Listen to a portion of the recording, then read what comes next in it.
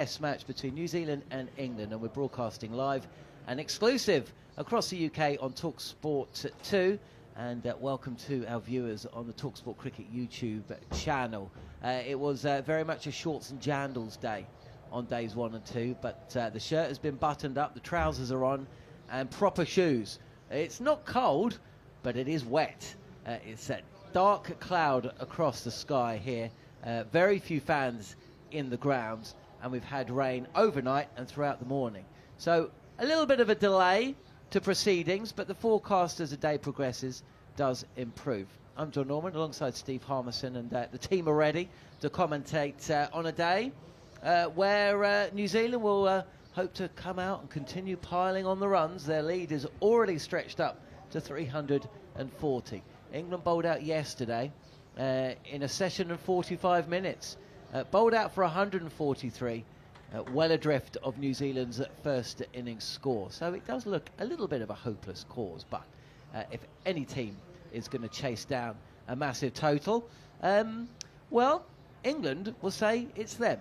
Well, let's hear what occurred here on day 2, on an action-packed day at Seddon Park. Henry struck twice in an over, and he's dismissed both England openers. Oh, he's bowled him! Willow-Rourke's on a hat-trick. Now England are in a spot of bother. Rourke gone, he's got him caught in the gully.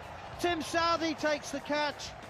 Joe Root's gone. Big appeal for LBW, finger goes up. Ben Stokes has to leave, all out for 143.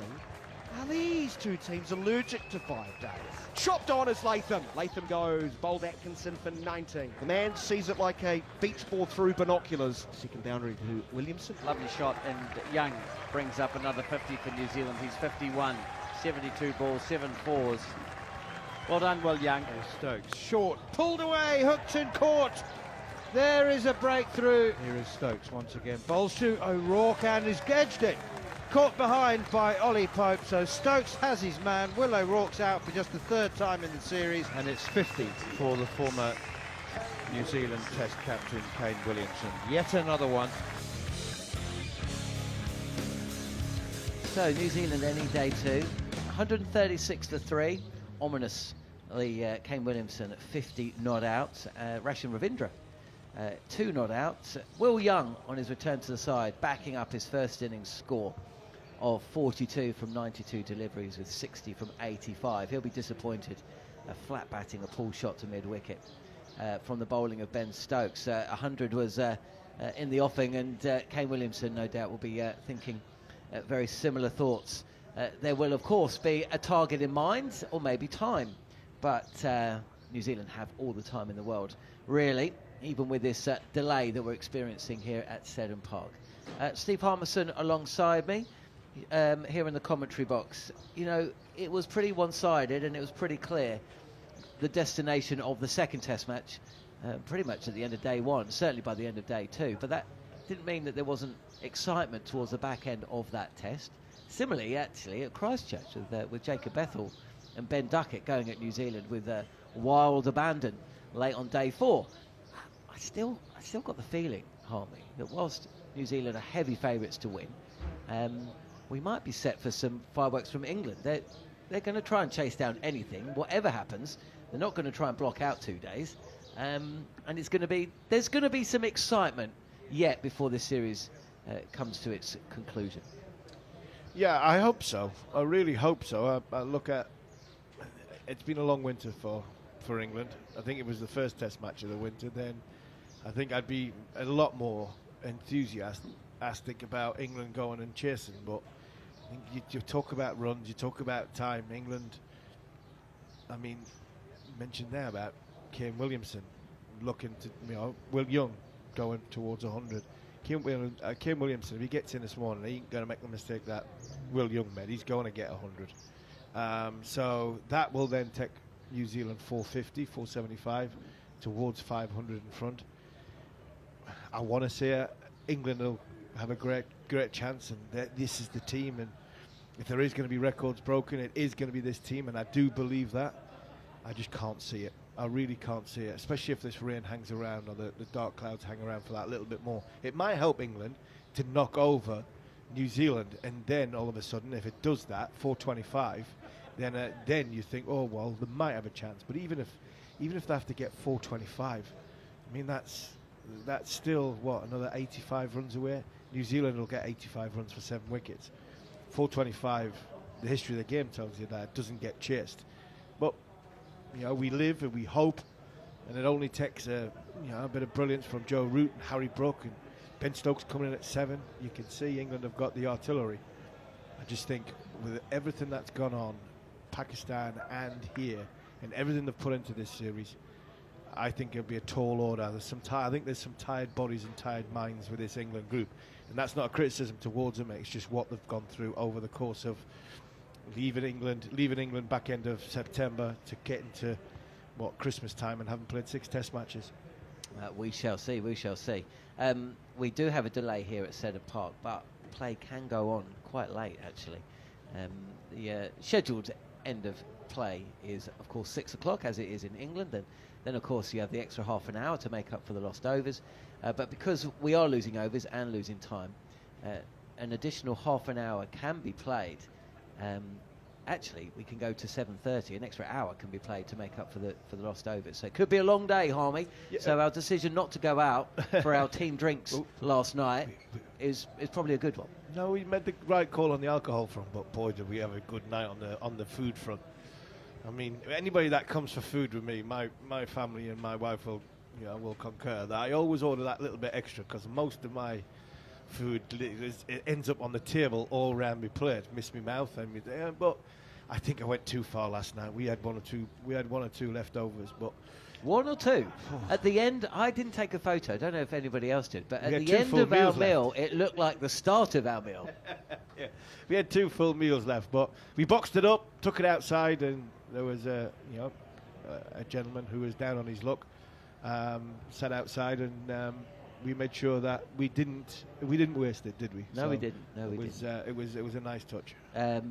What was that dry ice about, though? We ordered the chicken cashew. I've got a photo of it. I still can't work out why it came with a dry ice volcano. It looks like I'm smoking it. Well, you weren't eating by that point. I know. Well, it had even defeated you. I tell you what, you must have gotten me at a bad moment, because the amount of food that was in front of me, I'm surprised I wasn't eating.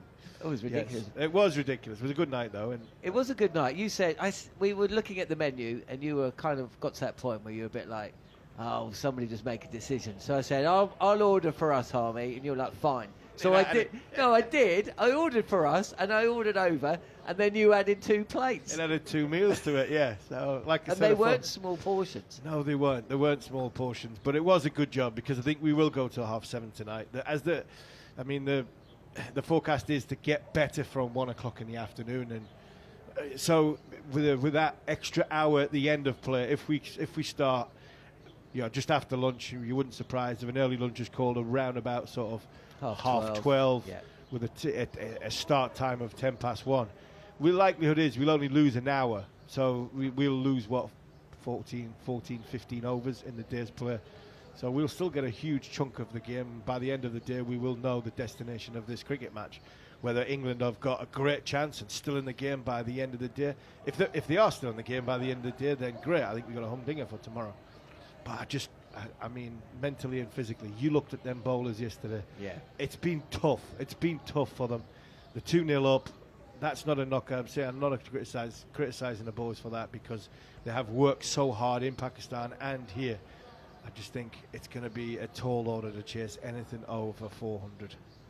Well, the England players are here, which is always a good sign, because when they're still back at the hotel, then you know that there's no chance of play for a good 3 or 4 hours. But Jimmy Anderson is just receiving a couple of flicks to the forehead. He's got a beanie on, which tells you that they're playing football. He's lost the keepy up game. He's lost keepy up here, and he's with Joe Root and the fitness guy, Jacob Bethel, who I imagine is one of those really annoying all-round athletes who's probably able to volley it in with right foot, left foot, And he's 21, full of energy. I mean, look at that. I mean, that's a ridiculous hairstyle, isn't it? But it makes me feel old just saying that, though. I've reached that age where I mention young men's hair. Terrible, terrible. Ollie Stone as well. So they're going through their little... They are here, and they are looking enthusiastic. They are. But the groundsmen are in their hut playing cards. They're good ground staff here, aren't they, at Seddon Park? Okay, well, look, enough of this frivolous food chat and hairstyle banter. Let's hear Paul Collingwood. It was a bowling coach, or not bowling coach. It was an assistant coach kind of day yesterday, and so I suppose there was no surprise when Paul Collingwood came out to chat with our very own Scott Taylor. So Paul, a difficult day in the field. Just sum up the thoughts after day 2. Yeah, it's got to be said, it hasn't been our best day of Test cricket. Obviously, disappointing day. You know, when you watch sport, you're never quite sure what's going to happen, and today was one of those days where the opposition, you've got to give credit to O'Rourke. I thought his spell, was very hostile, caused a lot of problems for us, and to lose the wickets that we did was disappointing. But we all realise that Test cricket doesn't always go your way. It does have ebbs and flows, and whatever we do from this point, we'll still be looking to win this game. What was it about the wicket that made the batters struggle compared to, you saw how Kane and Will Young batted on it this evening? What was it about your batters that sort of struggled on this wicket? Yeah, look, I thought of the energy that they put on the ball. I thought, Matt Henry's always caused us problems at the top of the order, the way he nips the ball both ways. He got a beauty to nip back into Ben Duckett's pads. But I thought, again, when you watch Test cricket, you want to watch those special moments where you're saying this is something wow. And I thought, that hostile spell of O'Rourke, really set it aside. That they put us under pressure. They got plenty of bounce. He got the ball nipping back into the right-handers. So it caused us a lot of problems there. And Santner just came on at the end and seemed to clean it up with a bit of turns. So again, disappointing, but we'll always look at ways to try to win the game from this point. It's, as I said, we've got a lot of match winners in that 11, and they'll all still be wanting to go out there and win this game. What's the discussion in the dressing room about the first hour this morning with the field setting, with them notting down in the new ball? Yeah, look, I think we always try to find ways to bowl as many balls against the tail enders as possible, without being hurt too much. And it's something that we've always tried to experiment with. And with a short boundary like it is, you were kind of hoping that Santner would try to take them on. But they didn't hurt us too much, to be fair to them. They didn't score that many runs. I know it took a little bit of time. But you're still looking at ways that the opposition aren't going to take momentum into their bowling. Just a word on your bowling attack. They clearly saw from a day yesterday, but still running hard and 100% effort. Yeah, they always do. We always know we've got a team in there that's very close. Everyone wants to work for each other, and the effort's always there. And when you've only had a 30-odd overs rest, it's pretty hard to go back out there with that same kind of energy. But the boys always put in. It's always been exceptional, and hopefully we can come out tomorrow and have a much better day. The special thing about this team is that they'll always believe and they'll always keep going. But is there a sort of target you look at tomorrow and think anything over that? Then not at all. I think it's kind of exciting in many ways that we're so far behind the game, but still have that belief that something special can be done. These guys have broken records in the past, and I think the one thing about this ground, if there was a ground that you could go out there and break a huge record, then the size of this ground, the way the outfield is, anything's achievable. But we'll certainly need a better day tomorrow. Paul Collingwood speaking with talkSPORT's Scott Taylor there. There was a little bit of discussion in the opening 20 minutes, actually opening 30 minutes on day 2, between Neil Manthorp and Steve Harmison, and then I joined in towards the back end of it, about England's tactics. Not tactics I don't think we've ever seen from Stokes. 8 or 9 fielders on the boundary, with a number 8 at the crease, and giving the single to allow just one delivery at the end of the over to the number 11. But anyway, we move on. Let's hear from a guy that was in slightly more upbeat spirits, Matt Henry, who's again, proved to be a tormentor of Zach Crawley, picking up his wicket for the 5th time in the series, and ending up with really impressive figures. 4 for 48. England bowled out for 143. He caught up with Daniel McHardy following play.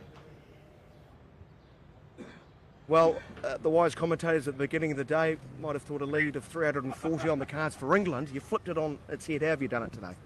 I think we've just kept applying pressure like we have been. We talked about it this morning. I think the way that War and Sat were able just to drag that out as long as they can and keep scoring runs, and I think that was a big moment for us to obviously just get a little bit closer to lunch and have a bit of a bowl beforehand, so to get some early poles. And then I think when you look at some of those spells and contributions today, they were brilliant. I think the way that War, that little period, really was a game-changing spell, and then Mitchie did his job as he always does as well. So no, it was a good day. Bowling in partnership so important. It seemed like you were able to to threaten at both ends. Yeah, exactly. It's something we've probably been doing a little bit, and it's nice when a bit of luck goes your way as well. So I think the guys were awesome. We talked about that being relentless in partnerships, and like I said, when you have someone like War come in and having a spell, he's been bowling brilliant this whole series without any luck, and today it turned to his favour today, but he's well deserved, and he's world class. High up in our commentary position, it looked menacing, it looked fast, some good players looked like they weren't enjoying it. What stood out in that fiery spell from Will O'Rourke? Yeah, he's a special guy to have in your side, I think, when you've got that height, but I think it's probably the character he has, always wanting the ball, and the way he kind of steps up to the plate and wants to change the match, and I think he's threatened this whole series. He's been a little bit on the unlucky side, to be honest, and today, to get those 3 crucial wickets at that time was huge. And with the bat too, that partnership for over an hour with Mitchell Sant is really important. Were you surprised by their tactics? They seemingly pushed the field back and they absorbed pressure and sort of milked it quite nicely. Yeah, well, I think for us it was the ability to just take it a little bit deeper. Obviously, a little more time you can just put on the feet, and hopefully we can do that again tomorrow. Good position though. How's that pitch playing? 14 wickets have fallen today. It sounds like it's a bit of a landmine. It's not, right? Well, it's flat as. No, look, it's obviously I think the key is probably just the way you're trying to apply the pressure, and I think obviously it just looks a bit different to what we've been playing on, having catches in front, and I think that's probably been where a lot of the wickets have been, that the catches have been quite important. It hasn't been your traditional nick-offs. Chop-ons have been in play as well, so I think it's just understanding it will look a little bit different, and how do you apply pressure, and I think that's something that we talked about today, and I think we executed it nicely. Lastly, we spoke to Jacob Warren before the day's play. He was pretty direct, he was pretty animated. It sounded like it had been quite a frustrated dressing room. Today will satisfy you, no doubt, but more of the same is needed. Yeah, I think the strength of our squad is being level. I think we've been applying pressure, and I think, look, you always want more runs, don't you? I mean, that's always the case, but I think at the end of the day, it's about how you're committing to your plans, and we talked about it with the ball. That was something that we can do, and thankfully it worked for us today. Thanks for coming out again. Stop taking wickets. You'll be excused of this. Thanks, Matt. Appreciate it. Cheers, guys. Lovely interview there. Matt Henry speaking with Daniel McHardy, who's been broadcasting for us here in talkSPORT to land, and also across the way, Sport Nation, who broadcast across New Zealand, New Zealand's only sports radio station, and Daniel McHardy very much at the heart of all the good stuff that they do. So we've heard from Matt Henry. It's going to be, well, I'd like to say it's going to be exciting to see how he goes for the next few years. Going to be taking the new ball. He has had a few injury problems along the way, and he's obviously the wrong side of 30, if he would excuse me referring to it in that manner. But hopefully we get to see him a consistent run in the side. New Zealand actually don't play a lot of Test cricket over the next 12 months. They've got 2 Tests scheduled in against West Indies. There is a whisper that possibly that's going to be increased to 3, and they've got 2 Tests against Zimbabwe in June. Right, we know the match situation then. 136 for 3. New Zealand in second innings at the start of day 2. Good news from Seddon Park.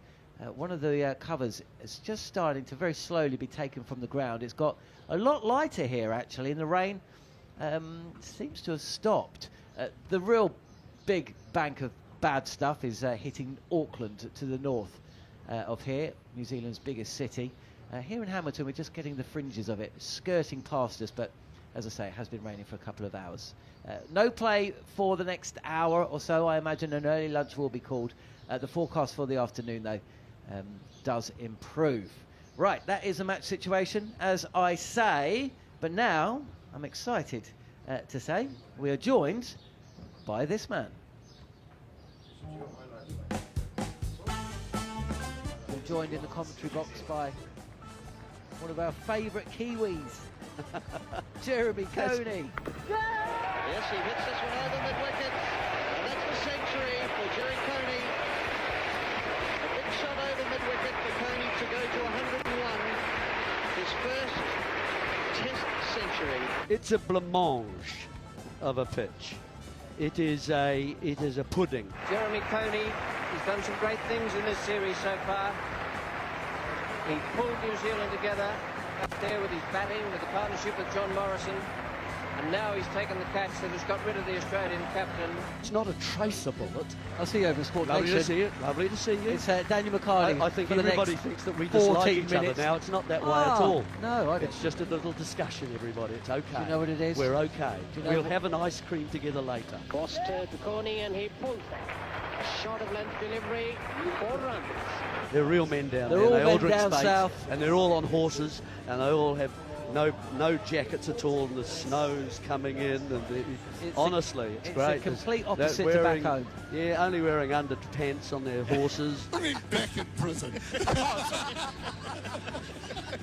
Sorry, that was a reference to it.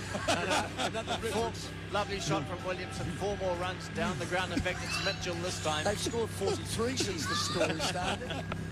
Good forcing shot from Coney. It's through the covers. Going out to the boundary for 4 more for Jerry Coney.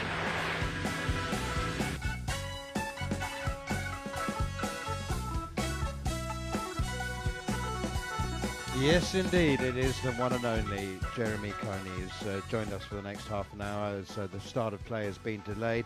Jeremy Coney, MBE, recipient of the NZ Commemoration Medal, a qualified teacher, a fine musician, former newsreader, all-rounder, captain of New Zealand. There isn't much this man hasn't done in his 72 years.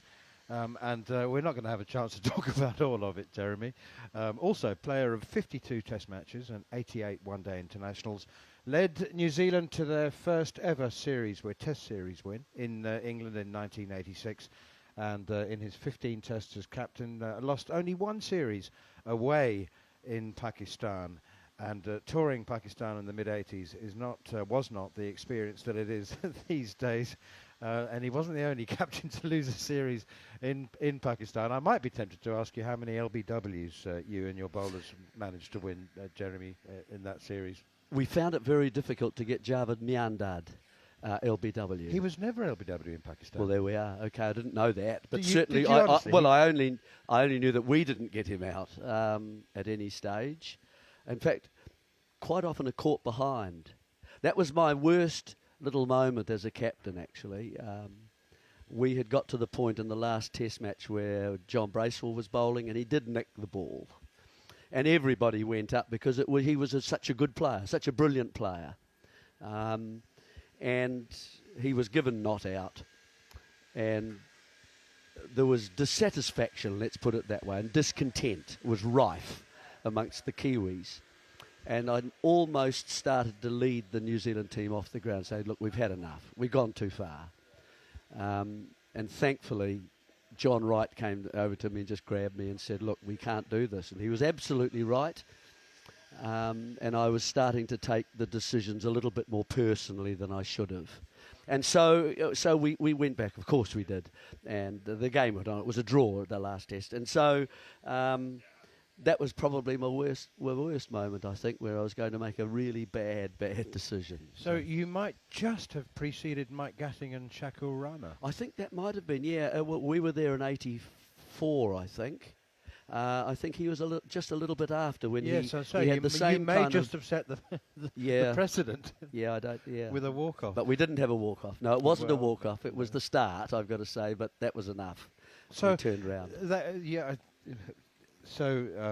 It's so Jeremy Coney of you to start with one of the lowlights. It was really. Well, what about the 1979-80 Test Series win against the West Indies? That was extraordinary. And we must talk about winning in England for the first time as well in 1986. But that West Indies series was, in terms of shock, and unpredictability, and in terms of an upset in Test cricket, I think I don't know if anybody saw that coming. That was extraordinary. West Indies at their absolute height, beaten in New Zealand.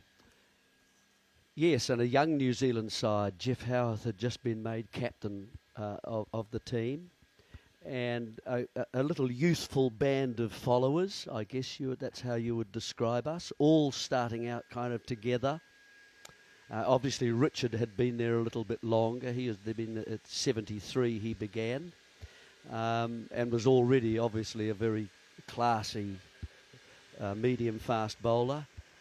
But he was our only one, of course, and so the West Indies came from Australia after winning comfortably there. Viv Richards was not in the team. He went back home for whatever the reason was, but they were still very, very strong, both in bowling and batting. Desmond Haynes, Greenwich, and what the side people will remember. Our first test was in Otago, down at Carisbrook, no longer a test ground in New Zealand. It's actually a sort of a semi-industrial area if you go past it nowadays. And poor old Bert Sutcliffe, one of the people I admire greatly as a 19 sort of post-war batsman, a left-hander, beautiful batsman. Never played a winning test in 42 tests. He's buried there. Part of him is buried there, and they can't find it at the moment. They can't find his ashes. And that's quite sad, really, as it's changed from a ground into a semi-industrial area, as I say. They can't find it. They've been over it, but they can't find it. Was he there to witness the series win? Was Bert? Oh, yes, he was. Yes, 80? he was. Yeah. So he never played in a winning test. He started in 47 and he went right through to 65. So it's a long time he played. Brilliant player. I mean, I don't have all the details. If you look it up, you'll find that he's scored so many hundreds. But it's the manner in which he scored. He opened the batting. He was very good in the covers. He was good just at bat pad. He was good in the cordon. Just a natural athlete. And one of those players, you will have seen Martin Crowe play. But there are some people in cricket that you gauge their ability by looking up at the scoreboard. I was one of those. An accountancy kind of look at the innings that where you are. But there are those other players in cricket who are aesthetically pleasing on the eye, that the movement burns itself into your mind and it remains there. And whether they get 23 or whether they get 45 or 110, you've got those pictures in your mind. If you love the game, you've got those images with you forever. And Martin Crowe was one of those. Bert was one of those. And so he was always anyway. So that match, when we played them in 79-80, the ball kept very low. If you look at it, you'll find there'll be loads of LBWs, but you only had to pitch it straight, and if it kept down and squatted on you, if you didn't get your bat down, then there were plenty of fast bowlers, I can tell you, in that match. I can't remember the details. I remember the highlights, which probably people do remember. I remember facing Garner and Michael Holding, and I don't think, you'd have to look up and see, but I know that Derek Parry played, who was an off-spinner, and I was batting with Lance Cairns, Chris Cairns' dad, an in-swing bowler and a wholehearted player and a big hitter. And I said to Cairnsy, now, what I think we should do here, Cairnsy, is what we would call as a batsman, milk him. Milk him. Knock him round, get 3 runs and over. Keep him on. Don't hit him out of the attack. Yeah, that's right. Well, whack. First ball, out of the ground, onto the road beyond the stand. I said, did you not hear me, Lance? Yeah, I heard you. That's how he spoke, because he was in the freezing works, and he had become very deaf with the high pressure hosing and so on that they had there, and so his speech had been affected. So I heard you, And next ball, he forward defence, giving the thumbs up like that and that sort of thing, and then whack, another one disappearing over the... So he was taken off after touch. That was terrific, Kenzie. Well done. Thanks very much. Here comes Michael again. You know, and actually, speaking about Michael, of course, he kicked the stumps over, didn't he? Yes, well, exactly. I was going to ask you. Great photo, wasn't it? Absolutely magnificent. I mean, he took 3 days to get it. A guy down at Third Man got it, a little amateur photographer. He took that photo, and finally it came into the world press. So was the sense of history and achievement and the celebration marred by the fact that it was quite a controversial tour? And I mean, I won't say it was sort of played in poor spirits or there was bad blood around, but the West Indies were very, very frustrated. And I think, I mean, we smile a little bit about the umpiring in Pakistan, but they also felt that there may have been I think wherever you went, umpiring, wherever you went, Manners, it was home umpires in those days, wasn't it? Obviously, and I thought generally, I didn't think our lads cheated. That wasn't ever a question in my mind. They were just incapable. These fast bowlers were too fast, and the decisions they were having to make were so quick, they just weren't quite up to it. And I know Jeff Howarth went to Clive Lloyd, who was the captain of the West Indies, I think in the second test at Christchurch. We'd won the first test by the worst two-leg buys you've ever seen taken in the history of the game, with Stephen Bock. With his pad, the top part, his flap of his pad, flapping up and down, slowing him down. It wasn't streamlined at all. And so they got 2 leg buys to get us over the line. Probably made of horsehair, were they? Well, yes, those old ones. Yeah. I know, those heavy on the legs and smelt a bit in your kit.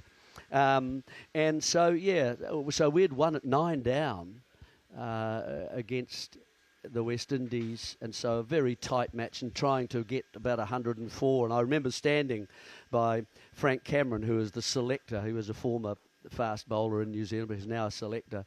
And he was so excited to win. He leapt up in the air and he cut right across the collar tie, because down under the stand at Carisbrook in those days, had sawdust.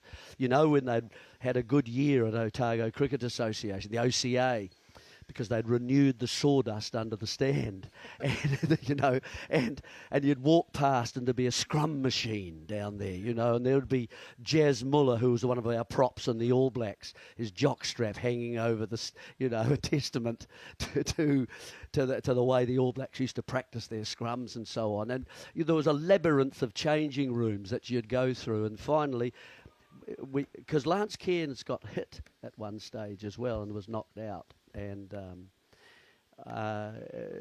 look, it was just a terrific. I mean, there were so many things happening, as I remember now. Poor old Lancer, he went down, wasn't wearing a helmet when he went out and got hit, and down he went.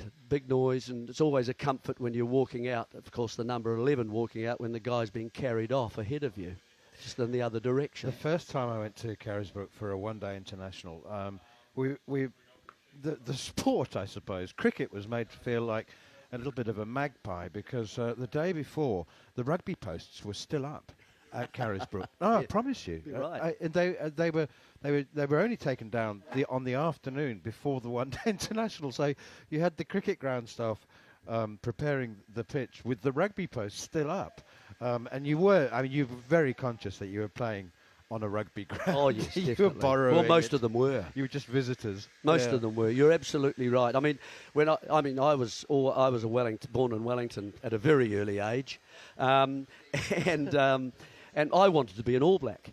Any boy in the 50s in my era, they were, to be obsessed with the All Blacks was natural and wholesome, and we used to play rugby every Thursday as a family. And that's what I wanted to do, and we would get neighbours in, and we'd sort of co-opt a few people around. You get 7 versus 7, that sort of thing. And Dad very smartly bought a place with a tennis court out the back, so that's where we used to play our Thursdays. And they as I remember, they were pretty tough games of rugby. I mean, Dad was a fringer, always just on the margins of the contact zone. and then I had two older brothers, memorably vicious. And I didn't get on with them so well. They didn't like me and I didn't like them. They took the opportunity to tackle you. Oh, absolutely. They were into me, but, they were family, and you never know when you might need a new kidney. And then Mum was outstanding. She was in the tight. She would wrestle the ball down, and she was great. She took a few blows, and we thought that she got sort of, I think, concussion for a week or two. We had to move her from tight head prop to loose head, and it ruined our ball. But but I wanted to be a rugby player, and I found out quite early I wouldn't be. And then so sport was part of my life, and I then walked up the road to Onslow Club, which was my nearest club. And I was placed, I must have been 8 or 9, and I was placed in a thing called the Leftovers. That was my first team. Well, everybody else had a team, and there was the rabble over there under the tree. You're the leftovers, play amongst yourselves. And so that's where I started. You described Bert Sutcliffe and Martin Crowe as natural athletes, but that is exactly the way that you're described by your peers and your teammates. I mean, your nickname, if nickname is the right word, is the Mantis. Yes, and, I think that's because of my limbs. Well, yes, your long limbs, but also very sharp reflexes at slip, and I mean, you always play your lithe athleticism down, and you tell very amusing stories about your lack of prowess in the covers. But in fact, that's the opposite is true. I mean, you were a very, very good slip fielder. I know you've got long arms and long legs, but you were very, very much an athlete as well, and also the captaincy, Jeremy. We talk about. Do you remember, I mean, Stephen Fleming was regarded as innovative and creative. Martin Crowe before him, using Dipak Patel as an opening bowler in the '92 World Cup, and so there was this from Crowe. I don't know before, but yes, Stephen Fleming certainly, and New Zealand. You've often said, well, they've got to be creative with their resources because they don't have as many resources as other teams.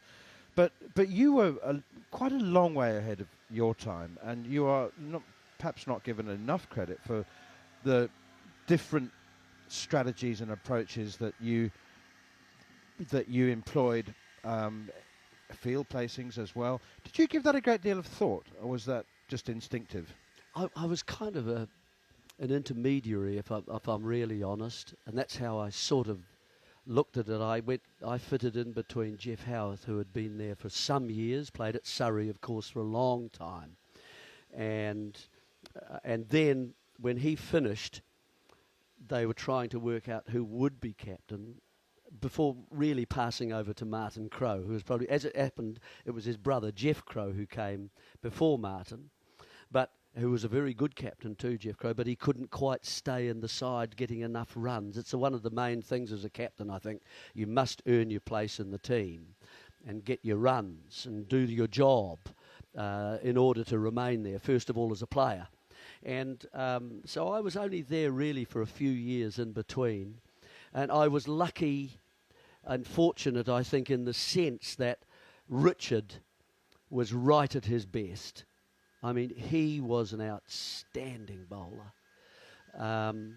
We used to argue. I wouldn't kid anybody to think that everything was rosy in the garden all the time.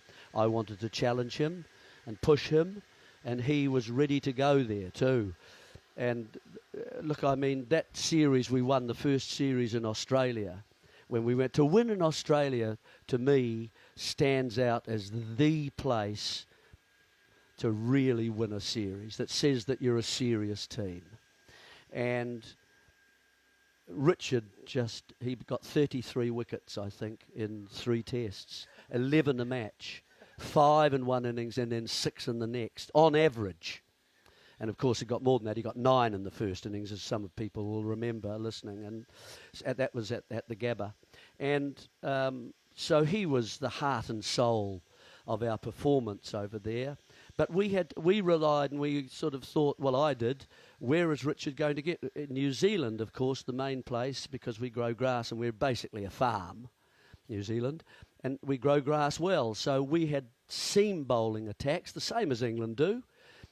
That's what's so hard for us playing them here, because it's just like English conditions. And so whatever we prepare for against England is going to suit them. So that's one of the difficulties of bringing England out of all the countries we play against. England are the toughest. But certainly that series, Hadley, the places where you're going to get him out, get wickets, Richard, slip. And we trained and we talked about what are the techniques we need to use. I see mistakes in the field.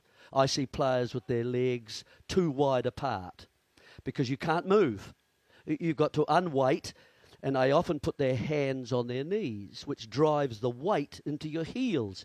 You've got to be ready to make an athletic movement as a slip fieldsman. So you want to be on the balls of your feet, not on your heels. You want to be a dancer. You know, you're ready to go. You want to be, I don't know, a boxer. There again, they're on the balls of their feet. They're moving. And so that's what a slip should be, and I don't see it enough, to be honest. I see their depth is too deep quite often. It just takes one person. And it goes to on and change, on. Do you know what I mean? It's all Ian Botham's fault, because he used to stand very with close, his hands on his knees. Very close. And he was a brilliant slip fielder, but he was the exception that proves the rule. I mean, as you say, float like a butterfly, sting like a bee, and be Muhammad Ali in the slips, but without the gloves, preferably. So, Jeremy, 1986. Well, actually, so that was 85, 86, yeah, something like that. The two tours to England. The previous one, 83, 84. Yes. When you batted 8 hours, made 174 not out to save a Test match. That was congratulations. It took you a long time to get to 100, didn't it? I think you'd scored a dozen 50s before your first 100. Yeah, it's a little bit like Will Young. I'm watching Will Young. He stays out there. He looks quite composed and quite calm, and technically it's difficult to get him out, but he just doesn't quite know how to make a big total yet. I thought it might have been yesterday. That, do you? Eh? You recognise that phenomenon? Totally, I do. And I've got to say that pitch was pretty flat, and we were batting to save the game. We didn't bat very well first. England got big runs and a big lead, so it was a case then of, well, we've got to get a very big total to make this safe. And so I could bat and bat and bat, and luckily enough, I did. Quite unusual, having not reached 100, to then having breached the three-figure mark, to then bat for another 3 hours and finish 174 not out. But then a couple of years later, the real highlight, the first win in England in 1986. We won in 1983. We were starting to win one test. Yeah. One little isolated match. But you won the series in 86. That was the first series, yeah. Yes. But you did win. In 83, we won at Leeds, at Headingley. Yeah. In 86, there was a moment that I actually remember. I was a young lad, but Bruce French was the England wicketkeeper, and he was hit by a bouncer, felled by a bouncer from Hadley. From Hadley. Both playing for Nottinghamshire at the time. Oh, yeah, I've forgotten that bit. Okay, teammates. So Richard knew exactly how to get his man. Saw a weakness? He would have found that chink in his armour, I think, at Trent Bridge. Anyway, Bob Taylor had retired 3 or 4 years before, and he was he was entertaining some clients, some VIPs, in a hospitality suite. Cornhill? And the Cornhill tent. Yeah. That's it. And I'm just telling that you obviously remember the story, and I'm going to get you to take over, but for our listeners and viewers who don't know it, there was the rules and laws, actually, of cricket were very clear at the time that substitute fielders were not permitted to field in specialist positions, and it was very, very clear. And so therefore you had the situation where the part-time keepers used to take the gloves if the wicketkeeper was injured, and like look around and, well, he's a decent slipper, maybe we'll put the pads on him. But you defied convention and actually defied the laws of the game by giving England permission for the retired Bob Taylor to keep wicket, and it made headlines all over England, certainly, but all over the cricket playing world. How did that was that? Were you asked? Did you volunteer? Yes, I was. I was asked if that would be okay. Absolutely, I was asked. Who asked you? Because it was against the laws of the game. Mike Gatting. And was he chancing his luck? Oh, he was just trying. He said, you know. Was he taken aback when you said yes? Yeah, I didn't really think about it too much. Bob, to be Bob honest, Taylor was 45. Yes, he was. I didn't think of that though. Really, if you want a replacement keeper, yep, you can. I think that was the way we kind of approached the game a little bit. You know, we were amateurs. You've got to remember, I was a teacher in those days, and so. While we tried hard and we analysed things and would spend, instead of having coaches as they do nowadays, and you're given probably loads and loads of pieces of paper to tell you what to do, put under your door at night and those things. But we didn't do that. We sat in our, we'd take off our clothes and underwear and that sort of, well, underwear left on, folks, it's all right. I don't want to give you that image. And we would sit in the changing room for hours after each day's play to discuss the difficulties we had today and what are we going to confront tomorrow. And there would be quite, strident arguments put around about how we were going to approach the day.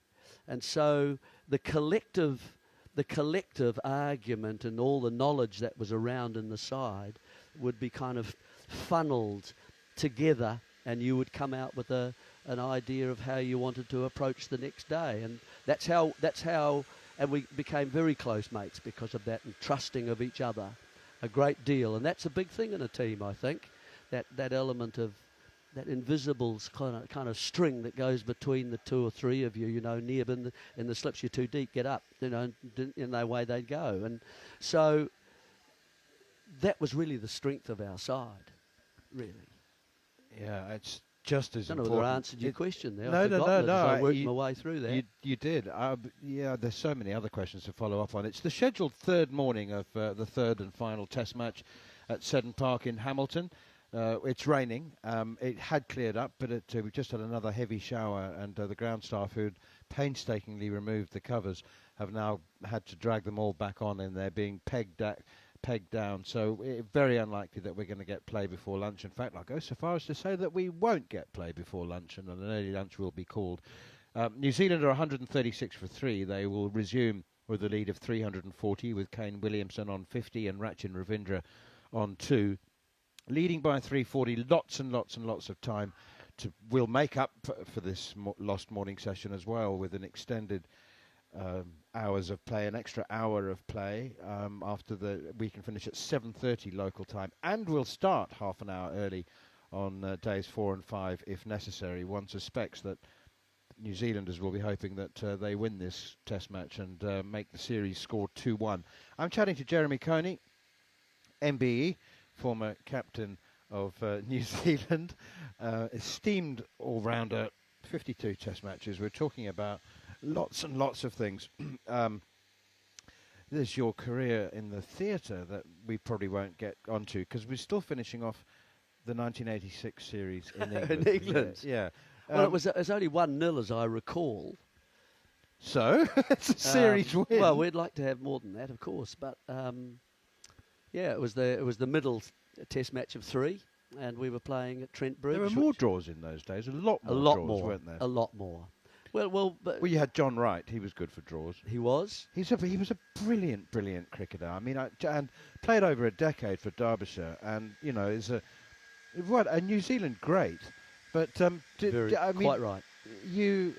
But if you look at some of his contributions, they were dogged, weren't they? I mean, he could fight his way through a difficult seeming pitch against very good bowlers, and the game lacks those cricketers. It's now. just Is that changed, a good or a hasn't it? bad I thing? suppose it's called evolution. I don't know whether it's got way better.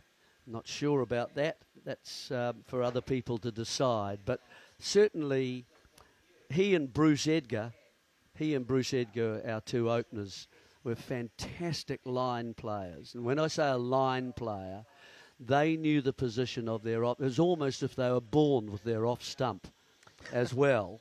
and it was always just beside them out there, just in front of them there, and they knew exactly where it was. So they could see the ball coming down towards them. They knew that was outside there. They were both left-handers, outside their left eye. They let it go by, and bowlers have become more and more frustrated and so the new ball was quite often wasted against the two of them, and as soon as you bowled in on the stumps, they'd knock it to the onside, so they would score that way. Both could play. They were tigers, those two. Opening is a hard gig. I think it's one of the hardest gigs you can have in Test cricket, and they play differently nowadays. I mean, Crawley, to be honest, wouldn't get a look in. I've got to be open about that and say he would not get a look in those days if he was just a different player. He'll have brilliant days, as we saw at Manchester against the Australians, but he'll have heaps of bad days. Henry's got his number here at the moment, it seems. Yes, so, well, 5 out of 5. And Duckett is a middle order player. He wants to hit the ball. He's not a line player. He's a middle order player. He wants to feel the ball on the bat, and so he doesn't let the ball go. Slightly different. He'll get out as well. Bethel, a new man, a young man. The top three, you've got to say, for England are brittle.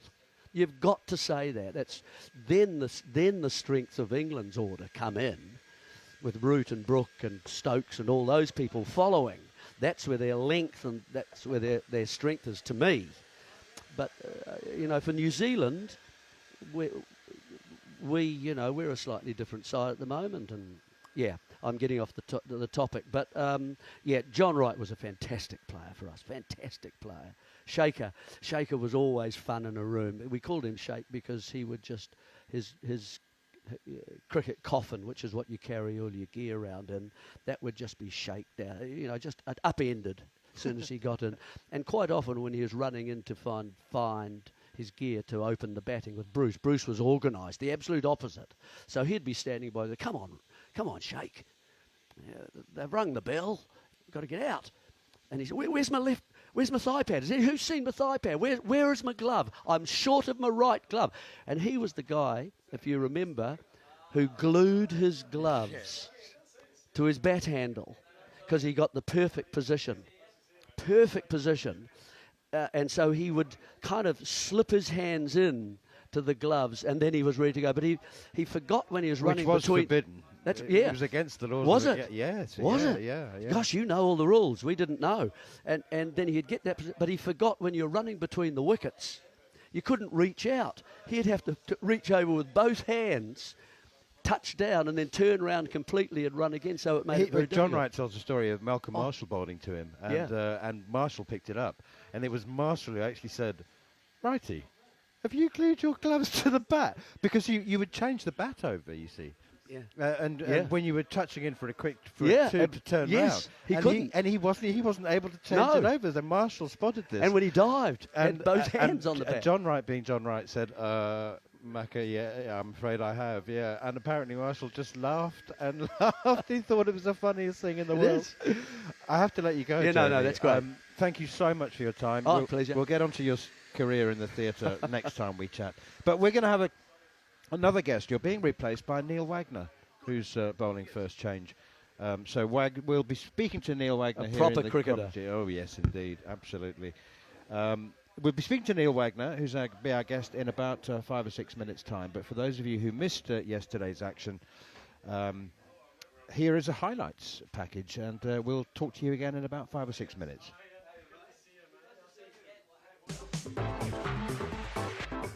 So Mitchell Santner has bowled. Finally, the partnership comes to an end, and finally New Zealand have been bowled out for 347. Driven again by Crawley, and this was the best shot of the over. Henry, who has caught Crawley brilliantly. 5 for 5 and 22 balls.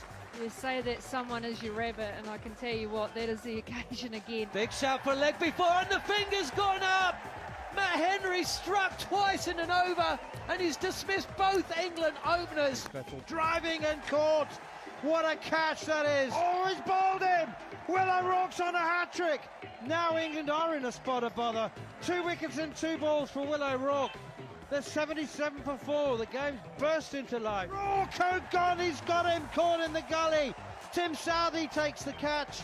Joe Root's gone. Stokes has just climbed into this, crashing to the boundary. 4 more off the pads to the left of Mitchell Santner at mid-wicket. Stokes whips it away nicely off his toes through mid-wicket. He's timed that beautifully. Edged, and Mitchell takes a catch and slip.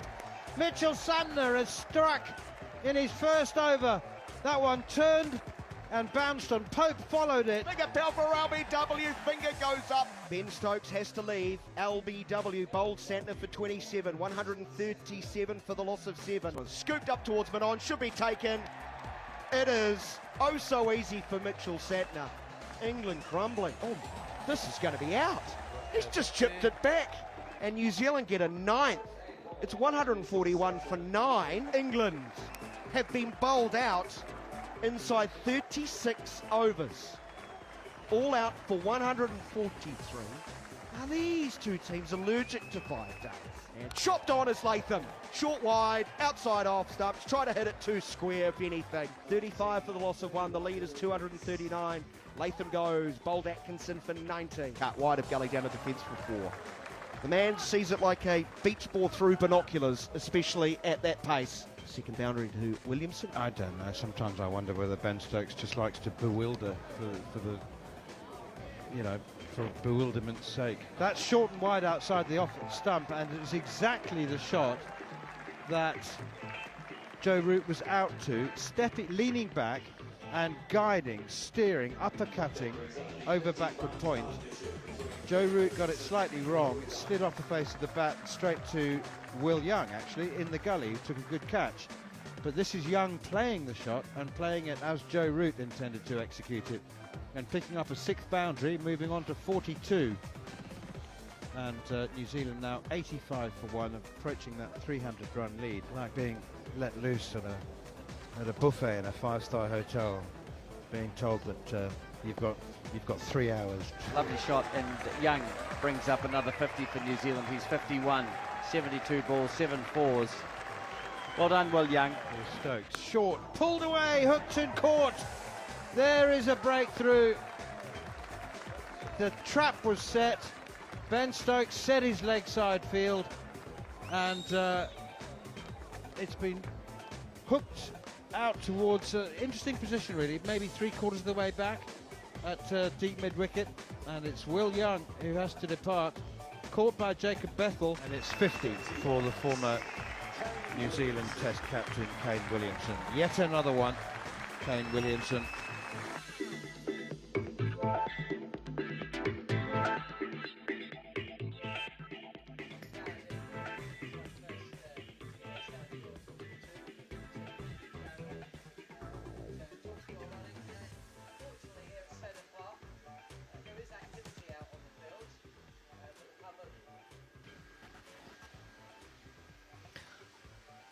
Welcome back to Seddon Park, where unfortunately it is still raining. A little bit of rain came back.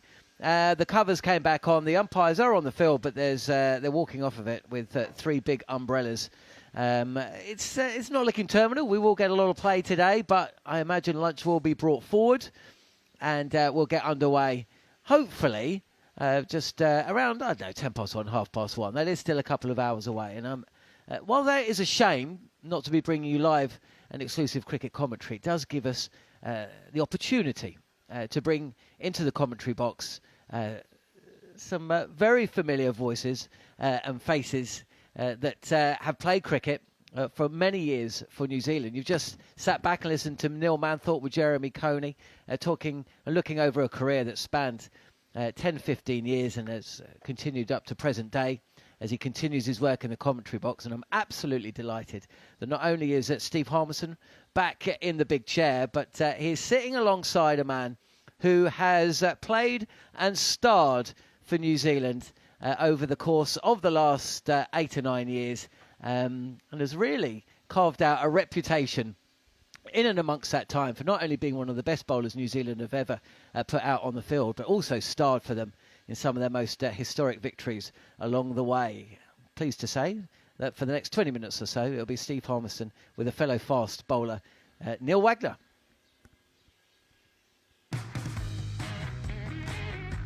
Root facing, Wagner is in, and Joe Root drops the bat on the floor. He's on the pole, he's going to be caught at mid-wicket.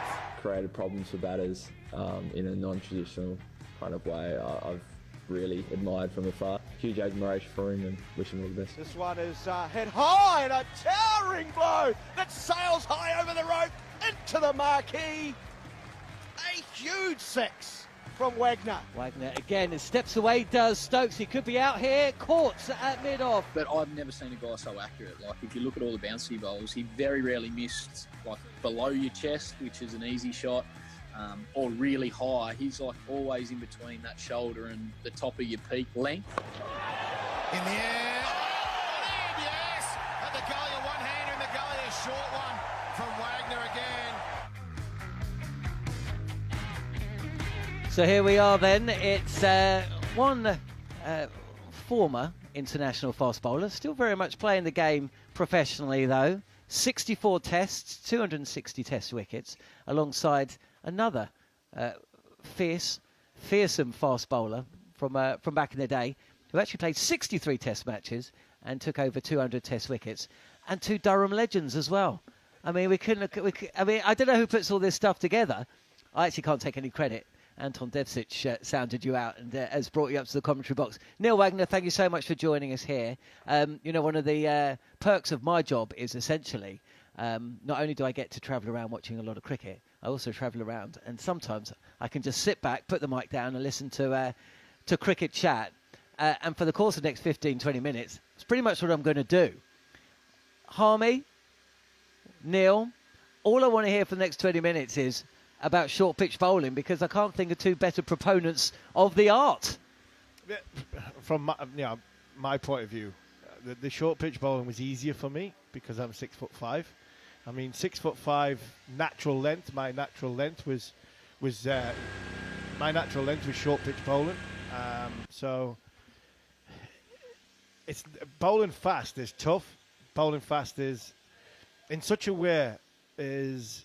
You want to be aggressive. It's not my nature is not always to be aggressive as a person, but as a player, I always found it the easier to get a batter into position where someone like a swing bowler would move a batter around the crease and try and get them LBW. I felt as though I would be to get them in a position I needed them to sort of strike and take the wicket was the short ball, which was easier for me. I'm sure yours is a bit different, Neil. Yours was obviously from a height point of view. You, as a batter, it was easier to get out of the way of me from your short ball. Probably was more devastating because it wasn't. Yeah, g'day guys. Thanks for having me. Yeah, obviously being shorter. I mean, don't know what it's in English terms, 179 centimeters. Yeah, I'm not very tall, so for me I sort of always felt like it could work in my favour to get under that armpit and not really get that, I guess, high bounce of the one for the over and then the second one for the over. And sometimes when I started getting consistent and getting it right, I'd use the too early to make a batter think that you're not going to go short again. But it felt easier for me to sort of get on that armpit height and use that steep bounce from a lower trajectory to try and cause trouble that way. But like you say, it was a method to try and get batters off their feet movement. And unsettling that movement to try and make that fuller ball effective as well. Was that always? Were you always that way from a young bowler coming in? Did you find that this is the way I'm going to go now? Because it's not easy, is it? I mean, the body, it hurts. When anybody looks and says, "Oh, you're a fast bowler," I mean, like they look at you strangely because the body does hurt and it takes a lot out of you. You got to go to a deep, dark place, that's for sure. Funny enough, it's at this ground. Michael Atherton had a bit of a discussion of me in the middle one morning of play and asked me about the similar sort of questions he's asking now. And I said, well, I used to grow up watching a legend in Alan Donald bowling, and I don't know if anyone can recall the spell Donald bowl around the wicket, bouncing him. I think it might have been at Edgbaston. And the fierce battle they had. I think I watched the YouTube clip as a kid a million times over and over again. But as a kid, I loved bowling a short ball and always felt like it was a weapon, but it was never really something I did on that sort of role. In New Zealand, I was very much a swing bowler, domestically bowled the new ball, trying to swing it. I actually tried to bowl an outswinger back then as well, before the three-quarter ball was an option. and reverse swing was a strength of mine because the wickets used to be a lot browner. But then when it got to Test cricket and Kookaburras don't swing long and nowhere near as what a Duke ball does, you know, when it got to a point where Tim and Trent didn't swing it and I kept trying to swing it, it sort of looked like, why am I trying to do this? If those two can't swing it, how am I going to swing it? You know, and I didn't have as much success at the start trying to just sort of whack it away on a length, and when you missed it, it was easy picking. So when I started, you know, up bowling a short ball and started getting, you know, success out of it, I sort of felt, hey, but, you know, these other two going to swing it and that's their weapon, I need to try and do something else going to make them effective. And for argument's sake, if they're going to be effective, then it's going to make me more effective too. And that's how it sort of, I guess, started. And Brendan McCullum was a huge driver in that and said, hey, I think we found your niche, you know. And the niche was obviously in a well-balanced attack. Going through my career, the times when my skill set was at its probably most potent was in that Hoggard pitches up, swings it, Flintoff, Jones. It was a well-balanced group attack. You had that with Tim and with Trent as well, didn't you? So was it even more of a case of, actually, I do have to play this role because, you know, we cover all bases here now, especially for the captain. Yeah, I mean, Kane and Brendan was huge drivers behind that. I mean, their brains and cricket brain is extremely good. So, you know, having that discussions with them and working out different plans, different methods. But we realised that there's a dead period in between overs, you know, probably 25, 30 odd, probably to 60, where the ball really didn't do as much. So, you know, what was the way? And obviously in New Zealand, it's tough with conditions over here. There's a lot of wind sometimes, so bowling tough overs into the wind. When you do pitch it up, a lot of people felt like this is the best time to score. So you wanted to try and eliminate that end in some sort of way, and that was by going short. And yeah, like you say, it's finding that balance, making the other guys effective. They helped making you effective, and I thought we had a sort of good chemistry, if you can call it that way, of feeding off each other. And then it got to a point of the huge role that Mitchell Santner played when he played with us, that he then would take the ball and bowl into the wind, going at 2 runs and over, going nowhere. He might not get the wickets or reward, but it was all right, Wags, here's the ball for you to come downwind and try and strike and be aggressive. And that's where we sort of used it, because you can downwind, you can actually bowl your bounces, but also run a 3/4 across and actually try and nick people off, and you earn the right to try and strike, I guess, in a way. And there was a nice blueprint and a good way that we sort of ticked along, and I feel a good way of doing it in conditions especially like this.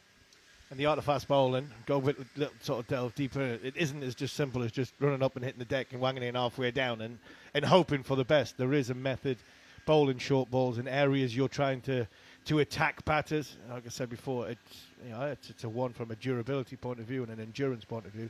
It's difficult, but when you talk about fast bowling, you know, the areas you're trying to hit batters, we heard on the clip before we started there. I don't know which batter it was, but talked about you bowling balls between chest and head, which is a difficult ball to get out of the way. I've been critical in this series. I've seen so many bouncers fly over a batter's head. It's been so easy, 1 for the over, 2 for the over, and then now they've got to change their game plan.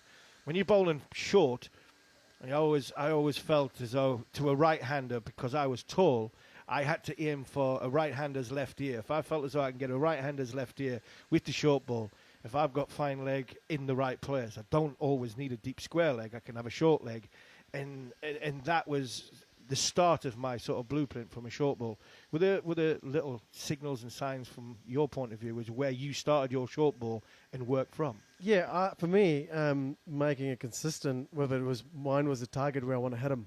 I always felt like I mentioned earlier, a fast bowler is it's not easy job, especially when you have to do it into the breeze. Yeah, you have to go to a bit of a dark place and get quite angry and to be able to be effective with it. But for me, I wanted to hit the batsman and I wanted to look at where I want to hit him. So if it was the ribs, if it was the left shoulder, right shoulder, the left ear, right ear, the badge, that was the target for me. I just kept looking at that and want to hit it as hard as I can.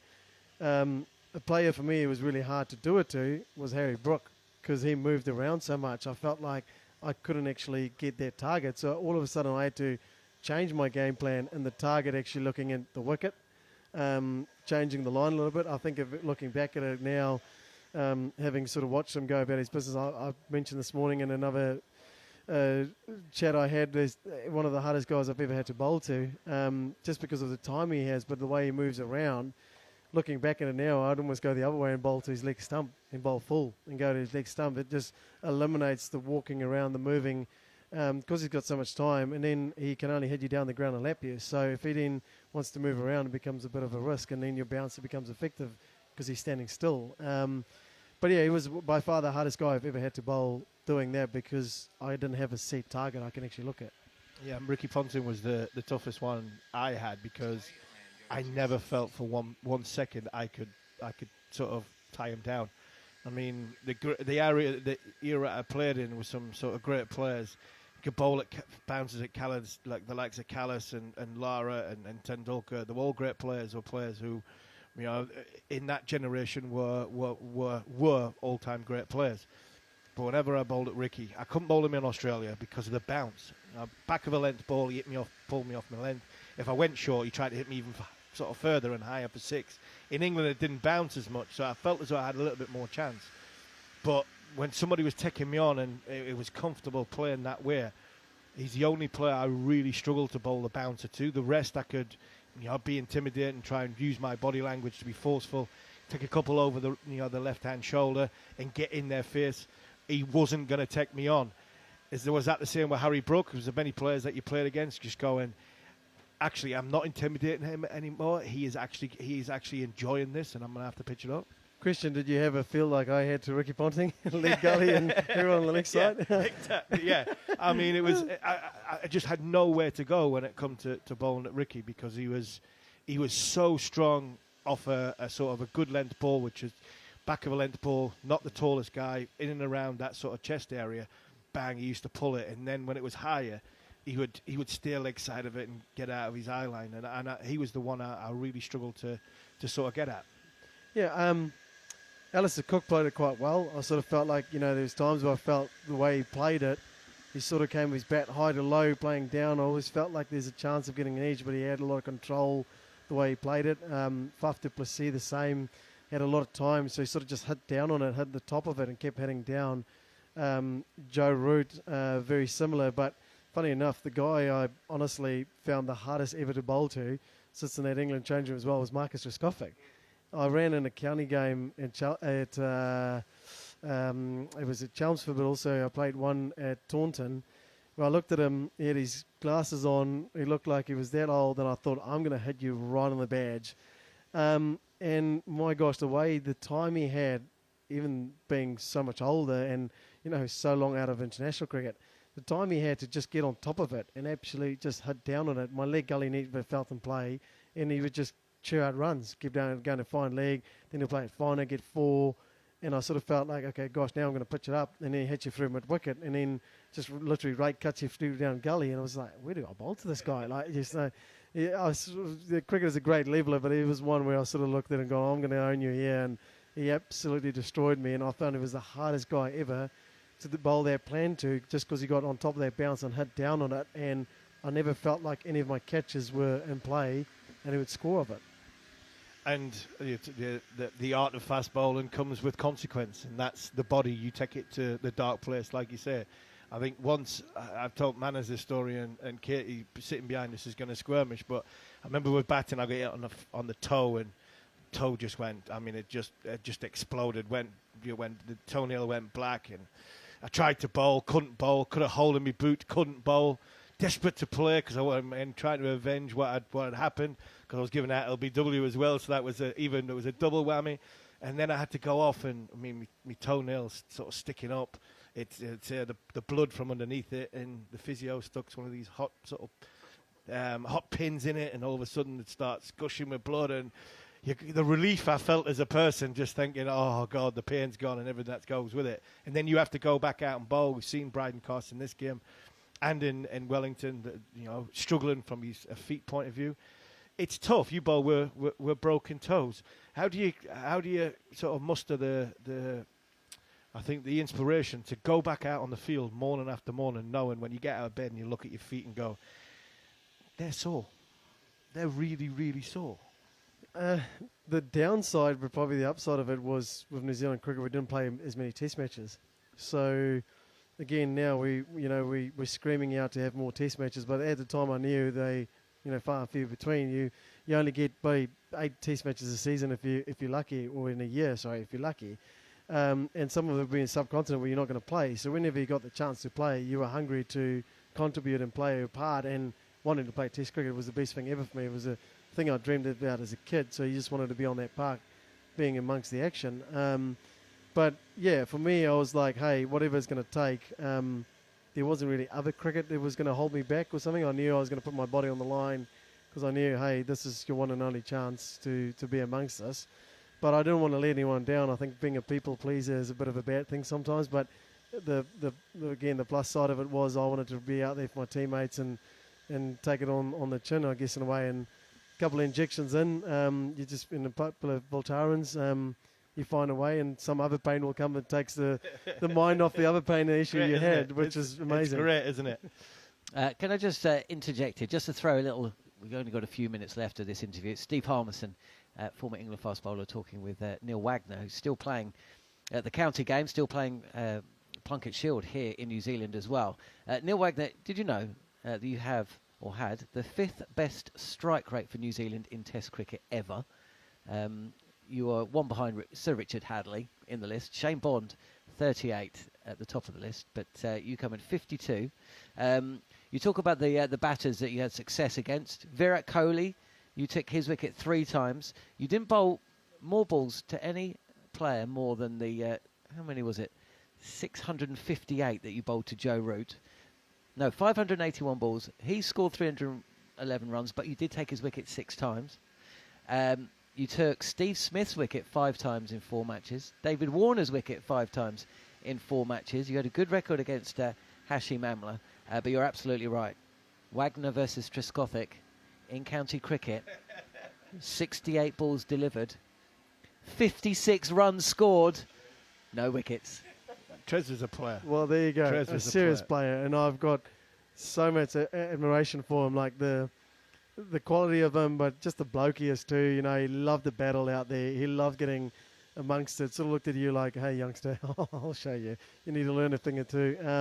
But then afterwards to sit and have a beer with you and be able to chew the fat, like just a top bloke, but a serious player. Like I said, the time he had, even when he was that late in his career, to be able to, and I still felt like I was getting it through all right, to be able to get on the top of it, just knock it down and go, oh, well, I'll get a run there, thank you very much, and I'll get another one. Just a serious player. You played at Durham last year, continues to play, talk about sort of end of careers. I mean, I finished because it would take me half an hour to get from bed to breakfast in the morning. I mean, the body was just not having it anymore. You haven't got to that moment yet. Is there a stint in county cricket? Are you looking to carry on playing the longer format of the game? What lies ahead for Neil Wagner? Yeah, I do get out of bed quite harder these days, but I think it's and a massive behind-the-scenes sort of guy was Chris Donaldson, our trainer. The amount of work that he put in, gym and running, stuff that you sometimes hated doing, but you knew you'd reap the rewards for it. That went a long way, and you're still doing those things today. I think when you get out of bed and you don't want to go do that tough grind, the running sessions, the gym sessions, that's when I think you're parking up and you know you've had enough. I do get jealous. I played a T20 yesterday. Geez, 4 overs is a bloody breeze to bowl, mate. It is so much easier on the body. I woke up this morning, I was fresh as a daisy. So, it is a lot harder doing those longer spells, especially into the wind, those tough things. But there's an element of the love of the game of that. There's no better satisfying sort of moment that having that ice cold beer afterwards when you've done 4 or 5 days in the dirt, the hard yard, the effort you got to put in to try and win a test match or a 4-day game or county game. So I'd love to hopefully go back and play a county game. Is something that's been very true to me and enjoyed a lot. And you've got a book coming out. You've wrote a book. How did that go? Because I mean, you go back through time.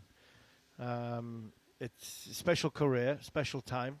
The book is now why you're doing the rounds. How enjoyable was to do that? Because it's quite therapeutical to go back through times and think of what a great career you've had. The book definitely felt like therapy. It was very therapeutical. Opening up was a hard thing to do.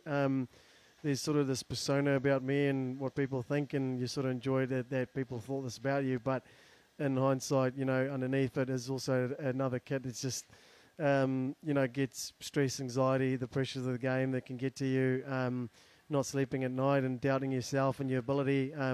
You go through the same things. With experience, you get to know how to deal with those things better and how to, I guess, you know, manage things, I guess, a lot smarter than what you did when you were younger. So that's, I guess, the plus side of experience and that, but it doesn't always get easier.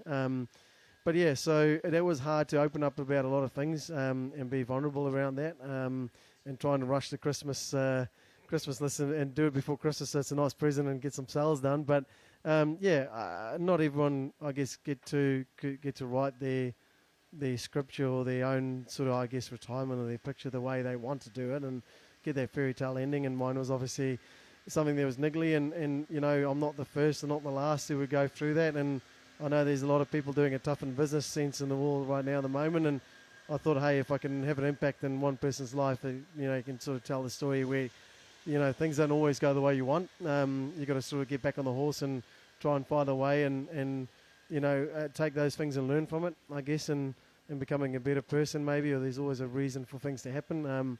If I can have an impact in one person's life, I thought it'd be, you know, I'll be stoked.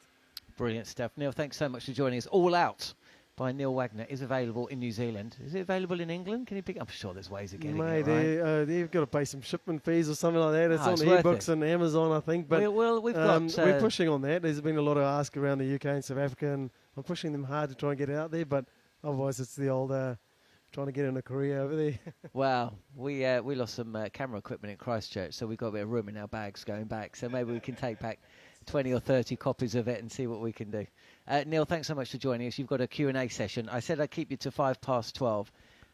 Don't run in and bowl a short delivery at me, but I'm 2 minutes over, so you better go. But thanks for Thank you very much for having me. Thanks, guys. That's Neil Wagner, the former New Zealand left-arm fast bowler, and what a gent. That chat, by the way, will be available on the Following On podcast feed, and it will be pushed out on our talkSPORT Cricket YouTube channel as well. Great stuff from Harmy. His work is done for a bit, and unfortunately we don't have any cricket to bring you for the moment, but there is just one solitary cover out on the field. It's covering the strip. The Hovers are doing their work. The ground staff all seem to be deep in conversation, and we are hopeful, if not quite expectant, that we will get some play. I don't know. I'm not going to forecast how long it's going to take. But looking up to the heavens, certainly that dark cloud has been replaced by higher, lighter stuff. You know, I'm no weather person, but you get what I mean. It's actually quite light here.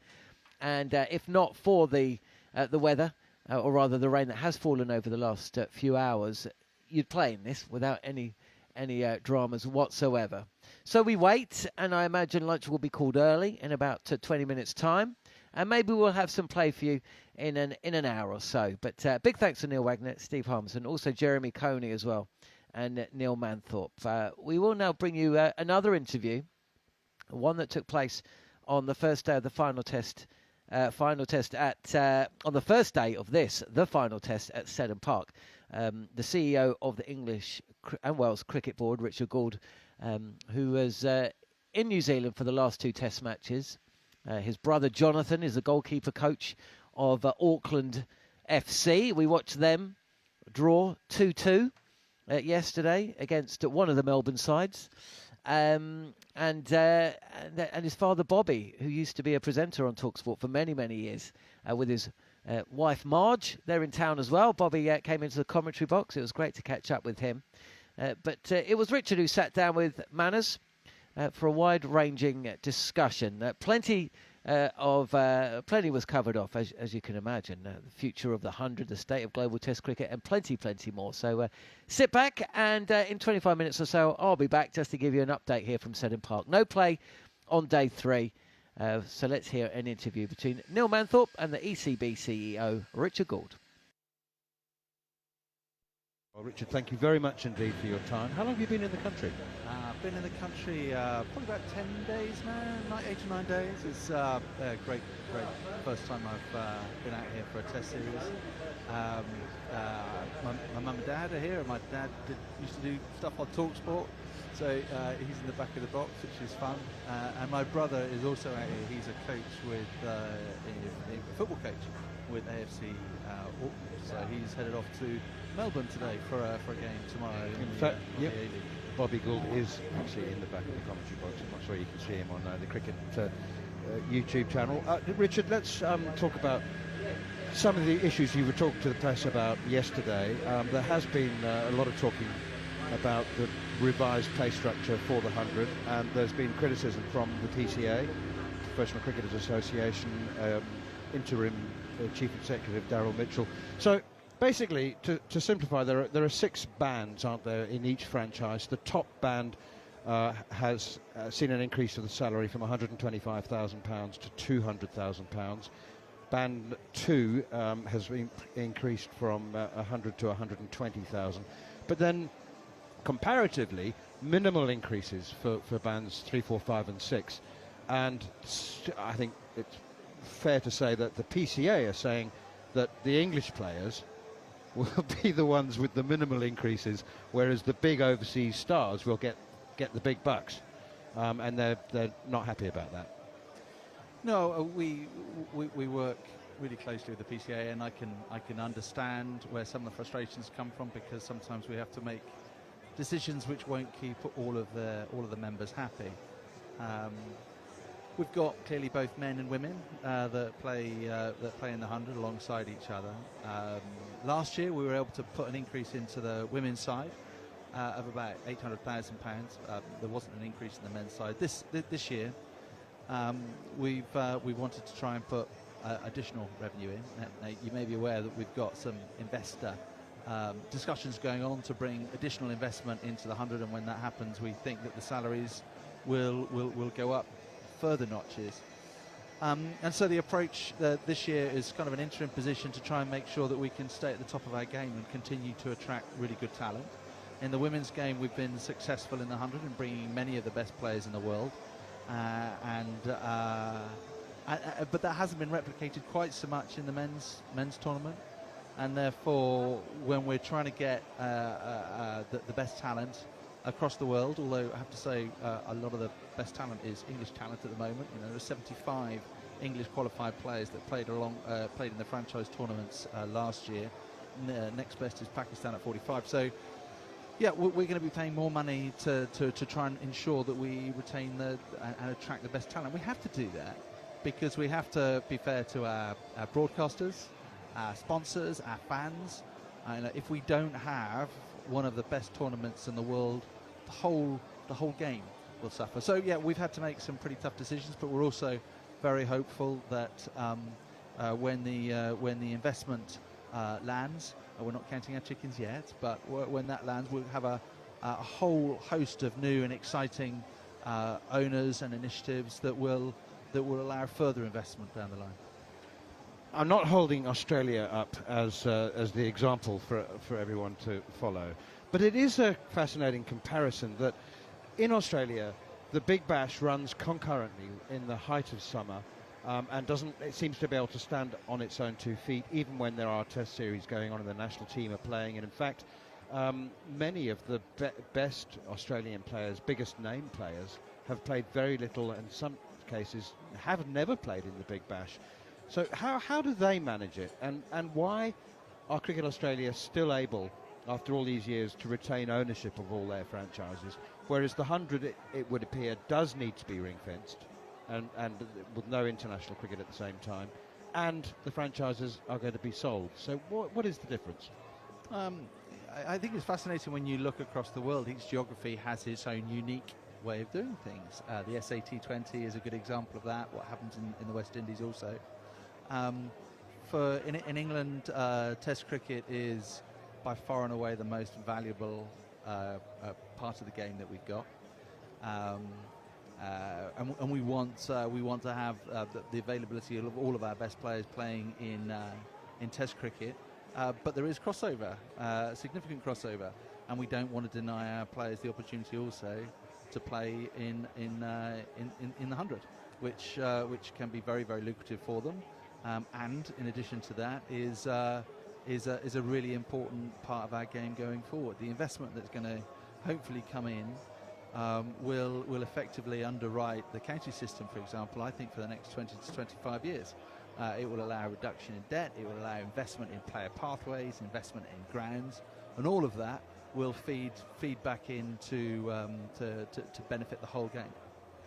So, how do Australia do it? How does the Big Bash survive, and how does Cricket Australia manage to retain ownership of their franchises? And I don't know if that's their strategy going forward. I understand that they might be looking at other options in terms of increasing geographical spread. But we recognise that we're in a global marketplace now. So if you look at other competitions that we are going up against in the English summer, whether they're in the United States or whether in the West Indies or in Sri Lanka, there are a whole plethora of other competitions, and we need to make sure that we defend our game, and frankly that we are the best tournament globally in our window. And to do that, we want to bring in investors, and we've got some fascinating discussions. Clearly the excellence of the IPL, but also more globally. Literally global leaders in sport, from football to American sport, and for us it's very exciting if we can bring those sorts of partners into the game and take the game to other levels. When you say protecting the English game, you referring to the county championship? Yeah, the county championship, but also the counties themselves. We've got a very strong recreational game in the country. 5,500 clubs. We see participation in English cricket growing largely through women and girls cricket, which is extremely important for us. So we've got a big pool of players out there, and then they generally come through the 18 counties, both men and women, that then take that talent to the next level. So we've got a really very, very strong pathway. We think in England that's a unique advantage for us, and frankly we want to invest more in it, and protecting our members and ensuring they're properly capitalised and have the right levels of investment so that they can take the game forward, we think is good. So the non-issuing of non-objection certificates for players to go and play in tournaments around the world which clash with the English season is first of all, is it enforceable? We're talking about there's a number of tournaments, aren't there? I mean, there's the Pakistan Super League, although they've moved now to alongside the IPL, so that will clash with the early English season. There's Major League Cricket in the States. I don't suppose they'll be very happy about not having any access to English players. The CPL, Caribbean Premier League, I think also the Bangladesh Premier League. So you're saying that English county cricketers can't go and play in those tournaments apart from the IPL, and I know that the rest of the world sings or dances to the tune of the IPL. Obviously the players aren't particularly happy about that, are they? No, there is a lot more nuance in the way that you've summarised it. We've issued over 80 non-objection certificates already this winter to allow players to go and play overseas. And we will continue doing that during the English summer, but we will protect our game. So a white ball player, for example, so generally you're either a white ball contract or you've got a multi-format contract. White ball contract players can go and play in other tournaments around the world in the English summer, provided they don't clash with our own tournaments, because our own tournaments are really important to us. And if we do, but however, if they choose not to have a contract with a county and they want to be a complete global freelance, that's fine. They can do that. They can do that too. But if they're contracted to play in our competitions, then we'd encourage them to play in our competitions. And so I think there will be more discussions that take place. You'll have a small handful of players who will be perhaps largely white ball specialists, but have some red ball in their contract. Those are the discussions that will need to take place. Do they want to go and play in the PSL? If they do, then they just need to speak to their counties and work through. Have we got a white ball contract or is it a multi-format contract? Because unashamedly we are going to protect our championship as well. You know, we don't want to lose all of our. We don't want to lose a large swathe of players that are multi-format contracts. Perhaps players that have got the potential to go and play Test cricket later on down the line. We want to try and protect that. I found myself going back to the Australian example, and I don't know how this happened, but it is intriguing. And as I say, I'm not holding them up to be the standard bearer.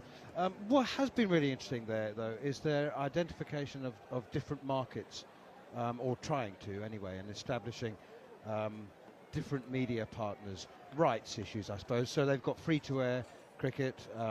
They've got 3 radio stations, and obviously there's a little bit of a vested interest here. talkSPORT would like to stay involved, but they've identified, or tried to, different sets of eyes and ears, and they've opened it up. Now I think there are 3 ball-by-ball services on radio and on television as well. As I said, they've got free-to-air. They have a mix between free-to-air and Fox TV. Is that a bid to stay financially healthy, or are they actually actively opening up the market, and is that something you would consider? We want to get to the broadest and largest audience possible. Sometimes that will clash with the business models that you may see from broadcasters, whether that's with the ICC and their models or elsewhere. And I do find it interesting when you look around the world. You take India as a great example. Pay-per-view, paid broadcast is just not a thing in India. All of the money that's being generated for Indian cricket and indeed global cricket, by the time it trickles down, is all coming from the advertising market. Whereas in the UK and probably America, it's more subscription services that deliver that. But for us, it's important that we have a real mix. As I said earlier, I've really enjoyed listening to the coverage on talkSPORT during the first test and previously, and I think talkSPORT does an amazing job and gets us out again to a perhaps sometimes a new and a different audience. And the more we can do that, the better. Clearly, though, that we have to raise money as well as a governing body. There's no good being a governing body that's not able to financially support your members and your players. And so for us, it's just working through that balance. I said that we talk global game as well, and of course, apart from the ECB, you do sit on the ICC Chief Executives Committee, and so what's happening with the Champions Trophy, and also your thoughts on the World Test Championship? Yeah, the Champions Trophy due to take place in Pakistan early in the new year, and obviously there have been discussions as to whether India will travel. We're waiting for final announcement. There's been a little bit of media speculation in the last 6 or 7 hours or so, which seems to indicate that a hybrid model is about to be finally agreed and signed off, which would mean that some games are played in Pakistan and some games are played in Dubai, those concerning India.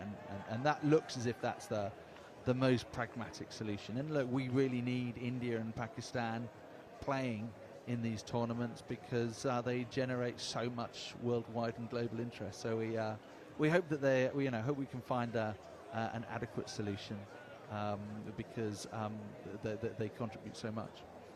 And the World Test Championship, I mean, we've got this beautiful site in front of us at Seddon Park here with maybe it's my imagination, but there do seem to be a lot of families and children, young children, who come and watch Test cricket in New Zealand. Maybe it's because of the grass banks and just the setup of the stadiums, but it doesn't seem that, I mean, Test cricket's very well attended, best attended in England than anywhere else. But would you like to see more of a family environment at Test cricket in England? I think when you look here, it's a really good family environment because you've got your grass banks and you've got place for the kids to roam, and some of them are jumping on the beanbags and then having a lovely day, and then going on the outfield, and it's wonderful to see. I think in England, all of our Test match venues have got their own unique identity. I mean, there was a Test match that finished earlier in the summer, finished in 2 days in England, and Lords were brave enough to let the crowd go out there. It's a slightly different issue when you've got north 30,000 people in the ground, but I think the test attendances on this tour have been outstanding.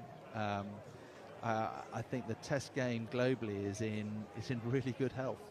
You know, everyone has been talking about the franchise tournaments pushing other things to the margins. That's not what we're seeing in Test cricket. You know, India are playing Australia in a 5-test series in Australia for the first time in 28 years, something like that.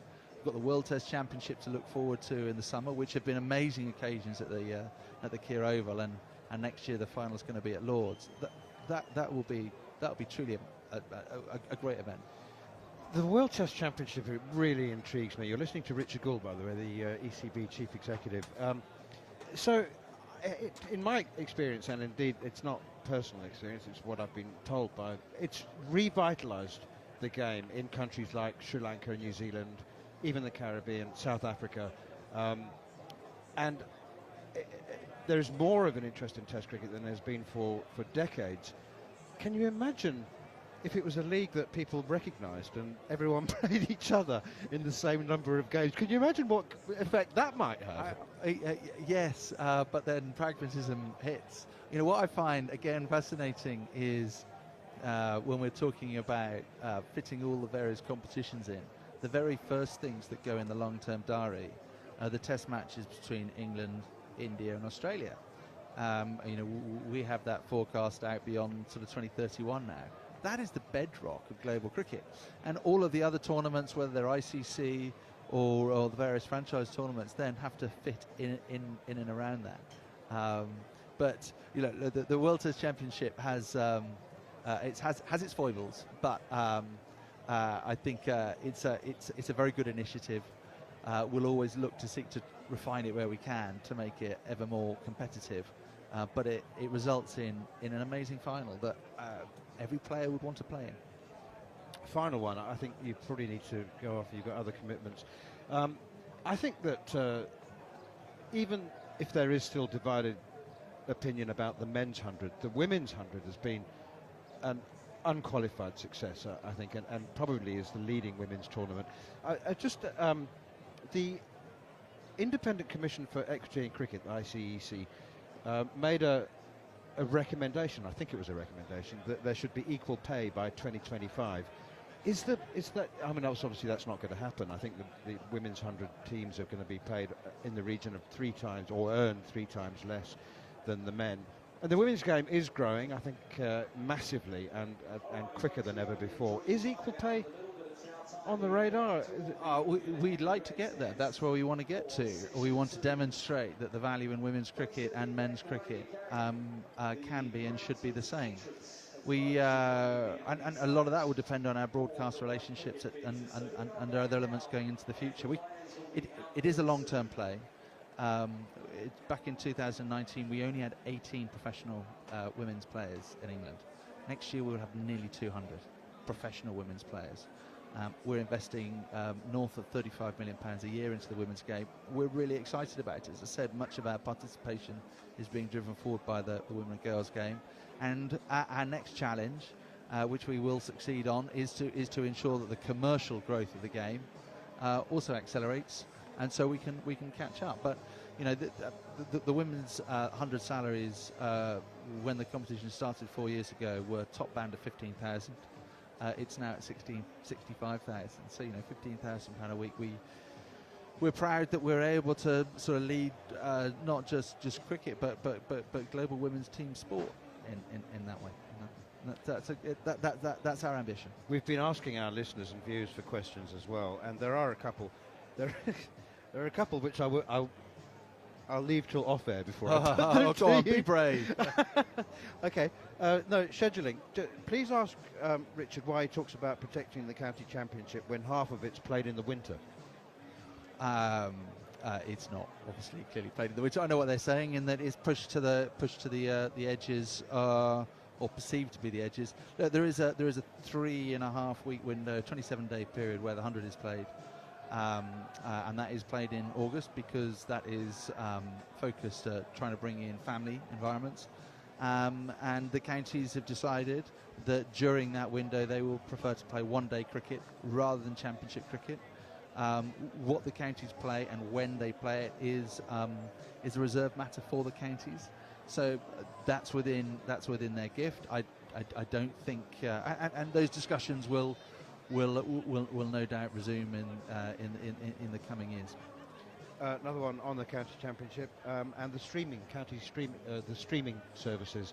Is that a way that the county game can monetize it and stay healthy and perhaps even begin to thrive again? Yeah, I think monetization of the streams is a little bit further down the line, but I'd recommend anybody, if you're sitting at home, or dare I say at work, and you want to follow your county team, then just stick on the streams. They're really good quality now. They've got multiple cameras, county championship. It's a great way of following your local county team. Test cricket in the smaller nations, can it survive? I mean, I just said that in the smaller Test nations, the World Test Championship has given them something to play for. But long term, are you seeing a reduction in the number of Test playing countries? Can it survive in the Caribbean and other countries that lose Test cricket, that lose money playing Test cricket? I think it comes back to their own model, and you see some member countries, and we've got over 100 member countries in the ICC now. You see some, most T20 is the format of choice out of those 100. But Test cricket has a huge appeal, both for the players and spectators, because it is perceived rightly as being the ultimate form of the game, and so you can see why people want to play it. But I think, in truth, countries that want to be successful at Test cricket need to have sufficient resource to have a really good first-class red ball competition domestically. That's really important. You've got to build from the bottom up. I think Test cricket, you can't take shortcuts. Some of our colleagues have been very cruel and have brought their lunch from the dining room into the commentary box. And it smells absolutely incredible. So I shall accompany you to the dining room, Richard. But before I go, I have to ask you whether you can still enjoy the game. And when you see a cover drive of classic purity from Zach Crawley, whether you still love the game, with all that you have to deal with, being questioned by me and, the racism inquiry and all of the supposedly negative or problematic issues that you have to deal with on a daily basis. Can you still just sit back and enjoy it? Yes, at times, and this is a good example.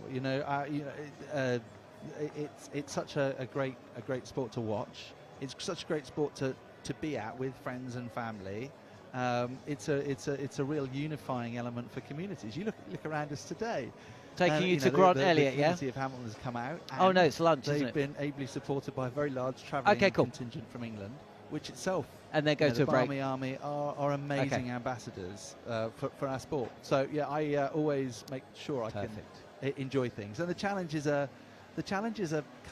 they're there, but they're really important for us to deal with. And people love the sport. I love the sport, and we just want to make sure that it can be in the healthiest position going forward.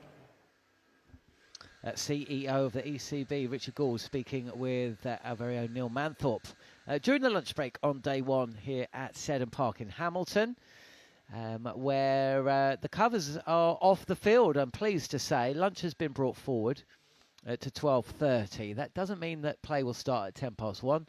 It'll actually start at 1:30. So I'm not sure why lunch wasn't brought forward to 12:50. But there you go. That's just that's cricket. The news though is more encouraging. We've had a lot of rain here in Hamilton. Started at about 8:30 this morning, went through to just after 10 o'clock. There had been some rain overnight as well, and then just once the covers had been taken off the field, we got a short, sharp shower. So the covers came back on, and any hope of play before lunch was extinguished. But it looks pretty good there now. We got a smattering of fans here at the grounds, predominantly on the banks, although some seated to the left of me. Plenty of activity out on the field. And yeah, it's looking good. We can play until 7:30 here in New Zealand. So what's that? 6:30 in the UK? 6:30 in the morning. So we've got plenty of time, and the forecast for days 4 and 5 is top notch. It's been we had a beautiful sunny weekend, and we're expecting more of the sunshine on days 4 and 5 if this match goes that far. For it to go that far, England are going to have to bat a lot better than they did in first innings, bowled out for 143. New Zealand, of course, have a handsome lead already, 340. And in second innings, they're 136 for 3. And it'll be Kane Williamson and also Rachin Ravindra who will be making their way out onto the field. Just getting confirmation. So the session times, if interested, it's just gone 12:30 in the afternoon here in New Zealand. So a restart at 1:30, providing no more rain. And it's going to be a bumper session, boy. 2 hours and 40 minutes, taking us all the way up to 4:10. A tea break. And then 4:30, I'll go to 7:30, a 3-hour evening session. So hopefully the coffee stall is ready for us and doesn't shut early. We're going to possibly need it. So 90 overs available to us today, and we could start early on day 4 as well. So we're not going to lose a lot of overs. And truth be told, even if we were to lose a few, I'm not sure it's going to get that much difference. Still got plenty of content coming your way here on the talkSPORT Cricket YouTube channel and talkSPORT 2. Coming up, you can hear a great couple of interviews actually. Been really treated by some of the summarisers that we've had throughout this series. The former New Zealand all-rounder Grant Elliott was with us in Wellington. And you can hear an interview between him and Neil Manthorp coming up very shortly. Also, Anton Devcich, who's also with us here in Hamilton. Hear an interview that went out at lunch yesterday as well. So lots to be tuning into as we push towards 1 a.m. in the UK. No, actually it's not. It's pushing towards midnight in the UK. News from the UK, by the way. Managerial change in the Premier League. I was about to call it EPL. That's how it's referred to here. It's not referred as the EPL in England. It's the Premier League. Russell Martin has left Southampton. And did I hear Gary O'Neill's also left Wolves as well? So Fulham, my team, were going to be playing Southampton on Saturday. So could have just eked out one more game, Russell. But, can't win them all. Anyway, for reaction to that, of course, you can head over to talkSPORT.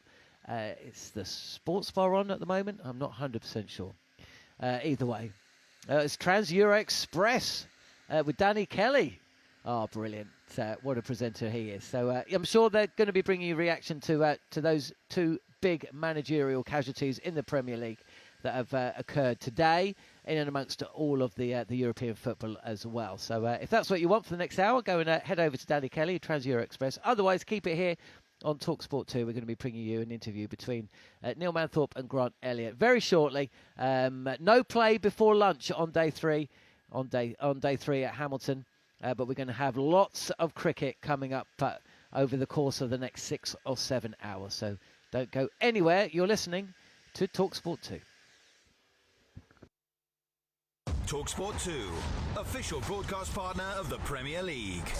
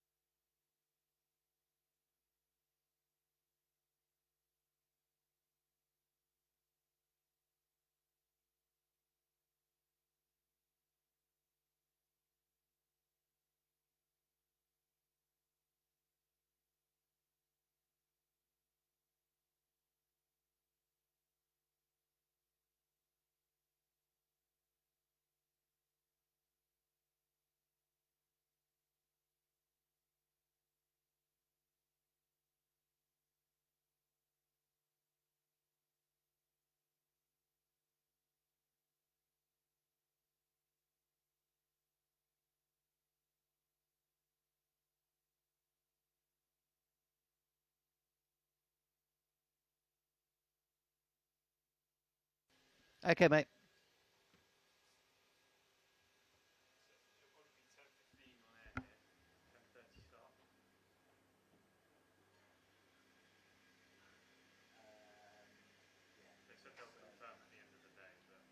I'll just have to check in with Gubbo about the darts.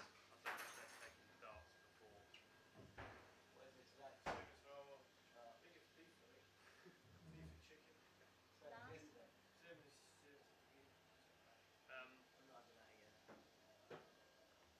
Yeah, so I'll text Matt tonight.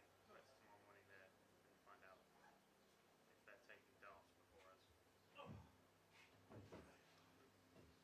Probably have an earlier start tomorrow. 10:30. Yeah, they said if it loses more than an hour rain today, they'll start early tomorrow. Live exclusive ball-by-ball commentary of England's Test match series in New Zealand. It's a claim for a catch. He's got him. On talkSPORT 2. You're listening to talkSPORT 2 or watching via the talkSPORT Cricket YouTube channel. A little bit of American football being played on the outfield here at Seddon Park. The rain has stopped, although it's just got a little bit gloomier, and some of that high light cloud has been replaced by the low hanging grey stuff, which I'm no expert, suggests to me a threat of rain is slightly higher than it was, 10-15 minutes ago. If we don't get any more rain, then we will be underway at 1:30. I'm just watching Jeetan Patel and Marcus Trescothick throwing an American football around the outfield, and it's making me think, I wonder how my team are doing. The Eagles are playing the Steelers. They were 20-13 up when I last looked, but that was about 5 minutes ago. I'll find out very shortly. Either way, talkSPORT 2 is your home of the NFL. Will Gavin, who's at the forefront of our coverage of American football, has been sulking for the best part of 5 months because his team, the San Francisco 49ers, have been racked by injury and have pretty much stunk out the league so far. My producer, Scott Taylor, his brother's a big New York Jets fan. Well, they've also stunk the NFL. Well, they're an AFC team, but they've stunk the NFL out as well. My team, led by Jalen Hurts, are 20-13 up against the Pittsburgh Steelers. Both teams coming into that game, by the way, in good form. 10 for 3, that's cricket. They've won 10 wins, 3 losses. No, it is 10 for 3 in American football, actually, and 11 for 2. Philadelphia Eagles, and currently on a 9-game winning streak. But to beat the Steelers, that would certainly be a big result for them. We're at midway point. We're deep in the third quarter, and they're winning. So there you go. There's a little NFL update for you. And for more NFL content, head over to the talkSPORT NFL YouTube channel. So, where are we with the cricket? Well, the American football is still being thrown around. Also, a little bit of headers and volleys. Ben Duckett chests one down, right-footed to the left of Ollie Stone, who volleys it up but can't control it, and that means normally he's going to get flicked on the head by the other England cricketers. Zach Crawley's just joined them as well.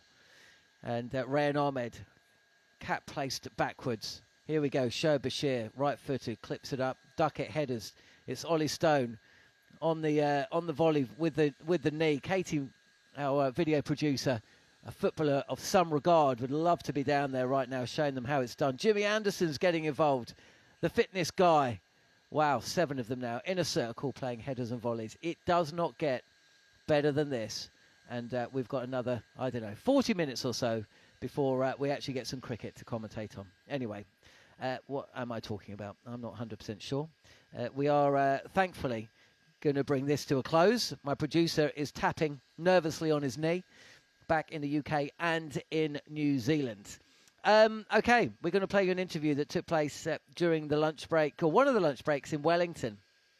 Grant Elliott, former New Zealand all-rounder, who had his moment in the sun.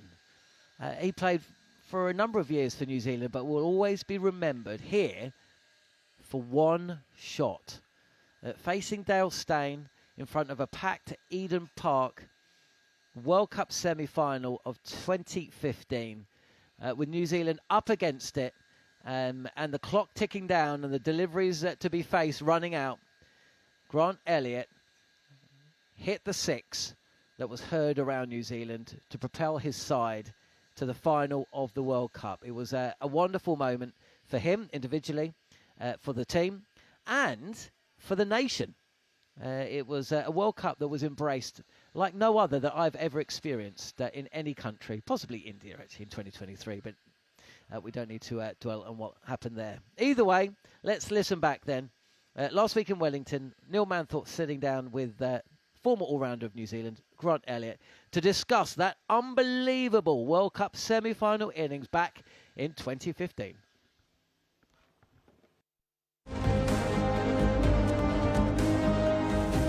Grant Elliott, that's a beautiful way to get off the mark, isn't it? It's ball, it's through. It's a half volley. Hard sweep, another boundary. Second of the over. It's gone. Way back. Wow. Oh, Grant Elliott. That has just been helped on its way for 6. 6 of this tournament. Lovely piece of timing over the top for Grant Elliott, and he has 50 as well. I was on sort of, 50, 60, and that's when you're pretty much in the zone. And this was my opportunity. Semi-finals, this is it.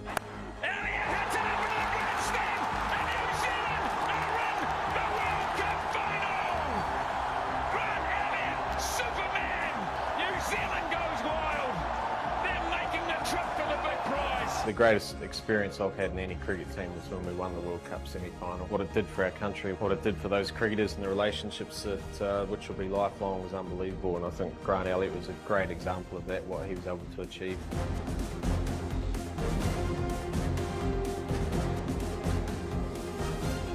The only problem with great moments like that is that you become defined by them, and the man who achieved that one is alongside me now, Grant Elliott. It's a delight to have you on the commentary team, Grant. And I guess, well, I mean, at least it provided you with the means to make a living for the rest of your life after dinner speaking and reliving that moment. You hit Dale Steyn for 6 at Eden Park to put New Zealand in their first ever World Cup final. Just a fabulous memory, I guess. Does it still give you goosebumps now? Honestly, I haven't actually watched the whole game. I try and say to myself, I don't want to be defined by a moment Oh, like you that. are. I always say that, cricket never defines you as a person, so you have to find something and try and reinvent yourself as a cricketer after your cricket career. But I look back at that time, and that was such a fun time for cricket in New Zealand, fun time for the guys that I played with, just us as a unit. Like, we had a great team of guys, still friends with a lot of the team, and just it was memorable because it was a home-based, World Cup. It was in Australia, New Zealand. We had the public right behind us, and we played some unbelievable cricket. That semi-final was an amazing game, but Martin Guttel scored a double hundred at the Sky Stadium, hitting guys out of the stadium, and Brendan McCullum was scoring 20-ball 50s to get us off to the start, and you had Trent Boult, who was swinging the ball around corners, and he was bowling his quota of 10 overs before the 40-over mark, and we were playing exciting cricket. And then you had Kane Williamson when Australia scored 160 at Eden Park, lofting, I think it was the Hoff. Who's the Hoff? Hazelwood, lofting Hazelwood over mid-on to win the game there. When New Zealand were 9 down, and the crowd was chanting to Australia, "You're worse than England," because we finished the game against the English by 2:30 in the afternoon. I gave tickets to friends. They didn't even make it to the ground because it finished that quickly. So we had an exceptional World Cup build-up, and I think the public believed, everyone that was backing New Zealand believed that this was New Zealand's time. This was the opportunity to win the World Cup, and then we fell over at the last hurdle.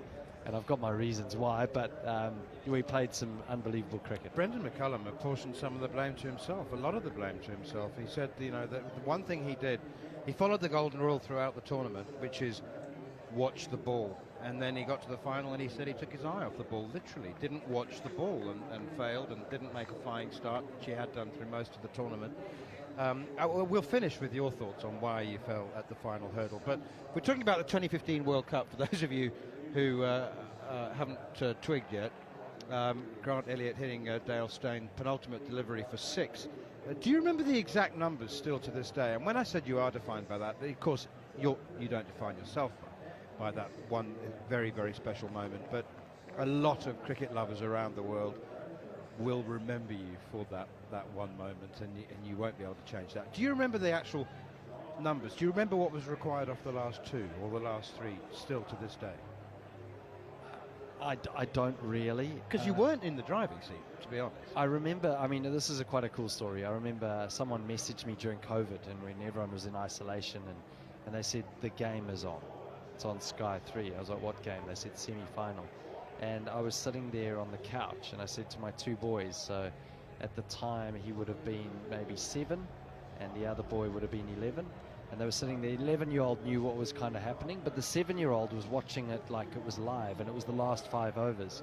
So we were watching, and he was on the edge of his seat. He's like, come on, Dad! Oh, he's getting so nervous, and it was really it was satisfying to watch him see that moment, because I don't go, hey, look, that's what Dad did, you know.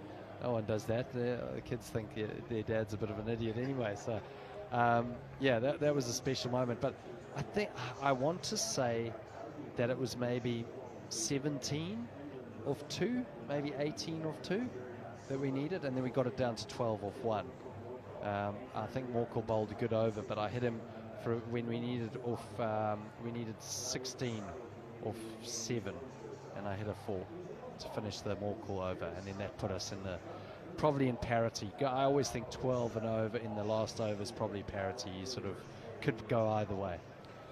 Yeah, well, it is now. My recollection when I was commentating on the game was that it felt more 10 years ago than it does now. Now I'd be saying at parity or even giving it to the batting side, but back then, and Daniel Vettori made a critical contribution as well, didn't he?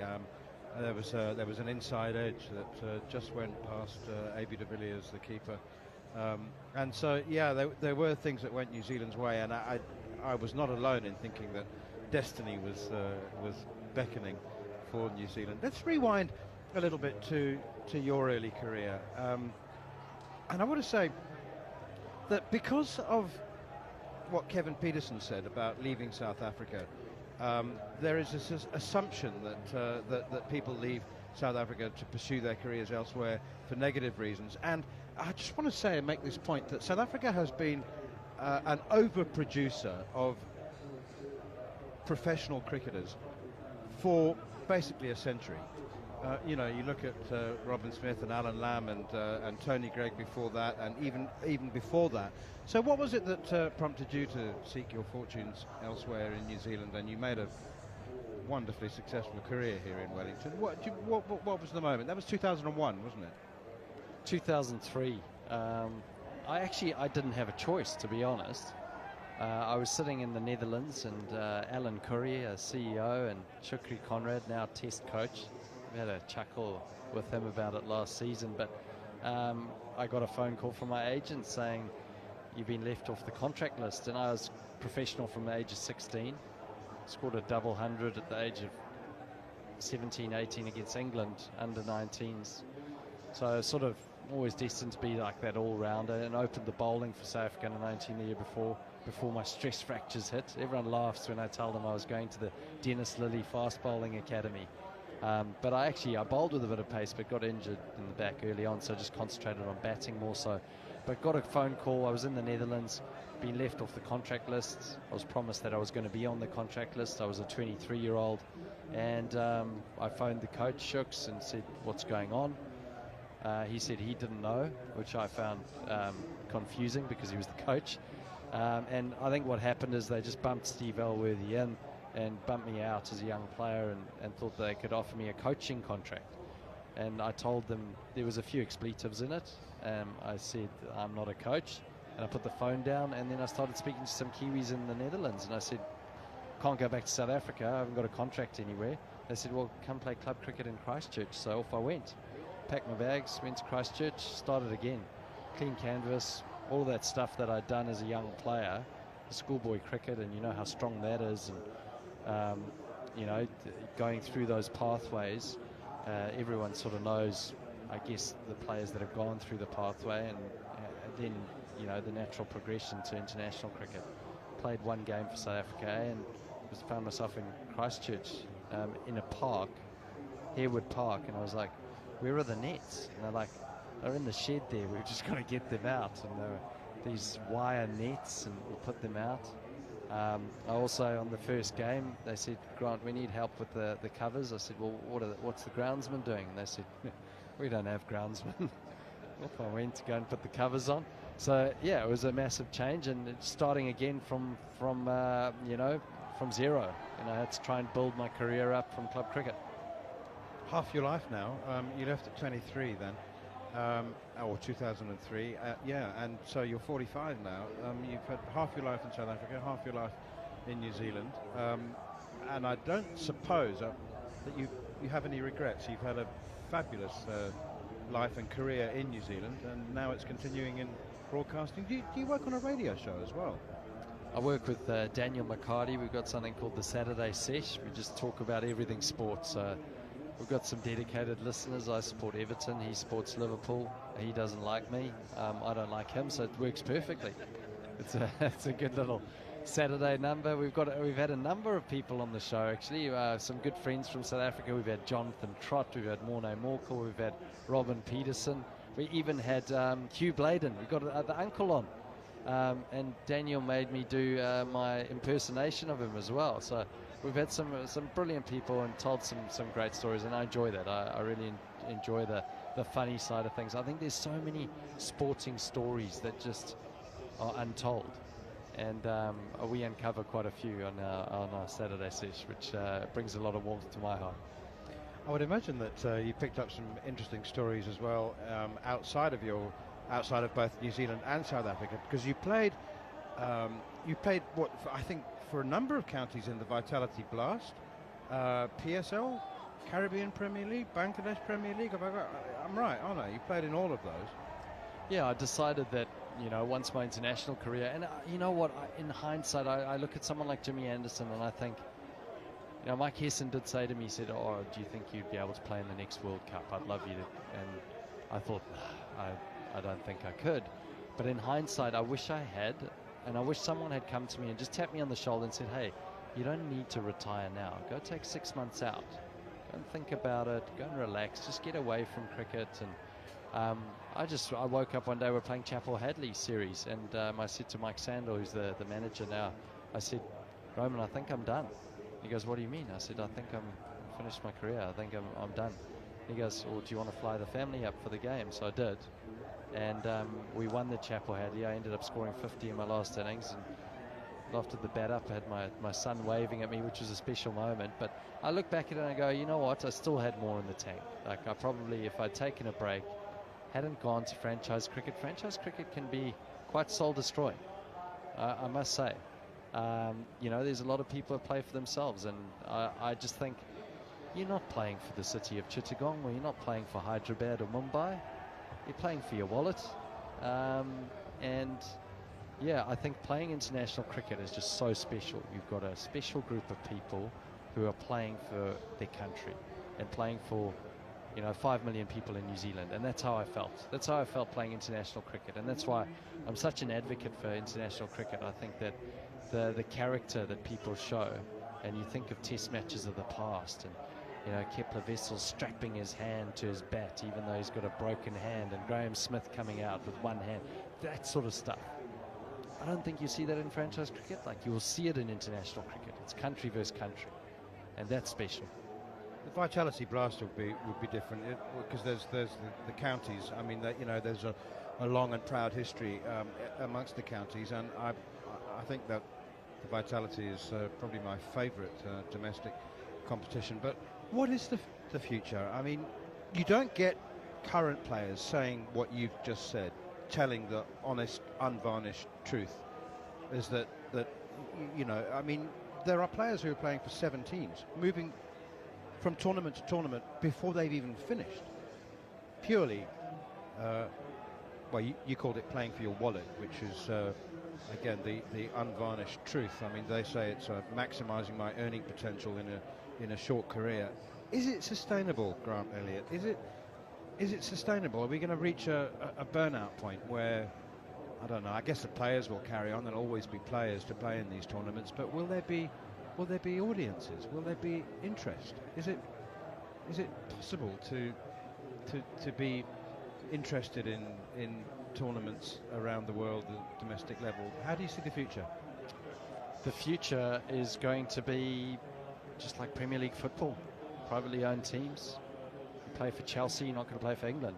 You know, I'm paying you 40 million to play for Chelsea. Well, why would I release you to play for England? And I think that it's scary in that a lot of the IPL teams, they'll have teams based in South Africa now. So they've got the SAT 20, they've got the IPL, and then you've got the Caribbean teams as well. So some of the IPL owners have teams based in all these competitions. So potentially someone like Kane Williamson, they could be Mumbai-based player for the whole year and play in all those different teams and competitions if there wasn't the auction, or they retain them for that. And then you'd have to ask permission to be released to play for your country. I'd like to see the window of IPL. Okay, it is what it is. Let's give India that window. But then let's also try and create that window and give financial security to the players that are playing international cricket. So they're only at 18%, I think, revenue with the IPL. If that can be bumped up closer to NBA, close to NFL, then maybe a percentage can go to governing bodies and they can pay their players multi-year contracts, decent money to retain them to play international cricket. 18%, is that the gross revenue, percentage of gross revenue generated by the game that goes to the players? From what I understand, yeah. It's low, isn't it? Yeah, it's low when they compared it to other competitions. I think, you know, NBA, NFL, they're over 40%. I think NFL's closer to 70. So, you know, if they're getting that sort of percentage, maybe you can take off a chunk and give it to the governing bodies and go, there you go, there's your remuneration to try and give the players retainers to stay and play Test cricket. Is, the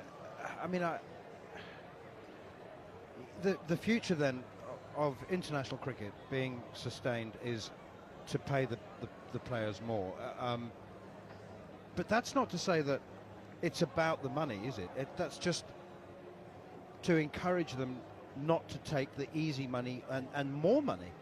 You know, many international coaches and CEOs have told me that their players in the West Indies, the Caribbean players, are earning 5 times as much to not play for the West Indies. So if you're saying just match that, then you'll have players wanting to play for their countries and not wanting to play for their wallets and play for the city of Chittagong. Yeah, and it's the lure of the dollar, isn't it? So when you look at the discrepancy between what you're getting paid. So Kane Williamson took a partial contract this year because he wanted to play in the SAT 20.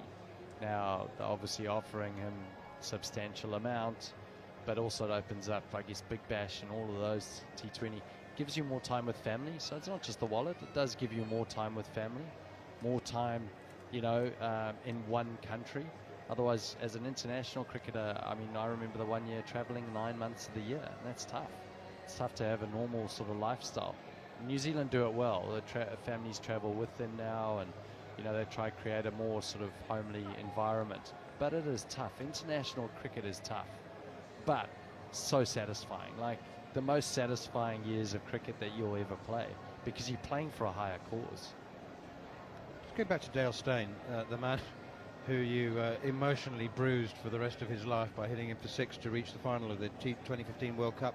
He tried his hand at franchise cricket. Now, he'd obviously done very well. He'd played 10 years of IPL, so he didn't need the money, but he thought that, you know, he thought he would find it difficult to let go of the game. And he tried. He went to a couple of franchise tournaments, and he found himself in his room, alone, teammates he didn't know. You said that it was, you said, challenging, emotionally challenging. He found it soul-destroying. I mean, he's a sensitive guy, Dale Steyn. He's an animal that side of the boundary rope, but a very quiet, gentle, empathetic person off the cricket field. And he's not alone. He's absolutely not alone. The IPL teams have actually brought in professionals, haven't they, to try and work with the emotional wellness of their players, but it doesn't exist elsewhere. And I know for a fact that there are players who are feeling vulnerable. Yeah, I think you do feel quite isolated. You go from playing in a country where the culture's all the same. You've got your same interests. You're going out for dinner. You've got lads that you play domestically with, and and you get quite close to those players, and you have great relationships with them. To go into franchise cricket where you look around the team, and I almost liken it to you going from a team sport into being a professional golfer. You listen to the professional golfers on the circuits, and they're on their own. They've got their caddy, and some of them are sleeping out of the cars, and they're trying to make a lifestyle out of it, and it's tough. But you go into that single-minded, I need to get a score, I need to do what, because you're paying for your livelihood. And I think if you can change that, if you in franchise cricket, but you don't have the time together, you've got 6 weeks together max. So I think now the IPL's 10 weeks together. I mean, it's great over 10 years. Hopefully Dale Steyn, you would have had some great relationships with people if you stayed in the same team, but also you've seen that they're not guaranteed to stay in the same team. It's a mega auction every 3 years. I mean, you've got guys who've played for 6 teams in the IPL, and they've, over the course of 14 years. It's crazy. Let's go to the top of the game. The top golfers and top tennis players travel with their own entourage, don't they? I mean, it's an individual, but they've got an entourage of 10 or 12 masseurs and dietitians and the like, and we're beginning to see that with cricket as well, aren't we? Guys like Kieran Pollard and Dwayne Bravo and those pioneers, if you call it that. But they're travelling they're turning down a national contract. They're almost without a contract with anybody. They're just travelling from tournament to tournament to tournament. And again, it just doesn't seem to work for cricket, to my mind. Maybe I'm just an older generation. I'd love to just see that IPL window. The players are given that window, take that window and try and make it work with international cricket. It's all these other tournaments that are popping around. I think that create that variable now where players go, and even in the women's game's susceptible to it as well. Someone like Mealy Kerr, she can go play in the 100, she can go play in the Big Bash, she can go and play in the women's IPL. Does she really need international cricket? Well, they're world champions now. I know. Hey, man. I know. World champions. Next to the mace, don't forget, world test champions. Yeah. Got the mace as well. I think it's in the museum. Have you seen it? Yes. The New Zealand Cricket Museum is I can't hear you again. Brilliant. Absolutely brilliant. I can't hear you. Inaugural Hall of Fame. Grant Elliott is part of our commentary team. The good news, Grant, is that your roast lamb and sweet potato salad, we have got a day and a half coming. It's overwhelmingly good. Absolutely brilliant. 20 minutes. A final word then, just a final thought on the future. Is anything else? Is anything else that's of 15 minutes duration? For all its comical imperfections, and it is imperfect as a tournament, it has reinvigorated Test cricket, hasn't it? You've got a minute. Yeah, I think the table definitely has the fact that there's always something running on every game, every series. If we could just give the players enough of a retainer to stay in Test cricket, the good players, then I can see us just reviving. Do we have odds before play gets underway? But it's a beautiful game. I mean, I've loved watching every minute here. I mean, growing up with the sounds of Test cricket in the background, that's my memories of cricket. That's why I love it so much. So I want to hold on to that for as long as possible. Grant Elliott speaking with Neil Manthorp during the lunch break in the second Test match in Wellington, a city that he now very proudly calls home. News from Seddon Park is good. We're still expecting to get underway in 20 minutes' time, 1:30 local time. So that's about midnight back in the UK. And we can play all the way up until 7:30 p.m. here in New Zealand. So that's 6:30 a.m. In the UK. And the game situation is as it was and has been since Stumps at the end of day 2. New Zealand in possession of the game. Leader 340. They're 136 for 3 with Kane Williamson and Rashan Ravindra ready to make their way out into the middle. They actually are already in the middle. Well, Rashan Ravindra certainly is. He's just having a little chat with Luke Ronke, one of the New Zealand coaches, and the New Zealand players. I can't see Kane Williamson actually playing a little bit of headers and volleys, as are the England team to the left of me. So we've got lots of cricket coming your way here on talkSPORT 2, live and exclusive coverage of the third test of 3 between New Zealand and England. talkSPORT 2, official broadcast partner of the Premier League and the EFL. Hear the biggest sports stories first and fast with the Back Page Review on talkSPORT with Tesco Mobile for Business. Listen to talkSPORT Breakfast every weekday morning from 6 for the latest breaking Back Page news, plus unbeatable reaction, opinion and comment. The Back Page Review on talkSPORT with Tesco Mobile for Business. Join Tesco Mobile and get business phone bills for up to 40% less than the big mobile networks. Tesco Mobile, every little helps. For applicable terms and verification, see tescomobile.com/business. NFL fans, there's a new way to watch your favorite teams. What a day for some football, baby! On December the 25th at 5 p.m. GMT, the Christmas games will stream live on Netflix. And it's good! Your Christmas day will be complete with the Kansas City Chiefs versus the Pittsburgh Steelers and the Baltimore Ravens versus Houston Texans. Live on Netflix. You won't want to miss it. This January, the energy price cap is due to rise. But with E.ON Next, you can start your year on the right track. Our Next Pledge tariff guarantees to keep your energy prices below the cap. So if the cap goes up or down, you're still winning. Beat the price cap and save with E.ON Next. Switching is a breeze. Visit eonnext.com today. Next pledges a 12-month fixed-term tariff, rates adjusted quarterly to stay below Ofgem's price cap. Your bill depends on usage. T's and C's apply. What's that, Mr. Grinch? You have something to reveal. You are now in McDonald's Happy Meal. Well, this must be why you're so full of glee, which is a very rare sight for all to see. Oh my, and what is the reason? Of course, it's the festive season. Choose a Grinch book or toy for your little ones until the 31st of December. Some fun, some food, it's all inside this Happy Meal. Until 31st of December, subject to availability from 11 a.m. Book or toy choices between toy or book, not the specific item or range. Live exclusive ball-by-ball commentary of England's Test match series in New Zealand. It's a claim for a catch, he's got him! On talkSPORT 2. Welcome back to coverage of the third test match of 3 between New Zealand and England. England 2-0 up with 1 to play, this one.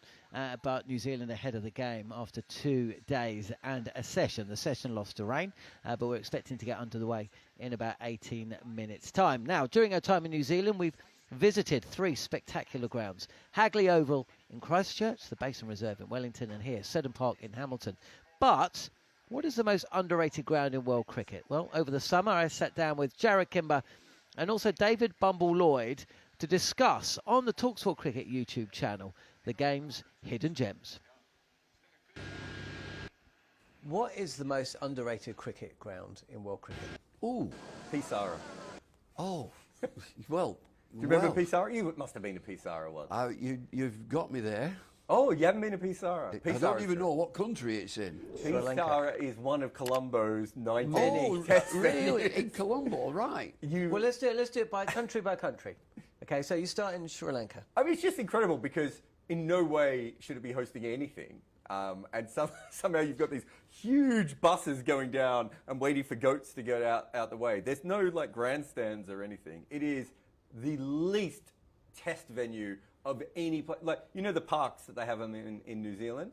Yes. Yeah, and Malahide in Ireland? Yes. Right? Those are parks. Yes. They still feel more like test venues than Pisara does. Yeah. And I remember that they had, they had like a chalkboard DRS sign. Hang on, and you love, and this is a good thing for you. It's you. awesome because it feels like you're going back to... Malahide's terrific. Malahide's great. You're not a baseball fan, are you? I've been to a couple of games. I like NFL, but so you not know, a couple baseball. of years ago, MLB did this thing where they made, remember Field of Dreams, the If You Build It, It Will Come movie? They went back and they did that, and they got the major league players. They cut out a bit of corn, and they literally brought a bunch of people in, and they were like, everyone loves this movie, let's have a game the way that people grew up playing this game, right?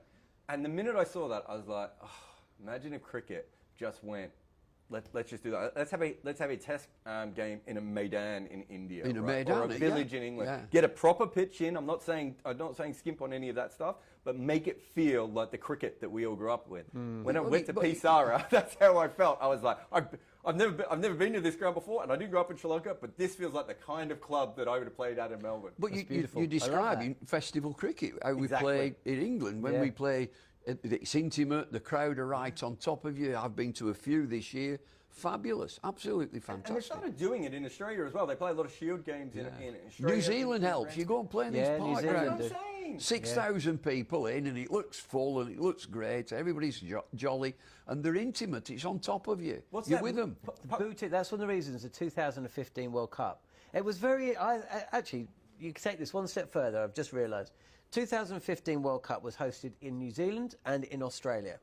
Okay, and in New Zealand it was played at all the boutique grounds. Yes. So it meant that every game. What's the one that starts with pucker with weird steps? Yeah, those. Puckapura Park. No, Is that it? No, it's not. It's. He's close enough. Puckapura Park. Friend of the show. Is that right? I'm sure it is. It's like an I amphitheatre. know the one you're talking about. Yeah, kind of Yeah, carved in. yeah. Yeah, absolutely We beautiful. need a picture of this on the YouTube Is page. that Hastings? Is it Hastings? Is it? I don't know. don't I've know not where it been is. there. Plymouth. New Plymouth. So you've got all these little grounds in New Zealand, and because they're little, you only need to have 3,000 or 4,000 in there to make it a really good, lovely atmosphere. Yeah. It's happened all the way through. And I was in New Zealand for that World Cup, and it just, the whole country was abuzz. Had a brilliant team. Yeah. Brendan McCullum and, all the rest. Meanwhile, over in Australia, it's just World Cup. It's just a 2020. Well, no, it wasn't 20. It was a 50. We'll worry about it when it's the final. And of course, Australia won it. Do you know what there was? Two very different, and all the games are in, cavernous stadiums with the same amount of people going that were in the New Zealand ones. So in but New they're Zealand, rattling around. it's an event. Let's go. And New Zealand really took to that World Cup where Australia they really did. But don't forget, 1992, Australia did try all the smaller grounds, and England lost to Zimbabwe and Albury on a pitch that no international cricketer should have been on. So Where's Albury? Hey, where's Albury? Exactly. Yeah. So, but in the I don't know where that I've no idea. Yeah, so in 2015, He don't know either. I know where Albury is. Well, tell us it. it. It's on the border between New South Wales and Victoria. It's kind of like.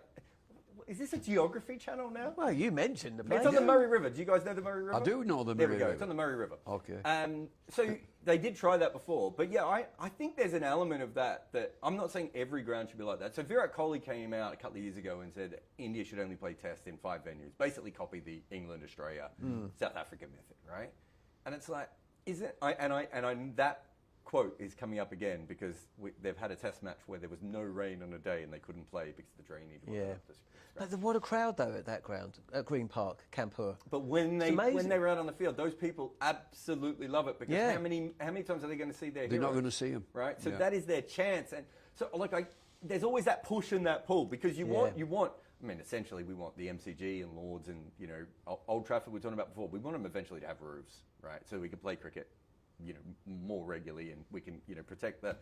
We don't lose games to rain and everything else. The only way to do that is for those places to play as much cricket as possible, so we can pump money through them one way or another, right? That's how that system works.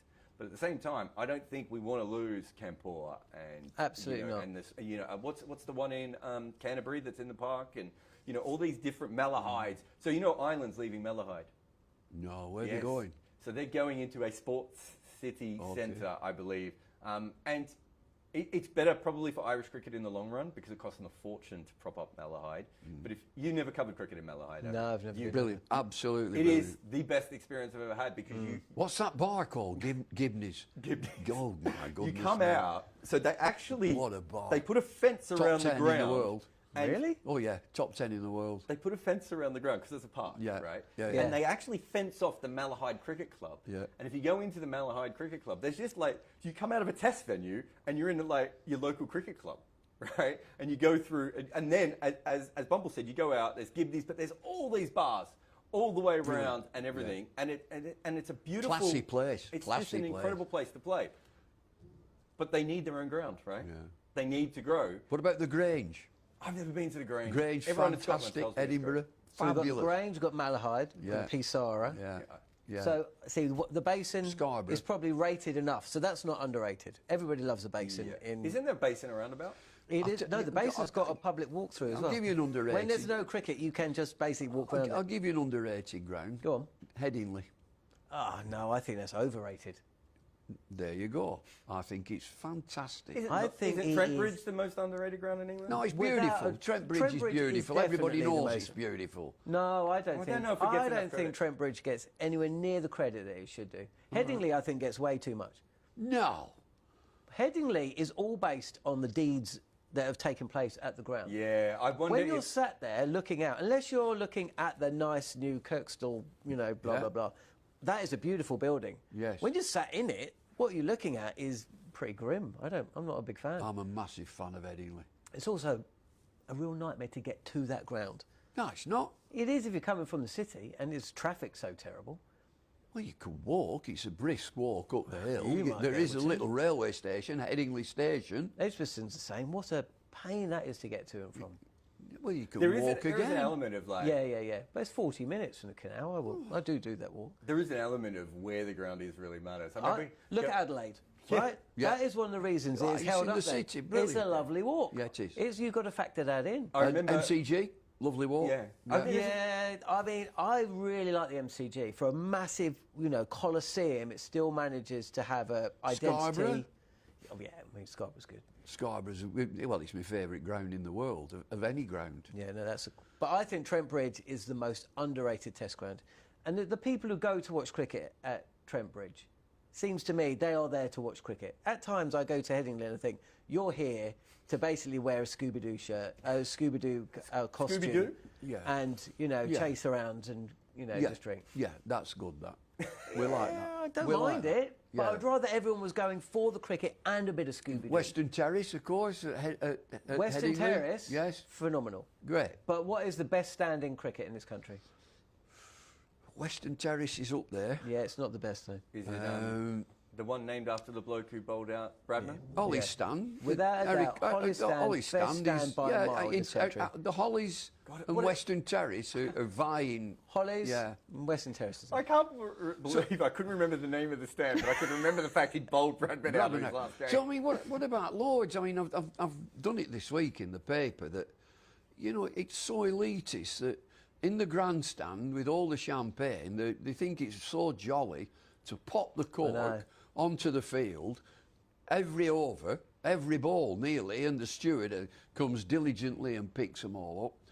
You go in the Western Terrace and start throwing cans of Tetley on the pitch and see where it gets you. It's exactly the same. I totally agree. I think it's nonsense. Popping cork, ho, ho, ho, oh, cheers.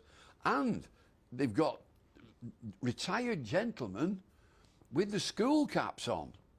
I mean, dear me, that's doubtful, that is. Well, I'm often in the media centre. I'm often in the media centre, and it's at Adelaide as well. It's exactly the same, by the way.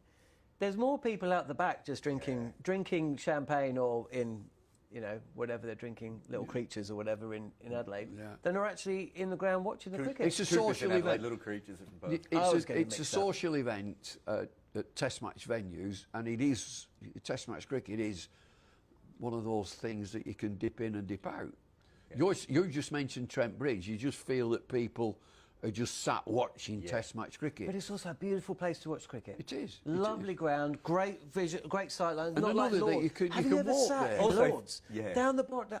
It's freezing. Yeah. It's freezing. So and some of those sight lines in, like the SCG, that's a pretty ugly place to watch cricket. I've never Looks nice if you've just got the camera positioned at the ladies' pavilion and the gentlemen. Beautiful, Well, it's nice. right? Pavilion's lovely. Yeah. But when you're sat in it, it can be pretty awful. On Sri Lanka, Pallekele. Lovely. Oh, lovely. One of the grounds. Absolutely beautiful.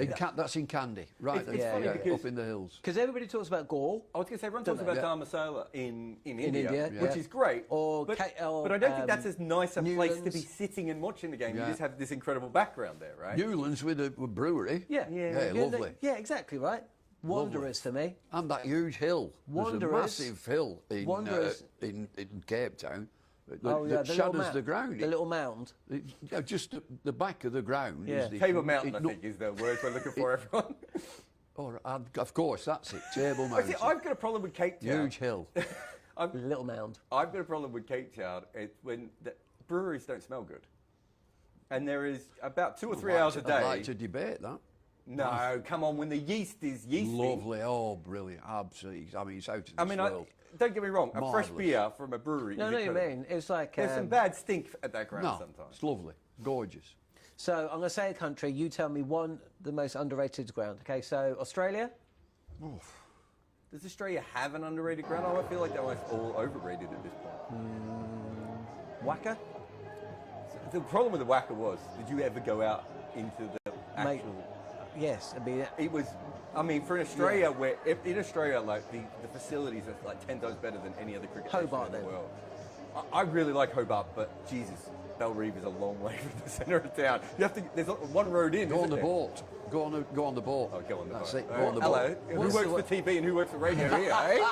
What's the worst ground? Oh, you should have got a helicopter, Jared. Just dropped us in. Worst ground in Australia, without a doubt, has got to be the Gabba. Worst? Yeah. Yeah.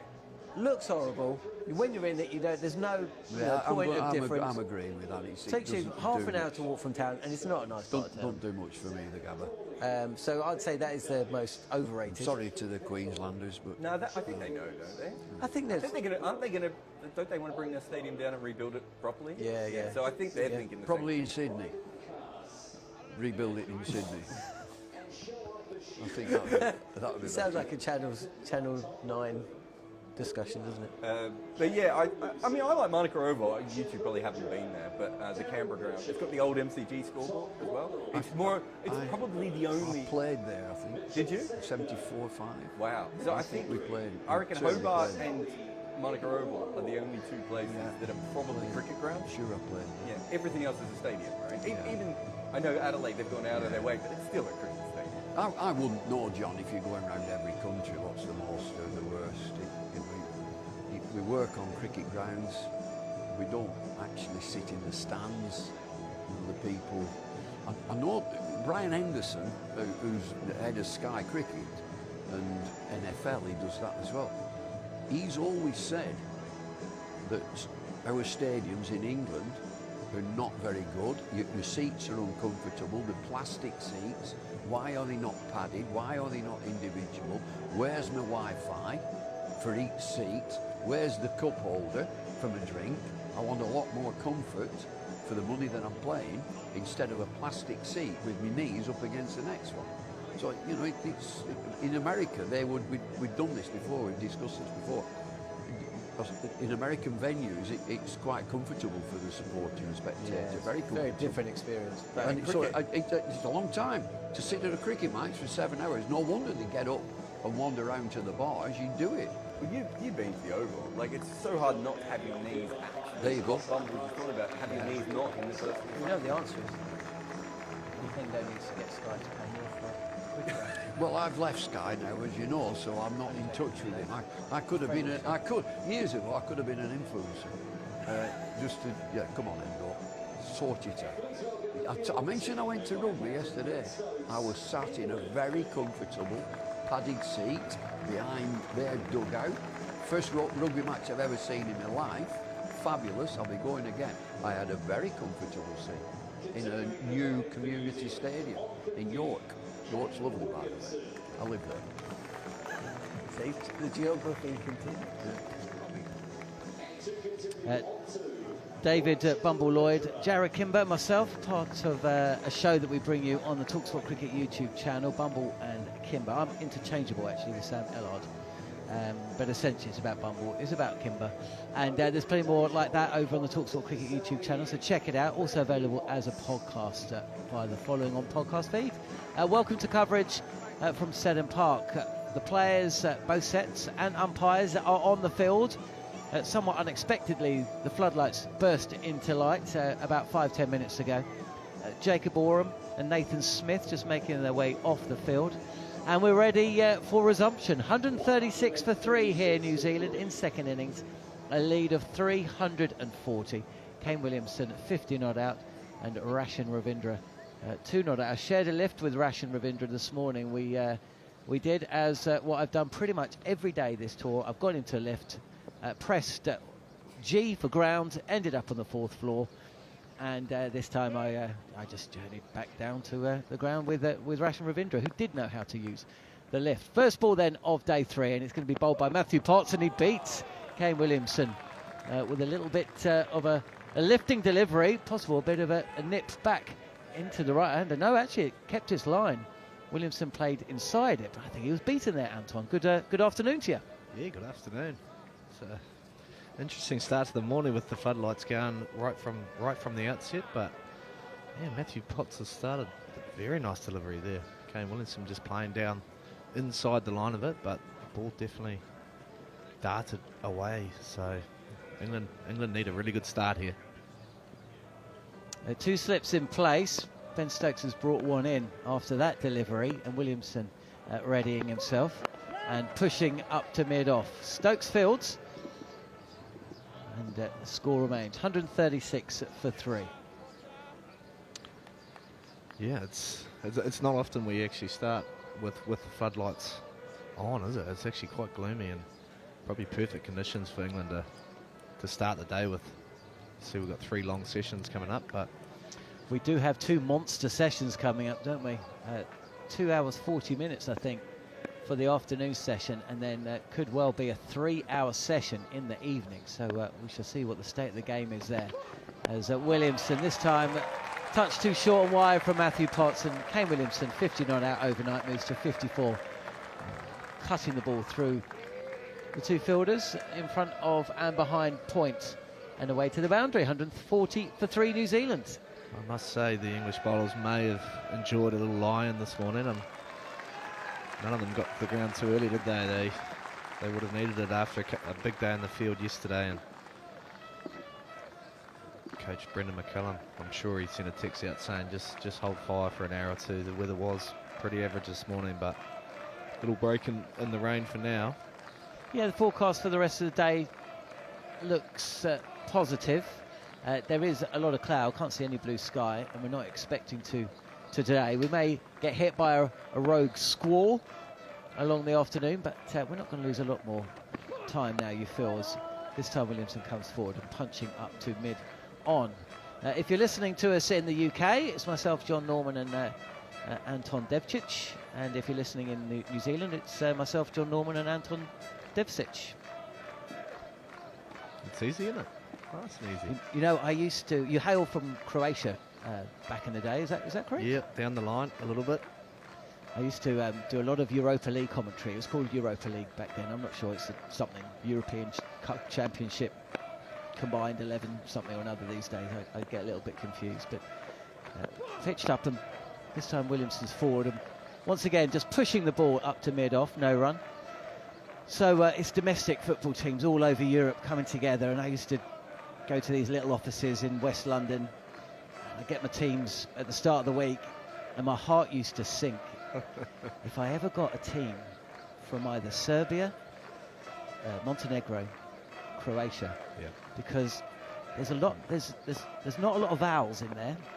No. It's quite high scoring if you're playing Scrabble. As Potts again. Williamson this time up on his toes and punching to mid-on. And depending on what side of the mountain you live, you pronounce the K's, the C's and the J's in all manner of ways, and I never got my head around it. No, well, it's fair to say that even though I'm from that side, I don't have my head wrapped around it either, to be honest, but I know how very important it is to get it right, especially in that part of the world. Yes, it is.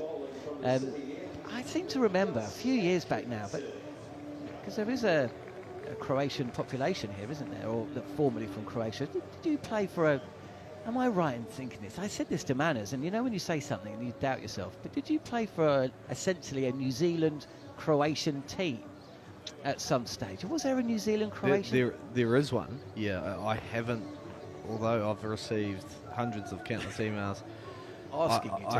I haven't managed to play for them yet, but so I'm not imagining things. It does exist. No, they right? have one. They definitely have one, and there is a big Croatian population, especially up north, where Tim Southey's from. They came out and they decided that up north was the place for them. Gus Atkinson is going to share. Not quite the new ball. It's 33 overs old, but at the start of the day's play, it's customary for he to normally take one end. He picked up a wicket yesterday. did Atkinson. That of, who was it? It was Tom Latham, who chopped on for 19. He's had a wonderful year, 51 wickets at just over 22. And this delivery from Rachin Ravindra, or to Rachin Ravindra, is just pushed towards the offside. Staggered field for Ravindra, who gets a short delivery on the body, swivels and pulls, and he'll get off strike and moving to 3 not out. 141 for 3. He's not had the series he would have hoped. I think he's averaging 17. He got a couple of starts in the first Test match and hasn't gone his way. So no doubt he'll be hoping to cash in today. Williamson at the other end, 54 not out. So you've had the requests, but so whereabouts up north then? Generally Whangarei, north of Auckland, okay. North Shore. Dargaville? Dargaville, yeah, there's probably a few. That's where the pioneers. There. Yeah. There's a museum in Dargaville. Yeah. Have you been there? No, I haven't been there, but I've heard of it. My stepmother-in-law, she hails from that part of the world. Yeah. And essentially, whoever put that museum together 100 years ago or so, there are lifelike models of people who actually lived. So her great-great-granddad is basically one of the models cutting down a tree or something. But yeah, the old, the pioneers that arrived 200 years ago or so, I think that was one of the areas that they first set up base. Atkinson in again to Williamson, bowling over the wicket to the former skipper, and he pushes this to the offside. No run. Yeah, big population in North Auckland as well, just over the harbour bridge there. Oh, well, that's where my wife's family comes from. North Shore. There's a lot of South Africans there as well. Yeah, a lot. A lot of people. It's a nice part of the world. It's a beautiful part of the world. The rest of Auckland isn't blessed by beaches, is it? But the North Shore pretty much boasts them all. Yeah. Lovely place to live. Atkinson in again, pitched up, driven back to the bowler, just to the left of him. He doesn't field. It's fielded by Stokes at mid-off. Slow start to proceedings here on day 3 at Seddon Park, except for a long day if the weather assists or allows. Could be playing all the way up to 7:30, which is 6:30 in the morning back in the UK. And New Zealand's lead 345. I mean, if they're batting, we're not expecting them surely to be continuing to bat past 6 o'clock or so.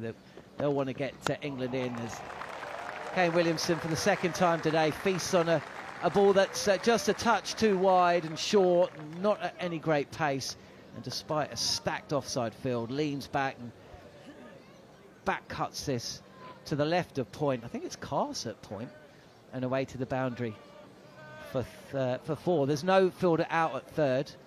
Plenty of catching fielders in place. If England have got any chance, they are, of course, going to have to snuff out this Kiwi second innings in quick time, and maybe 100 runs on top of what they scored by now. It's possible. New Zealand have suffered quite a few collapses along the way recently, as Williamson drives to Zach Crawley, who's at straightish mid-wicket. I think it's important for England to at least have a goal in mind. They're not one to just sit back and let something happen. They're going to try and advance the game as quickly as they can, whether that be with attacking fields, trying to take wickets, or bouncer plans, things like that. They're going to try and advance the game, and history will tell us over the last sort of 2 years that England, no matter what score New Zealand put up, they will try and chase it as best they can. And it'll be exciting to see. Yeah, I'm looking forward to it. I don't have a feeling that the Black Caps will declare any time before 500, but absolutely not. A really good. And with the extended session, they may be around 500 by tea. So I think they'll bat for a good hour after that. And they've got 2 clear days of sun over the next 2 days, so they won't mind going into the 5th day if they really have to. It's a shame. I've got a question for Manners. He's just disappeared out of the commentary boxes. Rachin Ravindra playing in his crease. Straight delivery from Matthew Potts. Good length, and Ravindra just pushes this in towards the offside. No run. Is it just do my glasses need a clean, or is it raining out there? Might be my glasses. Glasses might need a clean. Yeah, but going back to your point about Rachin Ravindra, he had a really good series in India, and just notice playing here in New Zealand, you can't get away with throwing your hands through certain lines, and you know, in India you can afford to get away with that. So Potts continuing to bowl round the wicket, and again Ravindra seems a little angry with himself there. He's playing on the back foot, he's playing high and correct and pushing towards Duckett at extra cover. Along the floor, just comes down and does a bit of gardening. His record actually in New Zealand, if you take out, and I know it's unfair to do so, but if you take out the 240 that he scored against South Africa, it actually doesn't make great reading. His overseas record is actually better. He's top scored as well in the last 2 series, away at India and Sri Lanka, and his second top scorer against Australia here earlier this summer. One innings and note there is this is left alone from Ravindra. And yeah, we've not seen the best of him in this series, that's for sure, which will be a frustration to him, of course. I think, especially being such a young cricketer in the early stage of his international career, adapting from Indian subcontinent conditions back to English, Australian, New Zealand conditions can be quite a challenge. And you know, there's probably reasons why Kane Williamson and Tom Latham have the ability to do it, because they've experienced it over and over again. Potts continuing. This is of drivable length, but touch too wide, and Ravindra earlier in his innings just lets this go through. The other problem, of course, or the other issue, is that teams identify weakness, perceived or otherwise. Katey Martin was on comms and Ravindra was caught behind the crease in the gully slip region, and she pointed out that was the 5th time it had taken place. Similar looking shot as well. So doesn't take long, does it, for opponents to identify and essentially direct the bowlers who may not have seen too much of who they're bowling to, and just tell them where to pitch the ball up or drag the length back, whatever. Left alone again by Ravindra. Good ball from Potts. 1 ball left of the 35th over here on talkSPORT 2, and New Zealand have made their way to 145 for 3. It's interesting. Yeah, obviously every team scouts, does their scouting, works out what the opposition are going to do, but as a cricketer, once I got to a point of time where I knew my game really well, I tended just to scout myself, and then that gave me the answers of what the bowlers were pretty much going to do to me. And I'm sure he goes through that process, but maybe he's just still working out how he actually is going about his game at this point of time. Pitched up again, drivable length again, but too wide, and Ravindra's not playing ball. Happy to let this go. We've got the smallest crowd of the summer so far, and you can understand why. It's a Monday morning here in Hamilton. There were plenty of people. There's a big queue outside the coffee shop that we've been going to this morning, people on the way to work or just popping out for their first coffee of the day. A young lady with an extraordinarily loud laugh in the coffee shop. She was like a slip of a thing. There was nothing of her, and a laugh that would shake a mountain. English or New Zealander? New Zealand. I mean, a proper, whoa, makes you stop in your tracks kind of laugh. But she was happy enough. She was laughing a lot. It was actually our favourite coffee shop because it's a family-run business, and we were all taken by the 11-year-old boy that was serving us on Saturday. Is Williamson facing second ball or second over, bowled by Gus Atkinson, and again he just gets up on his toes and pushes his ball. Easy pace back to the bowler, no run. So yeah, it's one of the things I absolutely love about New Zealand. Still have independent, locally run coffee shops, sushi shops, building shops, whatever shops, and it just means that there is such a focus on quality and community and customer service and whatever. But yeah, there was this little kid, 11 years old, and what a little character he was. And Atkinson in again, left alone by Williamson. I hope he was getting paid. No, of course he was. Well, maybe he was getting some pocket money. Yeah. But I asked him about it. It had such a panoply of choice, from savoury through to sweet, great coffee, and I asked him about all the different offerings. He knew all the ingredients. His dad was watching on, and we were delighted. And he sold up as well, so I went in there for a coffee, and I ended up coming out with all manner of treats. So we went back today, and he wasn't there. Very disappointed. So I asked his mum, and it turns out he'd had a fall. So he'll be back tomorrow, she said. He's having a sick day as Williamson pushes this up wide of mid-off. He'd fallen off his bike yesterday. And so I thought he was at school. Should have been at school. Well, most schools now have It's actually quite interesting. Most schools have let it go for the year, but there is the odd school that needs to get another couple of days in, I think. My son is supposed to go to school today for a half day, which I thought was a little bit random. Yeah, we have inset days back home where basically teachers fancy a day off. Atkinson in again, and Williamson just opens the face of the bat a touch as he comes forward, tries to guide the ball, as we've seen many times, through the slip cord and the way to the boundary, but it's fielded by Brooke. I am joking, by the way, because my parents were primary school teachers, so I know they work ridiculously hard, and it's a job that, after watching what they went through for 30 years, put me off ever doing it. Yeah, they do a wonderful job. They do indeed. But yeah, but that kid, he's back tomorrow, so we'll be back for before play on day 4. And I imagine, well, unless of course New Zealand get knocked over and England decide to try and chase down 400 in 10 overs. Atkinson again. This time he's targeting the pads of Williamson, who comes forward and just pushes this to the right of Zach Crawley at mid-wicket. Comes through for a single, and New Zealand have added another run to their score. 136 for 3 at the start of play. We didn't get any cricket before lunch. Lunch pushed forward to 12:30, weirdly, because play didn't start till 1:30. But we are going to try and get in as many of the 90 overs as we can today. And then if we don't, we're going to come back a little bit earlier tomorrow, which does kind of change plans, because we were going to go out tonight as a team. And Anton, you are more than welcome to join us, but we might push that back to Tuesday. Left alone again by Ravindra. It's a good bounce there from Atkinson, who is he bowled a few in first innings. 26 overs, 3 for 63. 3 for 66, and that's the end of his 6th over in second innings. He managed to put his feet up for 35.4 overs. Well, he did actually bat for a couple of those, but here he is again. Matthew Potts sharing the duties at the start of the afternoon, and New Zealand's lead now has reached 350. I asked you the question yesterday, Anton. I know Kiwis are a nervous bunch when it comes to their cricket team whilst they're watching.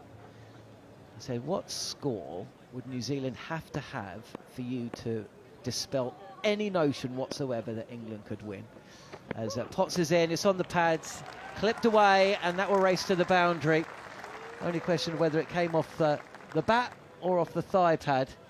Either way, it's another 4 runs to score, which sees New Zealand reach 150. It does come off the bat, and Williamson's now 63. So yeah, what score would New Zealand either have to be bowled out for or set as a declaration for you to dispel any notion whatsoever that England could win? Yeah, I think it has to be 500, and I even have a feeling that they might go past that, for the fact that there's 2 really nice days of weather coming after today.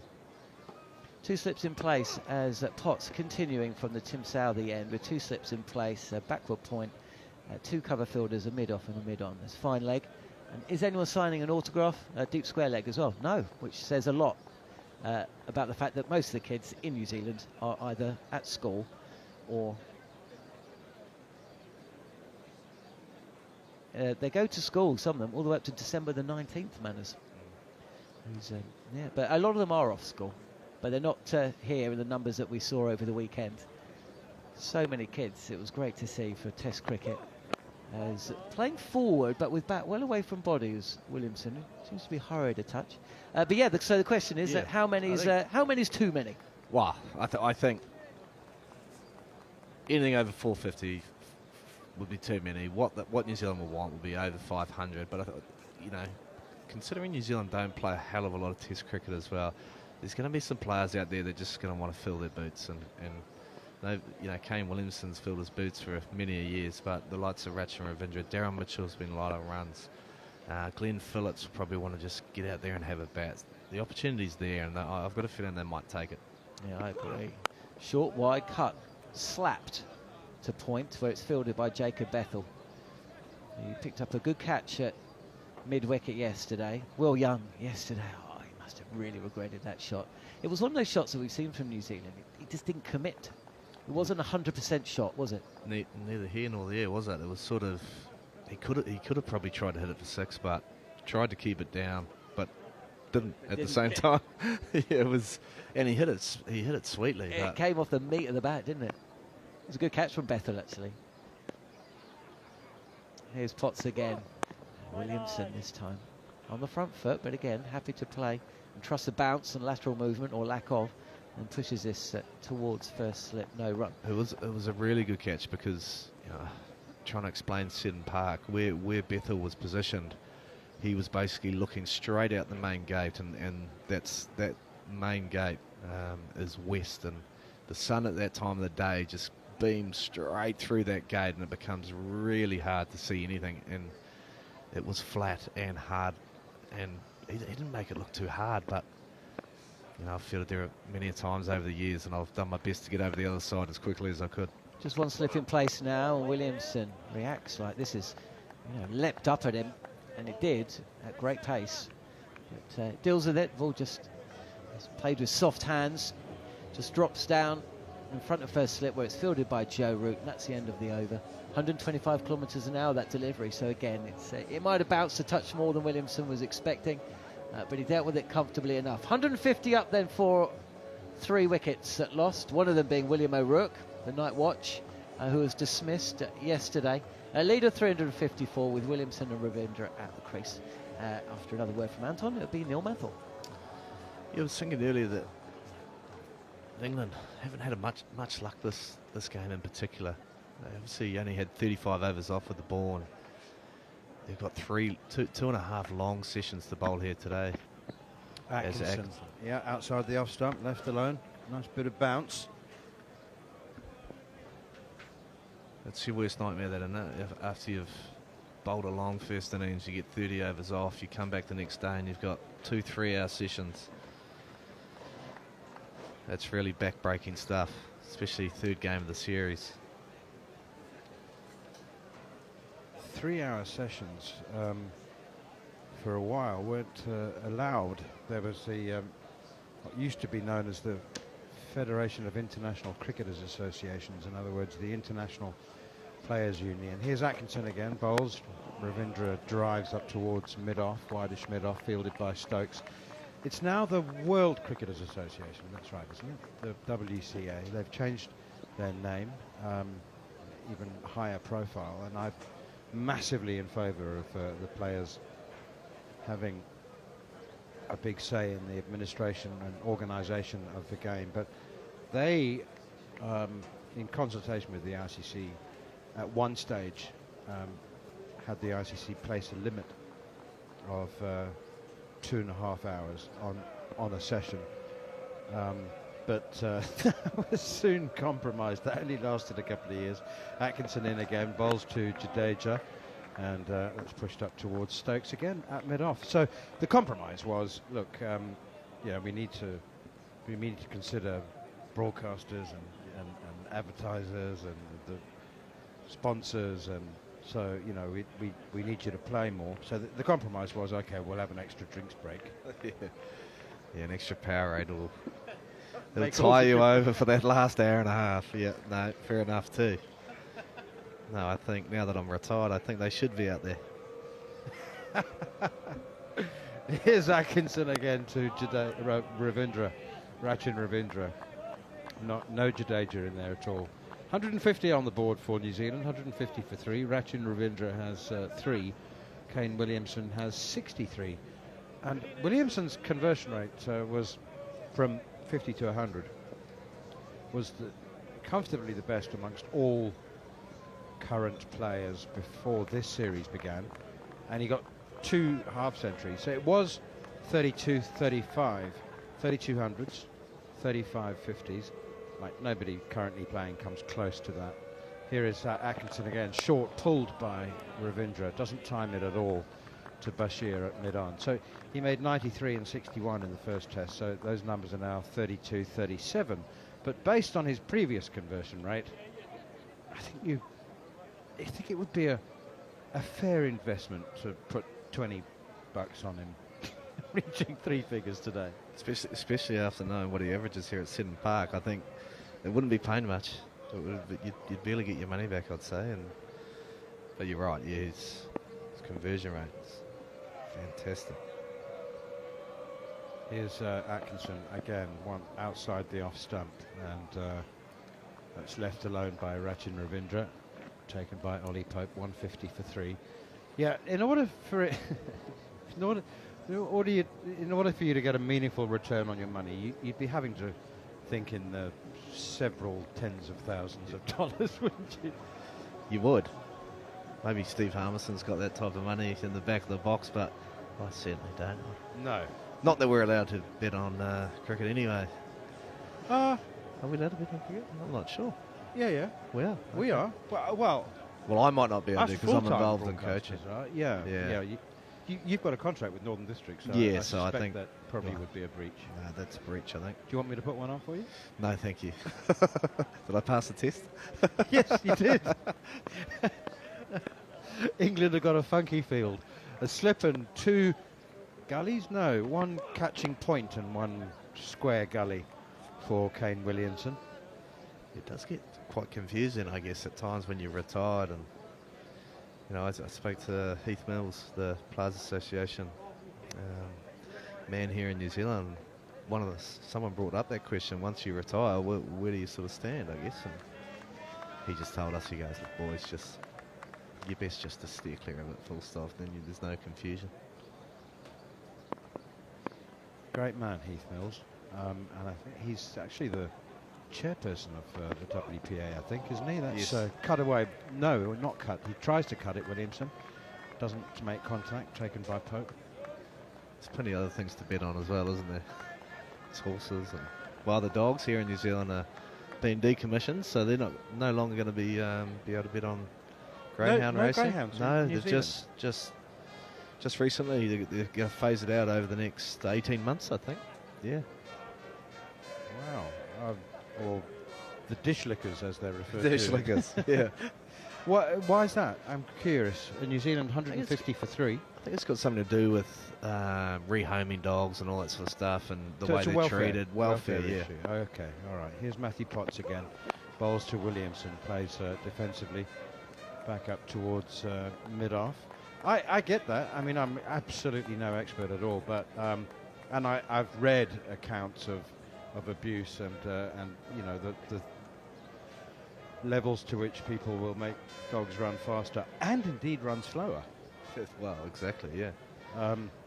But I think when they're fit and healthy and are just left to run, it's very clear that they enjoy it. But always takes a small minority to abuse anything.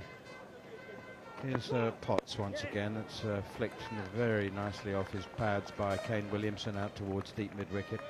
Bryden Cast Fields, 151 for 3. So they've got a couple of years. I mean, if you're in the greyhound business, you need to... Yeah, I think they're giving them a chance just to sort of work it out. And I'm not sure how that would go, though, when people know that it's sort of going to be phased out. It'd be a hard thing to keep running your dogs for 18 months and then all of a sudden pulling out of it, I guess. I'm not quite sure why they're doing that, but they've obviously got a plan. They're a lot smarter than what I am. They'll have a plan, I'm sure. Yeah, I think I best not comment. I know very little about it. That's punched off the back foot by Ravindra out towards extra cover, and it's Ben Duckett diving away to his right. Ben Stokes is getting more and more creative with his field now. Yeah, I think they've bowled quite well to Rachin Ravindra to start the morning as well. They're clearly looking to open up that gap between his pad and his bat. They're bowling around the wicket and they're trying to get him to force that ball as he did in that first innings when he was dismissed, caught at gully. They obviously have seen something in his technique, as Katey Martin mentioned as well. Here is Matthew Potts once again. Rachin Ravindra forward. Pushes that straight back to the bowler. Potts does the fielding. It must say it does feel like a bowling day. Grey, heavy grey overcast skies. Rain for much of the morning. The counter to that is that as hard as the ground staff work to try and dry the outfield, the ball will get wet. Joe Root's working on it furiously at the moment, trying to keep it dry, or at least one side of it dry. 151 for 3. Rachin Ravindra 3 off 27. It's unusual, isn't it? Yeah.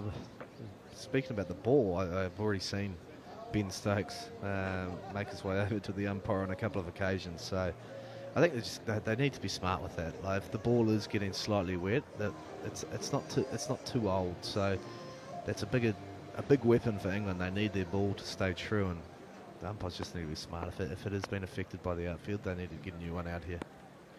Here is Gus Atkinson continuing to Kane Williamson. Pushes that out towards extra cover. I have to say the ball is doing absolutely nothing. And actually, Ben Stokes is off the field at the moment. Rian Ahmed is on. But evidently he said to Ollie Pope on his way off, carry on with the funky fields. Yeah, carry on. I'm going to be 2.5 minutes, I think. You know, they're trying things though, which is good. Like, it's, here he is, he's back. It wasn't even 2.5 minutes. 2.5. There can't have been a queue. He's standing down in a fly slip position at the moment, but he's outside the boundary's edge. He's just trying to signal to the umpire that I'm back. Atkinson in again, left alone by Williamson. And there's no run. The one thing, I don't know, I assume this has changed over the years, but the one thing I find very, very endearing about Kane Williamson, the person rather than the cricketer, is the apparent disregard that he has for his appearance. Yeah. What are you trying to say? Well, I've seen him on tour, like in the breakfast room, and here's Atkinson once again, and Williamson chops down on this, and it's collected by Harry Brook running in from cover point. So it appears that he has dressed himself in whatever random items of clothing that he first came across lying on his floor, and it would appear to me that he's not a regular beard trimmer. Yeah. No, I mean, it's not a negative criticism at all. I genuinely find it. I think he's just got to that age where it doesn't really matter anymore for anyone how he looks. Atkinson outside the off stump, and We'll get left there. alone. We all get there at that stage. Oh yeah, I think it's fabulous, you know, in an age and an era where sports people have Instagrams and images to uphold. Well, the other thing is he's got 2 items of clothing. He's got his New Zealand training kit and some jandals, some shorts and a T-shirt that he wears back home, and that's probably all he owns. He's only ever worn those 2 sets of items. Actually, that's exactly that's all I've ever seen him wearing. Atkinson in again to Williamson, who guides this one up towards off stump. But I did notice Shane Jurgensen was the bowling coach for a very long time, and Jogo would occasionally say, Kane, do you want to maybe think about wearing, I don't know, like the same socks on both feet, sort of thing? And Williamson would look down and go, oh, am I not? Yeah, as if he's not sponsored or something for some socks, surely. Here's Atkinson running in towards us again, outside the off stump. Williamson leaves alone. And that was a maiden over from Gus Atkinson, 151 for 3, 40 overs gone. And Williamson is 64, Rachin Ravindra has 3. The lead is 355. Just a little bit of an air of a net session at the moment. Yeah, it is. It has that feel about it, with the lights on and the crowd's not really getting into it. Just the Barmy Army haven't quite woken up this morning yet. They may be still making their way to the ground, but as we see Bashir coming into bowl first time today. Does Kane Williamson have an Instagram account? Is he on Twitter? I think he does, but I think it's managed by someone else, because as we keep mentioning, he's actually relatively useless with all things other than cricket. Let's just say domestic life. He might not have things down packed. I actually had to hang a TV for him once in his house, and he had no tools. He had nothing. And I put a hole in the wall, and I missed the stud, and now there's a big hole in his wall, but he just put the TV over it. So we always have a laugh about that.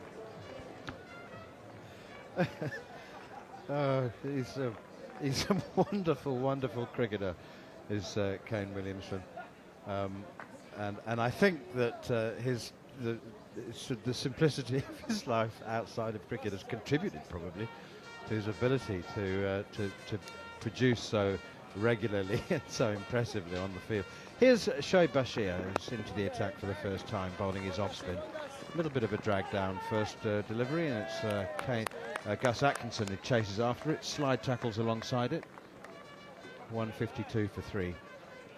Doting father, though. His father, did you say? What did you say? I said a yes. doting father. Yes, great. He's a great father, and he's got 3 beautiful kids, and we're all pretty young at this stage, so he's doing well to be performing how he is, because as a lot of our listeners will know, it can be tough and a lot of sleepless nights, but he manages to keep ticking along, doesn't he? Here is Shoaib Bashir, and that's chopped down into the ground by Williamson, and it's fielded at slip by Harry Brooks, stepping away to his right. A little bit of turn here. Definitely getting some good bounce. Be interesting to see how New Zealand play this. There's a little bit of protection back for Bashir. There's a long on back. Short mid-wicket, looking to get him to drive down the ground.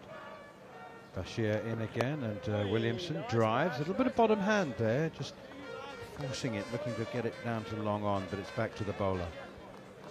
Kane, looking at Kane's tempo, although it's not free-flowing, he definitely looks like he is trying to push the score along. He's not just blocking and waiting for bad balls.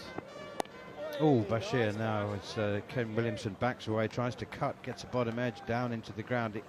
Perfect evidence from what you're suggesting. Exactly, it wasn't quite there to cut, but he's used his feet well. But the ball turned and bounced sharply back into him, which opened up an opportunity for another chop on. But Williamson survives that one, but his tempo does look a little bit more aggressive. Quite like the idea that there is a man sweeping as well on the offside at cover. Williamson now back and across, allows it to spin into him. Not a great deal of turn, and it's not quick turn either, but nicely placed by Williamson for a couple as Jacob Bethel chases. That's the most important part in New Zealand, I believe, in terms of bowling spinners. You've got to try and draw certain shots from players, and how you set your field helps to do that. They're obviously looking to bowl quite straight. Man back, they want him to push down to mid-on as much as you can, and then they've got to catch in mid-wicket, and so if he makes any mistake, those players come into play. Shoaib Bashir to complete his first over of the day. And on the back foot, Williamson will keep the strike, and I'm sure that having just described the personality that Kane Williamson is, he is not a strike hogger, so that is just purely coincidental, a single off the last ball of the over. And in case you didn't know, the stories you may or may not have heard about great batsmen hogging the strike are true. Well, they are true, and I got some advice from the England coach one day about T20 cricket, and he said, always make sure you face the first ball, because you can set the over up how you like to set the over up. And it was good advice, because sometimes the guy at the other end stuffs up the first couple of balls, and you've got to get him out of the mess. Oh, I see. Right. Yes. Okay. So you're looking at, you need 10s, and the guy on strike goes dot, swing and a miss, single. Yeah. Then you've got to be the hero, but it made so much sense to me, because obviously sometimes in T20 one guy's going good and the other guy's not so good, and the very first ball of every over is so important in how you set it up. So the person that's going well ideally wants to be on strike early doors. Outside the off stump from Bryden Cast, who's also into the attack for his first over of the day. 155 for 3, it's left alone. You didn't play in the IPL. We mentioned you've played in a number of other T20 tournaments. Have you ever been to an IPL game? No. It's a funny one. I think there was one year that I got a phone call saying that go in at a certain bracket and we'll pick you up, and it never happened, so I sort of lost hope after that. But I haven't, but I do. I sort of went through a bit of a phase where I watched it early doors, and then sort of the timing here wasn't bad, but now I'm actually getting back into it. It's really good to watch the game.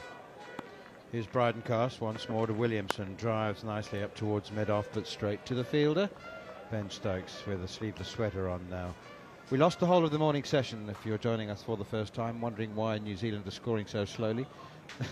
It's because they didn't play for the first 2 hours scheduled, but they're now 155 for 3.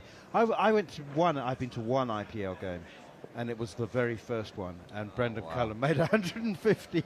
And he was the most amazing part about that game is he was on like 5 off 20 balls, I believe. He was really butchering it at the top. Bryden Carse in to Kane Williamson, who cuts behind square on the offside to the unguarded third boundary for 4. It was short and wide. It did sit up and beg to be hit, and Williamson obliged. Lovely shot. Moves on to 71, 159 for 3. I was complete. Do you know what happened? In India's last Test match, they played a Test series right up until 6 days before the opening game of the T20. And you won't believe this unless you go and actually look at the scorecards. And India's players, they only arrived the day before the Test match. It was here's Bryden Carse once again, and steered again by Williamson, this time straight to Brook in the gully or fifth slip. And Dale Steyn took 7 for 23 or something, or 6 for 23. And India were bowled out for 90 in exactly 20 overs before the very first T20 game. Coincidence? Well, it's good marketing. Wow. Not so good for Test cricket, but great for T20. It was amazing, that first game. I love watching highlights of that. Here's Carse again outside the off stump, and there's no run. Of course, I was in India for that Test series, and so the first T20 game was just a few days later, and I have to say I was pretty sceptical about it, and then McCullum did what he did. I'd never heard about, let alone seen hitting like that. No, and the fact that it was the first ever game of the IPL. Surprised the IPL didn't offer Brendan shares in it after that. He set it up, didn't he, for what it's become now, I guess. Yes. Oh, and a cut shot from Williamson, and he gets a little bit lucky. He is forcing the pace now. He really is. He backed away there to a good length ball on off stump, tried to cut it through the offside. That was a brave shot, and it could well have cost him his wicket. Remember, 93 and 61 in the first Test match, and he's got his third half century of the series now. But he wants 100, but he's not happy just to hang around. It's a double change in the commentary box. Another word or a first word in this half hour anyway, from Steve Harmison, and then it will be Garth Galloway. Yeah, England have started okay. I mean, Williamson and Ravindra likes to get on with it. Williamson just got about his job in a usual fact, but might go on to fast forward a little bit now. Bashir's into the attack. Bashir bowls, and it's defended by Ravindra. So, first introduction into the attack for Bashir. He hasn't bowled much, has he? This is his 7th over. What did they bowl? 97 in the first innings or something? We're now into 97. the 42. So he's been a reluctant. I'm sure he hasn't been reluctant, but the team's been reluctant, or Stokes has been, as the next ball's clipped into the offside. You're all good, Harmy. You had a nice reminisce with Daniel McHardy on Sport Nation today, the 2005 Ashes. Yes, go back through the lives and times. Yeah. Good fun. Chat with Neil Wagner in here as well, which was good fun. How's Neil? Promoting his new book. How is he? Very good. Good form. Well, here's this ball's pushed into the onside. Well, he might have it. I mean, his book might be quite interesting, of course, because he, a lot of people have been talking about the duration of Tim Southee's send-off and his lack of form. And Wagner was stood down really by the New Zealand team, told that his time was up. So it should be, I hope, an interesting read if he delves into those issues. Here's a shorter delivery, and Ravindra is looking to pull him away over the onside. Doesn't play it particularly well. It's an interesting journey, Wags, wasn't it? Yeah. New South Africa to England, back to South Africa to New Zealand, and 64 Test matches. Champion bowler, heart like a lion. Very competitive. Started for Otago and then ended up in Northern Districts. Here's a little bit of bounce for Bashir this time as Ravindra pushes forward, gets a thick outside edge. It's past Brook, it's slipped down towards third man. 2 more runs, but Ravindra not really in complete control. 161 for 3. Just feel that Ravindra is fighting against himself a little bit. Yeah, big here. time against himself. He's just for a bit of rhythm. I think in this series so far, just as he gets into rhythm, he's giving his wicket away. It looks as though he's just going through the gears a little bit, and when he feels as though he's in good touch, that's when he's vulnerable, susceptible to getting out. Absolutely is. Bashir bowls again. Good delivery, and Ravindra is watchful, playing into the offside. 161 for 3. Bashir, 7 overs, number 28. Also, we've been watching him. You know, he has this tendency to push forward. Ravindra, always looking to get on the front foot, and as you say, often making room and slashing the ball through the offsides. His starting point. But today, he's almost deliberately looked to sit back a little bit, stopping that instinct of getting forward. But the result of that is that his footwork has been pretty minimal, full stop. Yeah, minimal, full stop. And when you get into this position, you don't want to play a shot, because you know in this series so far, this is his 5th innings, and probably 4 out of them 5 innings he's getting out by playing shots. So it's a happy balance. And I think Stokes has probably sensed that. So he's brought the spinner on. He's probably most he's strike bowler on, who can potentially give you width, give you something to hit, but also put the ball in a good area when you can get nicked off. So good from Stokes. Here's Bryden Cast bowling to Williamson forward and straight back to the bowler. And again, Williamson's looked just a little bit, I mean, he's so, like all great players, he always seems to have time. But he has looked at times troubled by the bounce. He's been troubled by Cast in this series. I think Cast has had Potts has had a number on him in his career. I think not a number on him, but Potts has got wickets against Williamson whenever Potts has played against him. Cast made him look uncomfortable at Wellington. But I mean, Kane's been in 101 balls now, and he hasn't looked at all uncomfortable in this innings. No, just a few balls that he thought from Potts, as we see this next delivery from Cast, just short and rising into the right-handed batter. Pushes it off the back foot to cover. Just a couple of balls from Potts that seem to be keeping just a little bit low. He's been doing quite a lot of gardening, Williamson, which is part of his game, but he likes to go down and just prod where the ball's landed, reshape the pitch a little bit. So much rhythm. You know, his movements and everything that goes with the bat and defence, the bat twirl, the leave. He seems as though the bubble he's in is typical Kane Williamson. Yep, in a league of his own and a mind of his own, as he gets a short delivery and pulls that away. Crawley at about 10 metres in from the square leg boundary fields. So just not a perfectly timed shot by Williamson. A shorter delivery from Cast, 162 for 3. Williamson with that single is 72. Ravindra is 6. The field swaps over for Ravindra. This will be interesting, because Cast, I think, will try and give him just a little bit of width outside the off stump and say, why don't you hit me? The field's set for that. You know, we've got Jowett. He's starting at second step. He's just moved to about third or fourth, just hedging his bets, really. Joe Root at slip. Brook at gully. Backward point is right behind square. Cover point. Ben Stokes is set in a field which suggests a little bit of width.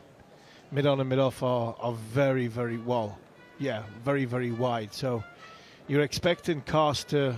We're having a little bit of a stop at this minute in time because the sponsor's logo's decided that it's not going to rotate, and now it's gone off. It's now on white. So, you know, Cast will he's coming around the wicket and will look to bowl a little bit wider, I think, to Rachin Ravindra to see if he can get him out the bubble, see if he can play away from his body. Cast is going around the wicket to the left-handed Ravindra, and this is a ball which is cramping him up a little bit. He comes forward, pushing to mid-off, 162 for 3. Well, I was very pleased when I heard that we were supposed to be playing golf this morning, and you called it off. Weather conditions, and you were absolutely spot on. At 9 o'clock, it bucketed down. It did, yeah.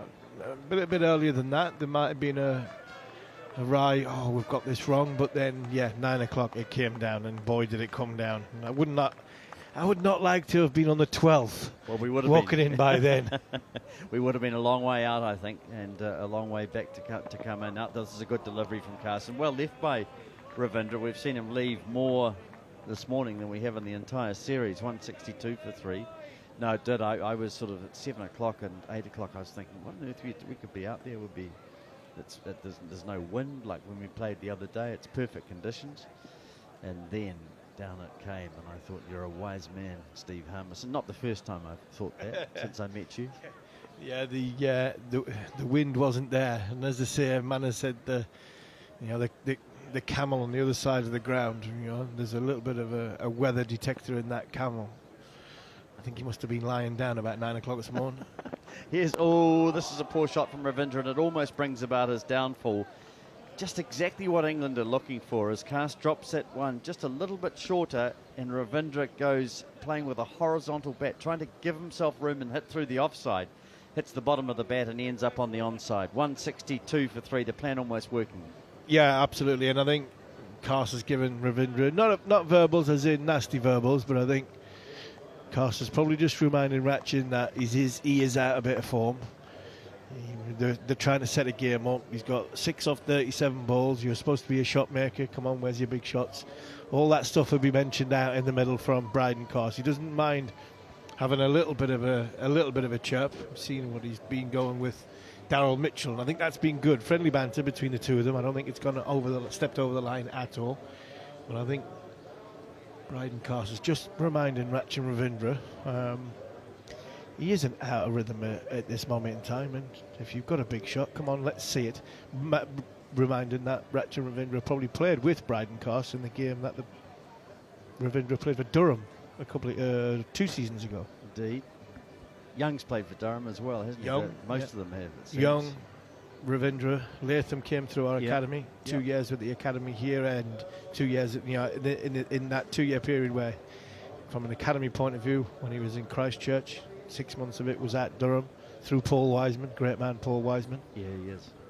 I heard a whisper that because yesterday, of course, when a wicket fell, poor old Will O'Rourke had to go out with about 22 minutes to play. It seems to me to be too early for a night watchman. A little bit, yeah. Yeah, and I heard a whisper that the English players were saying to him, "Where's Russian? Where is he?" And you've been bowling rockets all day. What are you doing out here? Bashir bowls, and this has turned into the onside. They'll pick up a run. Will Williamson, 163 for 3. That's a fair question. Yeah, I was never a big fan of the night watchman. Very early on in my career, Garth, I got caught hooking as night watchman. Not the next morning. And the batters decided that if we were ever in a position where we needed a night watchman, the big fella from Ashington was never going to be asked. So you were caught the night during the night watchman role. Oh yes. Who did you hook? Darren Gough. Here's a good delivery from Bashir, which sees just a little bit of turn. He holds that one back a bit, and Ravindra has to wait on the back foot. Well, that's a great way to get out of it. Just go and play the game. I mean, there's so many jobs where if you make a monumental mistake when you first do it, especially around the household and chores and things like that, you never get asked again. And short leg as this ball's pushed into the pads of Ravindra. Well, I'm so incompetent at practical things, and I married a farmer's daughter, and just everything is left to her. Somebody else, yeah. Oh, fantastic. To her, she's just, she runs the pool, does the garden. I might do the lawns from time to time. I like the kitchen though, as Bashir bowls, and gets a bit of room, and he's really trying to give himself room on the length as Ravindra on that time. He drops it a little bit short, and Ravindra's trying to slash the ball through the offside. Just needs to be careful. Yeah, keeps low from there, and he's in real trouble. He's got fast hands, and his movement was good there, Ravindra, to give himself some room, open up the offside, but if any in a bounce, and he's in trouble. Around the wicket is Bashir. That's a good delivery, and Ravindra is defending cautiously. 163 for 3. The Barmy Army are back. I think more English supporters in the ground today than New Zealand, I suspect, on a working Monday here in Hamilton, the middle of the Waikato province, as Bashir bowls, and again Ravindra is coming forward. So Ravindra has just added 4 runs to his overnight total in 54 minutes. He's struggling a bit. He's faced 42 balls, and the fight against his natural instincts continues. Williamson is 73. It's 163 for 7. Bashir, 8 overs, none for 29. He's still there though, and that's the most important thing for Ratchin Ravindra and for New Zealand as they try and take this lead, to the sort of late 300s into the early 400s. I still think anything over 400 will be a tough ask for England. Not because I don't think they can do it, Garth. I just think the exertion, the mental they've had to go through from the end of September when they left England, their Red Bull tours, Pakistan and here, it's took a lot out of them, and I think to go and chase fourth innings 400 will be a big ask. Especially with the bounce just fractionally variable at times now. Here's Williamson playing a lovely shot, drives, but can't beat Atkins at mid-off.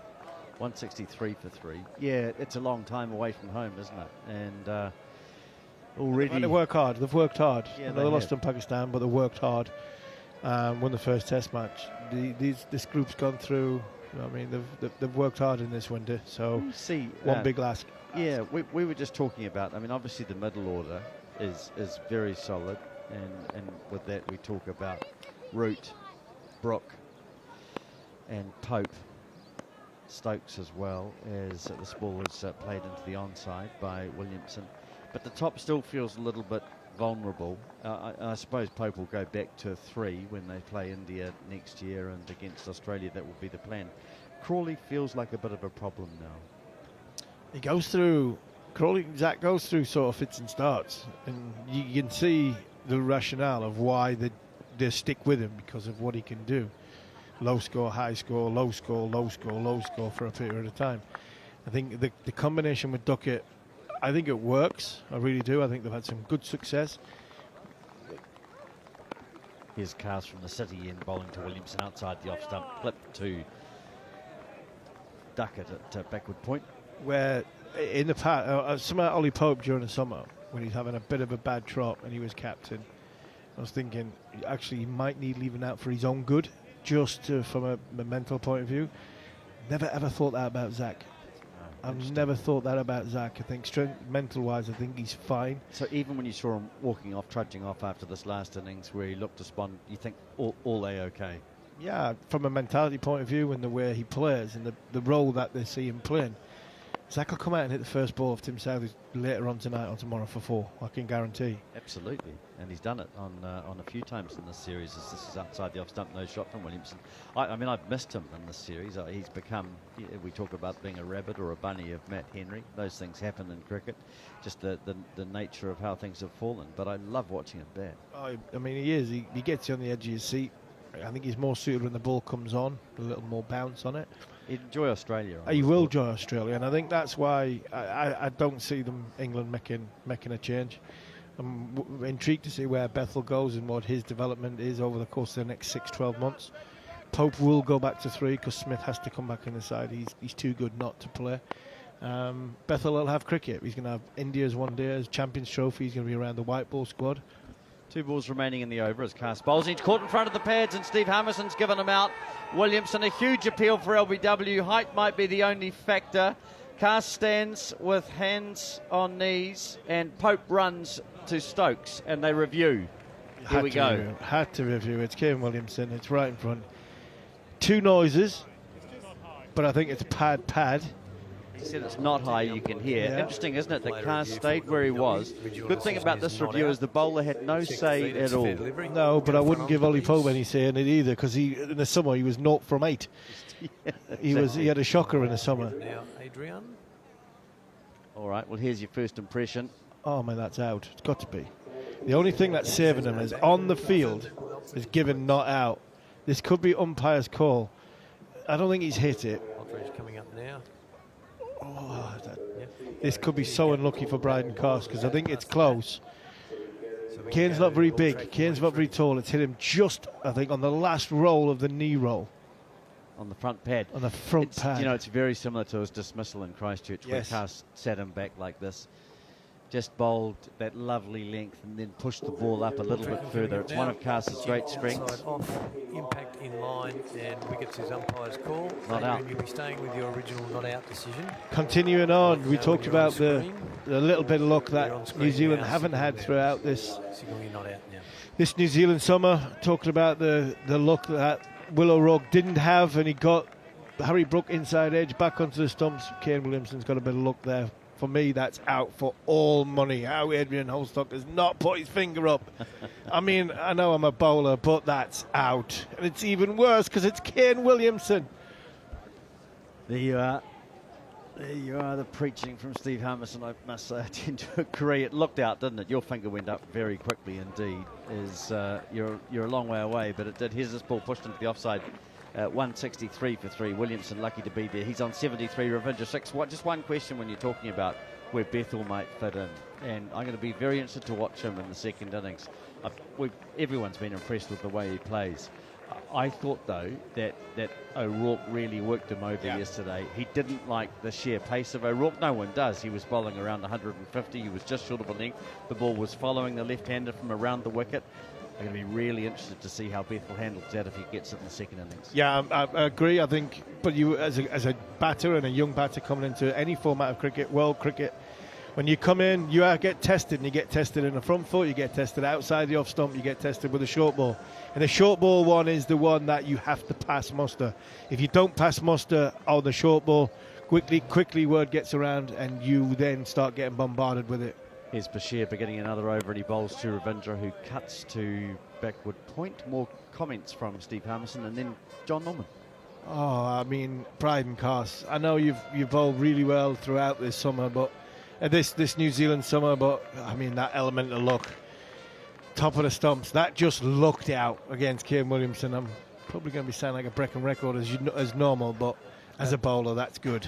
Bashir continuing on the pads of Ravindra, who looks nowhere near the fluent attacking batter who timed the ball so well, hit it hard as well against Ravichandran Ashwin, Ravindra Jadeja and Washington Sundar and the gang.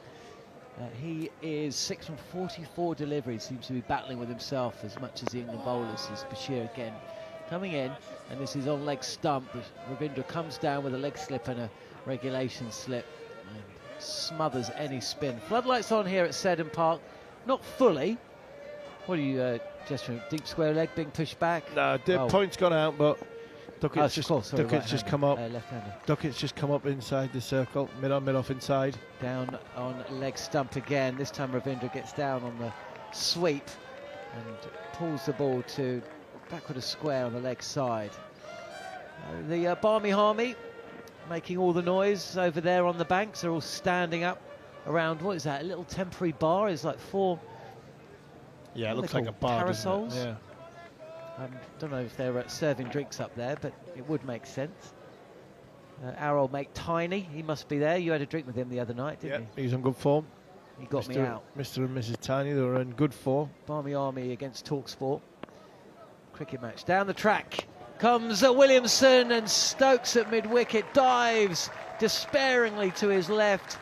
The ball whistles past his outstretched hand and away to the boundary, and Stokes for the second time in the last 6 or 7 deliveries just looks to the heavens in frustration. England feel they should have got Williamson's wicket. The last over, ball of the last over, bowled by Bryden Cast, and Steve Harmison felt it was out. I was at the back of the comms box. I believed it was out, and truth be told, I think it probably should have been given out, actually. Cut away to backward point this time by Williamson, who moves to 77. He's actually upped his tempo. His strike rate was around 50 at the start of the day when he was 50 not out, now up pushing 70. 13 fours in his innings, and I think what's happening is he's seeing at the other end Rachin Ravindra struggling so much. He's actually realising he's got to move the scoring on, because Ravindra's kind of digging himself into a hole very, very slowly.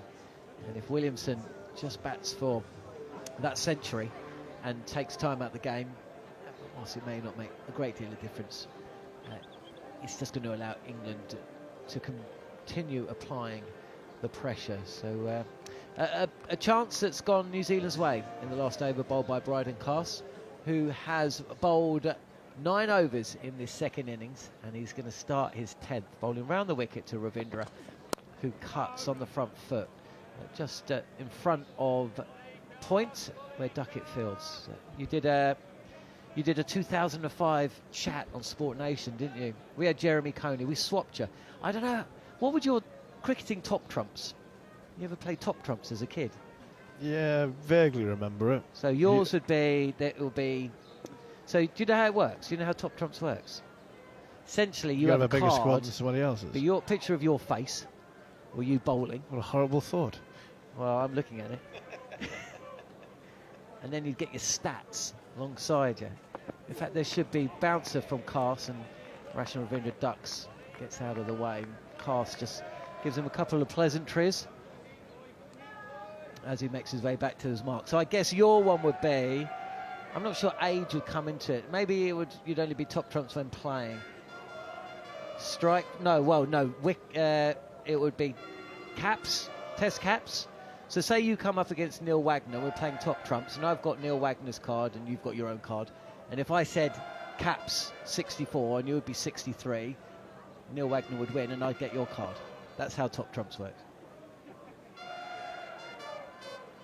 Here is Garth again, and this is driven back to the bowler who half fields, shapes to throw down the stumps, but the ball's not in his hand, no run.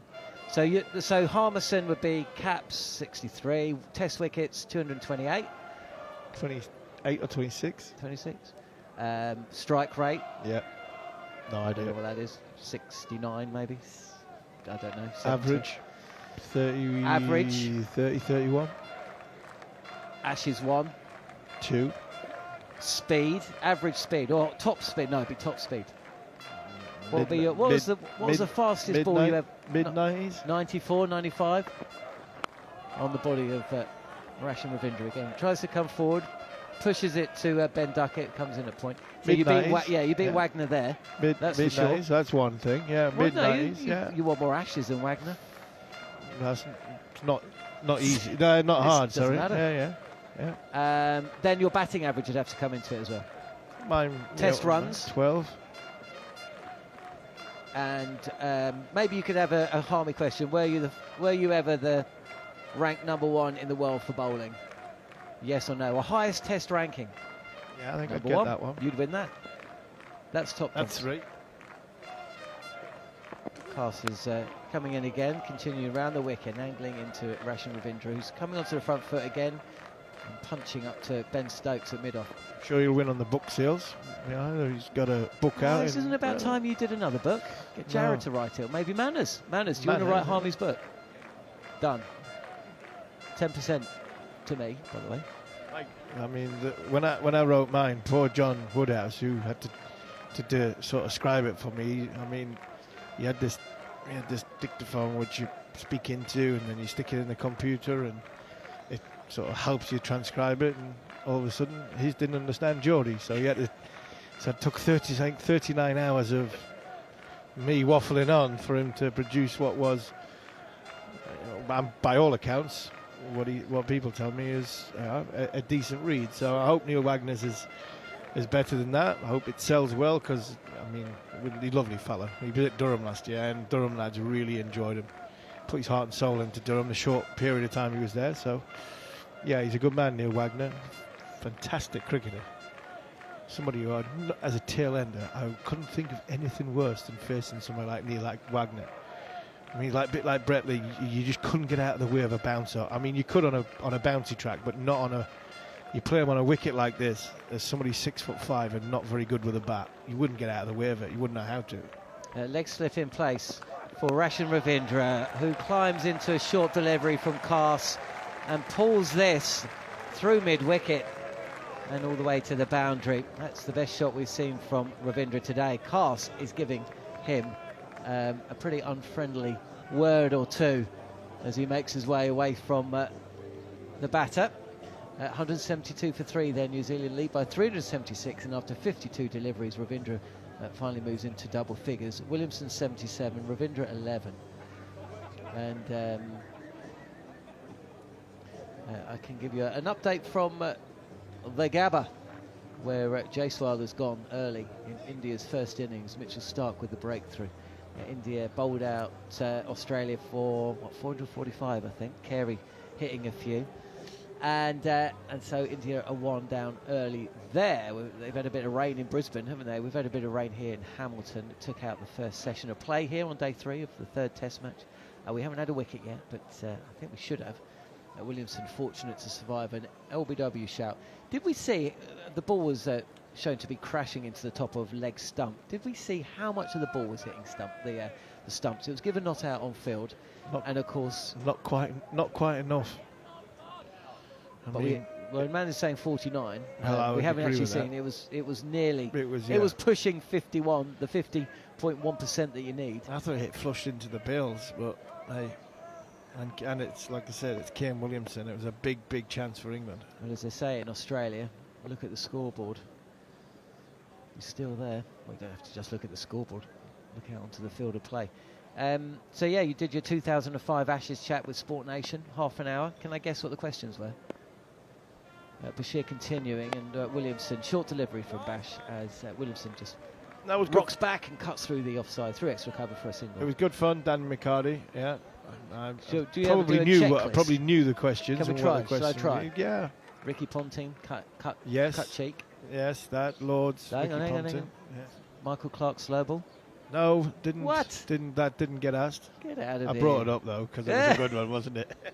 I think Steve Harmison. I'm not sure I celebrated a wicket in my life more than that one. Down the leg side and clipped away, square of the wicket for a single. I was working at talkSPORT then, right? And sorry to make the 2005 Ashes about me rather than you for a second. But I was new to talkSPORT. I'd only been there a year, and it was played in August, wasn't it? So the Premier League had come back into town.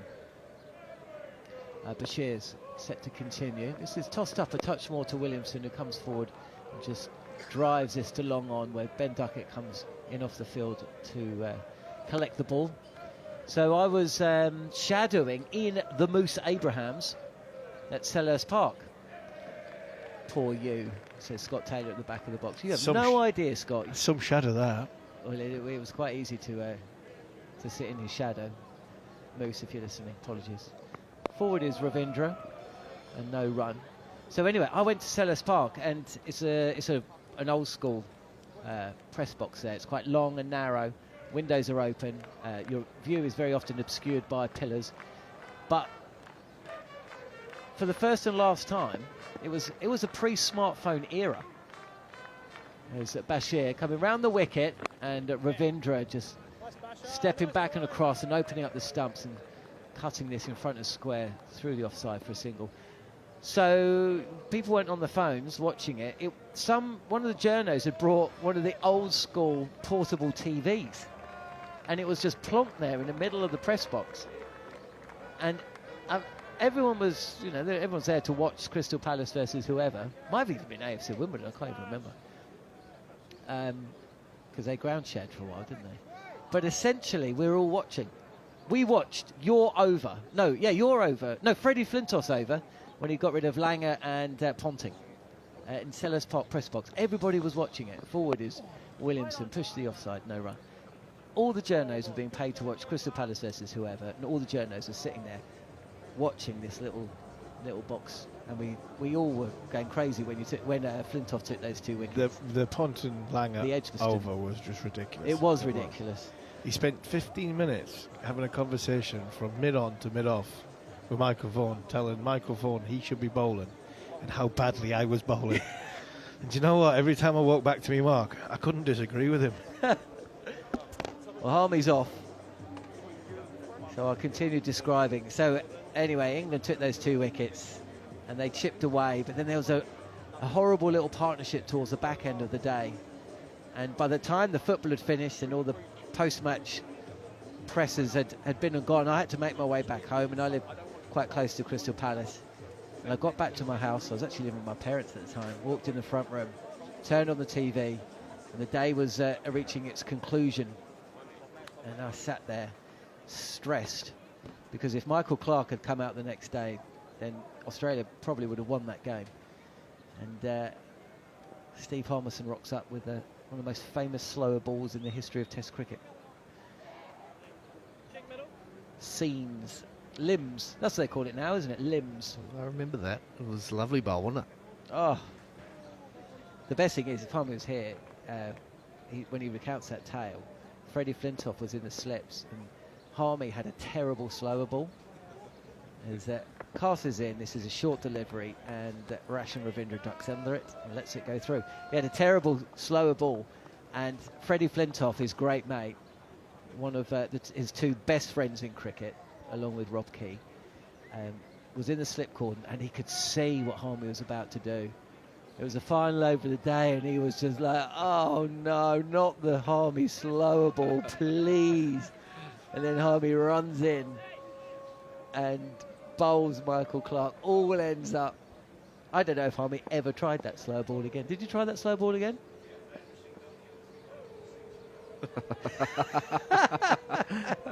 It's cut away by Rachin Ravindra, but it's fielded on the bounce by Gus Atkinson at cover, and he throws the stumps.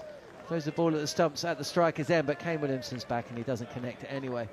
If you didn't pick that up, Harmy's just said, yeah, I tried it 3 times to Mahendra Singh Dhoni in an ODI, and he hit it for 6 every time. It's incredible. That Ashes series, it resonated everywhere. You can't move. Well, you can't move for people who didn't see it or did see it, but even here in New Zealand, so many people have said to me that was their first memory of cricket, really, or was their favourite memory of cricket. It's what got them into cricket. Well, especially at the time when New Zealand weren't going that well. It was the excitement that New Zealanders needed anyway in terms of cricket. Wow. Anyone but Australia as well. Well, right? that's right. Yeah. But it was just good cricket. It was good old school cricket. Well, it was exciting cricket. It was a series that was blessed with 2 teams with personality.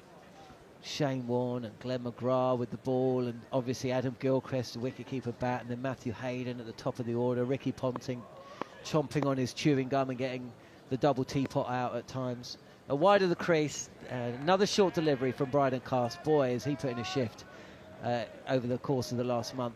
And then England, of course, had Freddie Flintoff, who was at the absolute peak of his powers. Harmy himself, who'd had so many amazing spells and game-winning moments in his career, and he was as good as he'd ever been. Marcus Trescothick at the top of the order, who we heard Neil Wagner speak about earlier today. Michael Vaughan. And then of course Kevin Peterson coming into the side. So it's just characters in both characters. teams. You need characters in all sport. Atkinson is, rather Cast is in, and it's a short delivery on the body of Williamson. Just gets inside the line and languidly pulls this to one of the 2 fielders back with a square behind the back. I think it was Crawley who fielded. It was another run. 178 for 3 then here. New Zealand. Williamson moves to 80. New Zealand lead by 382. The other thing that was so great about that time of Ashes cricket was there was almost rivalries within the game, like Shane Warne, Kevin Peterson, Brett Lee running and bowling thunderbolts, and you could almost sense through the telly that there was actual rivalry there between certain players in the team, and it was exciting. And, it helped that those players were some of the best players in the world at the time. Well, it was the best team in the world against the second best team in the world. Cast continuing, another short delivery. Rachin's, he could have just stayed there, standing upright, and let that ball sail over his head. Indeed, the umpire agrees it's been given as a wide. 179 for 3 here at Seddon Park. It was the number 1 and 2 teams in the world.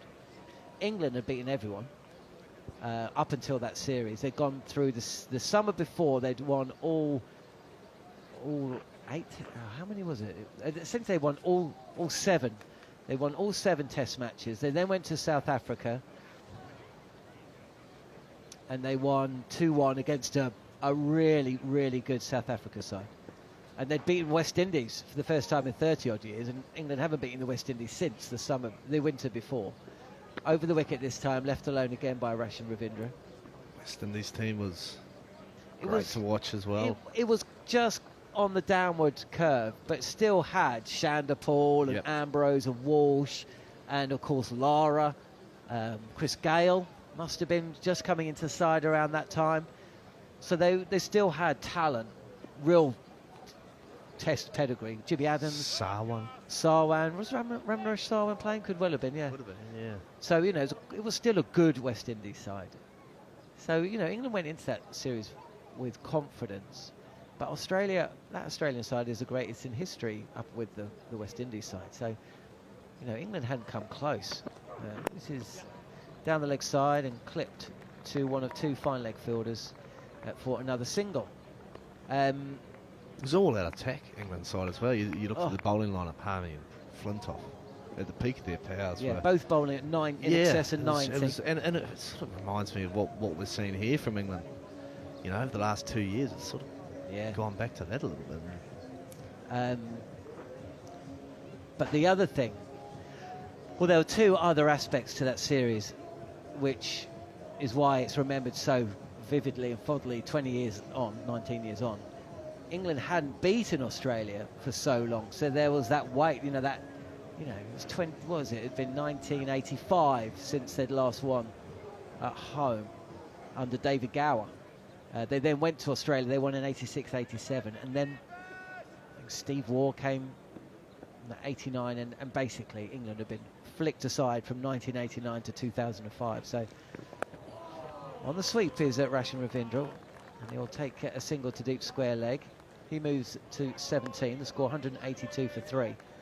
But then on top of all of that, it was the most extraordinary series. You know, Edgbaston, that test match, that potentially changed the course of test cricket in England for the next 20 years.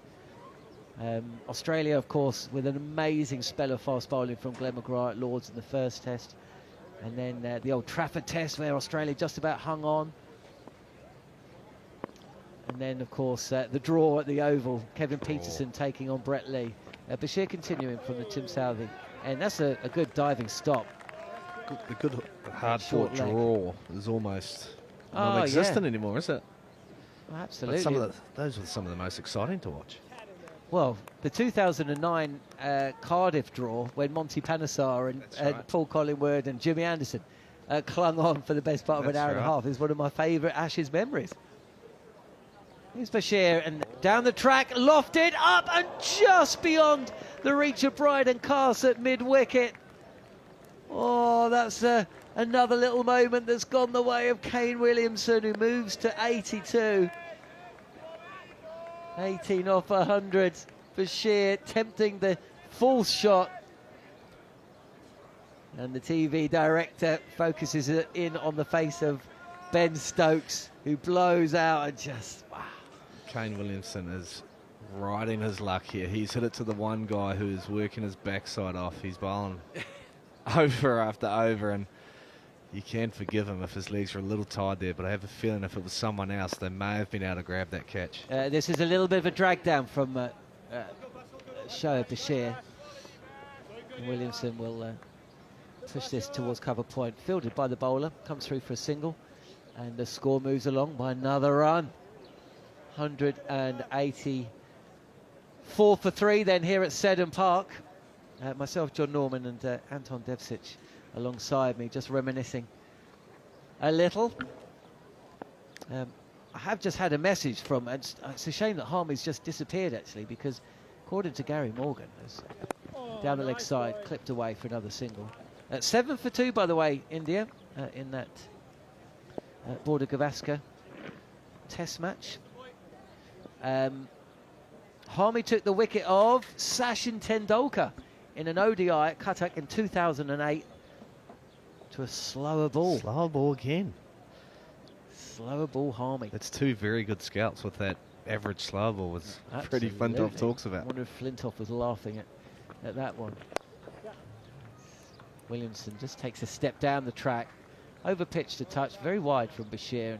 It's almost dragged to Duckett on the long on boundary. Drinks break here at Seddon Park. I could do with a drink. 186 to 3. Katey Martin's here. Yeah, I think I might have a water already, Scott. Thank you anyway. Katey Martin is will be coming in very shortly. I'm still sat here with Anton Devcich. And the game has moved on, not particularly quickly. Truth be told, we've had 19 overs since the lunch break.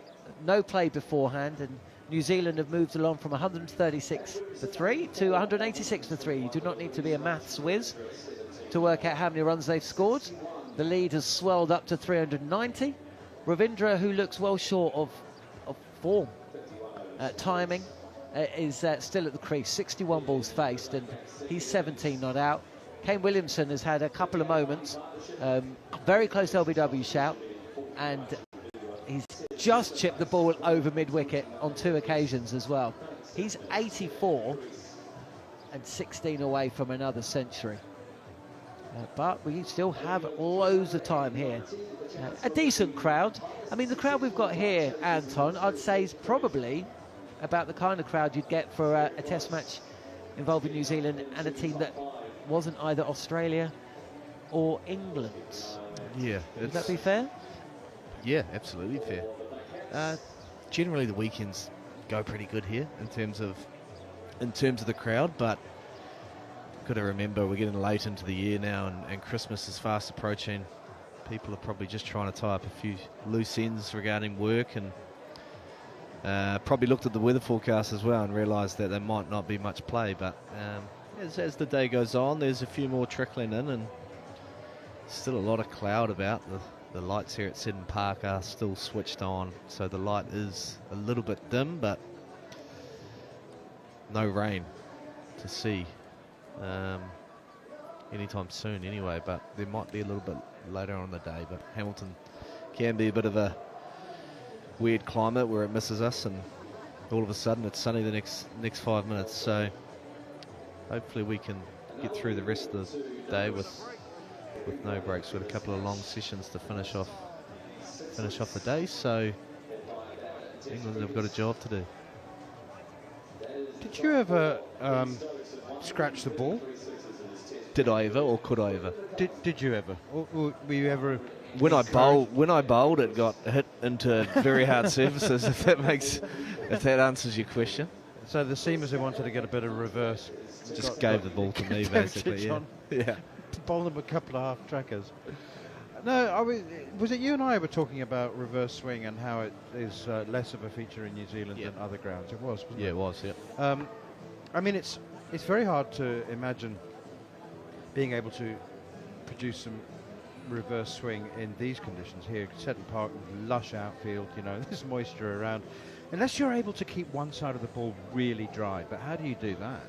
Well, I quite often think this when we go to places like India and Sri Lanka and places like that. I always, whenever I've been there, my hands are just constantly wet, where the subcontinent players probably don't feel the heat as much as what we do, so therefore they might not sweat on their palms as much as us. That's the only thing I can really put my finger on why subcontinent teams tend to be able to get it to go quicker than what I guess touring teams can. But there's no, I don't know if there's a secret to it. It's some teams are just better at doing it. Rahul Dravid once said to me that he found it very amusing that when Senna countries players said to him, "You guys don't feel the heat as much as we do," and Dravid said, "Of course we feel the heat the same. We're all human beings. We just don't sweat as much." Well, he said, "Yeah, we're used to it. So our bodies understand the need, and they've adapted to conserve fluids a little bit more. So they kind of sweat when they need to, rather than us who just sweat profusely." Ben Stokes is into the attack after the drinks break. He comes running in, pounding in to Kane Williamson, who opens the face of the bat and runs it out behind square on the offside. But so in a situation like this, 186 for 3 into the 52nd over, nothing happening, soft ball, no seam movement, and you want something to happen. Tired bowlers. And the umpires are being really, really unhelpful by refusing to change the ball. I mean, what do you do in New Zealand? Like, can you give it a scratch, or like how do you make it start swinging? Down the leg side from Stokes, pull shot and a miss from Kane Williamson. Technically can't, but there are techniques you can do. Obviously, where the bowler's feet land on the popping crease, that's generally the hardest, most abrasive area. So you might go to a Yorker plan for 5 overs and just try and scuff it as much as you can from the footmarks of the bowler. That would be extremely boring to watch, but they're setting themselves up to try and get the ball to do something. Here's Stokes once again, and it's clipped away by Williamson for a single down towards long leg. What about the women's game, Katey Martin? Any bottle tops involved? Not that I know of. I don't think I've really seen that much reverse swing. In the test that I played, it was in the subcontinent, and there definitely wasn't any reverse swing. And I guess probably the length of time in the game as well. The other problem here really is when you try and...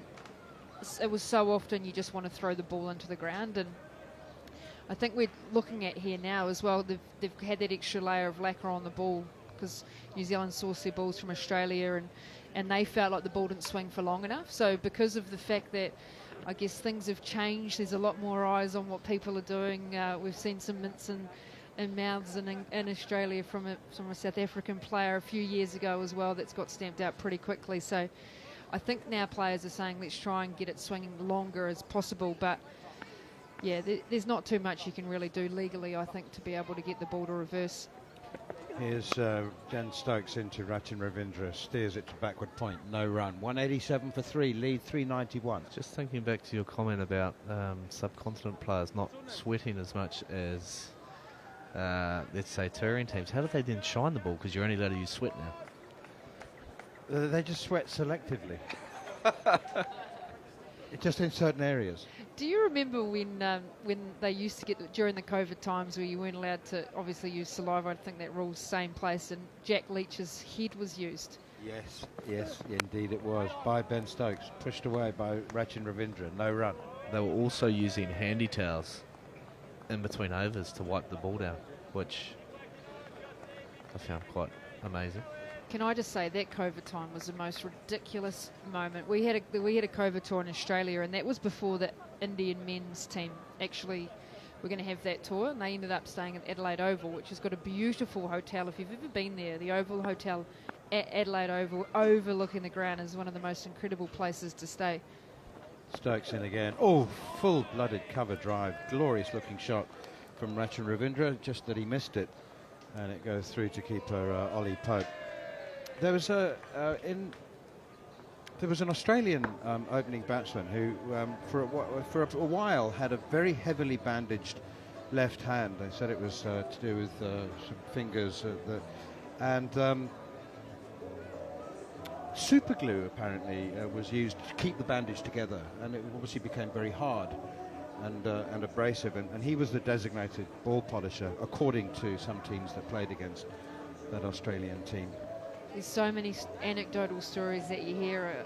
I was saying this the other day, a long, long time ago when there weren't extra prying eyes by hundreds of cameras, the Coca-Cola bottles that had those bottle lids, and there was plenty of Coke drunk during middle of the play and so on. And yeah, look, I think obviously it's really challenging nowadays to be able to, well, it's obviously illegal in the game to be able to do anything in terms of adjusting the position of the ball. And so I think you just rely a little bit on naturalness of what's in your pants, and there's a lot of abrasiveness on some pants these days as well. Zippers. I was going to say that. There used to be a brand of pant that had a zip on the side, which didn't always get used for zipping up your pants. Do you remember those? There was some pants, I think there was some New Zealand one-day international pants at some period of time where down the side they had sort of, I don't know what you'd call it, like not sticky stuff, but it just meant if your hands were wet you could just rub your hands on it. And so that was used a little bit to shine the ball as well. And I think then they worked out, I'm not sure if that was the right material we were allowed to use on pants. You would have played back in, those are the W-Star days, I think. Yep, I remember those. Shoaib Bashir's into the attack, and Williamson drives that one down the ground, fielded by the bowler, no run. Do you know one thing though that used to frustrate fast bowlers? When they didn't want the ball to, the shine to go, and then the captain put on a spin bowler and they thought, oh, here we go, the spinners are just going to absolutely rag because not often spinners really landed on the right place, Devi? That's what the pace bowlers said, so they rough the ball up. Bashir to Williamson on the back foot, punches it into a gap at cover, takes a single. Spinner was never on the drives either, shining the ball, were they, Devi? No, and I had Tim Southey and Trent Boult barking at me. Probably two of the most important bowlers that we've had. Do you remember there was footage a couple of years ago, inadvertent, not deliberate footage of a player being seen leaving the change room at the end of a tea break, emptying 2 sachets of sugar into his pocket. Do you remember that? And the theory was that it was some time after the South African captain Faf du Plessis had been fined for very obviously using a mint in his mouth, so then. And Steve Smith, to his credit, when he was Australian captain, said, we too shine the ball in exactly the same way. Here is Bashir. It's a half-tracker. Rachin Ravindra has been given... he's been given a gift, and he's a man in need of a gift or two. Pulled that away for 4. I was going to say it was a genuine half-tracker, and I don't think he's managed to time it. That's how much of a struggle it is at the moment for Rachin Ravindra, but he has to the boundary, and hopefully he can. Maybe just string together a couple of little singles here and just get this innings moving a little bit. Sorry about that. Shoaib Bashir once again round the wicket to Ravindra. Also short, not a half-tracker, but chopped out towards cover, fielded by Matt Potts, diving away to his right and knocking it on, actually, allowing Ravindra to come back for the second run. So there was a theory that umpires were becoming more vigilant about which players had pockets full of sweets. And they were keeping a closer eye on them. So this player, apparently off his own volition, decided to take matters into his own hand in order to get some sugar onto the field. Filled his pocket with sugar and was attempting to eat it to create some sugary saliva to try and polish the ball. But then he realised that he was unable to transfer it from his mouth to the ball because he couldn't use saliva. So he hadn't fully thought through that as an option. Clipped away now by Ravindra, who keeps a strike at the end of the over. 195 for 3. Williamson 86. Rachin Ravindra 24. It does remind me of a story that I once heard. Look, these are all anecdotal stories, whether there's truth, whether people have put a little mayo on this, we never know. But lip balm was, there's nothing worse cricket season. Your lips get dry after day one out in the field, and a little bit of lip balm got put on the ball, and players used to ask why one player kept kissing the ball. Just that extra bit of lip balm, but... Good luck. Yeah. There is always truth in these anecdotes. People don't just make them up. I mean, the earliest one apparently was John Lever, who used Vaseline. He had Vaseline on his forehead on a tour of India in 77, 78. And I would imagine Vaseline would be pretty efficient at shining the ball. And he got away with it for a long time. Umpires just weren't looking for that sort of ball maintenance techniques. Stokes in again outside the off stump. New Zealand's lead is 399. Well, scientifically, the way you need to be able to get the shine on the ball is heat. So that's why you see players rubbing the ball so much with their hands, because that's the hottest area. And I don't know, Debbie, if you've noticed, some players do put it under their armpits. You see a lot now after COVID times, a lot more red marks under the armpits, and there was just a fact because that's extra bit of heat under there as well. Here's Stokes again outside the off stump, left alone, no run. The armpit thing is the same as when you see players rubbing the ball on their back or using the sweat from their back, because apparently the sweat from your face contains more oils. And that's... How do you know this stuff? I'm repeating what players have told me. I've just sat there absolutely gobsmacked thinking, what are you on? Here is Stokes once again, and that's punched off the back foot towards cover. I promise you there have been players, some of whom may or may not have been named Darren Gough, who said to me that back sweat was better for shining the ball than face sweat. It's true. No, I mean, sorry. I've been told that. That's true. I don't know whether, but and they reckon that purer sweat without any impurities is better for shining the ball.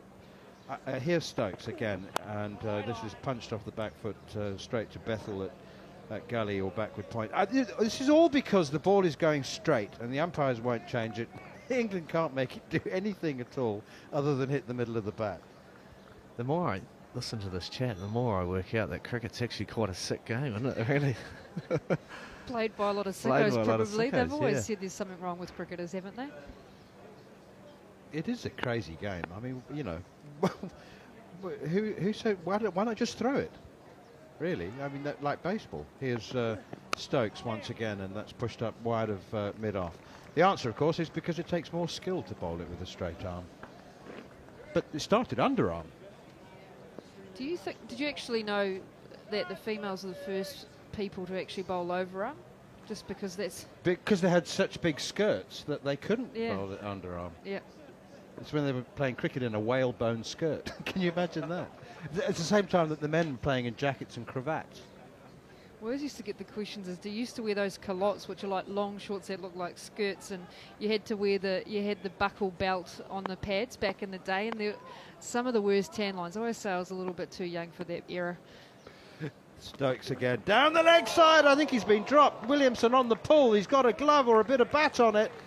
And Pope has leapt to his left and got a glove to it. Adrian Holdstock's the umpire, and he's not signalling anything.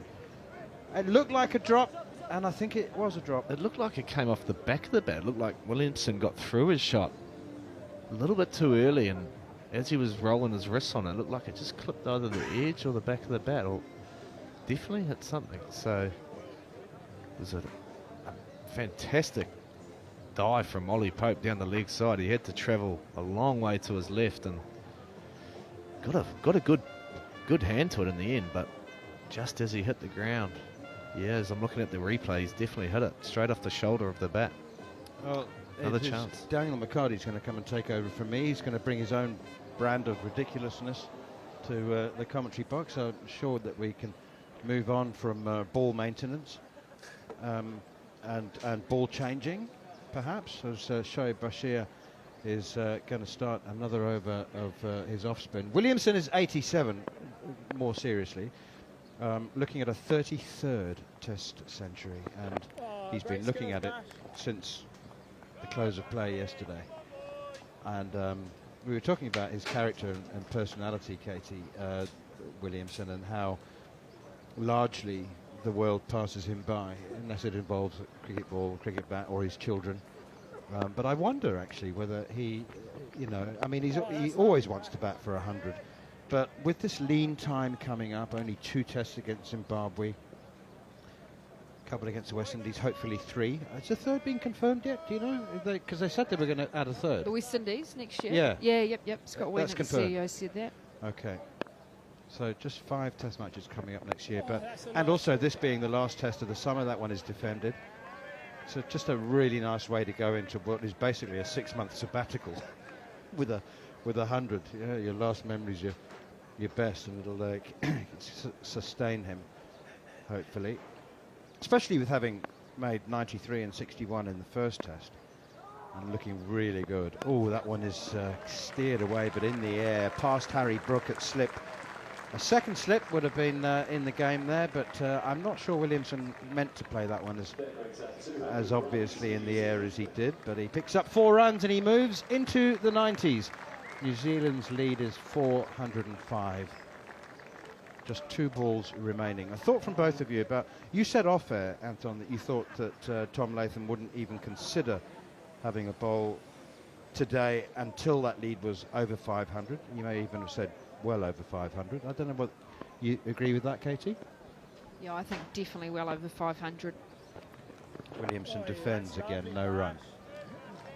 The point I made is the Canterbury mentality is to grind your opposition into submission, and we have a Canterbury coach and a Canterbury captain, and I can't see it changing, and I don't necessarily disagree with it. I think they're in a position where they can. Defended again by Kane Williamson. So what is it about the Cantabrians? Are they rugged? Are they men and women of nature? Are they used to a tough life? Are they? And so they treat life toughly in return. Katey lives closer to them, so I'll let her answer that. Well, I'm a Dunedin girl, so I'm as loyal to the bone as they come. But they're pretty one-eyed, aren't they? They love their rugby, and they're sort of earthy people, I would say. Very brutal, very black and white in terms of their opinions and thoughts on things. And yeah, they're definitely a proud province, but they're a different bunch, I would say. Do you think? Anton's leaving us just as we're getting into some Canterbury bashing. Yeah, it's a real shame. It's a real pastime of New Zealand, isn't it? Always happens, doesn't it? 201 for the loss of 3 wickets as Ravindra drives Stokes, slicing off the back into the point region where Crawley is there to field. How well are they bowled to Rachin Ravindra? They've just hung it wider. They've set the field where he can't cut or drive through point, and they've set the deep square leg field where he can't get the pull option out, and haven't really given him too much to drive down the ground. He scored 23 of 63 balls today, but to his credit, he hasn't gone chasing, especially when that ball's sort of bounced above waist height up towards the breastplate where he's forced through the offside and obviously succumbed a number of times. He pulls up his sleeve without real conviction or confidence through very straight mid-on, past Cast to the fence for 4. But most importantly, I think Ben Stokes has done his hamstring. He is just walking off the field. He's holding his right hand across his face. He looked in real bother the moment he released that ball. He has done his hamstring. He's just walking straight off the field, Katey, and this is worst case scenario. You're already trailing by 409 runs. He's got through a heavy workload in this test. He's bowled well throughout the series, and he will leave left hamstring, it looks like. Straight away, looking at Brendan McCullum, who's been sitting down in front. He's just got off his chair. He's just walked slowly into the changing room. I've got no doubt he's going to console him. He had his hands in his head. He is limping off with his hands on his hips now. Just the agony, the frustration. He has been so lion-hearted in terms of this test match. The amount of overs he's bowled between here and Wellington, and we know it's such a big year coming up for England as well, with India and the Ashes, being the captain, and he's desperately wanting to be able to be available for that, and he's given up so much cricket in terms of lucrative opportunities to make sure he's ready and available for this test, or for his test career. So it's such a shame. Well, he spoke so candidly and openly about the impacts of the injury in Pakistan, and how he wasn't great company, and apologised to his teammates for a dark mood that he did have as a result. And you just feel for the guy. We know how tough he is. I did ask the English management after the first day, how do you feel about him bowling so many overs as he did the first day, and any feedback? Don't think he's great at, I'm fine. That sort of tough mentality that he brings. Wonderful contributor, fighter, just a fine player, and no one likes to see that. Probably a few Australian fans are chuckling though. So we're going to have a change of bowler and a change of approach. Jacob Bethel, the left-arm finger spinner, is coming in. I don't think he's bowled yet in the series. I'll look around. First bowl international cricket.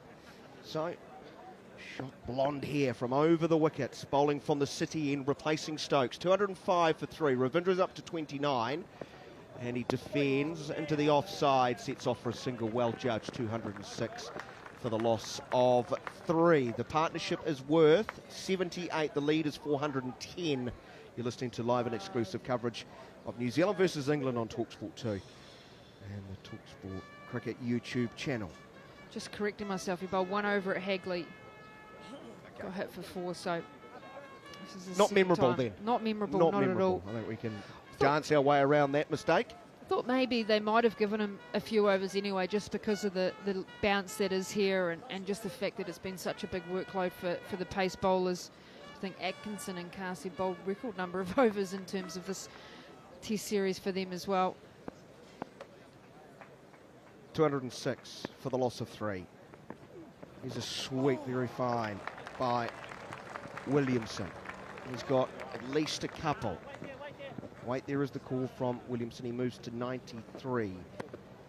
I read something somewhere that Katey had bowled 151 overs in the last couple of months, which probably is now up to probably 160, and it's the most that he has bowled in his domestic season. He had obviously some time away in terms of being suspended, but again, you can just see him out there. He was cramping on day one, and it is a big workload. The humidity here as well can take it out of you. Around the wicket, bowling to Williamson, into his pads. He sweeps away down towards Crawley. An ooh and an oh from the bowler, and right off the middle of the bat. So Williamson moves to one more than he made in the first innings in Christchurch, now 94 of 136 balls, 209 for the loss of 3. And just a little bit more edge after seeing Ben Stokes leave the field, if you're just tuning in. After bowling to Ravindra, pulled up lane, left hamstring it did look like, and he just walked straight off the field, and his face like thunder. But wider of the crease from over the wicket, Ravindra comfortably forward, driving through the offside for a single. He's up to 31, 210 for the loss of 3. The game was New Zealand grinding them into the ground. The game was sort of drifting along. I'm sure you've all been talking nonsense here. We're having great fun on Sport Nation, the New Zealand radio. That's the end of the over. We got a very odd message into our studio. Yeah, what was it? I didn't know that you actually had talk back through. That's great. No, just people sort of message. Yeah, right, okay. Message in. And I think his name was Keith. Had a message for Smithy. Was this a legitimate Keith or a made-up Keith? Well, no. We tracked the number. He calls himself Keith anyway. Yep. I can't verify that. But he said to Smithy, here's a bit of trivia for you, Smithy. On the day you scored your first Test 100, which was against England at Eden Park, don't ask me for the year, but I think it was in black and white. I was having my wedding day. Yeah. And I made the wedding party stop having the photos to turn on the television to watch you get your 100. Wow. But she starts a new over, dragging the length down. It's cut away to the fence for 4. Through backward point. Ravindra to 35. She's been pretty tidy, but Ravindra, a fine player of spin, moves to 35, 214 for the loss of 3. Keith, though, then dropped in the very important information that the marriage didn't last. Oh, that was fair. It was kind of a red flag, wasn't it? Do I dare ask what Smithy's response was to that? Well, Smithy took a role of marriage counsellor, and then made Smithy was a marriage counsellor. Yeah, on this occasion. Whether or not a good one, only time's going to tell. A share from around the wicket, past umpire Raza from the broadcasting end, much better, quicker through the air, straightening a touch, defending his Ravindra. We did ask for other instances when someone has scheduled a wedding on the day of a very important sporting fixture. Yeah. And my lord, we were inundated. Very poor planning. Here's a slog sweep and a powerful one. Away by Ravindra. I think that's gone all the way. Gee, he's belted that.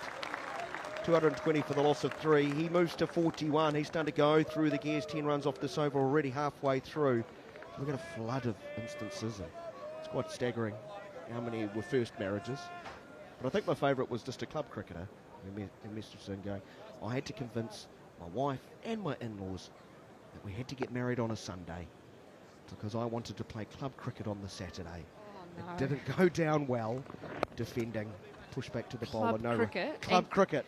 And go and obviously go to the club rooms afterwards because that's why you play club cricket. Exactly. Prioritise club cricket over the wedding. I think the message finished. Didn't care. I got a fifer. It's all that matters. Very wide of off stump, spinning further away, left alone. So that was the highlight of the weekend then, was the fact that he got a 5 on the Saturday. Not married. But I priorities. Guess if you're in that situation, right, you've gone, I'm too deep as his wife because everyone's ready to go for this wedding. If I say no now, if I pull out now. But she is going to finish the over with a good delivery on off stump, push by Ravindra, no run. Imagine, I pull out now. Everyone's there for, at least I'll have a great party, and then obviously let's give 6 months until the divorce papers come. And have you ever seen, you get reasons for divorce? What is it? Oh no, I'm going to get the word wrong here. Do you want to write it down? No. Dunedin education. Here we go, Dunedin education. I did go to the school with David Bain. I mean Daniel Loader. Oh, no, both of them. Both. Go with Daniel Loader. What's the word? Well, it starts with an I. You're not erect. Feeding her. Half fully on the pads. Irreconcilable. That's it. Irreconcilable. Yeah. Harmy, the linguist out the back, had that.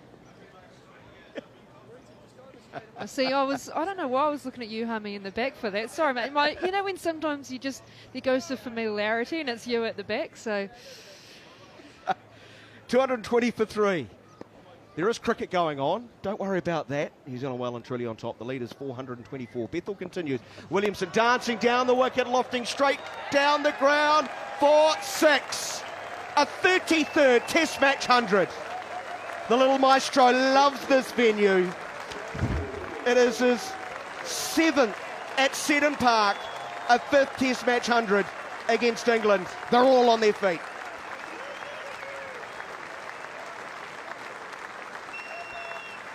He is the heartbeat of this New Zealand batting side, isn't he? It's his 5th Test in a row at Hamilton where he scored 100. He loves this ground, averages over 95 here. You sense in the last 20-odd runs it's been a build-up of pressure. He's increased his impetus out in the middle. Some half opportunities, but a glorious shot down the ground to bring up the 3 figures. Half of Hamilton is here because he is a local boy, he's an ND boy. He's someone that you absolutely cherish watching. Bethel bowls, he defends to the onside, just forward of square. 100 with 14 fours, 1-6 of 137 balls. Striking at 72. Very good scoring rate with minimum of fuss. And he's got the start and gone on. And he wants more. Dances down the wicket, hits powerfully just to the right of Bethel, who reacted quickly. He's good in the field, Bethel. Moved swiftly to his right, but the ball was just past him. And out of the fence for 4, straight back past the bowler, and the umpire has to get out of the way. New Zealand scoring much more quickly now. 230 for 3. The lead is 4-3-4. 100-run partnership just like that, off 102, off 168 balls, Katey. You just get a sense now that they're looking to try and target Bethel. They bash him out of the crease, and it means it brings another pace bowler back, the tiring pace attack as well. New Zealand 434 in front. We said they want probably at least 500. I think it'll be more north of that as well. Quicker through the air, angled in towards leg stump, just turned around the corner to fine leg. A run takes Williamson to 105. When you think about Kane Williamson, you probably grew up in the era of Martin Crowe, you know, arguably New Zealand's greatest ever batter, and we've been fortunate now to see once-in-a-generation player in terms of Kane Williamson. And as a player, when you get to play with those guys, the once-in-a-generation players, those that are always just the echelon above anybody else, the greats of the game, it just helps you so much as a player. Bethel over the wicket to Ravindra. Plenty of bottom hand as he drives powerfully through cover for a single. 232 for the loss of 3. Well, I don't think there's much argument now if you're just looking at sheer numbers. Weight of runs over a long period of time, 33 Test hundreds. Like, he's going to end up with 10,000 Test runs if he wants to carry on. Of course, New Zealand don't play a lot, and I know you and Manners are talking about 5 Tests in the next year. There could be 7. I know New Zealand cricket's working on getting another 2-match series away from home, but he's turned down a central contract. Kane Williamson, he'll pick and choose when he plays in T20. We just don't know how much he's going to play. But if you told me a New Zealander would get anywhere near that number when I was young, pushed into the cover region, no run, no, that stuck it across to his right, he fields. I told you you're bonkers. Mad. I did actually get asked this question the other day. It's the end of the over. If I thought Kane Williamson would retire, and I said, well, why would he retire? To think that he's got to... Like, every Kiwi's dream is to be able to not just only play at Lords, which he'll get the opportunity to do so in a couple of years, but also in Australia. 4 Tests. So, and that is massive. Like, a Boxing Day Test is on so many players' bucket lists. And he was captain of the last tour where there was high expectations and New Zealand faltered badly. Surely that might be in his mind. Here's the chance for me to atone. Don't have the pressure of being captain. Agreed. And I think it would surprise me if New Zealand did look at selecting him for the T20 internationals. We saw the T20 men's T20 World Cup in America and the West Indies, and how much they struggled there, and whether they'll look to continue just to refresh that side. Bashir continuing his 15th over, beating Ravindra through the air as he's dancing down the wicket, but Ravindra has such great reaction. He sort of hesitates, waits, lets the ball pitch, plays with the spin, punching through point for a single. 233 for the loss of three. Sorry, didn't get picked up on the IPL, did they? So he's sort of missing out maybe on those. He's in the SA20, yeah, isn't going he? to South Africa. So that's a big reason why he also turned down a New Zealand cricket contract. So he'll be there in terms of that. And then maybe, I think he's playing county cricket, is he, this year, next year? Because his strike rate in T20 has been sort of tracking backwards in an age where teams looking for 160, 180, aren't they, as far as strike rate? 233 for 3. He defends from the crease, straight back to the bowler, but 33 test hundreds. And Gary will point this out. England were very lucky in Christchurch. Over the last few years, his conversion rate, after he gets past 50, is staggering. So to see him not reach 100 after getting 50 twice in the same game, so unusual. He is just a machine. The serene one turns another one through the onside for a single, 234 for 3. The lead is 438.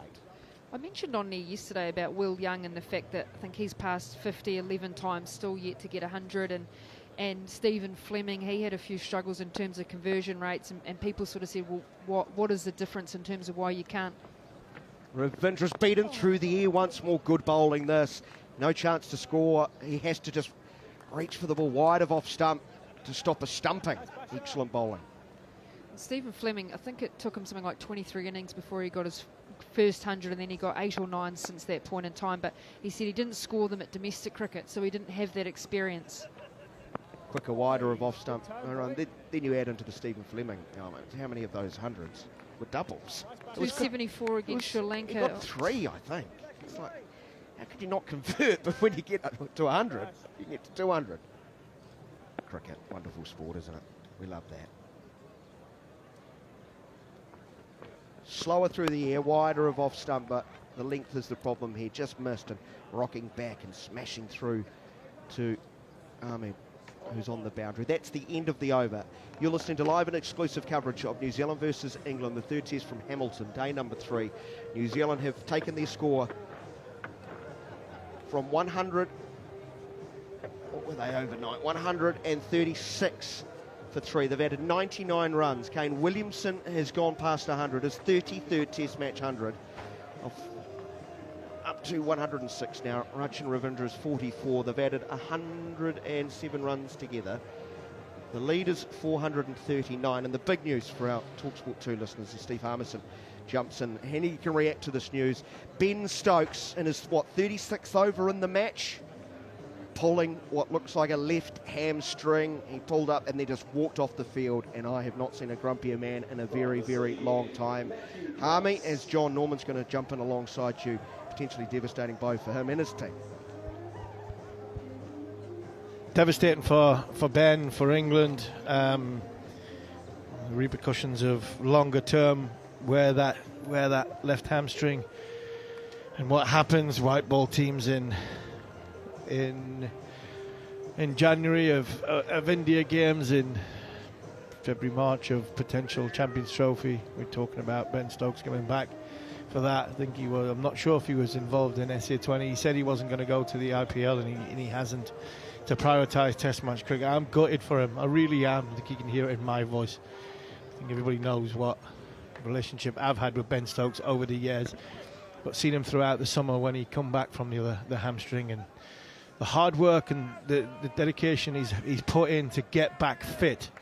And I mean, when I didn't see him in Pakistan. I seen him in New Zealand for the first time over the course of this winter, and I was amazed. $1 million. The first thing I did and said to him is, "You look $1 million," and the way he's had to work to get back from that hamstring he had in the middle of the summer for the Superchargers, and now to go and do it again.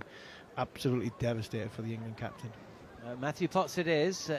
He's coming into Rachin Ravindra, who's 44 from 88, so getting a strike rate of 50. He's really seemed to be struggling with his form, timing, his own body really for much of the first portion of his innings, but getting into his work a little bit better now. But the story is Kane Williamson, 106 to his name.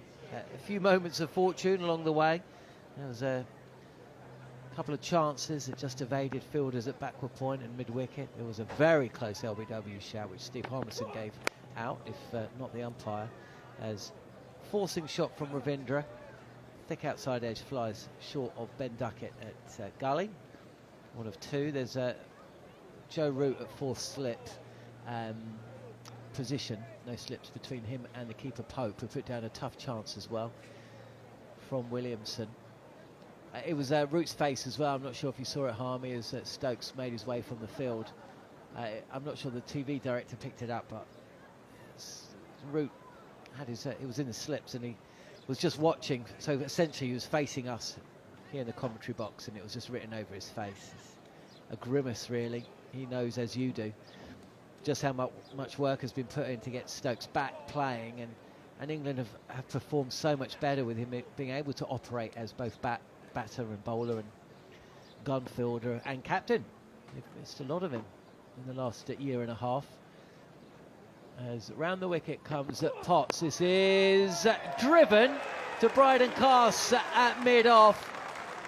Rachin Ravindra gets a send-off from the bowler and his innings comes to an end. New Zealand have lost their first wicket of the day here at Seddon Park. 235 for 4, a lead of 439. Ravindra trying to whip a full ball through mid-wicket and he's just slapped it to Cast at mid-off. Yeah, poor shot from Rachin Ravindra. Good work from Potts coming back on. He's bowled a ball into the channel like the rest of the bowlers, looking to get Ravindra out, to set the field outside off stump, for try and get Ravindra to play in that area. And Ravindra's tried to hit him onto the leg side and didn't quite, flamingo style, didn't quite get it on top of the bounce, head going forward. And he's just with a sort of flick of the bat's twirled in his hand as he's made impact with the ball, and it's gone completely in the wrong direction, or the opposite direction to the direction he was trying to hit it. So that for me tells you he's so out of rhythm and so out of nick. He's managed to get to 44 of 88 balls. He has worked hard to get there, but that shot there, John Norman, 6 months ago, playing in the top of the form, or even when we was playing in India, he would have belted that over the top of the leg side, no problem whatsoever. And it just shows in this series. And what this game does to you when you're not in nick, you really have to make sure when you do get into a bit of form, you cash in, because Rachin Ravindra looks, from a tempo point of view, he looks all at sea. He does, and that's the end of a little bit of a soggy and sorry series for Ravindra. A lot of hype coming into this series after we saw commentated on his exploits in India. He performed well against Sri Lanka in a losing cause, and also against Australia, and hit big numbers against the SAD team, South Africa D team, that toured here last year, but hasn't quite got it right. It was a little sad to see at stages, but I mean, New Zealand's still in an incredibly strong position. England will be set a world record target, or a target if reached will become a world record, 439. Daryl Mitchell, the new batter, at the crease with leg slip and Harry Brook at wide first slip. There's a short mid-on. Rayan Ahmed's on the field at a catching mid-wicket as he comes forward, Mitchell, and pushes this back to Matthew Potts, who's now bowling over the wicket to the right-handed. New Zealand at number 5. There's also a mid-on and mid-off point. And Shoaib Bashir is at backward square leg. Anyone hoping for some fireworks, I think, will probably be a little bit disappointed, because I think Mitchell does take his time to get going. He can be very strong and powerful. I take it back. He has just creamed his second ball up and over Bryden Cast at mid-off and away to the boundary for 4. So clip that up and play it back to me at the end of the day. Yeah, he's coming ultra aggressive, Daryl Mitchell. First ball he had a look at, next ball he's tried to hit over the top. I must admit, John, 443 in front, with the clouds the way they are. I mean, yes, you want as much time as possible, and you talk about a mad sort of half an hour here before the tea interval, but it'd be a good time to bowl. Over the wicket again to Mitchell on the pads, who comes forward and pushes this to Rayan Ahmed on the field for Ben Stokes, who, if you're just joining us, well, I hope you've had a good night out. Just rocking in on a Sunday night at 2:30 in the morning. Yeah, how sober you're up. Ben Stokes, England captain, has walked off the field with a hamstring injury, which might keep him out for the foreseeable future. That is a sobering thought if you've just come in, if you're a cricket fan, at 3 o'clock in the morning. Yeah, put down the water. You don't need it anymore. Get yourself to bed. You're up in 5 hours. I imagine you weren't the type that stayed up all night listening to the wireless as England played overseas, Harmy. No, but I probably was coming in at this point in time on a Sunday night. Still do. What are you talking about? Yeah, it's when still I was, the case. I'd like to say when I was 18 and 19, but it was actually when I was 15 and 16. Yeah, well, we may have grown up in different parts of the country, Harmy. Lived a similar life in the early part of it. We did. Your story the other night, by the way, I had to tell you to stop telling it because our producer Scott looked like he was about to faint. Yeah, I don't want to really go down that We one won't again. go down it. No, absolutely not. Williamson's still there, by the way, ever present. 106 to his name. 20 Test centuries at home, Williamson, as he pushes this to point. It's 8 more than his the second best. Ross Taylor with 12. And he's still got a few tests to come. Although New Zealand don't play a great deal. Comes forward. It's Bashir bowling from the Tim Southey end, and Williamson takes his gloves off after pushing this ball back to the bowler. He's just doing a little work to his bat handle. Yeah, just a little bit of maintenance. What have we got? Half an hour till tea time. And I would imagine, Williamson won't come out of second gear. I think everybody else, if I was New Zealand, I'd be wanting to come out of second gear. And looking not long after tea, if these clouds are still with us like this, I'd be looking to have a bowl. I really would. Said Steve Harmison, hopefully. As Williamson playing in his crease, pushing this to the wide of Matthew Potts, who's claimed a solitary success today, mid-wicket. Bashir continuing. He's in, he's passing on. This is very wide and edged by Williamson. And it's gone to the left of Root at first slip. Brook at first Actually, slip. Brook at first slip. And Brook was expecting the ball to go to his right, thinking that possibly Williamson was going to cut it. We saw a ball go to the right of Brook a few overs back, but instead this has actually gone to the left of Brook, and he slipped as he's tried to make his way back to the ball. And has that gone away to the boundary, or was it cut off? Cut off. So 2 runs to the score. Williamson's still on strike. It's been a good innings, but it's been a touch flighty today. Cut to backward point this time from the blade of Kane Williamson. He's had, it was a very close leg before shout. Bryden cast bowling. You gave it out. And went upstairs, and a lot of the ball was going on to hit leg stump, but not enough to overturn the on-field not-out call. We've seen a drop behind the stumps by Ollie Pope, really tough chance, diving to his left. We've seen that opportunity not taken by England. Forward this time is Williamson, punch back to the bowler Bashir. Seen a chance go over the head of backward point, and one go over Bryden cast at mid-wicket. Not a chance, but essentially went very close to the fielders. So, the moments have gone Kane Williamson's way. And, of course, he, like all good batters, have made sure that he's taken advantage of that. Yeah, absolutely. He's done, in his illustrious career so far, 33 Test match hundreds. I would say it probably wasn't one of his most rememberable from the fluid and the movement and shot execution, but still means exactly the same. And here comes Matthew Potts, Daryl Mitchell, who crashed the ball just about over mid-off in the last over. Just glanced at this length delivery on the pads, and he's done so fine. There is a leg slip in place, but it's gone well wide of Joe Root. Bashir is quite square and can't come around to cut this ball off. it hasn't been one of Kane Williamson's most fluidest, but I tell you what, it just shows the strength, the mental strength of the man. that once you get in and you get to 50, the ability to go on to get the 100 and the big score. It's been a phenomenal career at that. Potts again, expansive shot from Daryl Mitchell, loses his body position completely. There's a little question actually from Ollie Pope to Harry Brook about whether Mitchell got a little outside edge on that, but no. I'm not predicting anything ever again, by the way, after calling a slow start to Daryl Mitchell's innings after one delivery, only for him to then crash one over mid-off's head for 4. This is the right thing, though, from Mitchell. Mitchell, I mean, you will not get any better bowling conditions than what this is right now. You've just seen the England captain walk off. England psychologically have gone. And I think it's important now to cash in before the tea break.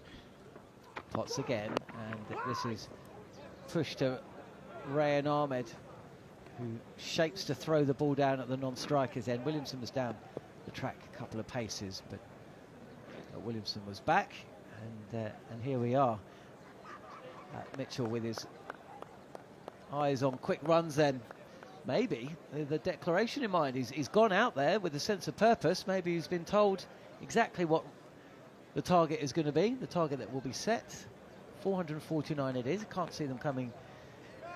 I can't see them giving England anything less than 500. And of course, you only have to go back to Wellington, where they were kept in the field for a long, long time. In terms of the runs, was it 533 they were set in the end, New Zealand? 583. So, you know, they'll be in no real hurry. But maybe we'll be seeing them bowling for an hour and a half or so later today, as Mitchell's forward this time to Potts, and it's pushed to Bethel at mid-wicket. We've seen a bowl a couple of overs because of an injury picked up by not Steve Harmison, by Ben Stokes. Hamstring, or a harmy, as I called it off air. He's pulled a harmy. Pulling a harmy, what would that mean? Ordering 2 beers at once? That's usual round. That's what I mean. Pulling a harmy. I'm not sure I'd be pulling a harmy 2 rounds now. Defended by Mitchell, back to the bowler. You don't often. Daniel McHardy said that Ben Stokes looked as grumpy as he'd ever seen any man. You were a bit grumpy when you turned up at that bar in Wellington, so to make you feel better, you'd basically been made to walk a lot further than by the producer Scott Taylor. I mean, when you say it's just round the corner, I mean, it wasn't. You weren't expecting round the corner up the hills, not hills. I was whistling the Sound of Music for about half a mile. Once again, this is pitched up, and it's pushed back. Really, it's a defensive prod. Matthew Potts might have got a finger to the ball. It's deflected onto the stumps, but Williamson is behind at the crease at the non-striker's end. Yeah, you weren't happy. Do you remember Goffey's face when his Nando's didn't turn up? I tell you what, when we do the commentary from back home and you put in the order for a 10-strong team and everyone's Nando's turns up apart from Goffey's, you don't want to be anywhere around here. I didn't rub it in, did I? I mean, I had sauce from ear to ear, and even asked them to pass us the napkins, didn't I? Coffee, do you want a couple of me chicken wings? Yeah, you'd ordered, well, as is customary, you'd done a harmy. You'd ordered 2 courses, and you got both of yours. And Goffey was on one of his feast or famine. He was on air at the time, though, wasn't he? That's why he didn't get his. Bashir's going to continue bowling, and Williamson props forward, clips us to square leg, and sends Daryl Mitchell back. Yeah, he wasn't happy. Stokes, though, I mean, how long did he miss when he picked up the hamstring injury playing in the 100? I mean, he missed a whole series, didn't he? He missed 2 series. No, he missed the Sri Lanka series, I think. This time Williamson just plays back and pushes this through extra cover. There's no fielder there, there's a mid-off. And Gus Atkinson at deep point has to run round to field. Williamson moves to 110, Mitchell's 8 not out. 247 for 4 here at Seddon Park. Missed the first Test match against Pakistan, didn't he? So, as every cricket fan knows, he got injured in the 100. So he must have got injured in August. I'm not sticking the boot in or anything. Injured in August, missed September, and missed the first game in Pakistan. That's right, he did miss a test against Pakistan, defended by Williamson again. He's certainly not seemingly, he's not changing his approach to his cricket since the dismissal of Rashan Ravindra. So that's 8 weeks. 8 weeks, so let's, I mean, it's guesswork slightly, but where are we now? I suppose England don't play a test match until Zimbabwe, end of May. He's not playing in the IPL. Again, forward is Williamson. And, again, defensively played to a ball in and around off stump. Fielded by Bryden Carson. Short mid on. No run. So essentially, I mean, is he available? I lose track of what he's available for in terms of white ball cricket. Is he? He's available if Brendan gives him a call for the 50 over stuff down the track, but still played defensively by Williamson. But I guess that call won't come if he's playing in the SA20, which is February. Would he be back for that? Manners, when is the SA20 start? Is it that? January the 10th? I thought it was kind of February time. Okay, the 10th to the 10th. Backhand cut in front of square. Another run from the bat of Kane Williamson, who must be approaching Harry Brook at the top of the run scoring list for this series. 111, 248 for 4, the lead to 452. Yeah, so that takes him till February. I think all England fans were probably hoping that he would come back for Champions Trophy. Brendan asked him, and I think he probably would, but I think that might be too much now. I think that could be out the window. So, I mean, it's a big blow for England, but it's a huge blow for Stokes because of how hard he's worked, and you know, you've seen the leadership qualities he has with his team, and that's not knocking against Ollie Pope of what happened in the back end of the summer or in obviously the first whenever he was captain. But England are a different team when they've got Stokes in it, and it's so unfortunate. In this situation, though, game situation, 452 ahead are New Zealand, and I come back to the fact that yes, I'd want the wicket to deteriorate, and I'd want a bowl on a wicket which is deteriorating, and that maybe takes you into tomorrow. Williamson going well, Mitchell going well, but these overhead conditions on a flat pitch when it's red hot. I mean, this wicket will be flattened out. In these conditions, if you were bowling brand new ball, I'd expect to make inroads. Matthew Potts in, driven on the up by Williamson, not only on the up but in the air, and it's well fielded at mid-off by Bryden Cast, diving away to his right. Just a solitary slip in pace now. It's been a day of hard toil, a very long session between lunch and tea, with the morning session having been washed out here in Hamilton.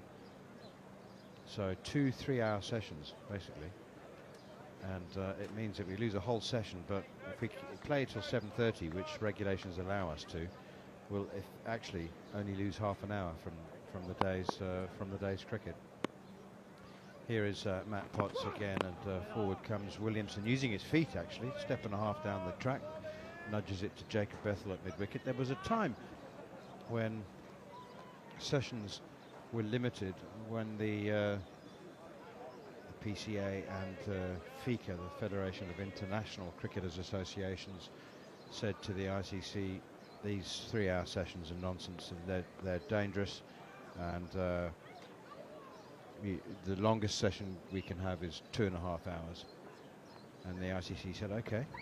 That lasted about 12 months. Steered away by Williamson down towards the third boundary. Zach Crawley does the fielding. The ICC came back and said, right then, how do you plan to keep the sponsors and the broadcasters and the advertisers happy with the fact that... So they said, okay then, all right. Well, we want an extra drinks break then. ICC said, all right then. You can have an extra drinks break and we'll play 3-hour sessions. And that's why we lose 7 to 10 overs every single day of Test cricket. Here's Matthew Potts once again, and Daryl Mitchell nudges that out on the onside again to Jacob Bethel, and there's no run. Do you remember? There was a time when I was covering county cricket. I mean, this was the most extreme example, but there was a time when you had to bowl the overs. Yeah.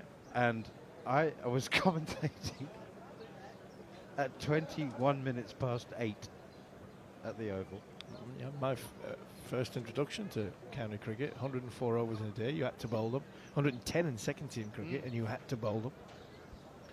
Here is Potts once again, and a swing and a miss from Daryl Mitchell.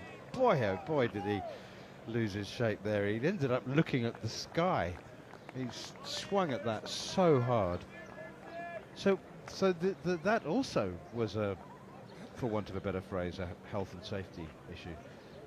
That they said, you know, that you can't be having these super long sessions. You can't. I mean, I remember in county cricket, you know, in extreme circumstances, you'd be like 48 overs to be bowled in the final session. Well, I think there's 45 overs left in this day's play.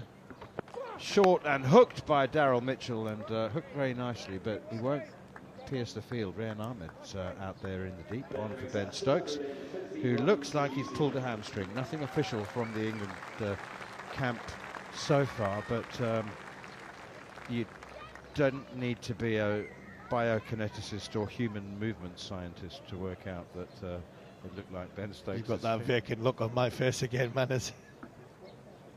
English, please. You didn't need to be a doctor or a physiotherapist. Gotcha. 250 for 4. New Zealand lead by 454. I mean, yeah, I mean, you have to chuckle, I suppose, or you cry. I mean, Ben Stokes, signed by the Mumbai Indians Cape Town to spearhead a very revamped team. They've finished bottom of the SA20 in both of the first 2 seasons, and they revitalised the team with Trent Boult and Ben Stokes leading the evolution of the Mumbai Indians Cape Town. And they, you know what, it might be the middle of the night, but the word will have got to them. Who's the director? Who's the head honcho of the Mumbai Indians now? Is it Mahela? Mahela Jayawardene? I think so. Is it Mahela? I think there was a change. There was a change. Yeah, just not recently. No, he got moved on as the IPL Mumbai Indians coach. That's a sweep shot, really well played by Daryl Mitchell. Down on one knee, premeditated, got it just right, and rather than a paddle sweep, he's actually hit a paddle sweep. It looked like a paddle sweep where you just use the pace of the ball, but he has actually hit it, and it's gone for 4 behind square on the leg side. It's a very, very fine shot. And Mahela Jayawardene moved himself from as head honcho, director of cricket Mumbai Indians, to coach the IPL team, and I think somebody else was appointed. Reverse sweep now from Daryl Mitchell as Shoaib Bashir moves a little wider of off stump and has reverse swept it, and reverse swept it very, very well indeed. Robin Peterson, the former South African left arm spinner, is the head of the Mumbai Indians Cape Town team, but who's the Mumbai Indians conglomerate supremo? Scott, that's what we need. Who's taken over from Mahela Jayawardene? Mumbai Indians IPL, that'll be Mahela Jayawardene, I think we'll find. 258 for 4 with those 2 boundaries. As Shoaib Bashir is halfway through his 18th over. The lead is 462. And Bashir in tosses that one up. Lovely piece of bowling, lovely loop and flight on that one. And it's exactly, Ben Stokes may not be on the field, but it's a very Stokes policy. When the batsman goes on the attack, you almost encourage him by tossing it up. And there's a Ben Duckett is on the boundary behind the bowler. He's straight. He's neither mid-on nor mid-off. There's no name for that position. 258 for 4. Is there? No, I don't think so. What is it? He is very, very straight. Just deep umpire position. He'd be deep umpire, yeah. 2 steps to his umpire's right and on the boundary. Here is Shoaib Bashir once again, and tosses one very wide of the off stump. He's like, go on, hit that one then. Daryl Mitchell happily says, I can't, but I've already hit you for 2 4s. So he leaves it alone First two balls went for 4, 258 for 4. New Zealand leading by 462. And one of the England substitutes is running onto the field, just to remove the helmet, that's all. But it does look very much like New Zealand want to have a bowl this evening, Harmy. And as you said, yeah, I think grey skies, lights on. Yeah, I mean, I wouldn't have normally been in any hurry. The forecast for the next 2 days is very, very good. I don't see there's any need for Kane Williamson to sort of change his tack. But I just think in the last hour, what's happened with England in the last hour? Ben Stokes going off. These clouds are not really gone anywhere. There's this little sense of shift now, and I think Mitchell coming in, being ultra aggressive all the way through. What is it? 10 minutes till tea time, and I'd be really, really keen on having a bowl because the clouds of where they are, because there's a little bit in the atmosphere, and because England have just seen their talisman, their leader, just walk off in in such a negative fashion. I think I'd be tempted with everything like that's gone on in the last hour to try and somehow get out, even if they have to wait till I get to 500. But I'd get out and give myself a good 20 overs at England tonight. Maybe it's a bit more, and then you come back tomorrow with still a decent ball. But the conditions for batting tomorrow will probably be better because of there'll be a bright blue sky, be nice and warm, older ball. I think you could make inroads tonight, 2 or 3 wickets tonight, and that's it. It's game over. Full and wide outside the off stump from Matty Potts, and left alone once more by Kane Williamson, who is 112 not out, century number 33. You know what I like, Harmy, is to see Ollie Pope. Ollie Pope was moving the chess pieces around on the board there, just waving them around, but so was Joe Root, standing alongside him at wide slip or at second slip. And I think for a while, it's fair to say that, when Joe Root gave up the captaincy, he didn't want really much to do with it. I mean, he caught, obviously he was the senior, but, it had taken its toll. It had hurt him emotionally. I'm not so sure it didn't hurt him physically, actually. It had really sort of was weighing down on him. That's what he said. And that one is steered away behind square down towards the third boundary. Zach Crawley does the fielding. But it's tell me if I'm imagining this. No, he did look that way, but I think at this minute in time, needs must. And I think there's a needs must, and the ultimate team player is Joe Root, and I think Joe would do, and the environment's different. I mean, if Ollie Pope is clearly steering the thing, but the team, sorry, but Joe Root's obviously clearly involved. I mean, he's co-pilot. Yeah, he has to be. Navigator or something. The amount of cricket he's played, he has to be involved. And he another one, seeing the angles and knowing what the plans are. Yeah, I'm sure Joe Root is giving Ollie Pope as much advice possible, like he probably was during the summer. Here is Potts once again outside the off stump. That is a tired. Well, that ball behaved like it was a tired delivery with a very old soft ball. And as Jeremy Coney said yesterday, the pitch is behaving more and more like a blancmange, and that one has just died like a cold squash ball on a winter's morning. That was just blobbed and hardly bounced the second time before it reached Pope. And that's why I would be tempted to have a go tonight while the clouds are over. Try and get the ball to move laterally. A brand new ball will behave differently on this surface than a 65-year-old ball. It's a very interesting looking field. 5 men in catching or single saving positions on the offside, and a slip and a long off. So it's a 7-2 offside field for Matty Potts. And so we've got you've got 2 backward points. Zach Crawley's come up from third, so you can call him a short third if you like, but he's 3/4 of the way back to the boundary. Ben Duckett is in the same position. There's only 5 yards between them. 2 deep backward points, or 2 short thirds, an orthodox backward point, a cover, an extra cover, and a mid-off. It's a fascinating field, and a slip. As I said, a 7-2 offside field, with mid-on and deep backward square, the only men on the leg side. Outside the off stump once again.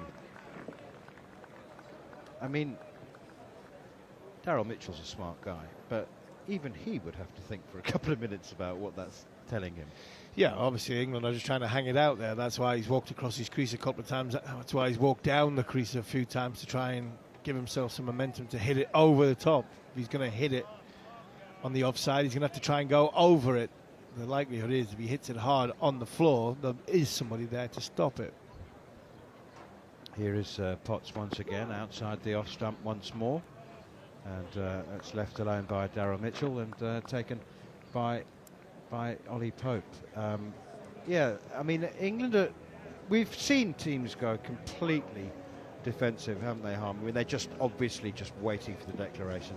We've seen teams, a couple of men on the boundary, ring field, everyone saving one, very defensive bowling. But England, I think, are somehow managing to use that approach, but with fielders in catching positions as well. So they're still trying to take wickets. Yeah, they've got to keep taking wickets. And Mitchell's the one that they've identified the plan too. I mean, Williamson's just in a bubble in a world of his own. I think Kane's going to have to make a mistake to get out here. I really do think that if Kane Williamson gets out, it's a mistake by Kane Williamson rather than something else. Set the field to Mitchell, hope to set him a honey trap with men around in catching positions on the offside and throw it wide and see if he wants to take the bet. But I said before, that a little bit of desperation from England is another reason why I'd be looking to get into sort of fourth and fifth gear for me in New Zealand tonight. 44 overs left in the day's play. It's a lot of overs left. You could make good inroads into this England side. That's going to be without Ben Stokes. Short and pulled away by Williamson. That's 4 runs. Shoaib Bashir certainly, he often starts the over with a drag down, a short ball, and that was he's got a field. I like he's got a short catching mid on and a long on, and a mid wicket and a square leg, and so it suggests length turning into the right hander.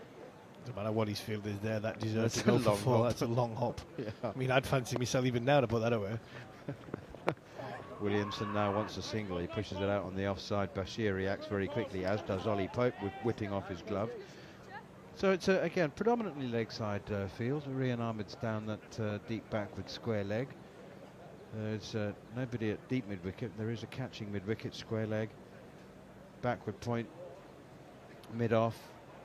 Third of the way back, Zach Crawley. Man sweeping on the offside boundary in front of square, Gus Atkinson. So a spread field, but Bashir mustn't bowl short. That is short. It's cut behind square on the offside, and it'll be cut off by Gus Atkinson, who's once again down on his knees. I do feel for Gus Atkinson. His movements are like that of a man who's recently run a marathon. Everything's a bit sore and stiff. Yeah, and rightly so. He's had a wonderful 2024. We've talked about the records that he's broke. He's into the 50s now of wickets taken since July to now in 2024. He's had a brilliant year, and he does look a man who's bowled a lot of overs. Bashir again outside the off stump here. It was at least pitched up, and Williamson has tried to chop it behind square on the offside. He's given himself a wee bit of room. He's missed it. But that 4 took him to 119. Daryl Mitchell has 17. New Zealand 465 for 4. We've got another 3-hour session ahead of us after the tea break. 4:30 local time to 7:30 in the evening. Which means by the time we've wrapped up following on and super over and once we've secured the commentary box, and I hope they don't switch the lights on. It's going to be a late evening. Driven out towards extra cover and fielded by Zach Crawley. Will it still be light by the time we leave? No. Yeah, I think the groundsmen might have left by the time we leave, Manners. I think the groundsmen might have gone as well. And the good news is that we start early tomorrow as well. Early tomorrow morning, can't wait. But again, another reason to why I'd have a go tonight, because and a good go and a big go tonight. You know, tomorrow morning, a little bit of a dew factor on, starting that a little bit earlier. All that there. But what's happened in the last hour to England with Stokes?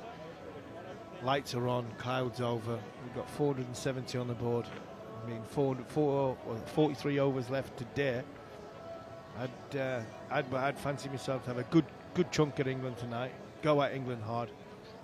And all you have to do is pick up a couple of early wickets. And I mean, chasing 500 is one thing, but if you get England where they've been in the past in this series, 71 for 4, 43 for 4, 77 for 4. That's 3 times in 5 innings. And throw in the fact that Stokes won't bat. I have no doubt that Stokes won't bat. That's why I'll be going tonight. Jacob Bethel starts another over of left arm spin. Williamson forces it off the back foot to mid off, and they trot through for a single. Do you know player auctions for T20 franchise events? Obviously the IPL one. It's become an event. It's become a broadcast sponsor event, and the smaller, lesser franchises have climbed onto this. It's a marketing sponsorship opportunity, so they have auctions as well.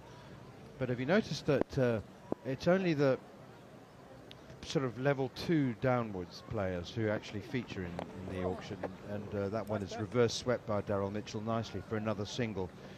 In other words, if you're the superstar, then you conveniently don't actually feature in the You can comfortably book your nice house that you're going to rent for the next month, and be confident that franchise is going to buy you. And nobody knows how much you cost. That's certainly the case. You know, it's like nobody knows how much MS Dhoni's paid by Chennai Super Kings, because he's MS Dhoni and it's Chennai Super Kings. Sweep shot here from Williamson, straight to Joe Root at short fine leg. Ben Stokes was like that when he signed for the SA20. It was announced with the fanfare of bugles and trumpets that Ben Stokes had been signed by MI Cape Town for the SA20. It just bypassed the auction. The Mumbai Indians Cape Town said, we're going to have Ben Stokes, and we've signed him. Josh Butler was the same with the Par Royals. They signed him, that bypassed the auction. Here is Jacob Bethel again. Sweep shot from Williamson. Again, doesn't make contact, hits him on the pad. But informed sources close to the SA20 say that the Stokes contract was very similar to the Josh Butler one, which is in the region of 13.5 million rand, £500,000. And if that, gee, can you imagine? Sweep shot once again from Williamson, and he has got something on it here. That's slightly unusual. I think it must have been a bottom edge. No, he hasn't got anything on it. It's buys. I think it may have nutmegged Ollie Pope. Has that gone between his pads? I think it's gone between his legs. It's gone straight between his legs. There was a lot going on there for Ollie Pope to contend with. It's gone into the footmarks. Actually, it's hit his pad, I thought. Watching that again, that looks as though it's hit his left pad.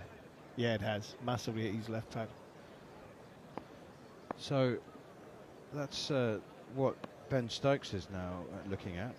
Having identified that the tournaments, the events that he wants to play, prioritising obviously Test cricket for England. Last ball of the session, we think, cut away by Williamson as Jacob Bethel gives him a little bit of width outside the off stump. May have got that wrong. I thought that he was at 10 past 4, but obviously not. So the question I wanted to ask you, Harmy, 274 for 4. It's nearly quarter past. I thought it was at 10 past tea. Oh, right, they are going to take tea. Okay, well, let me just ask the question anyway. How does that work then? I mean, so Ben has planned his diary, he's planned his workload, and he's identified the SA20 as somewhere where he wants to play, and he's got a very lucrative contract. So does he take insurance out? Yeah, the insurance. Okay. So there'll be an insurance policy, I'm sure, being taken out by the Stokes side, by the MI Cape Town side. That will, obviously the contract will have to be fulfilled, I'm sure. I'm not 100% sure on how it is, but at the end of the day, I'm sure MI Cape Town will be covered. Ben Stokes will be covered. And the insurance bit of it, I mean, it is so insignificant. I'm really, really disappointed for Ben Stokes because of what's happened to him. The hard work he's had to do to get back to be England captain. The overs he's bowled in this trip so far, and he's bowled really, really well, and England look proper side again with Ben bowling. So to see him walk off, I really, really, really feel for the lad. Yeah, it was incredibly sad. And you know what?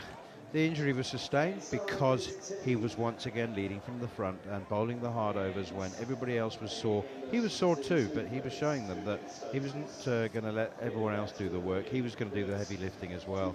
And he had bowled a lot of overs. Tea time then on day 3. After losing the morning session, we're playing some stretched hours on day 3 to catch up. And India and New Zealand have moved to 274 for 4. Leading by 478 with Kane Williamson on 123 not out, Daryl Mitchell on 18. Just the 1 wicket consolation stuff really for England today. Rachin Ravindra caught at mid-off by Bryden Cast, mistiming a drive against Matthew Potts for 44. Long way to go, 3 hours of cricket still remaining on day 3, but we'll take a break now. Coming up during the tea break, you'll hear an excerpt from the latest Following on India podcast, which looks back at day 2 of the 3rd test in the Border Gavaskar Trophy in Brisbane. You're listening to live and exclusive coverage of the New Zealand versus England series on talkSPORT 2 and the talkSPORT Cricket YouTube channel.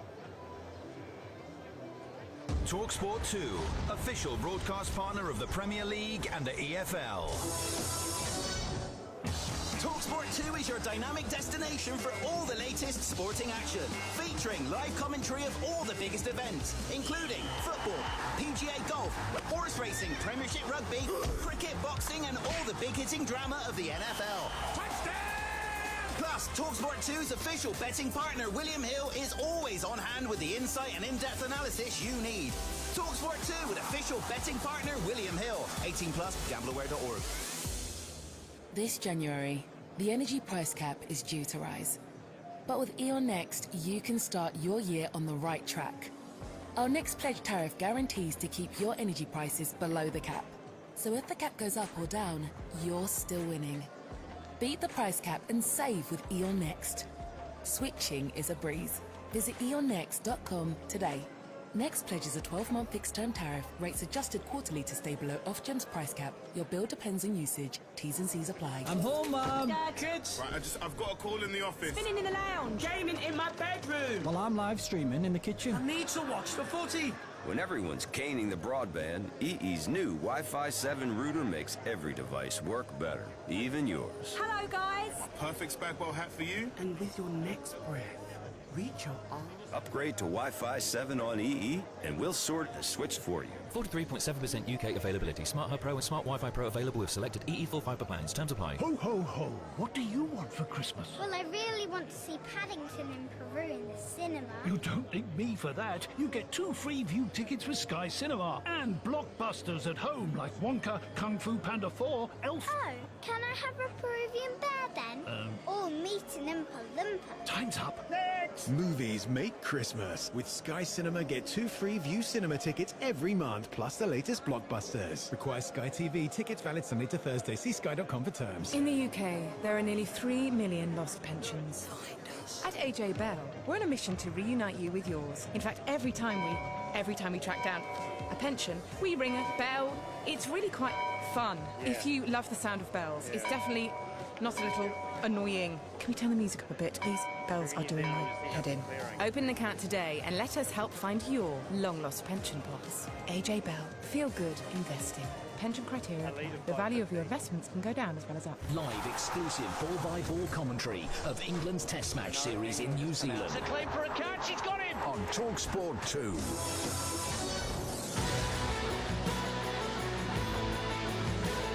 First ball then of day 3, and it's going to be bowled by Matthew Potts, and he beats Kane Williamson. This time touch too short and wide from Matthew Potts, and Kane Williamson 50 not out overnight, moves to 54. Bryden Cast into Kane Williamson, who cuts behind square on the offside to the unguarded 3rd boundary for 4. Down the track comes Williamson, and Stokes at mid-wicket dives despairingly to his left. The ball whistles past his outstretched hand and away to the boundary. Leg slip in place for Rashan Ravindra, who climbs into a short delivery from Cast and pulls this through mid-wicket and all the way to the boundary. That's the best shot we've seen from Ravindra today. It's a half-tracker. Rashan Ravindra has been given he's been given a gift, and he's a man in need of a gift or two. Pulled that away from 4. Stokes again. Down the leg side. I think he's been dropped. Williamson on the pull. He's got a glove or a bit of bat on it. And Pope has leapt to his left and got a glove to it. I think Ben Stokes has done his hamstring. He is just walking off the field. He's holding his right hand across his face. He looked in real bother the moment he released that ball. Here's a slog sweep and a powerful one.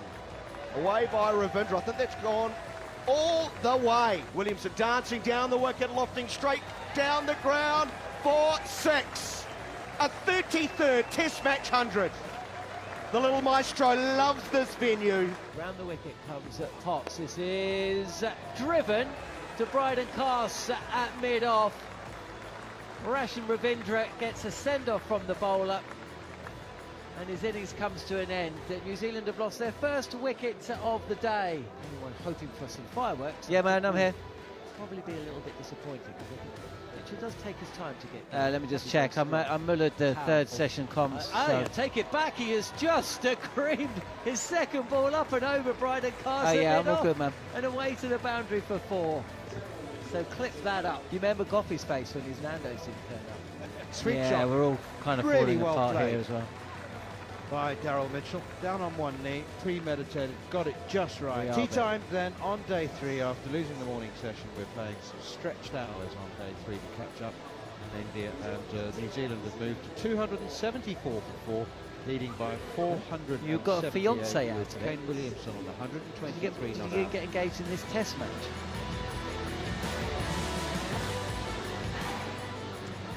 You're listening to live and exclusive coverage of the 3rd test match of 3. It's tea here at Seddon Park in Hamilton. The floodlights are half on, half off.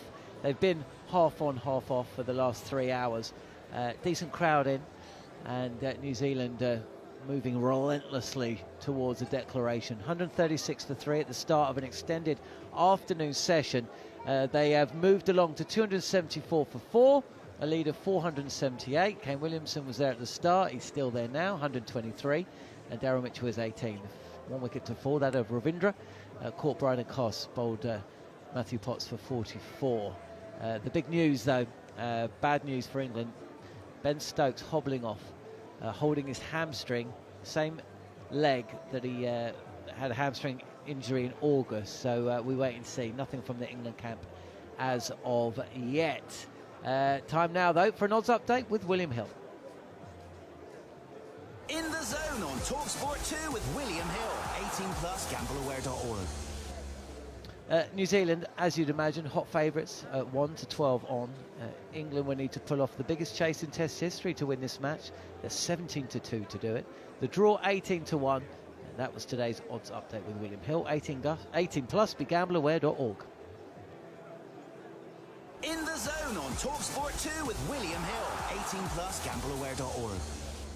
Now it's heating up in the Border Gavaskar Trophy. India winning the opening test in Perth, only for Australia to level things up thanks to their dominance continuing in pink ball cricket at the Adelaide Oval. They've also put themselves in a hugely strong position in the 3rd test at the Gabba. India chasing the best part of 450, a 3 down early in there. Well, not chasing down, but in first innings, 3 down early in their innings. Every day of the series, head over to the talkSPORT Cricket YouTube channel and the Following On podcast feed. Jarrod Kimber and Saurabh Somani put out a Following On India show. It's brilliant. You've got to check it out. So here's yesterday's reflection on what was a great day for the Aussies, including what turned out to be an incredible, when you watch his first 20 deliveries, 33rd Test century for Steve Smith.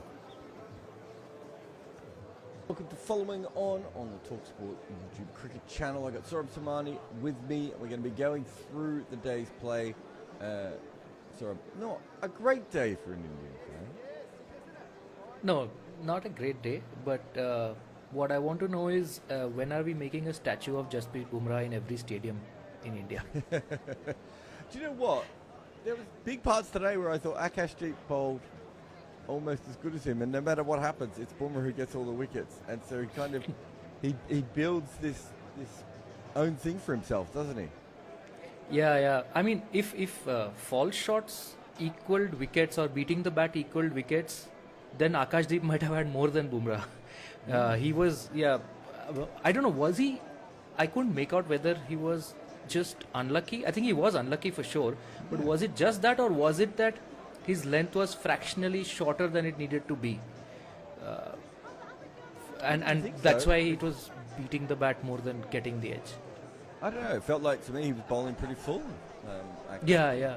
That's what I thought he was, but it just seems like, one guy having so much bad luck. It was very reminiscent of some of Ishant Sharma's older spells abroad, or even Shami at certain points he has had that. In England, I remember he's been beating the bat, no wickets. Do you really, on a day when Australia puts on 360 and completely decimates India, do you really need to bring up Ishant Sharma's old form for Indian fans? I don't think that's needed. Where do you want to start, Steve Smith or Travis Head? Or one of them seems like the logical point to start. Maybe Steve Smith. It's just more interesting. Travis Head, we are like, Travis Head has come. He's going to score a century against India. It's like a given. But Steve Smith, we both thought that he actually looked good. He was moving well. So it was not that he was out of form. He was just out of runs. And now the runs have also come. And but I was very intrigued by his ability to change his trigger movements the way he did. Even from Perth first innings to second innings, and now he is back to that very extravagant movement. Like, I'm imagining, I have never batted in international cricket, of course, but I'm imagining it must be really tough to do, to change like that on the fly, in the middle of a series, in the middle of a match.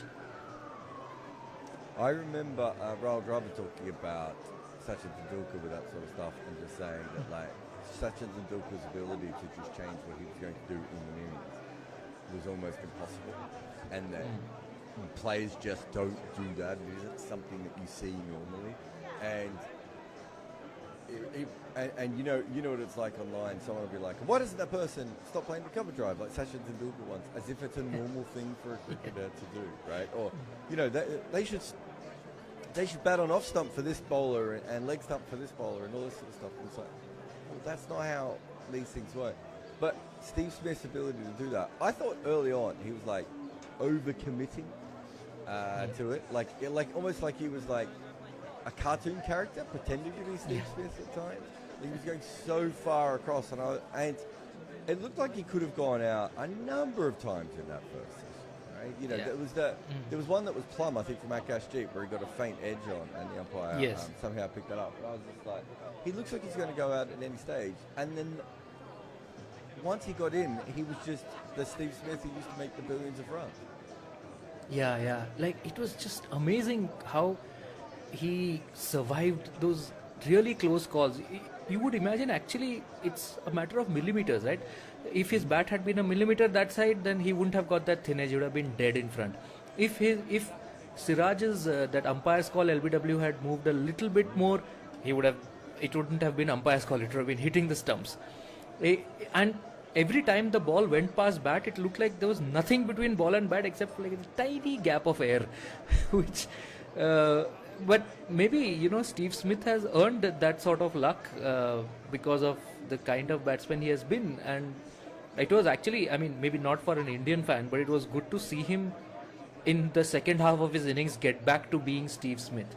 I think you put it really nicely. He was almost like a caricature of himself in the first half. Maybe he was just, playing the way that has got him all those runs and almost forcing himself to do that until he settled down and it came naturally. And then actually in the second half he was not moving so drastically.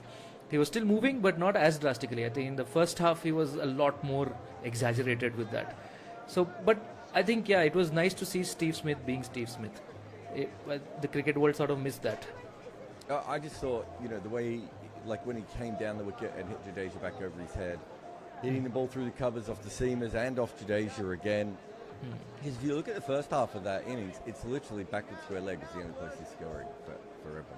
maybe one ball in front of square leg as well. Like, it was ridiculous. He was just hitting everything across the squishier, and then suddenly he comes out and he starts playing the other way. Travis Head, India have no idea how to bowl to him, and it reminds me of like probably maybe England and Gilchrist early on, where the fear factor is so big that like they don't want Travis Head to take the game away from them.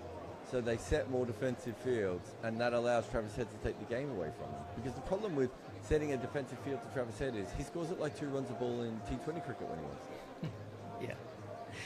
Yeah, I mean, Travis Head is the guy who, by now, I think Indian fans are quite resigned, not immune to him, but resigned to the fact that Travis Head is going to take our bowling apart. Because he just does that, but the way he does it also it's continuously astonishing. You know, it's a bit like what Rishabh Pant does for India when he comes off.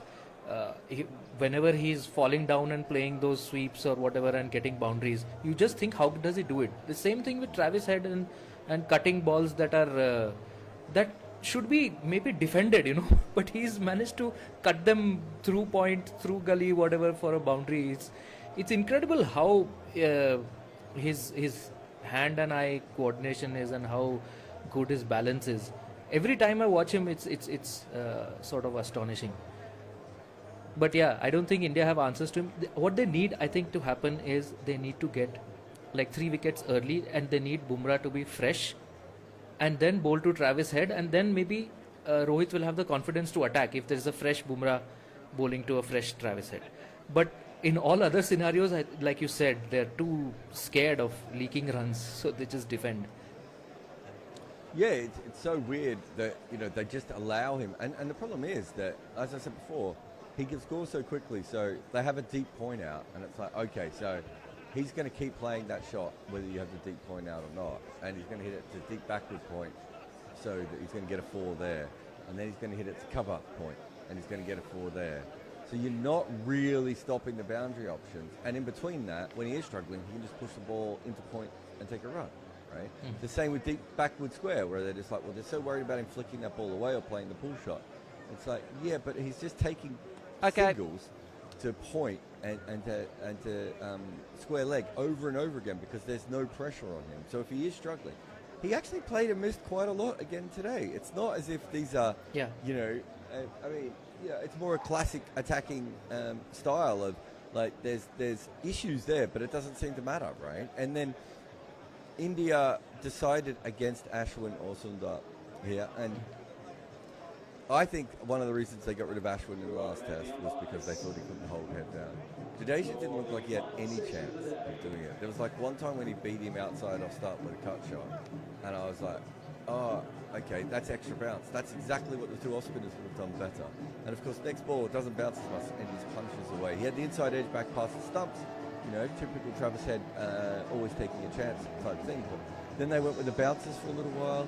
They don't really have the bowlers to go with the bouncer style. Jared Kimber and Saurabh Somani following on India, brought to you every evening following the conclusion of the Border Gavaskar series, which is taking place over in Australia. It was Australia's day yesterday, and is continuing to be so today. What's the score? India 27 for 3. There has been a rain delay at the Gabba though, so some relief for India, who trail by 418. No relief for England though, they trail by 478. New Zealand just making their way out onto the field. No sign of New Zealand bowlers warming up during the tea break. It was noted. The sun out here, floodlights still on. It's as bright conditions as we've seen all day. 68 over ball, and as I say, a lead of 478. Williamson 123, Mitchell 18. New Zealand 274 for 4. Anton Devcich is just having a little bit of a coughing fit, so I won't cross to him.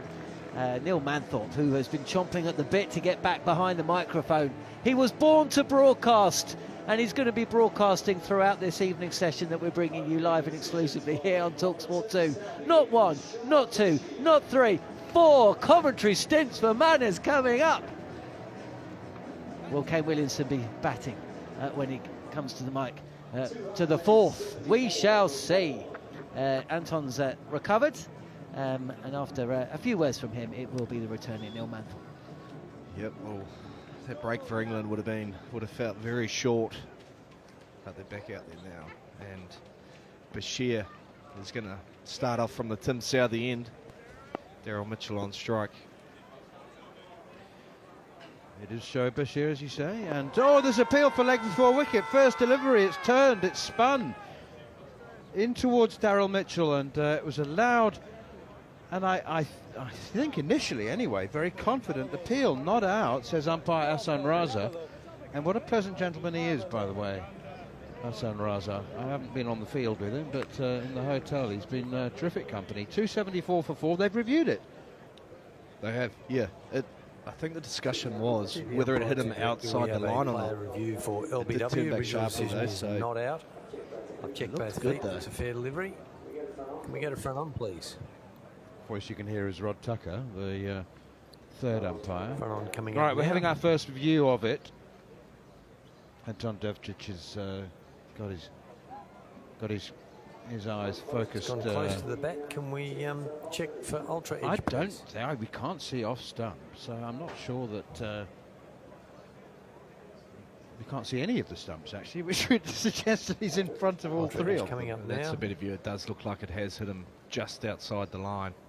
Oh yes, One more there we frame go. through. Oh, yeah. Rolling through. I've got a flat line and a gap between bat and I think ball it's as it goes hitting the past stumps, bat. but it's impact. And we, If the go pad to is ball tracking outside once the ready. line of off stump, we can see that. We'll have to have it confirmed with ball tracking, as Rod Tucker says. But Shoaib Bashir, Ball tracking coming up now. he's figured it out, as have all the England players. Outside They off know, stump, impact outside off and stump. they're all taking up Hassan, their you'll be places staying in the with your field original once decision again. of So not good, out. good I'll decision let you know from when you're on umpire screen. Hassan Raza. You're on screen now. Signal now.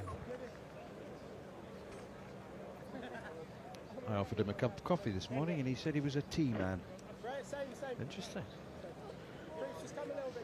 Yeah, it wasn't a bad start there for Bashir. It turned back sharply, and I mean England are going through the motions a little bit here. They're sort of every now and again looking at the sheds to see if any of the New Zealand bowlers are getting their whites on. Bashir in once again, driven out towards Crawley at halfway mid-off, and he picks up, has a shot at the stumps. Kane Williamson was certainly hurrying and scurrying to make sure that he made his ground. Williamson 124, Daryl Mitchell 18.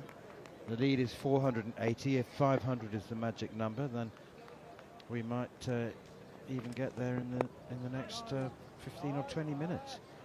276 for 4. Yeah, I think 500 could be the number, but I might be thinking about time as well. How many overs do they actually want to have at the end of the day when the light is fading, and you can use the lights here, but once the lights do turn on, the ball tends to react a little bit differently. Here's Bashir again. Forward comes Mitchell playing defensively. Again, there's no run. We have now had official word from the England camp, and this is an important update. I haven't had the chance to read through it, so I'll be sharing this news with you, breaking, with sharing it with myself as well as all the listeners and viewers at the same time. So reverse sweep from Mitchell. Plays that shot very well. It's gone straight to the fielder, however. England captain Ben Stokes, who left the field during the middle session on day 3 of the 3rd test at Seddon Park, is currently receiving treatment for a left hamstring issue. He will not return to the field in this innings and will undergo further assessments. Bashir in again, pushed away by Mitchell on the leg side, and there's no run. Will undergo further assessments to determine his availability to bat in England's 2nd innings. Well, I mean, it is a hamstring issue because he hasn't had time to go for a scan. Well, thank you very much, Dan McHardy. So if your hamstring's sore and you don't know the extent of it, then it's a hamstring issue. Yeah. He's obviously had hamstring issues before as well, so he probably knows the gravity of it more so than anyone. But it's generally not a bad sign when you walk off the field. And he didn't walk off slowly. He walked off relatively briskly, I'd say. And there was a limp. There was definitely a limp, but I've done a couple of hammies before as well, where you literally can't get out of a slow walk. So I I'm not too fearful that it'll keep him out of the game for a long period of time. The only disappointing thing is he's just come back from a hamstring injury before that Pakistan series earlier in the year. Jacob Bethel's going to continue with his left arm spinners, and he's bowling to Kane Williamson as a long off, and that's the fielder he finds immediately, driving it down the ground for a single. I guess the other question is whether it's the same leg as the previous hamstring injury. Harmy thought it was different. Different leg. Yeah, I think it was left hamstring, the one that kept him out of or missed the first test in Pakistan, kept him out for 2 months, that did. 277 for 4, lead is 481, Williamson up to 125. 34th test 100 for the former New Zealand captain. Daryl Mitchell now forward and steers that one to the same fielder, same position for another single. Clearly he'll be disappointed as well as the English fans, but but for the next test he does have time, and hopefully now that he's really good at doing his rehab, he knows every box he needs to tick, and he's come back in really good shape from his last hamstring, which is the positive thing.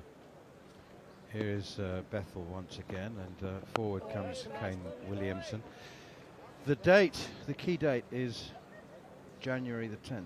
That's slightly less than a month away. That's where his very lucrative contract with Mumbai Indians Cape Town starts in the SA20. That's the opening fixture. Here is Bethel again, and Williamson nudges it out on the onside, and Gus Atkinson fields, no run. That might be a bit soon. Yeah, it might be, and he might just need to readjust his Christmas plans. He might need to be a good boy over that period of time and really do his rehab as well as he can, and especially if that is a target and a goal of his. Forward comes Williamson again, steering it to Duckett at extra cover.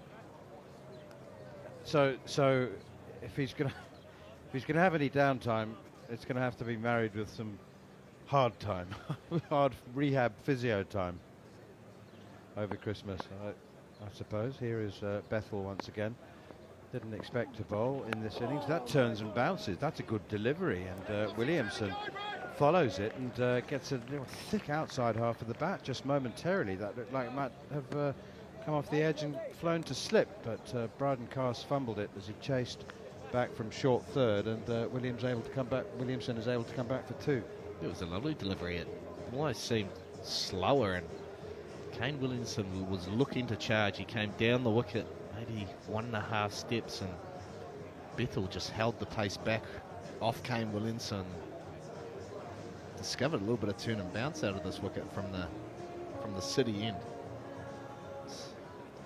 Bashir and Bethel now working in tandem, and the ball is spinning a little bit, but they're just struggling to get the ball in the right area for a longer period of time. Bashir in again and tossed up full half volley almost outside the off stump, and Daryl Mitchell happy to drive it to Gus Atkinson. Straight to him. He's on the boundary at deep extra cover. Maybe a yard or 2 in from the boundary. He didn't have to move. He just stood stationary, and the ball hit him. Absolutely perfect. Would have been a hole in one. And he picked it up and tossed it back, and they've gone through for a single. Here's Bashir now to Williamson, and he tries to guide this one past Harry Brook at slip. It gets a little bit too much bat on it, and falls dead a couple of yards from where he's standing in the crease. 281 for 4. New Zealand lead by 485. I wonder, sometimes it's not about the runs, it's not about the token of 500, it's about the bowling plan that you want to implement and how long that'll take. So it's Duckett fielding this time. This is driven down by Williams. So if Tom Latham goes, well, I don't know, but, you know, I mean, it'll be flexible, this plan, but if he says he wants 4 from Southey, 6 from Henry, I don't know, 5 from O'Rourke, whatever it is, he'll know. Bashir in again, that one defended by Mitchell. Actually, you should be saying this. He then worked backwards and say, how long would it take for that plan? What's their optimum one spell burst? for the three seamers? Does he want a couple of overs from Mitchell Santner?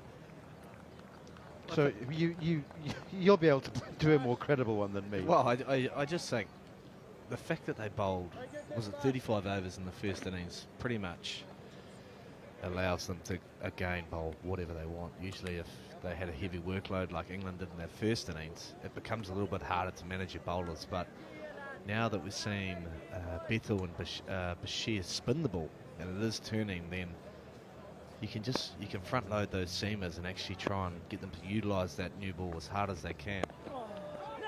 Steered away by Williamson. Bashir completing his 21st over, 283 for 4. New Zealand leading by 487. But I mean, thing is, like batting like 6:30 to 7:30, under lights, grey skies, long day, long 3 days. That's not going to be easy. You're usually sitting down eating your dinner at that time, aren't you? After you've had a shower at the hotel. But no, you're right. And as soon as those lights turn on, the ball, and at that time of the night, the ball does do something a little bit different. The sight of the ball coming out of the hand isn't as crisp as what it would be in the middle of the day. Here's Jacob Bethel looking rather good with his left arm spin. Pushed by Daryl Mitchell. He tried to find the gap at mid-wicket, but couldn't do so. Once again, it's Gus Atkinson. No, it's Joe Root who finds himself doing the fielding on this occasion. Daryl Mitchell, 21 not out. Bethel is into him again, and that is pushed straight back to the peroxide blonde left-handed 21-year-old. Does he white ball bowl? Does he bowl first-class stuff back home? I haven't seen a heap of him bowl. A lot has been made of his first-class record, and you know, there's a legitimacy to the observation that he averages 94 for his first-class wickets, but he's 21 years old. That one is guided by Williamson, square of the wicket on the offside. England have shown over the last couple of years that records mean nothing to them. It's potential. You know, I don't care what he averages with the bat or the ball. I'm not bothered. But Jacob Bethel hasn't scored 100 in any format, and his bowling average is 94. But you will have seen in 2 overs that he can bowl. Absolutely. The one that turned and bounced the previous overs, you know, it's obvious that he knows how to spin the ball hard, and he's actually used his pace relatively well. That's why I sort of asked, because he reminds me, I think he could do a really good job in white ball. Yeah, well, that's where he bowls more than in first-class cricket. He hasn't managed to fight his way up the order at Warwickshire, which is something I think he's not best pleased about, as Daryl Mitchell tries to punch this one wide of cover, but again, it's a bottom edge and there's no run. 285 for 4. You're dead right. That's a very good observation, and it's a lovely change of pace as well. Dan Mosley is his Warwickshire teammate, who's got a phenomenal. He bowls off spin. He's got a phenomenally quicker ball that comes out at something like 110 k's an hour. It's just quite. I've seen that. Extraordinary. 285 for 4, lead of 489. Yeah, and again, just that last ball of that over there from Bethel. Daryl Mitchell just pushing that one. It did travel in the air for a moment in time there towards cover, and just shows me that he actually knows how to control his length, and he has a bit of a plan on where he wants guys to be trying to hit the ball. And he'll get better over time with learning how to use his field to his advantage. He's probably just going off the skipper's thoughts in this one here, but once he gets a bit more experienced, he'll know exactly where he needs to have his fielders to draw certain shots out. Shoaib Bashir going to continue. 2 catches, stationary catches, short, mid-on and slip. Bashir in to Williamson, pushes that one out to Matthew Potts at short mid-wicket. Does Christmas in New Zealand mirror Christmas in the UK in every aspect? I mean, I've seen lots of Father Christmases and Christmas lights and Christmas trees, and so I know that there's that. Bashir in again and driven up towards Bethel at extra cover. What about turkey? Is that a thing? It is, yeah. Turkey, ham, obviously, here in New Zealand. Are there any quirks, any differences? And is there anything about a New Zealand Christmas that is a bit unusual, unique? Pavlova. That's probably the dessert of choice, I would say. Okay. Yeah. Oh, I like the sound of that. Bashir drags one down, short, pushed out to mid-wicket, no run. Kind of have a bit of a roast lunch at times, and then maybe a barbecue in the afternoon, and whatever you like to drink throughout the day. A roast lunch and a barbecue on the same day? In the evening, yeah. Okay. Is a warm-up the bits of leftover ham? It can be. Oh, I like that. Bashir in again and driven down the ground by Williamson. It really is going to take some kind of explosive or industrial accident for Williamson to be removed here. Yeah, he looks eager to keep batting, doesn't he? Yes, he does. He's just completely in his own world, isn't he? I mean, we're living in his world, aren't we? Bashir again. What is it with this drag down? That's another half tracker. It's only cost a single. But it looks like, I don't know, is he trying to come over the top of the ball? Is he trying to bowl a big top spinner, and it sort of gets stuck in his fingers? Generally, yeah, that's when you do drag it down. It's when you're trying to get right over the top of the ball. But he tends to bowl, it's a term like a doorknob spinner, which is when if you're envisaging opening a doorknob, he tends to get the seam in that angle at times as well. Another single to Williamson. Jacob Bethel does the tidying up at extra cover. 288 for 4 at the end of 73 overs. I think this may be one of those very, very rare occasions that if and when the new ball becomes available, there won't be any volunteers for it. That doesn't happen very often, and I'm probably wrong. But anyway, John Norman's coming in for the next 20 minutes. Yes, I don't think there'd be too many people putting their hand up, but, you know, someone like Matthew Potts, first test for the series, and he's the freshest legs of the three seamers that are out there at the moment, and it might be a job for him, or maybe even just taking the new ball and using it for the spinners to see if it does do anything else off the wicket with a slightly newer ball. Spin at both ends continuing is Jacob Bethel, and this is wide and cut away for another run for Kane Williamson. He moves to 132, 289 for 4 here at Stedham Park, where we're reaching the stage of the afternoon where the flies start circling. 3 of them in our commentary box here at Stedham Park. It's not as humid as we had in the first 2 days, so a little less sweaty as Bethel continues. And, this is straighter and fuller. Tossed up by the youngster and pushed back to him. He fields from his own bowling. Slip in place. There's a short, fine leg, and this is pushed to Ben Duckett, who's wide mid-off or extra cover. Cross is up at short third. Fielder back on the boundary at long off, deep point, long on, and deep square. There's also a fielder at mid-wicket. Who's in now is Bethel. Driven lazily by Mitchell to the right or to the left of Bethel, up to long off, comes through for a single. Mitchell moves to 24, Williamson 132. Do you know what I would do right now, Anton, Devcich? I would ask Ben Duckett to bowl, and I would ask Zach Crawley in the manner that you see in county championship cricket, where the team that you're bowling to has got enough. 494, this is driven in the air, up over extra cover and to the boundary. 4 more runs. That is a classy shot from Williamson. And the field spread, and he knew as soon as he got it over that fielder that it was relatively safe. He moves to 136 at the end of a county championship game, and I'm sure in Plunket Shield as well. You know, there's usually a little conversation between the captains, and proper old school part-timers come on to bowl, and essentially Englanders would say, look, you've got enough runs, we're not going to employ our bowlers anymore, we're going to get the batters on to bowl.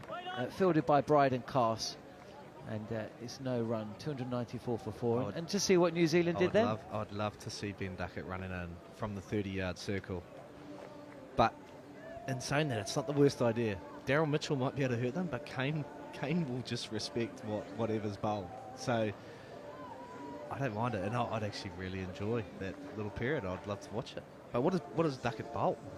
I have no idea. Anybody know what Duckett bowls?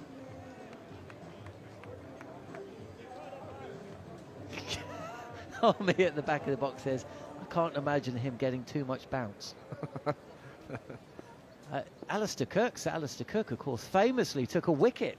Harry Brook took a wicket. He's got Kane Williamson out. On the reverse is that's right. Daryl Mitchell, who's going to take 4 down to third on the reverse. And he hits this pretty sweetly, actually. Touch over pitch from Bashir. I remember I was in the changing room when Harry Brook took the wicket of Kane Williamson, and at the end of the day, it was all the boys were planning on walking home, and he piped up and he said, Baz, do you mind if I get an Uber home, because my big toe's a bit sore.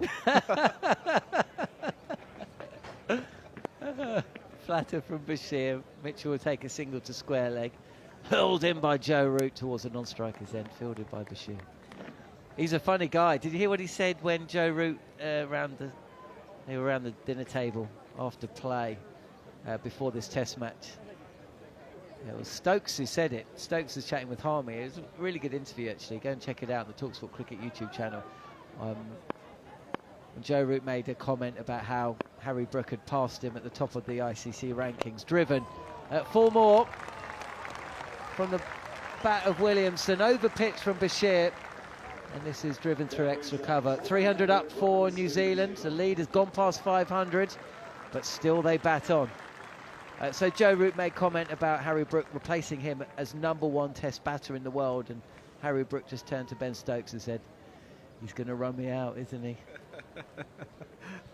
He actually only lasted a delivery, didn't he? Inside edge onto his own stumps, William O'Rourke bowling. So, you know, from hero to zero. What a batter he is, though. Short and pulled to Rayan Ahmed on the field for Ben Stokes, the injured Ben Stokes. Just a run added. He's the type of batter, isn't he, who, although he got out first ball in the first innings, you kind of expect that not to happen again, and you expect him to get runs in the second innings. He's been that hot over the past 2 or 3 years, and yeah, that innings at Wellington was extraordinary. In the second Test match, this is clipped to Bryden Cass, who's at short mid wicket, no run. This is quite a tough field to bowl to for Bashir. Sort of mid-off, backward point, and a deep cover point sweeper. There's acres of room through the offside. Mitchell will take a single fine.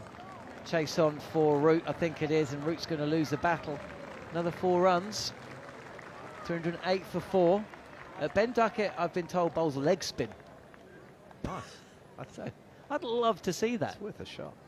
I would love to see Zach Crawley at one end bowling, and you know, proper run up as well. Yeah, I've got a feeling he maybe bowl offies or something as well, though. I'm trying to think back to the Nets during the last tour. I'd love to see him running in. Yeah. Full 20-yard, 20-pace run up. I was actually at the game when Alistair Cook took the wicket of Ishant Sharma, and he was doing Bob Willis bowling impressions, and I can imagine Zach Crawley getting the old Stuart Broad bandana out, and Ben Duckett the other end doing his full Shane Warne impressions. That is what Test cricket can be about. I'd like to see more of it as Bethel continues, and his fullish length delivery, which is driven to long off by Kane Williamson. Well, they've got nothing to lose here now. Because, you don't know, over 500 ahead now. It seems to be more about just how much time they want to spend out there with the ball tonight.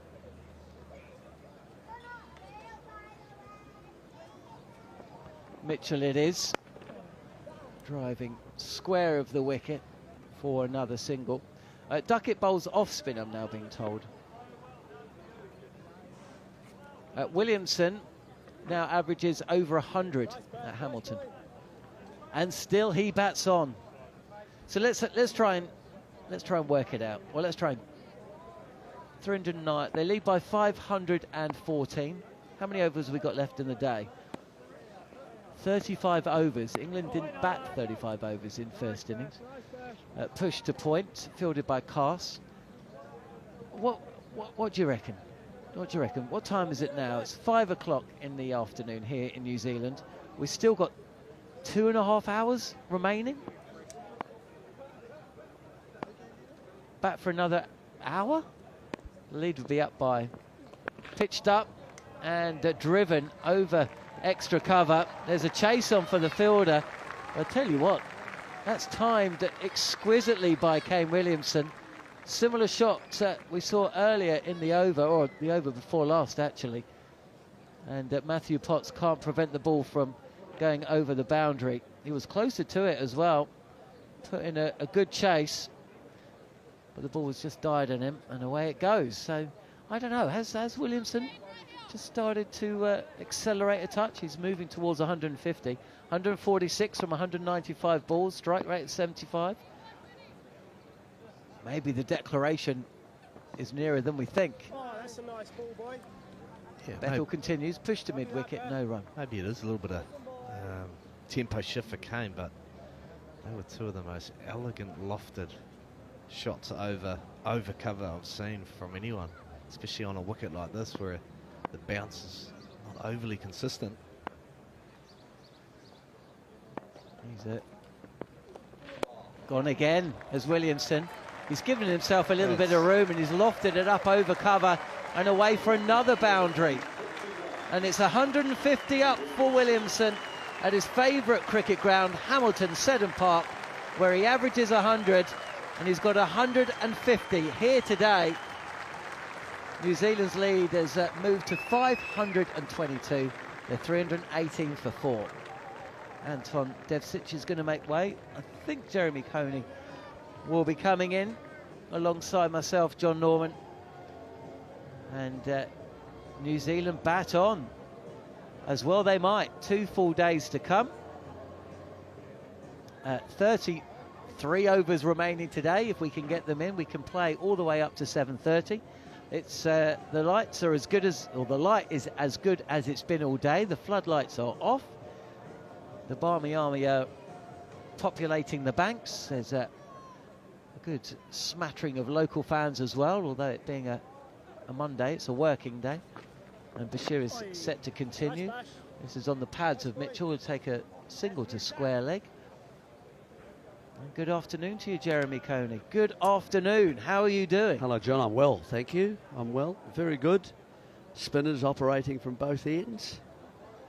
I guess that's because, well, Stokes off the field and the rest have bowled a bit, haven't they? Potts 42 overs, Yeah. Atkinson 35 and Garth 30. Garth, of course, is not so well in terms of the feet. No. Round the wicket to Williamson. This is cut away. He's hit hard. Chase on for, who is that on? Is that? It's Gus Atkinson on the cover boundary. And another couple of runs. 525. I mean, England won't I take... passed Harmy going over as we were swapping. He's in a good There mood. was steam. There was steam coming from various apertures of his body. And honestly, what he wasn't going to do if New Zealand didn't declare in the next 10 minutes and leaping off buildings and all sorts of things. Is that He just Harmy wants up to on play the golf floodlights? tomorrow. I know. Tossed up, climbing driven to Bethel at mid-off by Kane Williamson. Yeah, he's certainly put forward a good argument for why New Zealand should declare. Well, the weather forecast is reasonable. It's for sun tomorrow. It is. It looks pretty picture perfect, actually. Another run to square leg. And the longer that the pitch has player traffic on it, you can equally make a case that New Zealand have had this done to them just a game ago, can't you? When they had 500 and whatever, 600 and something, or 800 and something, or I mean, it gets to a point where 3,005. It does get to a point where it's irrelevant. Yeah. 583 they were set. Well, actually, no, they were set 584. Mitchell, horrible shot, really. pushing this to the offside. Extravagant. He wasn't trying to get a run. Squared up a touch, possibly, down the track. It's Bashir again. Mitchell this time pushing into the offside, fielded by Bashir. I mean, there is so much time left in the day as well, because it's... Yeah, well, it's a 3-hour session, this one, probably. And so there's no need for New Zealand at this stage to force their bowlers to come out early. Exactly. It's 2.5 hours to go. So, I mean, do you really want England to get off to a good start and then 3 seamers, of course, and then you suddenly really need to protect them a bit before coming back tomorrow? That's what will be going through Tom Latham's mind. He's thinking, I want a good burst. You know, maybe Matt Henry 2 spells, Southey a couple, 1 for O'Rourke. Santa's going to have to bowl. So, hour and a half, maybe, tonight at England. That's my reckoning. I think it might be less, but anyway, we'll see it. And don't rule out the fact they might even go into tomorrow. Don't rule that out, people. Harmy in the room. Don't rule it out. No, he isn't. I wouldn't say that with Harmy nearby. Not with an arm's length. Pitched up and driven up to long off by Williamson. I mean, is Williamson looking at 200? An hour to go. Yes, why not? Let's say. He's playing beautifully at the moment. Those strokes over cover and over ducket. They were. Just lovely kind of... They're not hard hit shots, they're just timed over the top of him. Yeah, absolutely. And as Anton Devcich, as this ball is driven back to Bethel, as Anton Devcich was purring. You know, they were timed so well, and you know, it's not a pitch which has seen those kind of shots timed in the manner that we saw from the bat of Kane Williamson down the track, and this is driven in the air, but safely. Bounces well short of long on, and Mitchell will take another single. The score moves to 325 for 4. But so different from Mitchell that we just saw then. Yeah.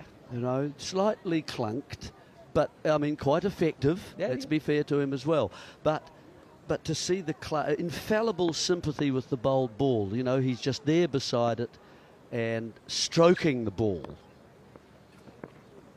Pitched up, and Mitchell, or rather Williamson, just pushes this back. Do you think England would take the second new ball? Because we don't.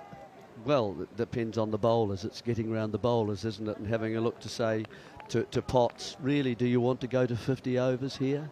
I can't see England take. Well, don't know. You never know. We'll find out in a few overs' time. Midway point of the 78th over as Williamson advances down the track and pushes this up to long on again by Williamson. 326 for 4. The other quality I think about Williamson, he always has what I call a bailout option. So if things don't go well for him in the first stroke that he plays, and the ball does something a little bit unusual, as Bethel did actually after. No run this time, as Mitchell sees off the end of Bethel's over. Bethel got one to bounce and to turn away from him. He'd gone down the wicket, and it was going to leave him, and there was a chance of a stumping, and he just adjusted his shot from a drive into just opened the face and got it wide of slip. He just always seems to have an answer for things, and he's thought about things very carefully. And that what quite often is a mark of someone who has a superior quality. He's also the leading run scorer in the Test series. He's gone past Harry Brook. He's also gone past 1,000 runs in the calendar year, the 6th batter to do so.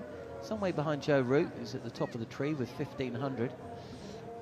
Well, wasn't it Smith's got 100 recently, and so has Coley, and Coley has recently. Yes, Coley got 100 in the first Test, didn't he? Yep. The first Border Gavaskar Trophy Test match. Root has had 100, of course. Yeah. So he's been the 4th. You know, we're back to the 4. Back to the big 4. That's right. It's been incredible how the fortunes have drifted, and some have peaked as other have just dropped. There was some chat. Darren Lehman saying that former Australia coach and fine middle order bat and Yorkshire stalwart, that Joe Root couldn't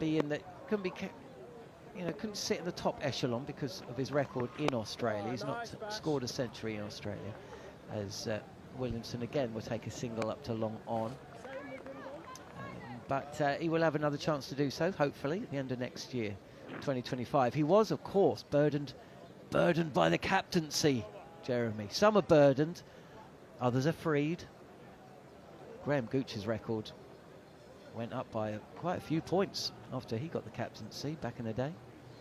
Bashir is going to bowl over the wicket with the slip in place as Mitchell just flexes his knees, comes down, sweeps, and will take a single.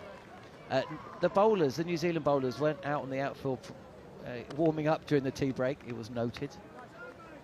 And so that was a big clue that New Zealand weren't looking to declare anytime soon after the tea break. But from your eyes, the big four, I think Steve Smith maybe have operated in his own on his own level for in terms of consistency for a 4 or 5 year period. Down on the sweep is Williamson. He could be caught by Rayan Ahmed running around on the edge of the boundary, and that is a good tumbling catch from the substitute fielder. Williamson's knock does come to an end. It's a success for Shoaib Bashir. A shake of the hand from Ben Duckett as he walks past Williamson, who's taken Bashir on and has been caught by the fielder. Slight toe edge from the bat. Bashir, or rather Rayan Ahmed, running around, taking the catch, and the applause for Williamson, who's got to go for 156. And the second wicket has fallen today. 327 for 5 New Zealand. I think you've got to give a little bit of credit there to Bashir, actually. He's toiled away, and he's actually defeated Williamson in the air so that it's pitched a little bit shorter. So whether he's got a little bit of what we would call top spin, that actually so suddenly as it's dropping, it drops more steeply, and therefore it's pitched a little bit shorter than Williamson felt, and it gives it time to bounce. And Williamson just played a kind of a semi-heavy sweep, and so that's why it carried as far as it did to Ahmed. If he had just paddle swept it gently, then it wouldn't have reached him and he would have been relatively safe. But he got enough bat on it, and Bashir going to his left, he had time to get underneath that, set himself and take the catch two-handed. So Williamson goes. I don't know, whether I put the curse on him, I hope not, but he's batted nicely, and it's good to see some of the Englishmen saying, well played. Yeah, absolutely. Yeah, this is a series that's been played in good spirits. Blundell, the England team, were very quick to congratulate him after his knock, and Harry Brook received a lot of fine words after his performances in the first 2 Test matches as well, and Stokes actually set the scene really by applauding and really commenting on how brilliantly New Zealand had played in India. Daniel McHardy is in, and will talk us through the next 20 minutes or so. It's is it Glenn Phillips who's come to the no, it's Blundell. It is Blundell. Okay, well, I was hoping for a bit of fun and games with Phillips, but it is Blundell who's down to come in. Mitchell at the other end, and so we'll see. The second new ball is due in 9 deliveries time. It's Blundell about to face his first ball. 327 for 5. After a word from Jeremy, it will be Daniel McHardy. Well, the middle order in the first innings for New Zealand, going from perhaps Ravindra down, have had some work to do to restore their pride and just their, the numbers of how they can put together. Blundell on strike, leaving a ball that spins back from wide of off stump from Bashir. Hello, Jerry. Yep. Hello, Dan. All right. Lights are on again. Yes. Don't look up like I just have. No, okay. That's what we used to say to braces when we went to the lighting towers in Sydney. Don't look up at the lights, brace. Well, he went off, I think, with sunspots after about 4 overs. Blundell defeating from the crease line. There's no run. Well, as you can imagine, the competitive man that John Bracewell is. I can do it. I can do it. Yes. Just come off air with him and Harmy. Harmy looks broken. Well, he was steaming when he walked past me. I've had enough. I know. He was looking for an open window to jump out of. Bashir, very slow through the air. Good disguise in that delivery. Blundell just nudges to backward point. I'm not too sure who was happier to see the back of Katey Williamson. Was it Steve Harmison or was it Bashir who finally got a wicket? And it was well bowled, defeated him in the air. unable to control the sweep shot. Well, Bracewell, well, the lead is 531. I think Bracewell wants 700 set. He wants more. Well, that's Braces, isn't it, really? The grinding element of the game, it rates quite highly with John. So, and there's plenty of time left, to be fair, isn't there, to go further. It might happen later on today, and New Zealand maybe get 40 minutes. I think that's a possibility. The lead at the moment is 5:31. Let's see how they go here. If they continue to build on this lead. Mitchell's on strike. He defends Bethel back to the bowler. They've got themselves and worked themselves into this situation because they bowled quite well and they bowled England out. And then there's been enough batting to go with it, and they bowled England out quite cheaply, the same as England did in Wellington. Bethel bowls again, shorter this time, spinning, bouncing a little as Mitchell defends. Well, let's not forget that England had a lead of 530 at Stumps on day 3 in Wellington and came back to add another 49 session. runs. That's so right. Someone could get 100. Yep. Yeah. So Harmy's got to be a wee bit careful with his arguments. Pushed into the onside. There's no run. Oh, shoes on the other he foot. just wants to play that golf, doesn't he? Oh, Really. Rain this morning ruined his chance of an early tea time. That's right. That vicious power fade of his. We'll call it. Low full toss, bunted through mid-off by Mitchell. He's 38 or 57. I've had a 327. letter, a note from the trees along the side of the course. All been They're trimmed. terrified. Yeah, that's right. Stunted. This is not a links course. No. Yeah. You can hear two noises, the one that goes in as it enters and the one coming back as well. That terrible thud. Oh, when you hit a tree and you're like, oh no, where's that going? Not where I want it to go. Bethel, the light's on now, drags this one down very short outside of off stump, but it's cut away by Blundell. He's off the mark. 1. Mitchell, 38. The lead is 532. Still a minimum of 30.1 overs remaining in the day's play, or 7 o'clock finish. We've reached this first. The two spinners continue to operate. Might be 7. We might have play finishing in a scheduled time. Bethel bowling again on off stump. Mitchell watchful. No run. You mean we get through the overs, is that what you're saying? Indeed, Yeah, with all the spinners operating. Yep. The over rate still, though, 13.3. Yeah, I think new ball is due when very shortly, is it? Now. Yeah. I'm not sure whether they'll take this. I think Bashir will just keep on going. Harry Brooks warming up. Is he bowling some leggies? I don't know. Is he going to take the new ball? Well, Bashir has bowled quite well. I mean, he's gone for a few runs, hasn't he?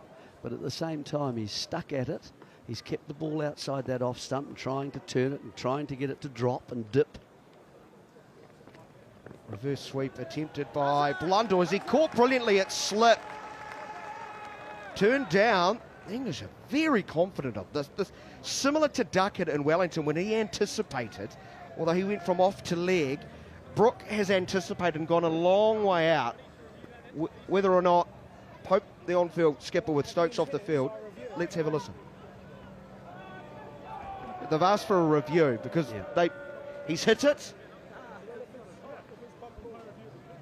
Yeah. Umpire Raza, I'm assuming, thinking it's bump ball. TV umpire to director, we have. Yeah, it's just a question of whether Blundell, has he hit this into the ground with his reverse sweep first, or has it just come off the top edge and straight to Brook? Normally the umpires would come together and send that upstairs themselves, wouldn't they? So what have we got, Jerry? What do you see on the replay? Well, I think it's hit the boot first. So it's come off the toe, but if the batter's followed it through and picked it up there, hit the bat after it's come off the toe. So that would suggest that it hasn't hit the ground, wouldn't it? That it's come up, taken the leading edge, and looks like a catch and will be given out, I would say. That's at the outside of the left foot. Ballooned away. Question is Jerry's pointed out. Okay, so it goes Has he got close any to the bat bat on it? there. Is there any other view there that will give me... It's gone under the bat. Whether it's come off the bat, we can go... Played the reverse sweep. Have you got Follows a split in screen the wake of the ball. There, Lynchy. Again, sharp reactions. Ultra edge coming up. Ultra edge coming up. There it is. Hits the boot. Balloons away. Goes off the toe. A wider Up slip. in the air. Well, this is out, isn't it? Has Wait he a hit minute. that? Is that hit the No, bat? I don't think it has hit the Has it hit bat. the bat? There's no... Near the bat No, there. maybe Just it's keep not. rolling it, kid, through. Keep I rolling don't it think through. it's hit the Just bat at go all. back again, Nor just the gloves. confirming that there's no bat involved. My word. That's carried a long way from the boot, Got away hasn't it? from the bat. Thank you. Yep, so no His bat left involved. big Okay, toe. I'll go back to Hassan on field. It's clearly outside off stump, so we don't need to check for LBW. Hassan, stay with your original decision of not out. You're on screen now, signal now.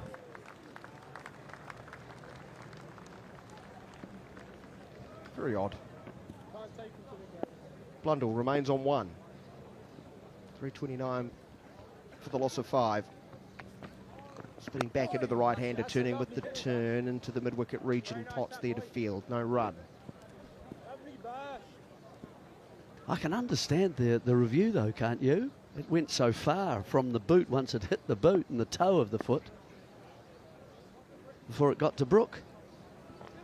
Very slow through the air, coming down, beaten in flight was Blunder, wanted to nudge forward of the wicket.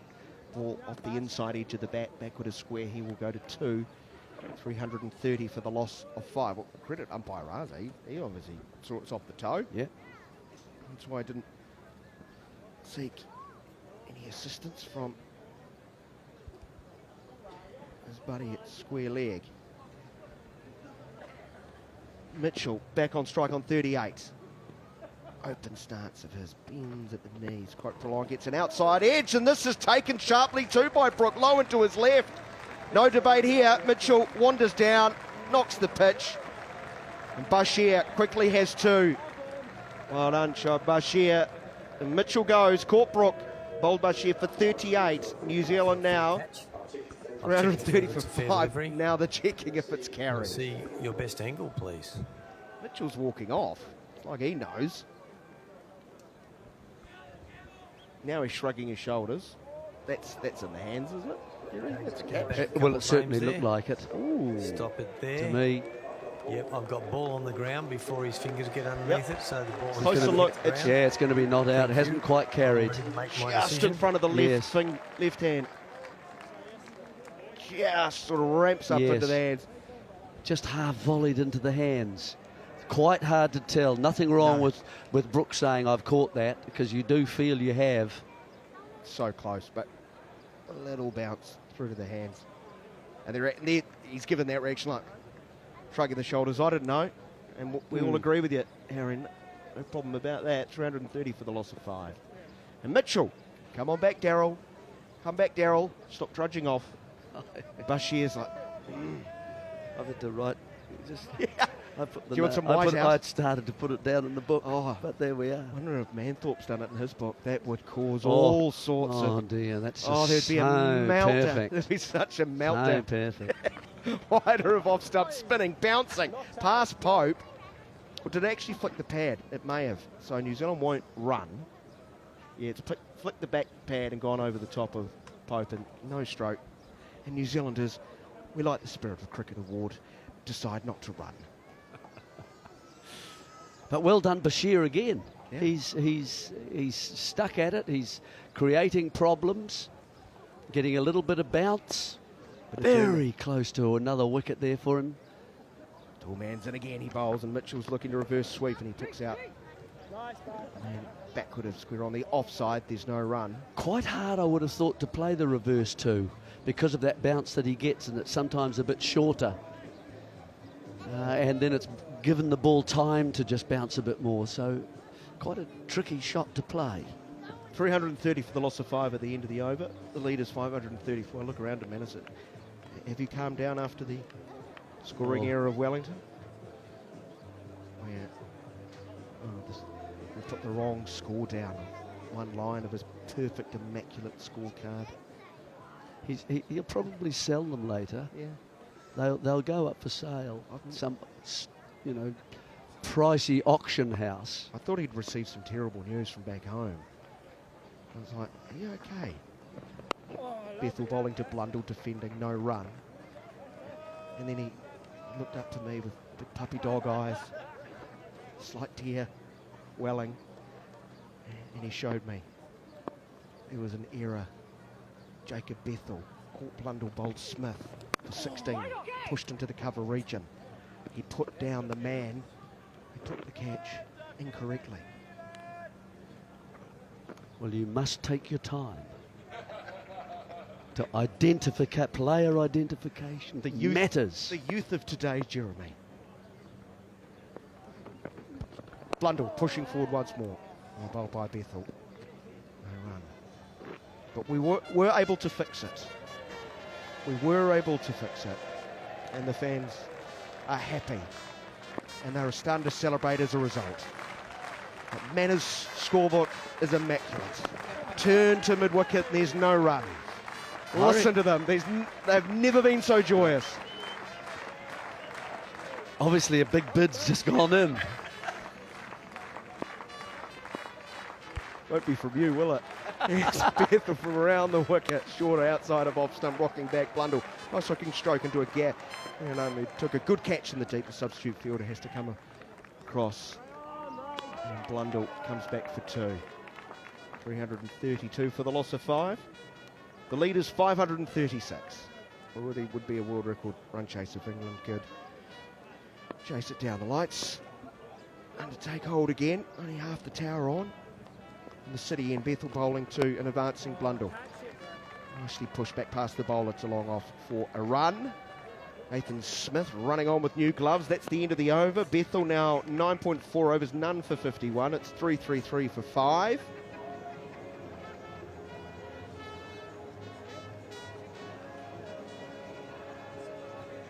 Darryl Mitchell getting new gloves. Does Ollie Pope get charged with another bad review with that one? He's 0% on LBWs, isn't he? Hold on. Yeah, well, Pope's not 0 from 9. Wow. So he's asked for 9 and lost every one. McCullum was 14 out of 77. In fairness, Tim Southey demanded most of those. Yes, he did. He quite likes Southey. Okay, Tim. Sure, mate. We'll have a look. Probably not out. You would have, you would have thought out of 50 of them that he might not. Here's a hit towards that long on and Duckett. He's got to be quick, Blundell, because Duckett's actually smartly about 10 metres in off the rope, and it travelled so quickly. Blundell sort of was admiring his shot for a second and then realised, I've got to get to the other end. 334 for 5, 82.1 overs, and I've just lost that. 0 of 9. Pretty confident to say Jeremy is not good. He'll get there one day. Sweet now by Mitchell, very fine just for a single. 335 for the loss of 5. Reviews, McHardy Hassan, 1 out of 9. Kumble, 0 out of 11. Oof. Gale, none out of 12. I think he probably wasn't watching the game at the time. Other things to do, man. De Kock, 2 out of 14. Spinning into the right hand of Blundell, work to square leg, no run, and Yusuf 4 out of 20. My calculus marks at school.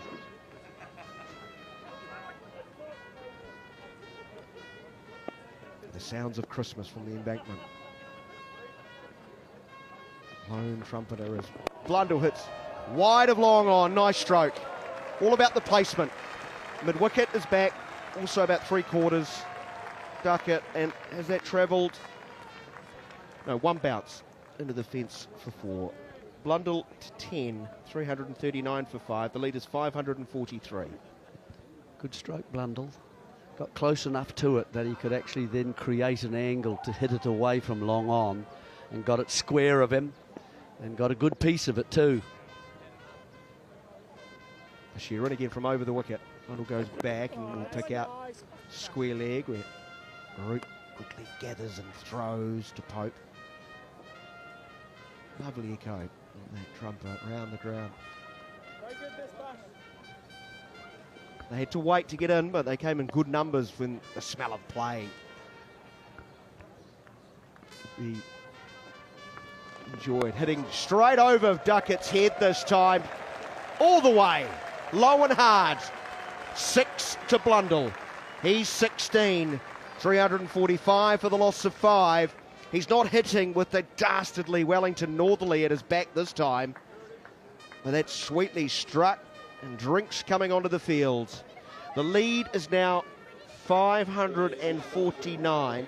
Mitchell's 39 not out. Blundell is on 16. New Zealand have lost just 2 wickets today. That of Rachin Ravindra, caught cast bowled Potts for 44. They were 274 for 4 at tea, with Kane Williamson scoring his 33rd Test match 100 and 123. He was finally dismissed. Really, he was going in second gear the whole way, such is the quality of the player. 156 before he top-edged the sweep of Shah Bashir, and well caught by Ahmed, the substitute fielder, making a long run to his left and pounced it very nicely. And at that stage, 327 for 5. But Blundell's come out, been aggressive. Mitchell in far more compact, circumspect, just nudging it around, being a bit of a glue man, you would say. Still, plenty of overs available today. Around 27 is the minimum. It is 5:29 local time. We can play through for another 2 hours, theoretically. The schedule cut-off time is 7 local time. But they do have an extra 30 minutes up their sleeve if they can't get to 27 overs bowled by 7 o'clock. Lights are on, so that won't be a problem. Katey Martin's going to replace Jeremy Coney. Wearing England attack down a man. Waking up early, listening to our coverage on talkSPORT 2. Heavy news as Ben Stokes limped off with a hamstring injury. The news out of the England camp, he will not return this innings and is being assessed whether or not he'll take part in the England second innings as far as a batting perspective is concerned. Joining Katey Martin, we'll get her thoughts on the state of play. It will be the immaculate notes himself, Mr. Will Manthorp. Once again, following on from Jerry Coney. So that's a high bar to then fall back down to me, but that's okay. Yeah, it's sort of on stencil a wee bit in the game. England have the opportunity to take the new ball, which they haven't done so far. You just sort of feel like it's somewhat of a waiting game between this side. New Zealand leading by 549 runs. The runs are there.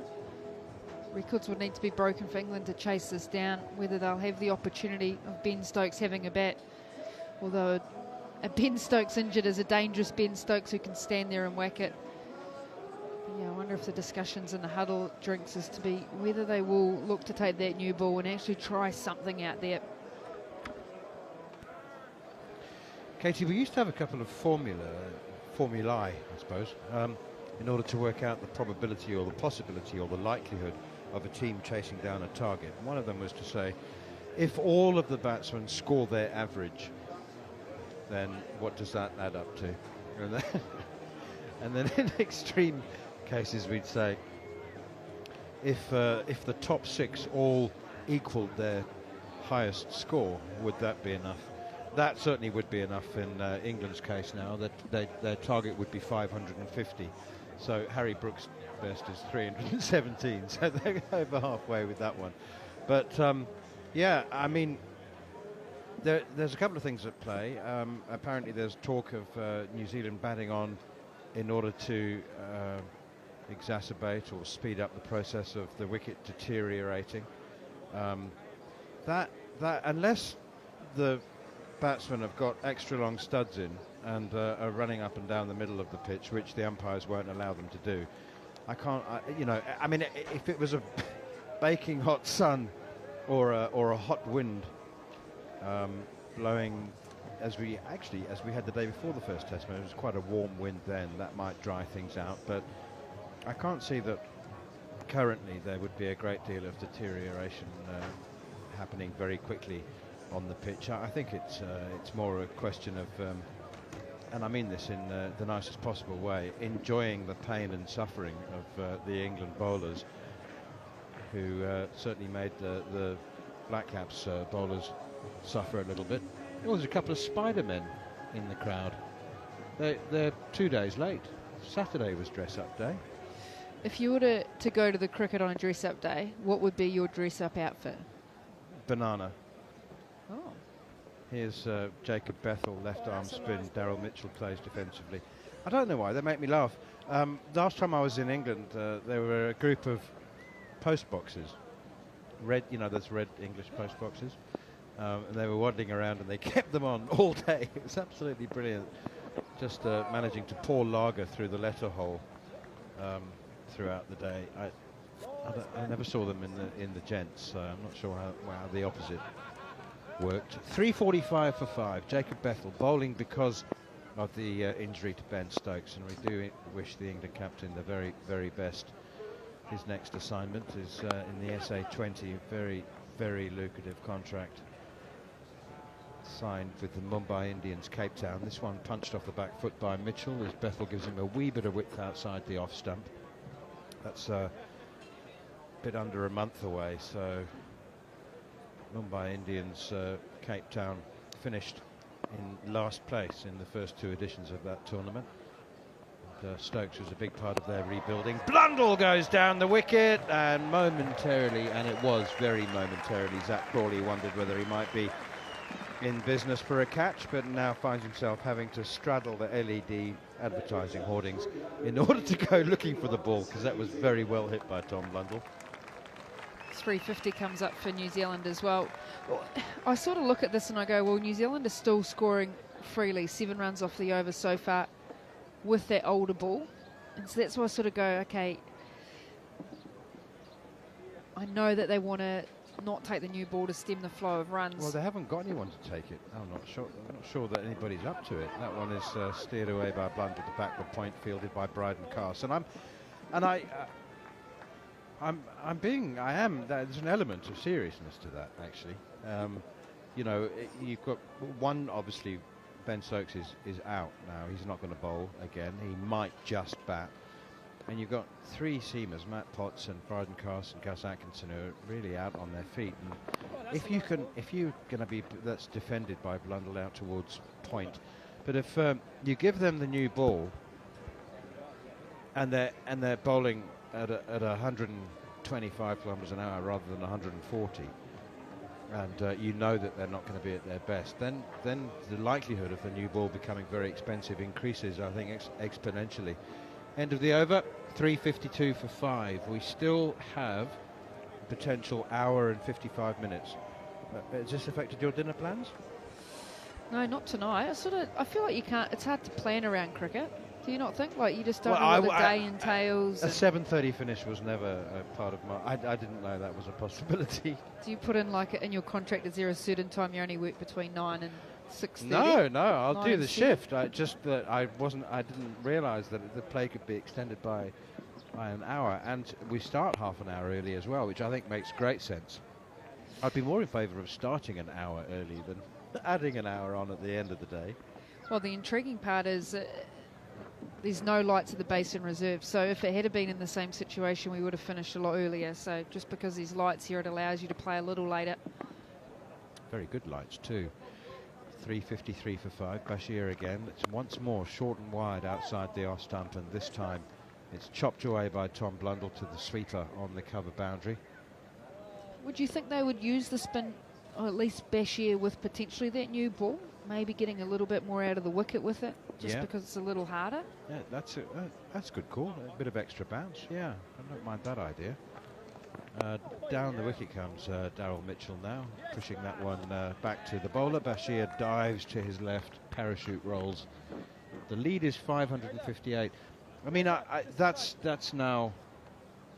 Is that irrelevant now? Can we agree that that's irrelevant? I think so. Here's Bashir in once again. Once more trying to get over the top of that one. Looks like he's trying to bowl an over spinner, a top spinner, and it's defended. So it's about... So that's why I mentioned the fact that we had now just under an hour and 55 minutes. If New Zealand have decided that they've got a bowling plan that they want to implement. Oh, down the wicket comes Mitchell, and he's hit that very, very sweetly. Straight Hassan Raza didn't have to wait for a confirmation from anybody about the result of that one. That's a very, very good strike from Daryl Mitchell, who is now on to 47, his first maximum. 6 4s and a 6. 360 for 5. Is there any seriousness in what your fellow New Zealanders have been saying about the Cantabrian mentality and Tom Blundell and wanting to grind England into submission before he finally goes for the sword into the back of the neck? 85 overs gone, 361 for 5. Is there a sort of sadistic element to the people You're asking of me Christchurch? if Christchurch people are sadistic. I have to be careful because I live there. I might not be let back in, but there is a massive competitiveness, and especially in the rugby environment where they are so one-eyed. My dad coached rugby with the Highlanders and the Super Rugby for a period of time, worked at Otago Rugby for a long time, and so I grew up as a child going to the rugby club room, so you get used to sort of that rugby mentality, which is very much Cantabs. And remember, I'm a Otago girl through and through. That's down in the middle of the South Island, and you go to rugby games, and I wear my Otago rugby top with pride, and the Cantabs, they would just throw bottle tops at you, they'd throw bottles at you, and you stayed quiet if you were ahead of the game at Otago, which didn't happen very often. And so you would just get hurled abuse constantly. And then the second Canterbury got ahead of the game, that was it. They were just arrogant as anything, one-eyed. It was like, yeah, we knew we were always going to win. Well, I've been bashed for about, 70 minutes. That's how long Otago could hold on close enough to Canterbury rugby teams. They're pretty brutal. Here's Jacob Bethel, the reverse sweep from Daryl Mitchell, and he gets a little fortunate here. That didn't go according to plan. He plays the reverse sweep so well usually, but that I think just ricocheted off the corner of the bat and went vague direction that he was planning, but very close to the leg stump. 362 for 5. One of my favourite test grounds, not just in New Zealand. It was the it's not a test ground anymore, I don't think. University Oval in Dunedin. Yeah, still a test ground. Is It's it? quite small, yeah. Yep. That's what I loved about it. So 2,500, 3,000 people, and it looked full, and it looked marvellous. And again, walking distance from Dunedin city centre. Another sweep shot from Tom Blundell, and he picks up another single and moves on to 24 from 23 balls. 2 sixes. 363 for 5. Jacob Bethel didn't think he'd be bowling this many overs, if any. He's only bowled 1 in his international career. That was at the Hagley Oval in his debut test match, 1 over, and he's now into his 12th because of the hamstring injury to Ben Stokes. Here's Bethel again, and attempted reverse sweep once more from Daryl Mitchell, hits him on the pad and goes nowhere. I mean, New Zealand have now got too many test grounds, haven't they? They don't play enough test cricket for everyone to get a game every summer. Well, remember, I think last time, was it Eden Park the last time England was here, or the tour before that? It was a tour before that. Yeah. That famous test match at Eden Park. What a venue that is, a unique venue. Turned away by Daryl Mitchell out towards Shoaib Bashir at deep back of the square, and 50 for Daryl Mitchell. It's certainly not an opportunity he's not going to spurn, you wouldn't have thought. Daryl Mitchell, it wouldn't be a surprise to see him still there when the declaration comes. And he's played very nicely indeed. 50 from 74 balls. 6 4s and a 6, which we saw moments ago as Bethel is in again. Tom Blundell nudging it out on the onside. The thing about Eden Park is that it's such an iconic venue, and it is also iconically rugby. I mean, we were talking about Carisbrook with Jeremy. Did I miss the Carisbrook chat? That was my home ground. First time I debuted for Otago. Just the greatest spectacle for me. The first time I went there for a one-day international, the rugby post was still up the day before. Honestly, I mean, as I said to Jeremy, we felt like magpies moving into someone else's nest, and you know, it was very, very clearly. and a rugby venue, and it was extremely cold, very, very cold. In fact, the one day we had reserve days in those days. Here's Shoaib Bashir turned out towards square leg. Anyway, the game was postponed because it was too cold. It was like 2 degrees. Try going in Invercargill, it's even worse. It warmed up to a balmy 7 or 8 degrees on the reserve day, so we got the game underway. But the students did what they do at rugby matches and brought their couches down and set them on fire. Yeah. Well, that was my upbringing, so I think that probably explains a few things. Listeners on talkSPORT would be wondering whether I'm being serious. I am. Students carried their couches to the top of the concrete stand at one end of the rugby stadium, and there were concrete stands. So that, I mean, there was no luxury spent. I mean, it was extremely basic. So they couldn't burn. They weren't going to burn the stadium down. And I had never seen this before. I was unaware of what was happening anyway. They had a few drinks and they started to set fire to their couches. Apparently there's no shortage of second-hand or third-hand couches in that part of the world. Well, I talked about my old man, and he worked at Otago Rugby, which was based out of Carisbrook. So as a kid, I would spend a lot of time there, and that was where the Otago Sparks played all of our cricket until we moved to the University Oval. But just incredible sights to see, just couches on fire, smoke. Lap sweep from Daryl Mitchell now against Shoaib Bashir. He's played it very, very well, and despite the best efforts of Rian Ahmed down on the deep long leg boundary, he put a sprint and a full dive in, but he couldn't prevent 4 from being scored. Where did that come from then? Was that to keep warm? Yeah, it was to keep warm, and because when you think like they are like terrace, so it was, you think a traditional oval and the wicket going up down normal. It was on at square leg, so you'd have it at square leg, and in behind was the media area where you had broadcasting and corporate boxes, and it was quite a high, skinny, wide and full, and driven by Mitchell straight to Bethel at mid-off, no run. Sort of a high, skinny sort of corporate area. And they'd bring their couches, and they said, oh, well, we want to be able to have comfort when we're watching, because it was quite uncomfortable sitting on the concrete terraces, and they'd sit there, and then the brand of alcohol down there was synonymous with Dunedin, so they had a number of that, and they did have it snuck in the cushions of the couches as well. So there'd be a slight, under the couch here you've got that sort of that layer underneath that's stapled up. You could just see it slightly hanging down, and the students would say, oh, it's just getting old, but it's all the beer cans that they had sitting in there that was just weighing that bottom cover down. So it was incredible. Eventually they had to ban it because of the fact that the couches got lit on fire. People got banned from bringing them in. Jacob Bethel continues a reverse sweep from Tom Blundell, and he too will get a single. So Casey Martin, what perchance makes you so familiar with the secret drinking habits of students? Were you ever one of them? Oh, look, we're all New Zealanders are known as being binge drinkers, and I've spent a lot of time in the terrace watching rugby, and I guess fortunate that I was able to play cricket, so I didn't have to watch too much cricket there. But it's a learned habit. Bethel into Daryl Mitchell, pushes that one out to extra cover, and there's no run. But the problem is did he talk about the Edinburgh incident against Australia? No. Well, so that was a one-day international, a day-nighter against Australia.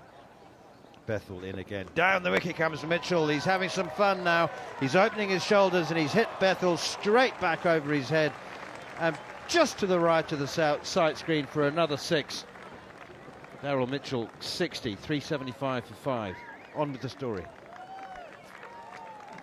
Was I? Yeah, I really Adam interrupted Perora. by 6. Yeah, so Adam Perora, it was in a one-day game in Dunedin, you'd sort of sit there for a long period of time, and then as the game got exciting, everyone started to stand up. They all sort of hovered together, trying to keep warm. Sweep shot from Mitchell. No run, straight to the fielder. And I think it might have been Brett Lee bowled a bouncer, and Adam Perora used to have, when he had his helmet, he used to keep that neck connector quite loose, and he bowled him a bouncer, and it hit the side of his grill, and the helmet went onto the stumps, and obviously he was given out. Bethel in. Mitchell goes straight again, hasn't got hold of it. Man underneath it, positioning himself, takes the catch. Matthew Potts, I think, has hung on to it. Did he touch the rope? Did he touch the foam triangles anyway? He's claiming it, but he's not celebrating. There could be two reasons for that. He's not 100% sure that he has taken the catch cleanly, or that he has touched the boundary triangles, or maybe it's just the fact that New Zealand are 579 runs ahead. Might be a bit of relief as well. Just opened up on the shot, Daryl Mitchell. It just squirted off the face. He backtracked. It hit him in the hands. He reverse cupped it. It hit him in the hands and popped back out. So then he had to get it on the second go, fingers up, and he was doing that. He was falling backwards close to the Toblerone that's on the outside, and his hat flew off and his sunglasses flew off, and I think he thought, oh, hang on. Have I actually connected to the boundary rope? But not so much. Good composure in the end, but Daryl Mitchell, normal Daryl Mitchell punchy innings, out for 60. And you bring in another now local Dunedin boy, Glenn Phillips, as well. He doesn't know as much of the culture. He's a new age, a modern Dunedin person now, Glenn Phillips. Well, he was born in the very un-Dunedin-like city of East London in South Africa, but is, I think we can say, 100% Kiwi. I think he came here when he was like 7 or 8 years old, so he's thoroughly retreaded. In fact, that's not even it. No, I think just he's a new tyre.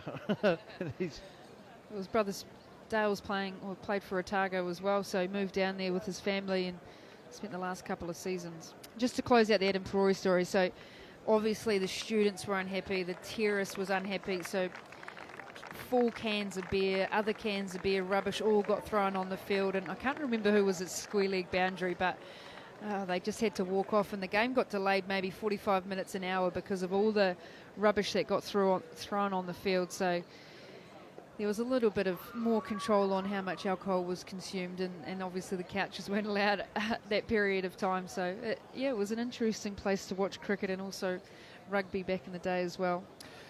So Jacob Bethel has a first test wicket at the age of 21 in just his third test match. He's came within 4 runs of a maiden test century at the Basin Reserve, and now he has a test wicket to boast about. Not one that's going to change the course of this test match, but a test wicket is a test wicket, and nobody will ever be able to take that away from him. I suspect that he will pick up 1 or 2 more in his test career, but I suspect also that they will not define his legacy as an international cricketer. I think they will be little garnishes on what he hopes will be a batting record to remember and be remembered by. 376 for 6, 580 is the lead. Another word from Katey Martin, and then it'll be John Norman for the next 20 minutes. Now New Zealand looking to continue to push this game forward. A really intriguing undertone of this game is whether Tim Southee will get an opportunity, if they decide to have a bowl tonight, to try and reach those 100 sixes. He's currently on 98 sixes. Just saw a vision on the screen that he wasn't padded up. That would be I love the romance of cricket. Sometimes there's just some fairy tale stories and some romance stories. So Mitchell Santner, he's due to be in next. Matt Henry, and then Tim Southee listed at number 11. Oh, we've got to see Southee. You can't leave him stranded in the 90s. Push to the left of Bashir, and there's a shout for a run out. Glenn Phillips, first ball, has come down the track, pushed to the left of Bashir, with Bethel quite deep at extra cover, and Blundell sent him back. He's halfway down the track. He turns, runs back to his crease, but whether he's got the bat grounded in time before Ollie Pope has dismantled the stumps. And the answer coming in, Martin is grounded, is yes. And bails removed. Yes, bat is well grounded. I love that fielding from Jacob Bethel to be able to pick the ball up in a hurry, and he rocketed it back to Ollie Pope behind the stumps, and he was quick with his hands to take the bails off. That just after being out there for 88 overs, toiling away, England just really getting put into the dirt here from New Zealand, to still have that energy. I think that sums up the attitude of this England side. Absolutely. Although he is 21, so, 88 overs. True. We might actually finish early tonight. I mean, not early in accordance to how we've finished than any other night. Clipped to mid-wicket. Phillips yet to get off the mark. I mean, spin at both ends. Going at a decent rate in terms of the over rate. There's 22 overs remaining, is it? Either way, it might finish about 7:15, maybe 7:20. Maybe we will eat tonight after all, as Phillips gets off the mark with a pull across the line. 21 overs remaining in the day. I mean, surely New Zealand are going to bowl tonight. I mean, no? Honestly, I've given up trying to predict what these teams would do. We thought England might have bowled in Wellington. You'd expect with the overhead conditions, it's getting a little darker again. Some darker cloudy skies are over. 45 minutes, surely, back and deep in his crease. Blundell's playing defensively to a delivery on a good length. From Bashir, a bit of bounce there as well. Confirmation, by the way, that play will start early tomorrow, 10:30 in New Zealand, so that's 9:30 p.m. in the UK. As Bashir comes in again, this is a touch wide and played very late by Blundell, but there's Zach Crawley stationed at backward point for exactly that shot, so no run. 377 for 6, a lead of 581, with Tom Blundell 25 not out, Glenn Phillips 2. Surely we're going to see Tim Southey. No, he's not going to. I can't believe we're not going to see Tim Southey. Come on, he's playing in the game. Forward and driven to long on by Blundell, moves to 26. 378 for 6. No sign of the second new ball. It's just been spin ever since Ben Stokes walked from the field, nursing a sore hamstring. It's going to be monitored and assessed. He will not bowl, but will he bat? Will there be any point? Yeah, well, there's a lot of cricket coming up for him, and we know how important it is in terms of preserving his body. He's talked so much publicly about trying to manage his body and turning down lucrative contracts, and obviously he's got the SA 20, but probably more importantly it's the whites, it's the test cricket against Zimbabwe. Whether they might have looked to have rested him in that test, I'm not sure. And then India 5 tests at home as well, and then obviously the Ashes. I mean, it's still the best part of 6 months away, isn't it? So I'm sure he'll be fine by then. But you know, it's just the recurrence of the similar injury that will be of concern, I imagine, as Blundell props forward and just defends this delivery from Bethel, who's continuing. He's I'm not sure Bethel's going to be bowling too many 13 over spells moving forward, but that's what he's doing today. Again, this is pushed into the covers by Blundell. I think if we do see Tim Southey go out there to bat, if there's another wicket loss, then you sort of will probably give the indication that New Zealand would want to have a bowl. I think the team that bowl accounts would love him to get 100 sixes. This is wide, and wide enough to cut from Blundell. He does that kind of hop and a jump after hitting the ball that we see from him. His movements after hitting the ball can be quite exaggerated. He's quite... How many balls has he faced? 31 balls. So it usually calms down a touch, doesn't he, after he's played 15, 20 balls. He is a nervy, skittish starter. But that 100 in Wellington would have done in the world of good. Listening to your conversation with Manners about sports grounds that double up, and it made me remember Phillips is forward and again pushing to extra cover. I watched a World Cup game, football World Cup game, at a very, at a ground that is one of the most instantly recognisable rugby grounds in the world, Ellis Park in Johannesburg, and that was quite an experience actually. The game itself forgettable. I can't even remember who was playing, but I remember it was forgettable. Pushed to extra cover again. If I was to be pushed, I would say it was. No, I can't remember. But I remember the ground. I remember that stadium so vividly. I remember I'm not sure what kind of skylarks, or there were some birds up in the roof. This is sliced by Phillips. He's trying to drive. It's a leading edge, which flies to Rayan Ahmed, who picked up a good catch earlier today to dismiss, or help dismiss, Kane Williamson, but not before Williamson had hit 156. Another run to the score, 380 for 6. Yeah, even although I was watching a football match take place at that ground, I was very much thinking rugby, and I'm not a rugby fan. I wasn't really brought up watching rugby so much. I struggled with it a little bit, to be honest.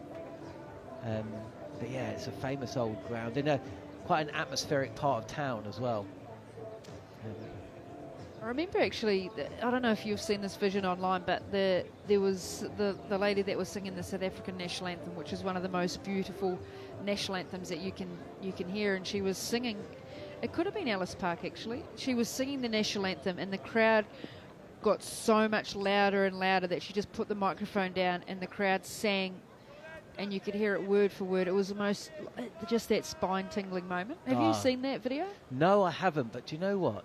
I remember being at the Maracanã, which is the famous football stadium in Brazil, with Phillips coming forward to show Bashir, who's bowling with a slip, but field spread. Fielders at catching positions on the onside, but apart from that, there's runs, singles all around the field. Phillips, though, isn't interested in a single, and he may perish at deep mid-wicket. Garth settles underneath. High steepling opportunity in the gloom here at Seddon Park with the floodlights on, and that pockets the catch. So Phillips' innings comes to an end, and Katey Martin, can you just hear the shout that is coming from the crowd here in Hamilton? You say it because you pronounce his name better than me. Southey. I love that. Southey. Well, they got the S right. Mitchell Santner, who really starred with the bat in first innings. Where would New Zealand be in this match if not for his 76th? He walked to the crease. What, it must be 231 for 7. Blunder was dismissed, and Santner's 76 helped add over 100 runs for the last 3 wickets. And then, of course, 3 for 7 when he bowled, a wicket and over. But there is disappointment, Katey Martin, because it should be Tim Southey walking up to the middle right now, surely. 98 not out in terms of the 6 hitting. Come on, New Zealand. Well, there's been so much conversation around sentimental games for Tim Southey, and I'm sure at some point he'll be out there to have a bat. Got no doubt about it. That doesn't bode well for the declaration tonight. Yeah, I know. I think it probably might still have a number 11 on, but yeah, it just looks like they are continuing to try and go for it in their own way, just picking the balls. This time, I think he just got a little bit too underneath it. The bat was probably a little too straight in terms of trying to play that sweep slog rather than a bit flatter across the ball. Just got that right off the toe of the blade. Again, Phillips. What was our microphones just picked something up there? I wonder if that's Ben Duckett going, this is so boring. Harry Brook. Was it Harry Brook? Was it Brook, was it? He was just moaning. Do you know what? I'm not sure if you picked it up on the TV pictures earlier today. Remember the Kane Williamson outside edge the delivery? I think it was Bashir bowling. Must have been Bashir bowling. And it flew to the right of Harry Brook at first slip. It was too high and wide for him to catch. He wouldn't have been able to catch it, but it went very close to it. And Neil Manthorp was describing it, and because the TV pictures that we have in the commentary box are on a delay, obviously I'm not going to be able to see the pictures before what happens out in the field. Let's break away for this first delivery for Santner, who steps forward and just pushes this ball back to the bowler Bashir, who's just picked up his 2nd wicket. He's pulled 30 overs. But essentially, I looked up at the TV pictures, and of course it's in delay, and just before Bashir had bowled the ball, the TV director had actually focused on Brook. Forward again is Santner at first slip. Just at the moment, he gave the biggest, most drawn-out yawn you've ever seen. And the microphone has just picked up on him. Maybe he's disappointed that Santner is in ahead of Southey as well. Down the track, Santner has lofted Shoaib Bashir back over his head, over Brendan McCullum, who's just below us. And the England coaching staff, it will be Brendan who asks for the ball, and he underarms it back to Ben Duckett inside the boundary. That's not boring at all, isn't it? Maybe Mitchell Santner will one day reach 100 Test 6s. I wonder what is going through Brendan McCullum's mind. He's talked so much about trying to save Test cricket, trying to move the game forward, and then you have situations like this.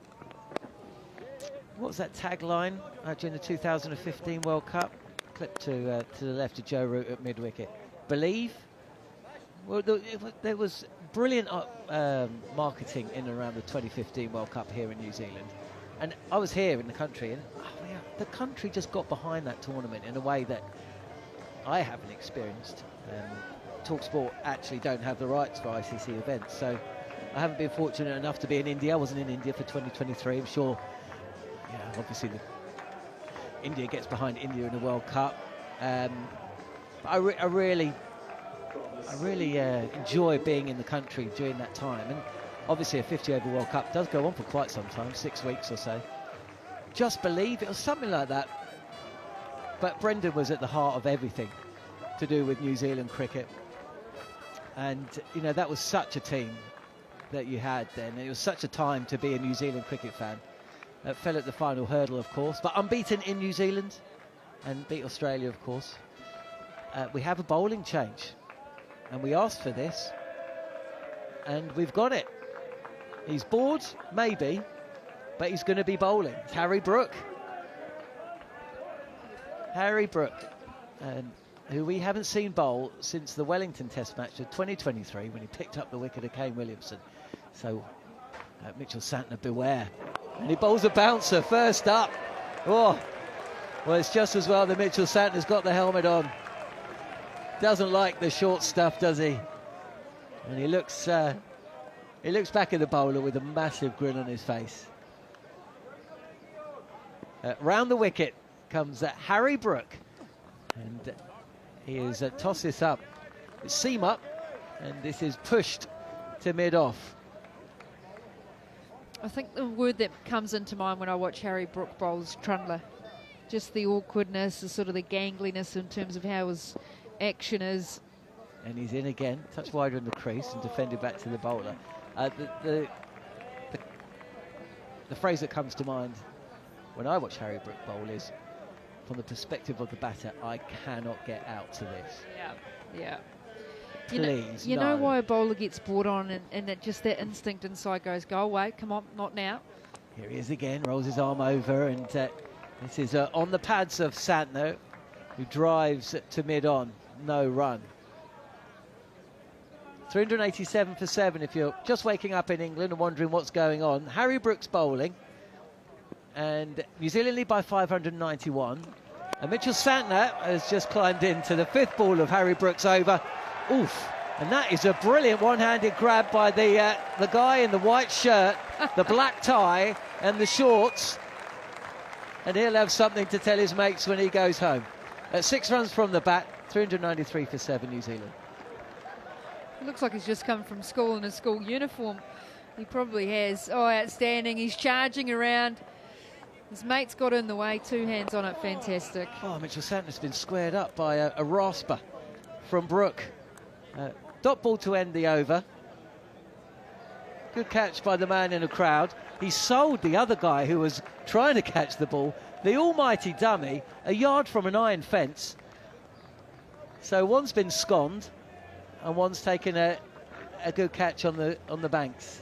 It's all going on here in New Zealand, and we're still waiting, hoping that Tim Southey is going to come out and have a bat. They used to have this competition at that World Cup you were talking about where you had to wear a certain brand of T-shirt. It was an orange-coloured T-shirt, wasn't it? And you won 100,000. There was $1 million, I think, up for grabs, and there was $100,000 if you took a catch one-handed. I remember it well, and it was shelved after 2 seasons, and I'll tell the listeners why in a second, as Tom Blundell just steps away from the crease and tries to beat Zach Crawley at backward point with another late cut. He got out to a similar shot to Bashir on the first day of Christchurch, really just placed it straight to the hands of that fielder. Bashir continuing, Katey Martin is off. And hopefully we'll see her, we'll see her at some point tomorrow. Driven back to Bashir. Anton Devcich is settling in alongside me. We've had some fun and games in the last few moments. Catches in the by the spectators. Harry Brook bowling. First test wicket for Jacob Bethel as Bashir continues and clips this to the leg side. And Harry Brook, alert to the opportunity, has already started racing from first slip to a very short, fine leg where he picks the ball up. And actually, Blundell's a little bit slow to get going, then suddenly realises he's going to have to scamper. Brook hurls the ball at the non-striker's end, but Blundell is home and he misses anyway. 394 for 7, 2 runs away from a 600-run lead.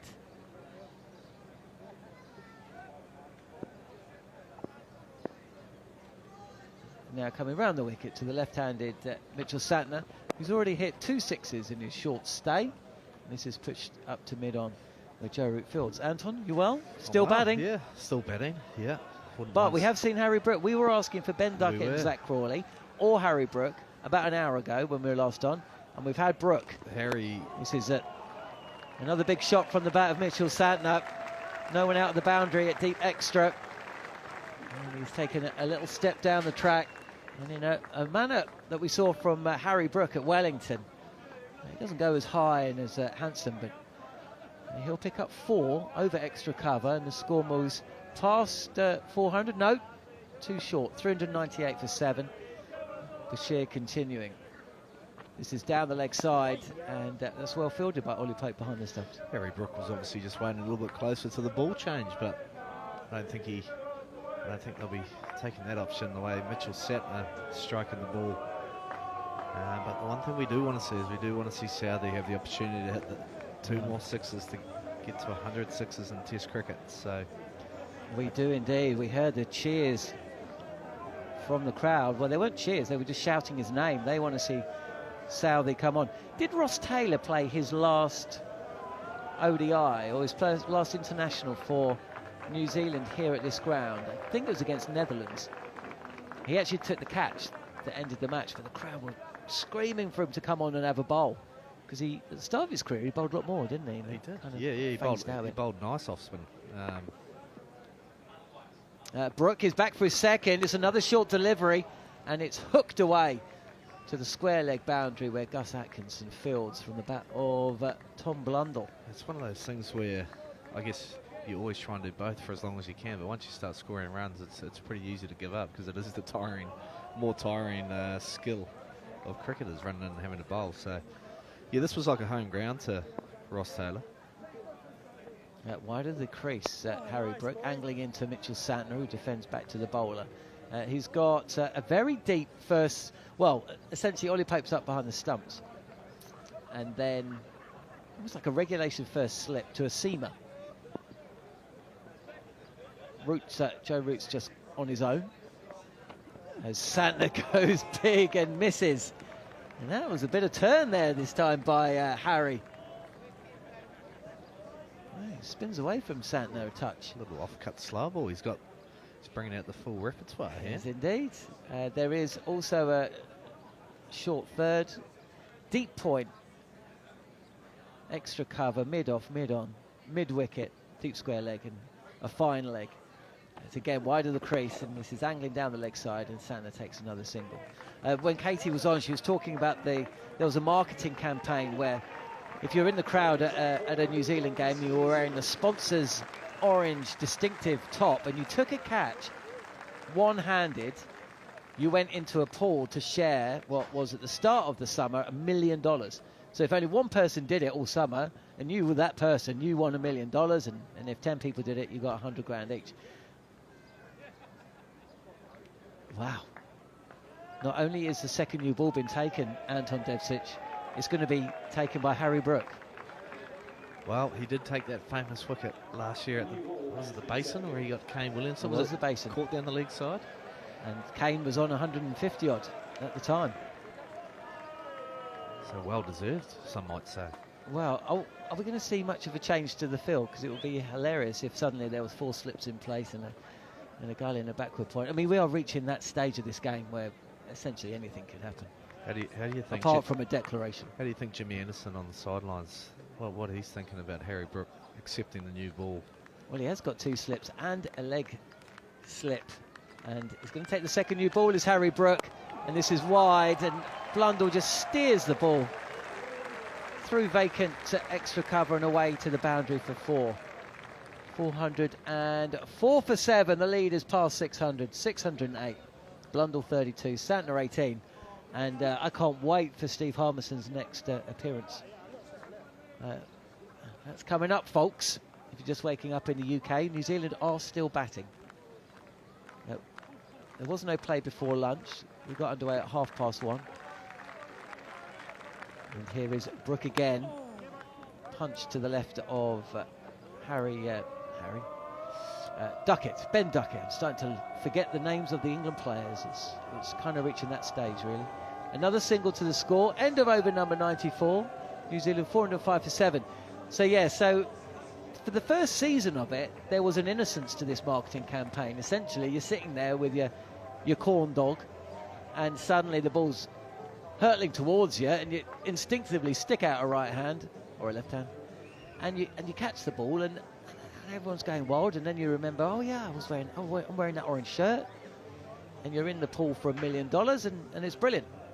But by the time it came around for its second series, the entire bank was filled with burly blokes wearing orange shirts, just essentially there to try and catch a ball if it came their way. And it was quite a dangerous, it was like a stampede. It was like being on the Zambezi, watching wildebeest charge around, pursued by a hungry, ravenous lion, which is fine if children, families and people who are turning up just to watch the cricket. And I think it was probably after the third or fourth trampling, as Bashir is in, defended on the back foot by Blundell, 33. It was after the third or fourth trampling, and as the Red Cross, or St John's Ambulance, wasn't quite that bad, St John's Ambulance costs started to spiral. Bashir, this is flat, wide, cut, and another run to the score. I remember watching a game, and it was quite late in Series 2, and how nobody had been seriously injured. And Michael Holding was on commentary, and he watched as another white ball landed on the bank, and a picnic went flying, and those camping chairs were destroyed. And he just was watching. It was that Michael Holding pause.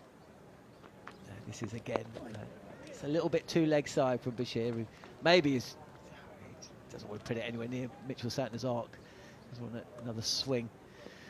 I don't see the ball disappearing over long off. The fielders are back though. And Michael Holding, and he was new to the country. I don't think he'd seen this play out, and he just kind of was watching, as you know, children were crying. This is wider and driven on the up, not far from a leaping short mid-wicket fielder, Bryden Cast possibly, who gets to his feet. Potts it is, gets to his feet like the man who has bowled the best part of 50 overs in the last 3 days. And he was just put forward the opinion that if he, Michael Holding, was at a cricket ground where a stag party had essentially destroyed his picnic, endangered his children, and ruined his day, pushed to extra cover this time, the person responsible would be in serious danger of bodily harm. Yeah, and the competition kind of ended after that. Well, it did, yeah. But they tried to put it into zones after that. That's right, it so was. It was shorter like, and like a driven zoo. to You put all the animals into one area, and they just fought for anything, like lions over meat. It was quite entertaining to watch. Garth Galloway is about to come in. I don't particularly like baseball, but one of the things I do like about baseball is when you're watching a baseball game where the baseball stadium is next to a river, and there's people in boats in the river waiting for the baseball to come to be hit out the ground. And when it is, you just see this mad, basically 7 lilos thrashing around in the water as people try and retrieve the soggy baseball. Don't get that in cricket. Anyway, Garth Galloway's about to come in, so you could talk about whatever you like, Anton. Yes, well, how do we follow that? If only that competition was still going. There might be a couple of opportunities if Tim Southey gets a bat out here today, but with the arrival of the new ball, we have Matthew Potts warming up from the City end. He's going to be bowling his 15th over. He looks fresh. New ball always brings a fresh face. Doesn't it? Hi, Anton. Yeah, well, we're watching Potts running in from the City end, and a new ball indeed. Long overdue, you might say. And here's a bit of a false shot from Blundell as he tries to dab it down into the offside. No change to the score. So 35 for Blundell. Santner is 19, 408 for 7. New Zealand's lead a monstrous 612. And only the most optimistic of England fans would think that they have got a chance. I imagine that McCullum and Stokes won't be ruling it off. Stokes, of course, is off the field with an injury to his left hamstring. It was being assessed. He won't field again in the innings, and there'll be a decision made as to whether or not he can bat. Just injured on his follow-through, pulled up lame, and you heard him just yelling in a bit of pain too. So doesn't sound good for Stokes. This next ball is outside the off stump. No shot from Blundell. It's quite pleasant now, Anton. The sky, the clouds got a bit higher. The lights are bright. It feels like the middle of the day. Yeah, and the crowd's getting into it. They're waking up. Yeah, they're waking up, and so is Tom Blundell. The first ball to Matthew Potts bowl, he was well and truly late after facing Harry Brook trundle in from that end for 2 or 3 overs. Just a ring field on the offside and a few back on the boundary on the onside as Blundell drives back to Potts, and Potts is gesticulating and engaging in a little bit of discussion there with Blundell. What's I think happening? the words were "get on with it," if my lip reading is correct. But I like this, a little bit of aggression. And yeah, and a bit of frustration as well. So New Zealand's strategy, I think, is just working. Yeah, it is. Blundell's just looking pretty impassive, really. I don't think it'll change his approach as he faces Potts outside the off stump, no shot. And Potts is wandering through again. He's been impressive, Matthew Potts. He has, and maybe a part of his frustration was he did have to watch Harry Brook bowl with that new ball for 1 over, and maybe he just wanted to get it in his hand and try and wrap up the tail of New Zealand. Harry Brook with 1 test wicket to his name. That of Kane Williamson. Excellent innings from Williamson today. His ball, which is down just let's have a look at that one. That was quick, wasn't it? Here's Blundell just getting a delivery from Potts, which just goes through and close to the off stump. He's played completely down the wrong line, played around it, really. Yes, and that just shows that this wicket still has enough in it to take wickets. A tired England attack. Matthew Potts coming back for a little bit of an energy spell, and that's cut Tom Blundell in half.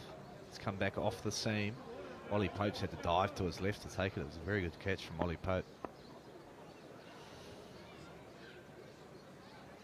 Yes, this ball is driven by Blundell. Well, and I'm just looking at the stats, it's no run off that last ball, 408 for 7. I don't know if John Norman's mentioned this, but stats come through from Gary Morgan, a fantastic statistician on talkSPORT. So England have made above 600 in the 4th innings of a test.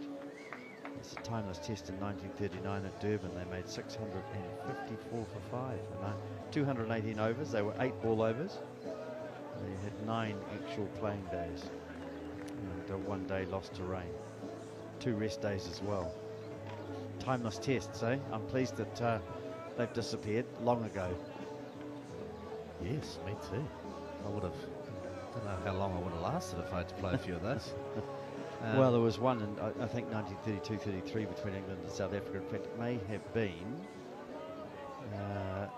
There was one which got into the 13th day, and England had to just withdraw because the boat was leaving, and the next boat was months away. So the match just stopped. Here's Bashir bowling and driven by the left-handed Santner to Ahmed at .409 for 7. It's amazing. You quite often think about how the international cricketers back in the day had to travel, and we think it's hard now, but wow. Yeah, they were on boats for months heading across the high seas to get to England and back again. Here's Blundell coming down the pitch. He's used his feet well today. This time he tries to whip the ball away to mid-wicket. It strikes him in his pads. Yeah, turned sharply again. This new ball just looks like it's just offering a little bit more for the spinners as well. A little bit of inconsistent bounce. That's what you would expect as this is onto the back foot and Blundell's playing to mid-wicket. Well, I think Santner, tell us, I mean, you're obviously a left-arm spinner. Are you surprised by the success of Santner in recent times? I suppose in India, 13 wickets in the second test, an extraordinary effort really for a player who's, they pick up another run playing the ball into the vacant cover region. For a player who, before that series, was averaging 42, he played in 28 tests.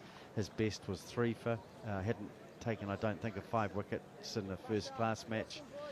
And here he is taking 3 for 7 in this first innings in this match as well. Are you seeing that he's doing something different? Obviously in India the conditions suited him, but he looks to be confident, and here he is playing into the offside. One more run, so 10 for 7. What are your thoughts on him? Yeah, I've always thought he's had the potential to do it. Like you don't become one of the best white ball bowlers in the world for no reason. Obviously he's got good control and he can bowl in all conditions, and I remember playing a one-day series in India, and Kane Williamson was talking to Coney after the game, and it was early in Santner's career, and he said, well, this kid can bowl. Yeah. Here's Bashir bowling and to attempt to turn in the onside. Well, I think as the over comes to an end, 411 for 7, Blundell's 36, Santner is 21. We're almost going through the motions a bit in Hamilton at the moment, with 1 hour and 5 minutes remaining in the day's play starting late here. I mean, I think he is a magnificent white ball cricketer. His variations, his ability to dip the ball, his subtle variations and pace of things, he's one of the best. And I guess then, I mean, the thing I've always noticed about it is his ability to get the ball to drop, and he just hasn't sort of been able to settle on that in Test cricket. Yeah, I think one-day cricket, T20 cricket, natural variation's fine, where the best spinners around the Test game tend to be able to bowl the same ball over and over again. Not saying that he can't do that, but maybe his mindset previously has been, I need to bowl lots of different balls to try and take wickets, rather than let's just hit that patch for the next 15 overs. So it's that difference of bowling to a plan, isn't it? It's more like that game of chess and trying to induce the mistake. Here's Potts going around the wicket to the left-hand Santner. He's driven to cover. Yeah, and that comes with experience, and I think I mentioned it yesterday. He actually hasn't played a hell of a lot of volume in terms of red ball cricket, even for Northern Districts. No. He gets a little sprinkling of games here and there, but I don't think in his whole career, I don't think he would have ever played a full Plunket Shield back to back. No. And I've always felt that New Zealand has a tendency to pick spinners who can get runs as well, and so that they don't tend to choose the absolute specialists. And Ajaz Patel hasn't played much cricket in New Zealand for New Zealand. Here's Santner teeing off and hitting this ball to wide, long on for 4. So Santner is 25, 415 for 7. That won't make Potts any happier, but it would be really good for New Zealand cricket, and obviously for Santner if he can establish his place and become a force in Test cricket. I think so, and the other thing you got to remember is we had 3 of our best fast bowlers that we've probably ever produced. Now Wagner, Trent Boult, Tim Southey. We started producing wickets to suit them. Yes, absolutely, as Potts bowls, and this is driven straight back to Potts, who fields on his follow-through. And if we do discover Mitchell Santner can be very effective in Test cricket, and we do lose the likes of a Southey and a Trent Boult, and we no longer have Neil Wagner, it's a little bit like the West Indies. They used to have big, fast, bouncy tracks, and now they're heavily dominated by spinners and slow bowlers. Fantastic to see. Pitches reflect it. Yeah, I suppose the only thing with that is, so I think this has been an interesting cricket pitch, and it's nice to see Carl Johnson trying to get a pitch that in New Zealand which will deteriorate a little bit. Here's a very good shot indeed from Santner. That's a class shot as he stands and pulls off the front foot over mid-wicket for 6. Potts won't be any happier with that. That's a terrific shot from Mitchell Santner. He scored a very good 50 in the first innings, and he's now raced away to 31 off 25 balls. Yeah, lovely shot. It wasn't actually overly short. Matthew Potts coming around the wicket. He's tried to hit, I guess, maybe 2 or 3 inches above the stumps, and Mitchell Santner, don't know whether it was premeditated or not, but he latched onto it and dispatched it over mid-wicket. Here's Potts bowling again, and this time he's playing with a little bit of uncertainty as the ball goes underneath his bat and through to the keeper.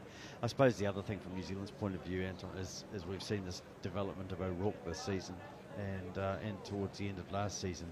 And when you see him hurrying, picking up the wickets of Bethel, Root and Brook in this game, number 2 and number 1 in the world, pitches with a bit of bounce and things are really going to suit him and New Zealand. Yeah, absolutely, and it's about how do we support him. He is still a young cricketer, and he's going to have a heavy workload over the next wee while. And 1 ball remaining in the over. Santner is playing away from his body, gets a thick edge, and it's to Ahmed at deep backward square leg. 4-2-2 for 7. Potts has bowled 16 overs, has 1 for 64. The lead 626, Blundell 36, Santner 32. 1 more over until drinks. Yeah, I think importantly we have to make sure we've got a good group of bowlers around him, so he isn't doing all that hard work all the time, because he's gonna get a lot of offers over the next wee while, whether it be IPL during the off season, maybe a bit of county stuff. So he's gonna have a heavy workload. So yeah, the guys around him are going to need to do a really, really good job as well. Are you optimistic? In fact, I think we are going to have drinks now. So the drinks have come onto the field with 1 minute going until we have an hour. So 61 minutes remaining in the day's play. Are you optimistic? So New Zealand and our listeners in the UK, I'm sure, will have heard of Kyle Jamieson, who played a few tests for New Zealand. About 6'7" blonde bowler who had a stunning start to his test career, but has been punctuated by a couple of injuries, and I think now they're looking to bring him back into the domestic game. Are you optimistic that we'll see Jamieson bowling again in the future? How old is he? Is he late 20s? Late 20s. talkSPORT 2, Yeah, I think, official broadcast partner of the Premier League and the English Football he's, League. talkSPORT 2, official broadcast partner. I think in terms of Jamieson, I think the best thing that he can do is just get some cricket under his belt. The other thing is you look at, depending on what age he is, he needs to work out whether he does have a long future playing the test game and whether that's a priority for him, or is he just going to focus on white ball where his overs are limited, they're capped, he can track it really well day in, day out, but also at the end of the day, if opportunities pop up to go elsewhere, he can look after his family. I know he got the big IPL deal a few years ago, so he should be getting relatively set, but it comes back to what you want to do at the end of the day and what you think your body can handle. And Ben Sears, another good possibility for New Zealand, played in 1 test towards the end of last season. I think, was it just the 1 test that he played? Yeah, it was, against Australia. He's another one who looks like New Zealand again, like England. I mean, we have far fewer resources obviously over here, but just some real potential in the fast bowling stocks. Yeah, he's raw pace. I wouldn't say he's in the same mould as Jamieson in terms of his consistency, line and length, but he does have genuine pace. He again might need to just be wary of how much 4-day cricket he plays or 5-day cricket if it's test cricket. And just manage himself, because he has had a couple of injuries as well with his feet. We've talked about fast bowlers' feet a hell of a lot over the last few days because they do get beat up, and he'll just need to bide his time and choose wisely which type of cricket he wants to play also.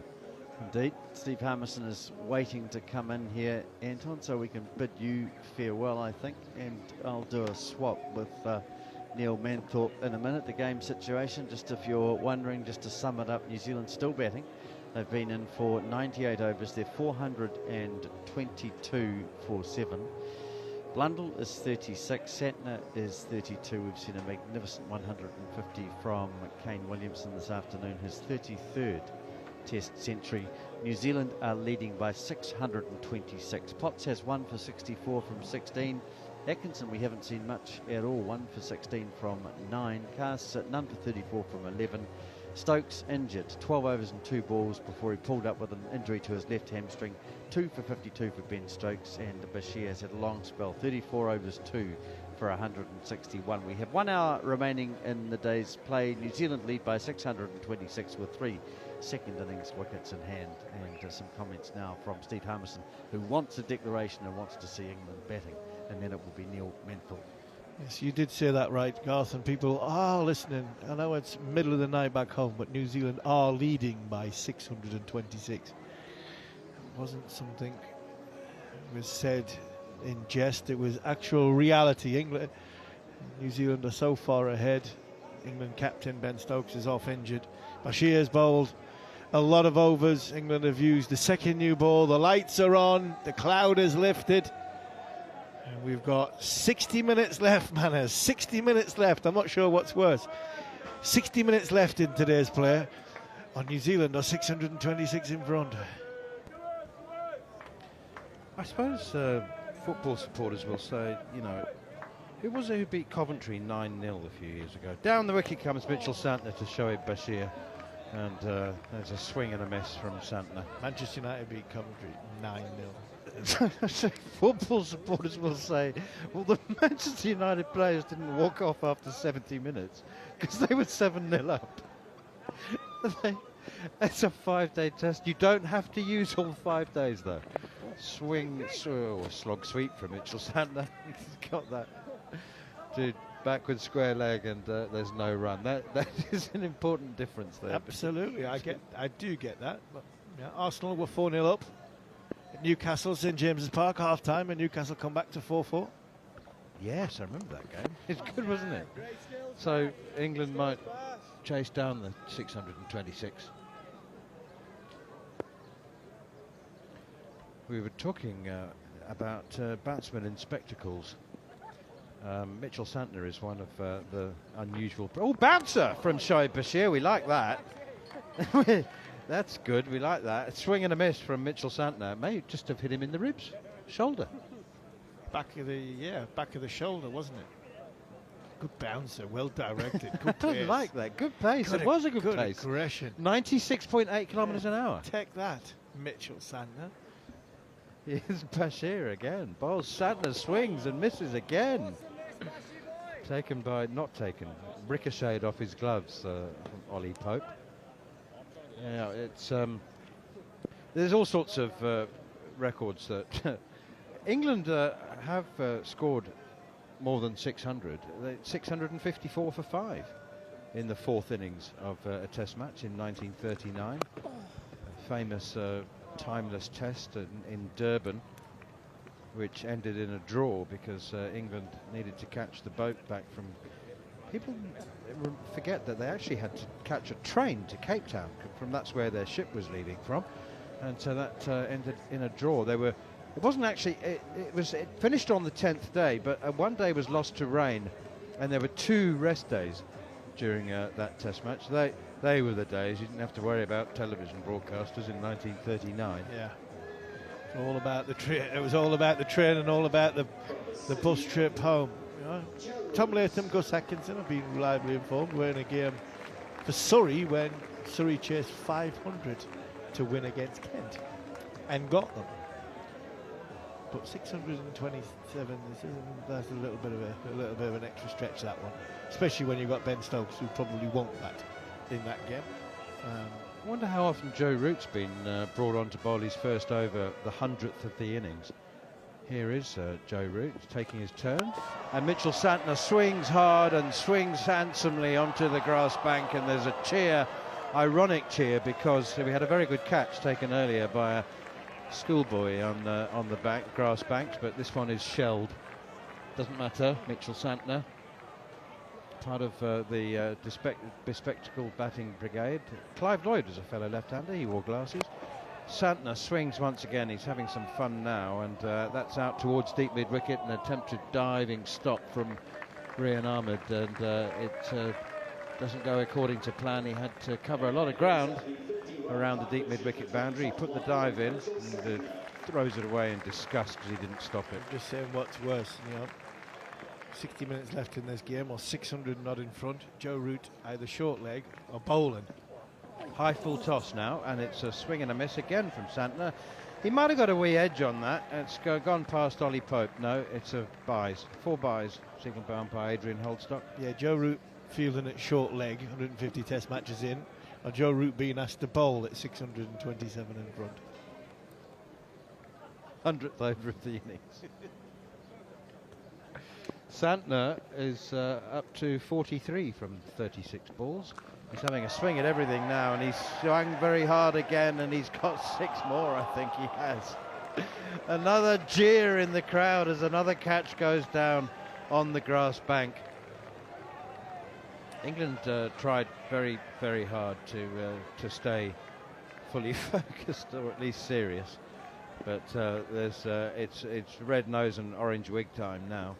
As Root's in again, Santner drives and is caught at backward point, and Root has another test wicket. Shoaib Bashir takes the catch. New Zealand slumped to 443 for 8. Just 647 runs ahead now. And that was the leg spinner as well. Was it a leg spinner? Southey or Matt Henry? It is Tim Southey. He's on 98 sixes. This is what we've been waiting for. It's 20 to 7 in the evening local time, and Tim Southey has a shot at history, and he will never, ever have had a better shot at 6 hitting in a test match than he has right now. It's his second guard of honour. He got one when he came out to bat first time, and the England players have once again lined up to welcome him to the crease. They're all clapping. As I said, there's a sense of otherworldliness now. We're just waiting for Pinocchio to come on and bowl the next over. There's Never Neverland. Oh, that's a nice touch. Where you going? Is it Hobbiton? Hobbiton's around here, is that? Yes.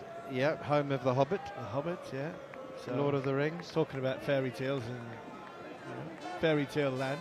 Tinkerbell. Tinkerbell, spit me out. This, I'd like to think this has got so much air on this ball. Come on, Joel, throw it up in the air. It's Root to Southey. It's short. It's not quite in his hitting arc, and all he can do is pull it not off the middle of the bat out to deep mid-wicket, and Jacob Bethel does the fielding. So that's the 100th over completed. 444 for 8 New Zealand, and Tim Southey's on strike, and who will provide the range hitting for him? It'll be Shoaib Bashir. Do you know what? I've never wanted to see a batsman hit 2 sixes ever more than I want to see Tim Southey hit 2 sixes now. I just hope it happens in the first 2 balls. And then they walk off. And then they walk off. Because I think once he gets to that 106, or he gets out, New Zealand will walk off. So fingers crossed it happens in the next 2 balls. Nothing against Shoaib Bashir. I just think this game could do. We're getting on with it. It is Shoaib Bashir then to Tim Southey. Will he go for it first up? No, he won't. He just clips it down the ground all the way along the grass to Ben Duckett. And Tim Southey moves on to 2. Tom Blundell has 36. Hopefully he hasn't come out here for a net. Bat 10 overs. Surely not. Here is Bashir to Tom Blundell. He has a swing at this one. Matthew Potts fields it at mid-wicket. Again, there's no timing on that one. The lead is 649. There's me trying to fill my scorecard in. I'm wondering what the point is. Here is Bashir again, and Blundell now goes for the slog sweep. He's hit that very nicely indeed into the hospitality tent away to our right at deep mid-wicket. There's a few people sitting around tables there with I hope the glasses of Chardonnay and Sauvignon Blanc are plastic, because that's landed right on them. Anyway, no one seems to mind too much. 6 more to Tom Blundell. Here is Shoaib Bashir. He's down the wicket again. He's clipped that one just past a diving Bashir. down to Ben Duckett again at long on, and they have another single. The scoreboard is just displaying the most sixes in Test history. Ben Stokes top of the pile on 103, and Tim Southey on 98 in 4th place, along with Chris Gale. He has a swing, he doesn't get quite into position. That's like when a baseball player gets ready for the home run and he just has to bunt it because he wasn't quite there for the full swing. The crowd are well into this. The scoreboard's got making sure that they know what the game is within a game, and now Bashir gives him too much width outside the off stump. Another one not in his arc, and all he can do is chap it to backward point. 4:52 for 8. We lost the whole of the morning session to rain, but we've made up lots of time, and we're playing deep into the evening here in Hamilton. We've got an early start as well, just to make sure that we catch up as many of those overs that were lost as possible. New Zealand leading by 656. It's the second time that New Zealand have set over 600, the team batting in the 4th innings. The last time was quite recently, that Sri Lanka was set 649, so they've gone past that. This is the most New Zealand have ever set an opposing team in a test match in the 4th innings. Lucky Jacob Bethel's turn has come round again. Got his first test wicket, probably going to get the second one. Bashir in. Southey has a mighty Blundell, has a mighty swing at this one, and again maybe just swung a wee bit too hard at that, hit him on the pads. Harry Brooks had a bowl today, he fields it slip. The lights are on, the sun's out, just to add to the air of surreality. We've got artificial and real lights. The best real light we've had all day, but the lights are still on. Tom Blundell says, you know what, you have a go, Tim. Chips it very deliberately out towards mid-wicket. He goes, OK, I've missed a couple. Your turn. Boundary riders are set, they're ready and waiting. Tim Southey likes to go to the leg side. I would say the leg side is a little bit longer. Batting at the end that Tim Southey's at now. Jacob Bethel to Tim Southey. Can he hit a 6? He's hit it straight down towards long on. He hasn't got enough of it though. It's going to be caught. It is caught by Zach Crawley. Tim Southey's test career comes to an end.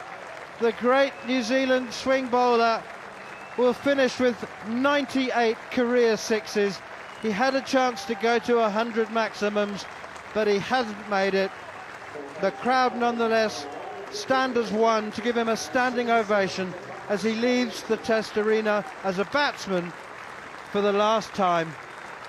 His entertaining career as a batsman has come to an end. 98 test match 6s. It was in the slot for Tim Southey, and unfortunately for him, he could only pick out the fielder, cloth the bat.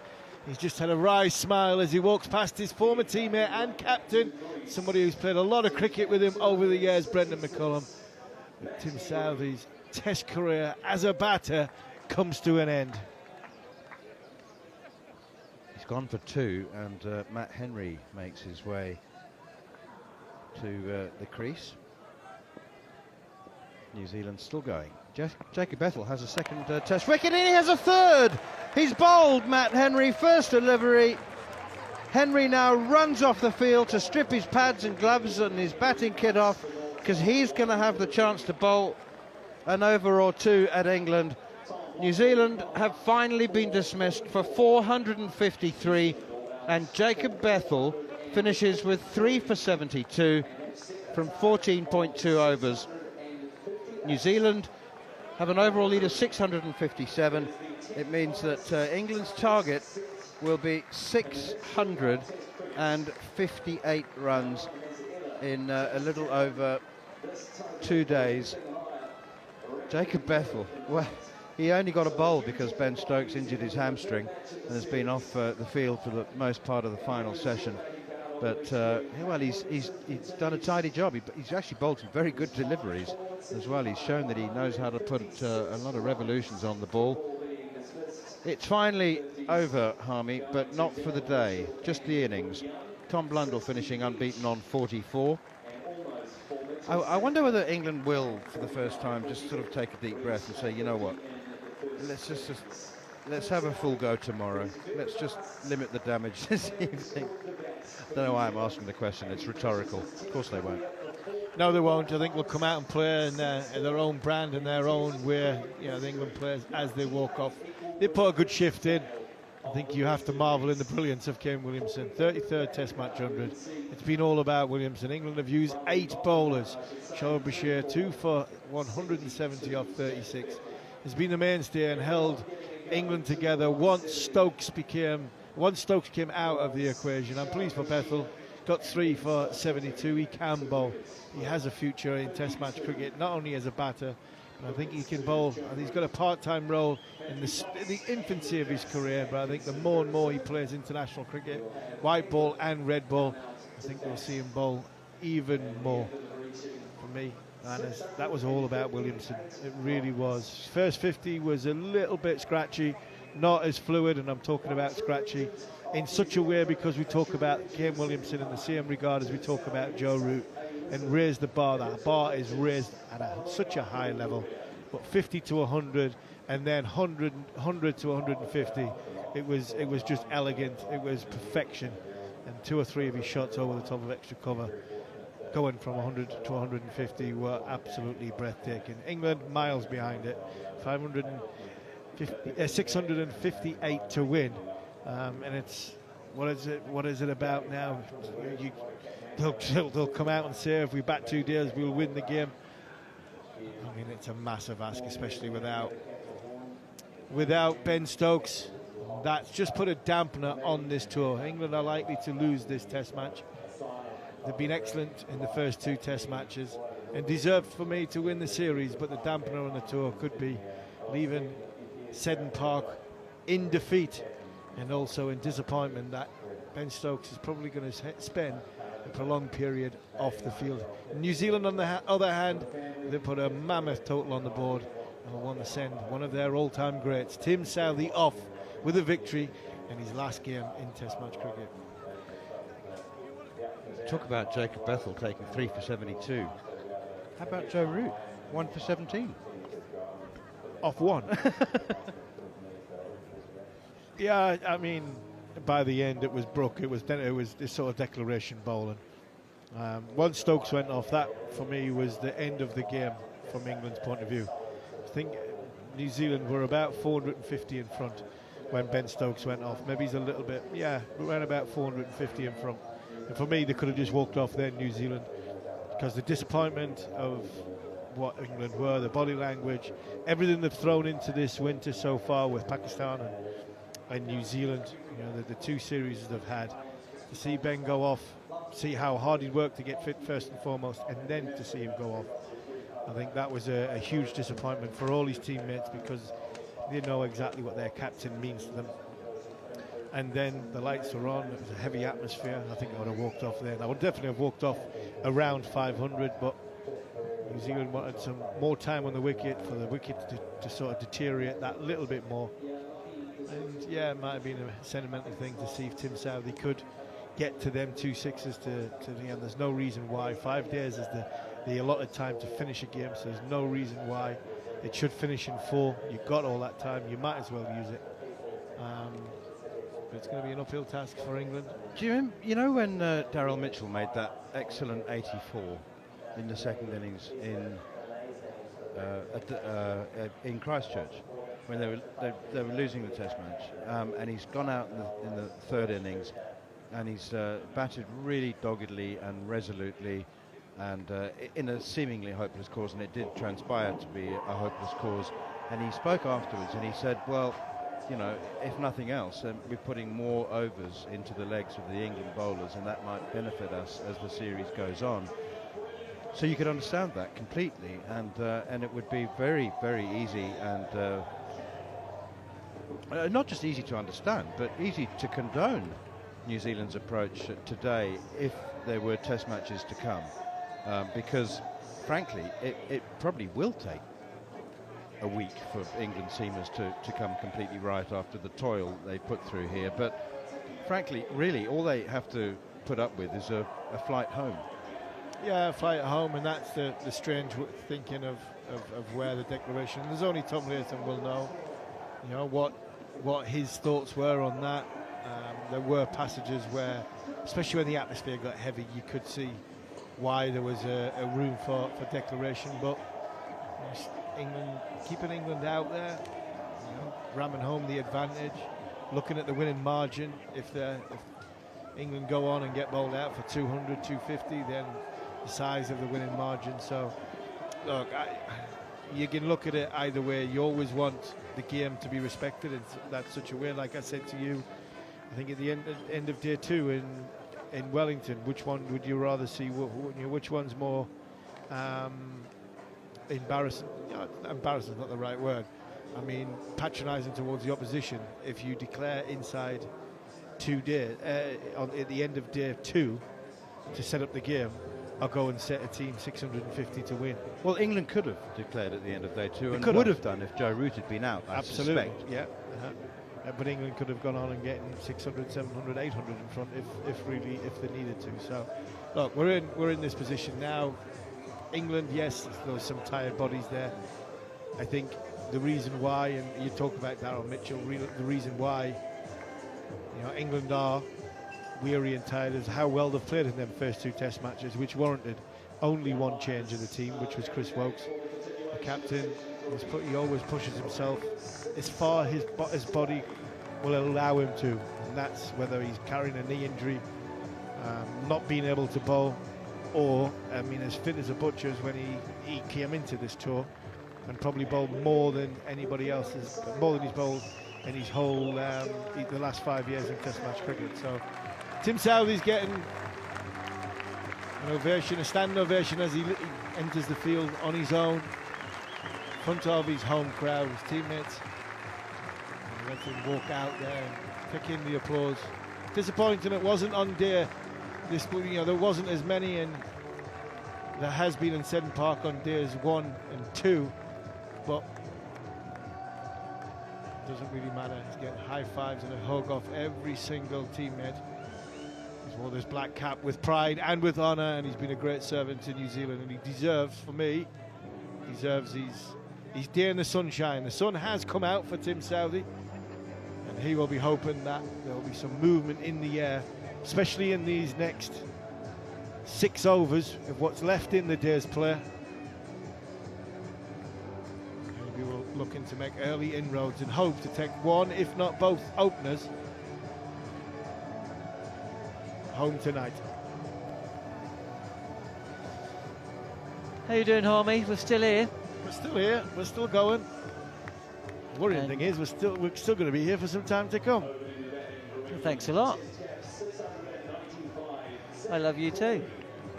Actually, you're off in 4 minutes, but you'll be back in 24 I'll be back in 19 minutes. I'll be back in 24 minutes. Where are we going to go for a drink tonight? That's the question. I'm going to have one. I think I might collapse. By the time we've finished everything off, there might not be anything open. By the time we finish tonight, we're going to have to start again. Should we just send out for breakfast? Day 3 will become day 4. We'll fire off an advert break and then we'll be back. I tell you what, though, this is as sunny as it's been all day. Maybe we should see if we can push play past 8 o'clock. Yeah, we've got the lights on. Carry on. Yeah, let's just carry on. We've lost overs today. We should be able to make them up. Yeah, I'm sure there'll be. I know I can be an old man and be on my soapbox sometimes, but I draw the line at that one. The paying spectators pay for 90 overs, Harmy, and I demand that they get 90 overs today. How many have we had?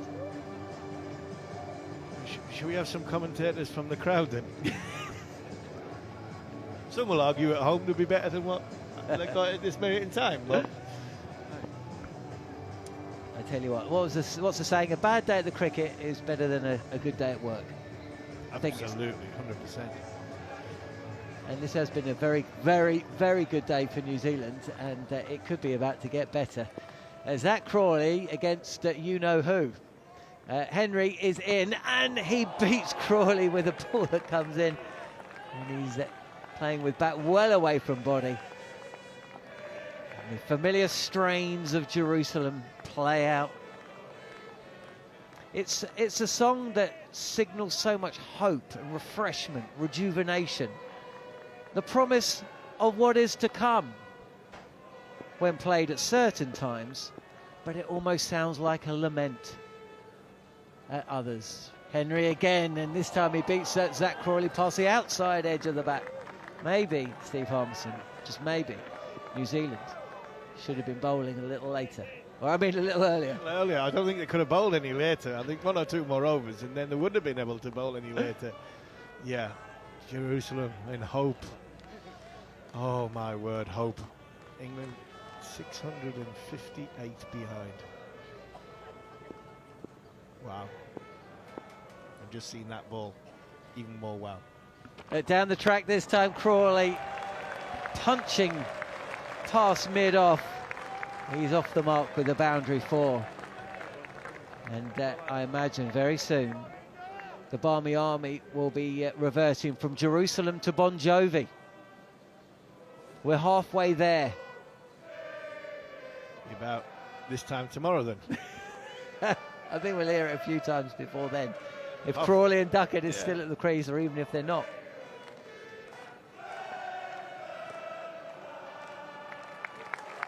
And there we go. Proof that the fans are still here. Decent crowd. Majority English. It's a Monday evening here in New Zealand.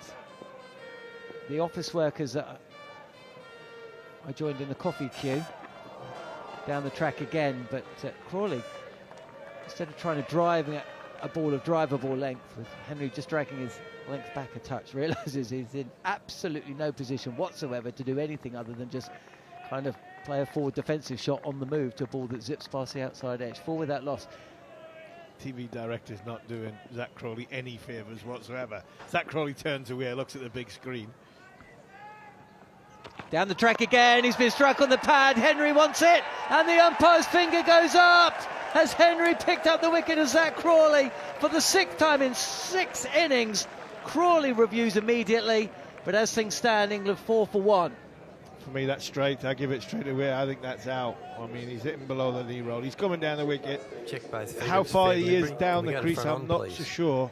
That's going to get away with it. He's going to get away with it with that. He went straight away, so has he hit it? I don't think he's hit it by Zach's body language. Well, he's missed it by size of the Mars ball. We'll just confirm that with Ultra Edge, He is down the track. We saw an umpire's call go the way of Kane Williamson earlier today. It's clearly missed the bat. Yeah, that's right. Given out on field, of course, so we know that how this goes. Between bat and ball, so we can go to ball tracking when it's ready. Missing. Thank you. He's a tall man, Crawley. High ceiling. It's high. Maybe the ball is doing too much here. Devcich has gone not out, as has Devcich. Anton said it's not out either. We wait. Crawley looks up at the big screen that was just showing all of his dismissals. Ball tracking coming up now. Pitching outside off stump, impact in line and missing the wickets, going over the top of the stumps. Well, that reaction will tell you. To overturn your original decision of out to not out. Most of the fans here are English. On screen now, signal now, reverse your decision to not out. That was going to clip the bails. The way England's day has gone so far and the way the test match has gone so far, I thought that was just going to clip the top of the bails. It has been one of those days for England, isn't it? It has, it really has. He reviewed it almost immediately, Crawley. And he was wise to do so. Henry is in again this time. Again, Crawley steps down the track but doesn't play a shot. And if Henry is to take Zach Crawley's wicket for the 6th time in 6 innings, it's going to have to wait. End of over number 1 then. 4 without loss. Hey, something to talk about. Crawley survives, 4 not out. Duckett has been watching at the non-striker's end. I was wondering whether we might see Crawley and Duckett bowling at one stage. It wasn't as though New Zealand's innings pushed, 140, 150, 160 overs. It was actually far shorter than that. But with the injury picked up by Ben Stokes, the futility that really surrounded the bowling effort, you just wondered. Harry Brook did get a couple of overs, and actually took the second new ball, which I doubt he'll ever do again. 3 slips and a gully, point mid-off. Mid-on, mid-wicket, fine leg. And Southey, taking the new ball for the last time in his career, pitches a delivery up to Ben Duckett, who drives to mid-on where it's fielded. He went wicketless in the first innings. The atmosphere will really just go up a notch if he was to pick up one of these two late on day 3. Here it's Seddon Park, where the shadows are just starting to lengthen on the banks. The pitch under cloud momentarily. Floodlights on as Southey, right arm over the wicket, and Duckett, one step down the track, has cracked this past the bowler. The ball has bisected umpire and non-striker Zach Crawley, and that has absolutely flown to the boundary. There's a statement right there, isn't it? Duckett and Crawley both using their feet to come down the wicket, try to change the length of the New Zealand bowlers, but also take the shine off the new ball. Southey again beats Duckett this time, drags his length back a touch, it's straighter, bit of movement away from Duckett, who plays inside the line, but he plays at the ball as well. That's taken by Blundell behind the stumps. Oh, that's big movement away from the left-handed Duckett. So good luck edging that. 8 without loss, second over of England's second innings. They need to bat out 6 sessions. If they do that, they will chase down the 650 they needed. Bowled him! Southey strikes late on day 3. Duckett advances, and the crowd can celebrate. Late in the day, late in the career, late on in the Test series, but Southey has removed Duckett without scoring.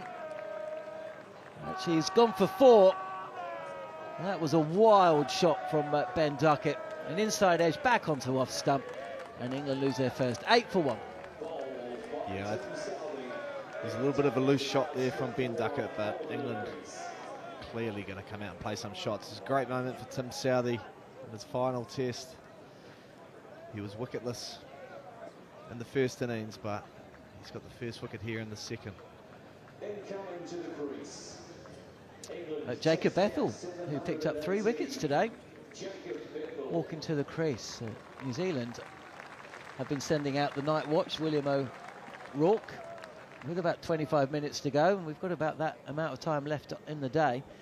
But that's not the England way. Well, not since Stuart Broad retired anyway. What was it, the Night Hawk? But Bethell with a job to do. I'm not sure we're going to see him adopt the Ben Duckett approach, dancing down the track and trying to smash the bowler back from whence he came. It's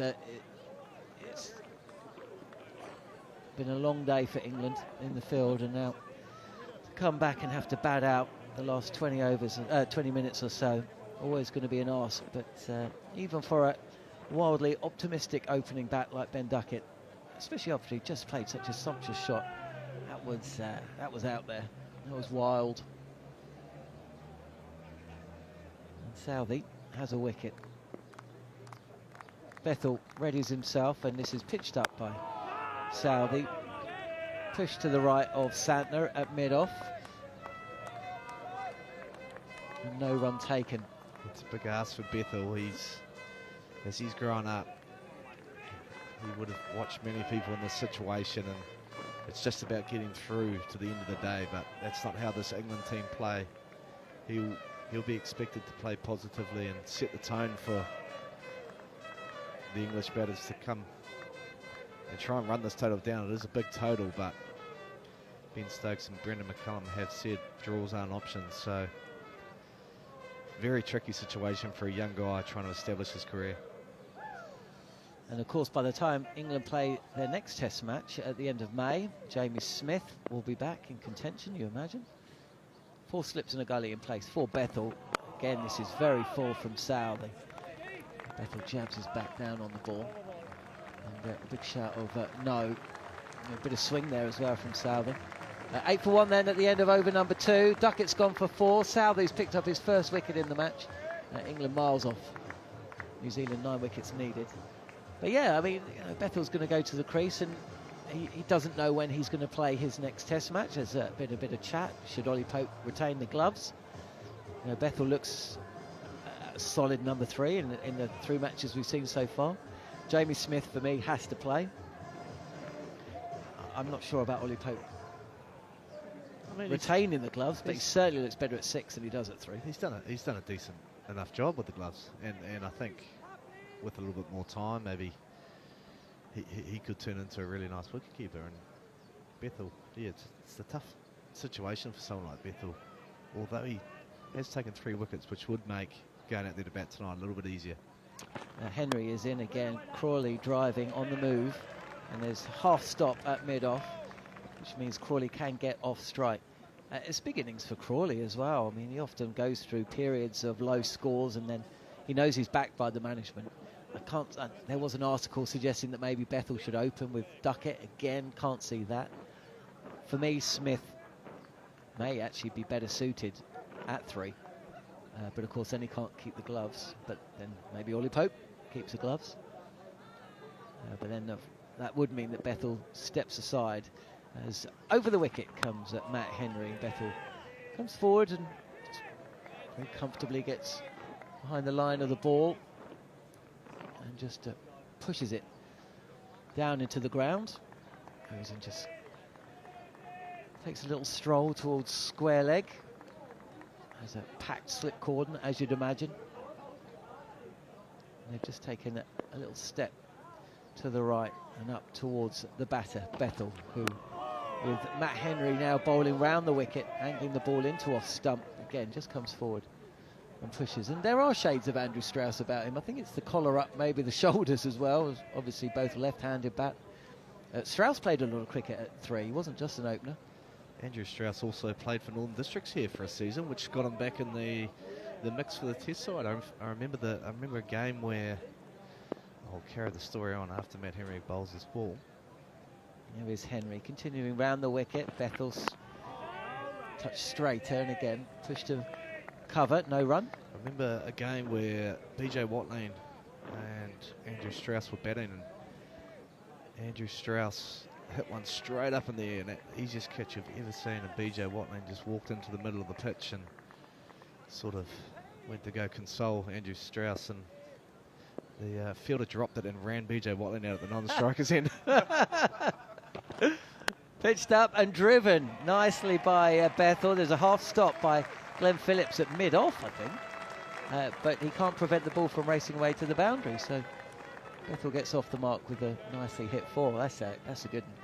Yeah, I think straight after that, I think he scored a big 100 that day, and I think he went straight over to the Ashes. It was during that period where he got dropped for a little while. I think it was just before England arrived here, 2008, and he rescued his career late in the day in that 3rd Test match. Again, Matt Henry goes at full, and Bethel is slightly unsure about whether to run or not, because he's maybe blindsided by the mid-off fielder, whether the ball is collected cleanly or not. Crawley's down the track. He can see it's going to the boundary. And 4 more, 17 for 1, end of the 3rd over. Crawley 5, Bethel 8. I mean, Andrew Strauss really, he was on the absolute, he was on the edge of the cliff. He was on the precipice, staring down. Vertigo was hitting him. He went into that 2nd innings in the 3rd Test match without a run. And England, I think, was something ridiculous, like 2 for 3. And then he hit a century in that innings. England won the Test match after being 1-0 down. They lost here at Seddon Park at the start of the series. And within a year or 2, he was captaining the side. Within a year and a half, he was captaining the side. Came in after KP's short term come to an end. 3 slips in a gully for Crawley, as Southey picked up the wicket of Duckett in the last over that he bowled. Is in and around off stump, and it's just pushed to the mid-wicket fielder, Rashan Ravindra, at 17 for 1 then. You must have had moments in your career when, you know, the pressure was absolutely on you and you're walking out to bat, not knowing, you know, what was to come. It's one of the perverse parts of cricket, really, watching a batter desperately trying to rediscover something approaching the form that's got them into the game in the first place. As off the pads this time, Crawley, fielded by mid-on, no run. Yeah, been there many a times, to be honest. Spent majority of my career in that state. But the thing that always used to strike me is you used to be battling down that end. You know, you felt like you got the best deliveries, and then your mate down the other end just got half volley after half volley, and that was the frustrating part of it. But I mean, Bethel's played 2 lovely shots to start. That must make him feel really good. Absolutely. Here's Crawley in the late or early evening sun here in Hamilton. Glorious end to what's been a long, quite grey day. And this is, again, the meat of the bat in and around off stump, with Crawley playing with bat just in front of the pads, pushed to wide mid-on, where it's fielded by William O'Rourke. Southey slowly walks back to the top of his mark. He was given the opportunity to reach 3 figures earlier with bat in hand, and he couldn't quite manage it.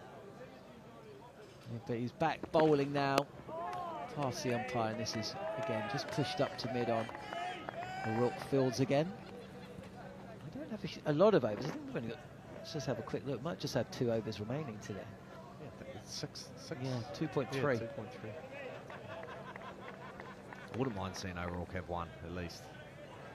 Not much point in warming up for 1, but he did look the most likely in the first innings, and just with that little bit of extra pace. Well, he's doing a little gentle warm-up there, isn't he? I'm not sure you're going to be able to get the ball out of Southey's hands. In again, and there's an attempted drive from Crawley. He seemed to get in pretty good position for this shot. It was there to be hit. He's got an inside edge onto his pads. And there's no run. 1 ball left of the 4th. Yeah, that ball just nipped back slightly, but I think Zach Crawley fancies his chances against Tim Southey more so than any other of these seam bowlers. So I think he really likes this matchup. But one thing Southey has done well over the years is he has had the ability to bowl that 3/4 ball that just comes back late, which has been Zach Crawley's little bit of kryptonite over the last couple of series. Last ball of the over. And another swing and a miss from Crawley. He's a touch flat-footed there, beaten past the inside edge. Again, there's movement. It is. That says jagged back and not gone a million miles away from off stump as well. So the target is still a notional one. 6 sessions or 641 runs with Crawley and Bethel at the crease in single figures. Duckett's gone for 4. England 17 for 1. 2 overs remaining. To talk you through them will be former New Zealand international Anton, Devcich and Neil Manthorp. As Matt Henry shapes up to run and bowl again. Here's 4 slips of gully, backward point.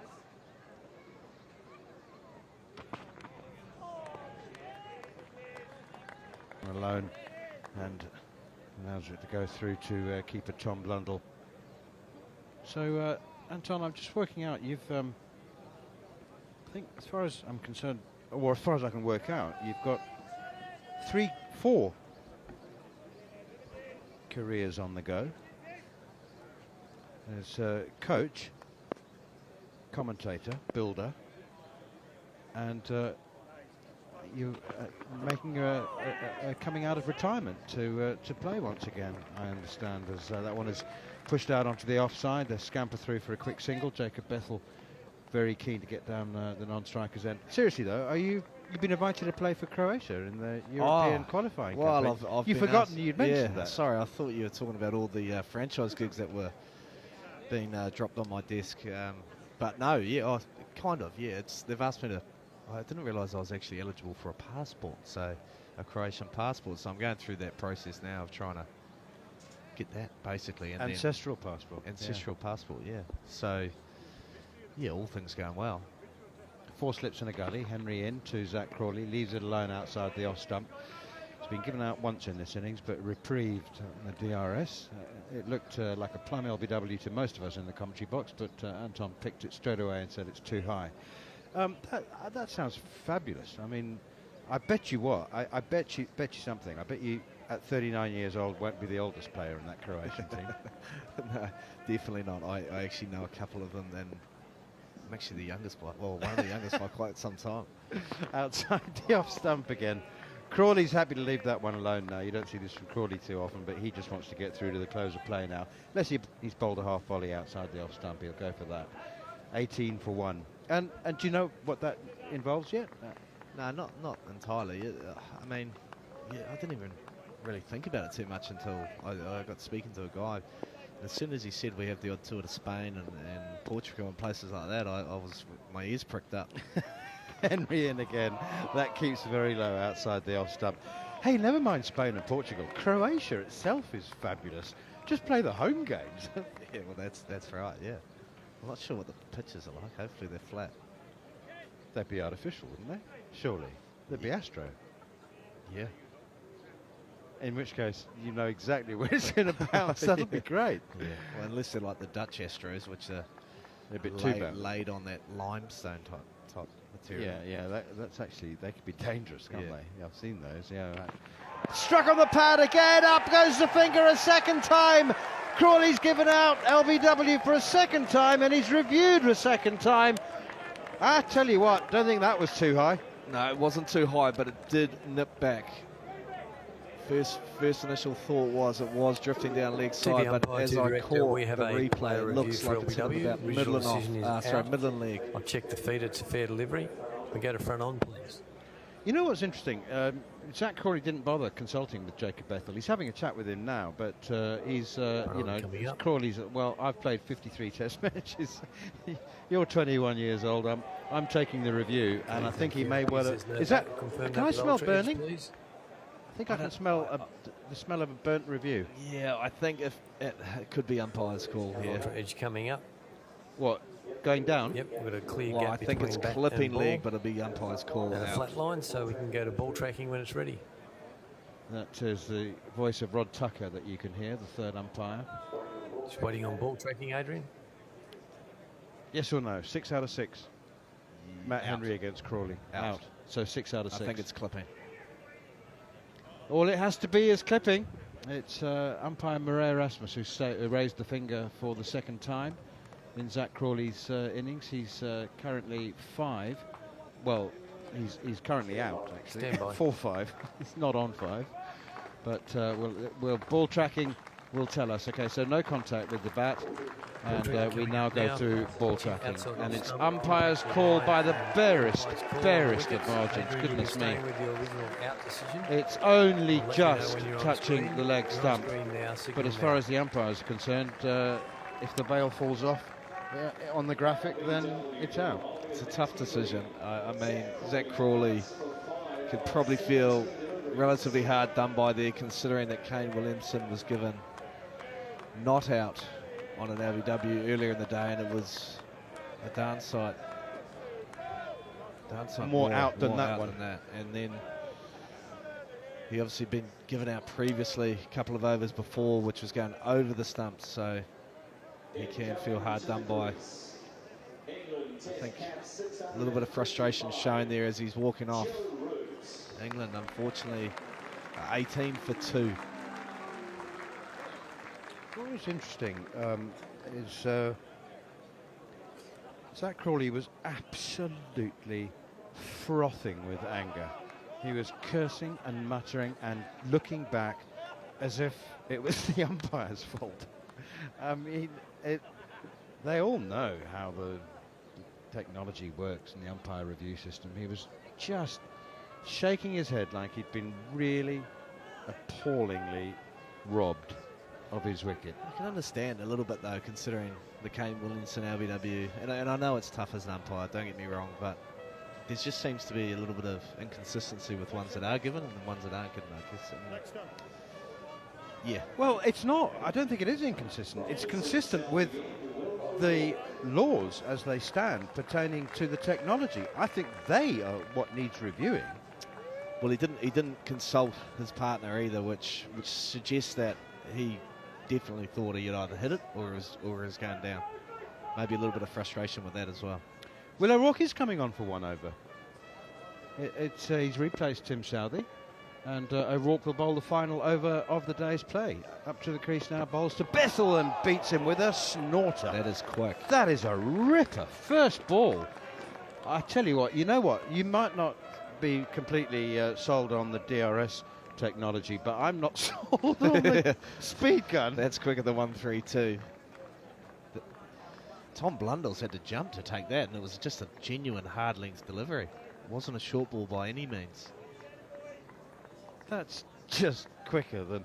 See, it has been explained to me, and it's speed out of the hand and rather than speed off the pitch. But still, it's the bounce. Maybe it's the bounce that made it look quicker, but it was a beauty. Here's O'Rourke again, bowls to Bethel, who was inconvenienced by O'Rourke in the first innings, I think it's fair to say, and that's an understatement. And O'Rourke bangs it in short. Bethel up onto his toes to play defensively.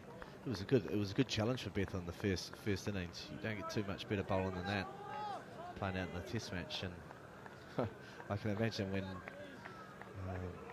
Will O'Rourke gave his hat to the umpires, probably the last person he wanted to see bowling for the second to last over of the day. There are 4 slips in a gully and a short leg. Cover mid-off as O'Rourke is in, bowls to Bethel and beats him. That's another ripper. That has... It's angled in from around the wicket and straightened and left the left-hander. Well, good luck getting a bat to that. Honestly, that's a fantastic ball. It's a beautiful delivery. It's actually just shaved, just missed off stump by the smallest of margins again. Might have even gone just over the carry through to the keeper. It's a sure good sight to see the ball travelling through to the keeper. It's something that we didn't see a hell of a lot from the England bowlers. Understandably, they have had a big workload throughout the series and probably are feeling a little bit tired, but Will O'Rourke is really getting it to fly through here. Leg slipping now, mid-off's gone, and Bethel is forward blocking that one resolutely, defensively. 2 balls remain on the third day of this third Test match, which has been completely dominated by the home team, and they are charging towards a monster consolation victory. England set 658 for victory, and they're 18 for 2 with both openers gone. Joe Root's at on striker's end, and are very happy to continue leaning on his bat for the last 2 balls of the day. Jacob Bethel, 21-year-old, on strike. Here's O'Rourke around the wicket again, bowls left alone outside the off stump. Best weather that we've had all day, and it's 7:30 in the evening, or 7:25.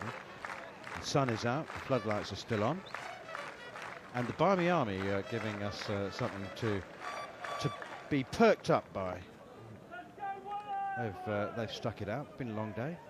Yeah, I wouldn't have minded that. Maybe about 11 o'clock when we were waiting here, twiddling our thumbs. No, it has been a long day, but a good day for New Zealand. Quick photo opportunity. Everyone behind the bat. There we go. 2 leg slip, leg gully. 4 slips, gully, backward point. Here's O'Rourke, last ball of the day. Bethel defends it. Back to the big fast bowler. Leans down to his right, picks it up in his right paw, and immediately dries the ball before handing it to umpire Ahsan Raza for safekeeping overnight, because New Zealand will be requiring it once again tomorrow morning, the 4th morning. 6 overs of England's reply, their attempt to scale a whole mountain range of new world records in a pursuit of 658.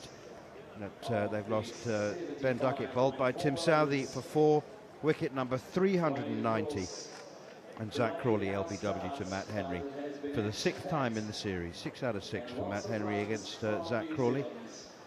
That's one of the most prolific predator bunny statistics in the history of Test cricket. He's got rid of him 8 times in total out of, I think, 10 innings, and 6 out of 6 in this one. So Jacob Bethel will resume on the 4th morning on 9 from 15 balls. Joe Root has yet to face a ball.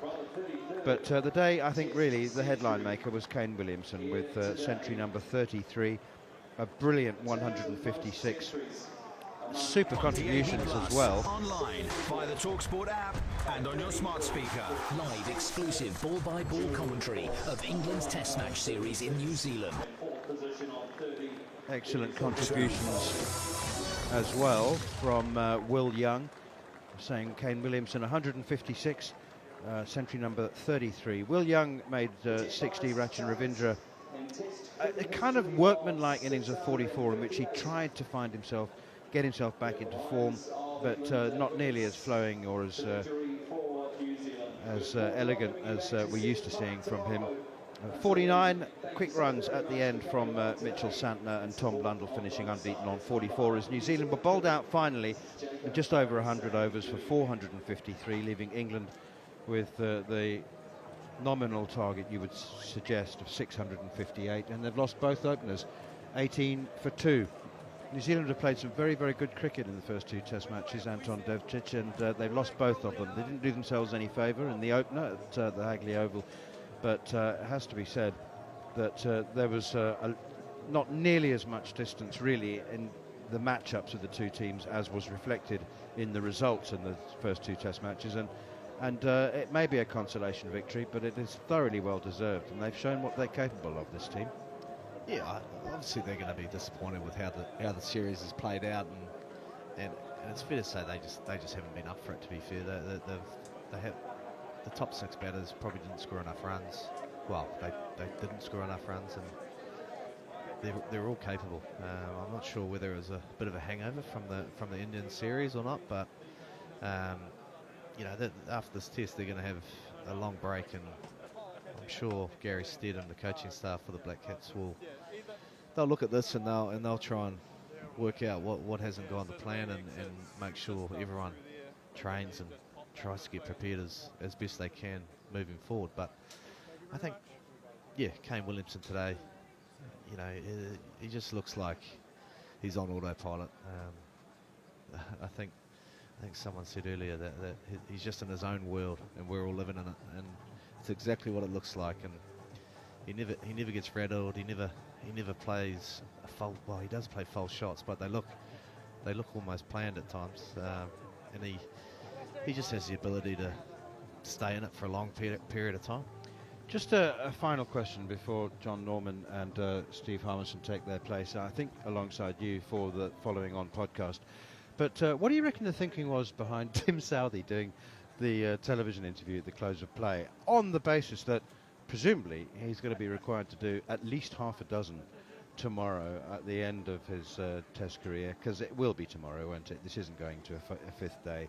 I can't believe that that's possible. So that was an interesting choice, I thought. While you ponder that, yeah, well, I'll hand over to John and Harmy. Maybe they just need to ask a few questions about why he didn't come in a little bit earlier with the bat, and maybe have a bit more of an opportunity to chase Brendan McCullum, the English coach. I think he was on 106 or 107 sixes. But in all honesty, Tim Southey's he's gonna have a lot of interviews to do over the next wee while, and New Zealand as a whole, a country, not only the cricketing circles, but people who know of Tim Southey are going to be celebrating his career as a Black Cap and a great sort of custodian of New Zealand cricket. And I think, you know, he gets all the credit he deserves.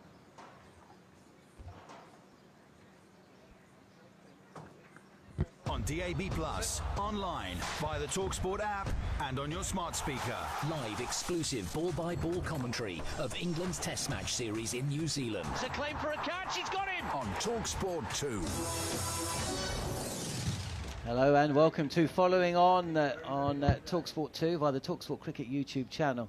I'm John Norman, and alongside former England fast bowler Steve Harmison and former New Zealand international all-rounder Anton Devcich for the next 25 minutes or so as we look back at day 3 of the third Test match of 3 between New Zealand and England. And if you are waking up and you went to sleep expecting a day dominated by New Zealand, well, you're right.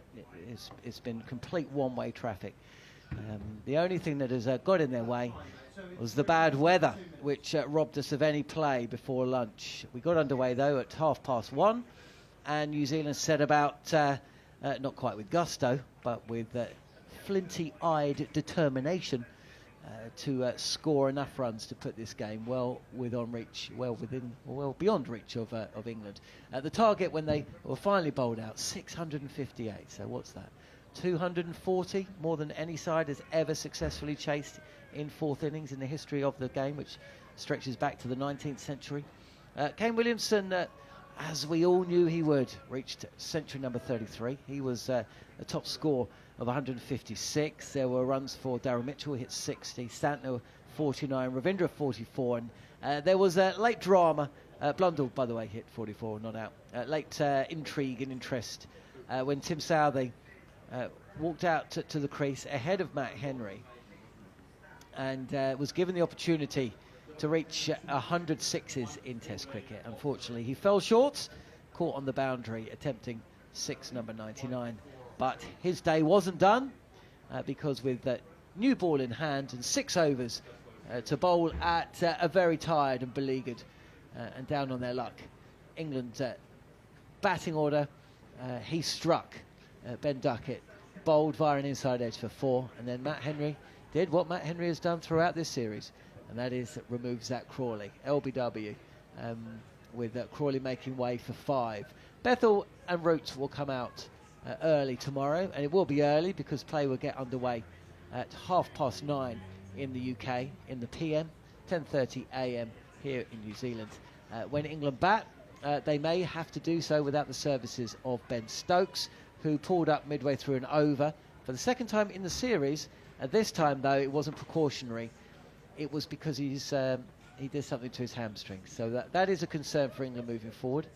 And we will bring you all the updates from the England camp in and around that probably tomorrow.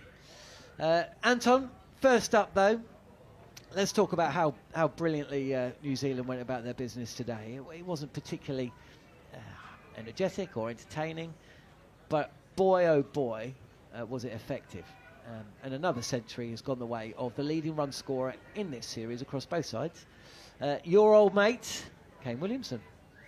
Yeah, I mean, it wasn't the most exciting cricket, you'd like to tune into and watch. It wasn't the English brand of cricket that we're currently seeing from them, but I guess it is the New Zealand style. I mean, New Zealand have got a lot of talented cricketers in this team, especially with the bat, but they don't necessarily have the power game that the English have. And I mean, Test cricket obviously can be played in different ways, and that's the way New Zealand have sort of built their game over the last wee while. And I guess it was just an opportunity for them to try and get stuck into that sort of style and work out a few things that they need to do, especially with a couple of the batters being out of form, especially the top 6 haven't scored a truckload of runs, so it was a good opportunity for them. Harmy, there are times in life where we really do question our life decisions, and while it didn't quite get that bad, because we're very fortunate to be doing what we're doing, and it's such an amazing country to travel and tour around. You do get days in Test cricket where one team is just basically setting themselves up to then knock the opposition over. But do you think New Zealand went just a little negatively, considering they started the day the best part of 300 ahead?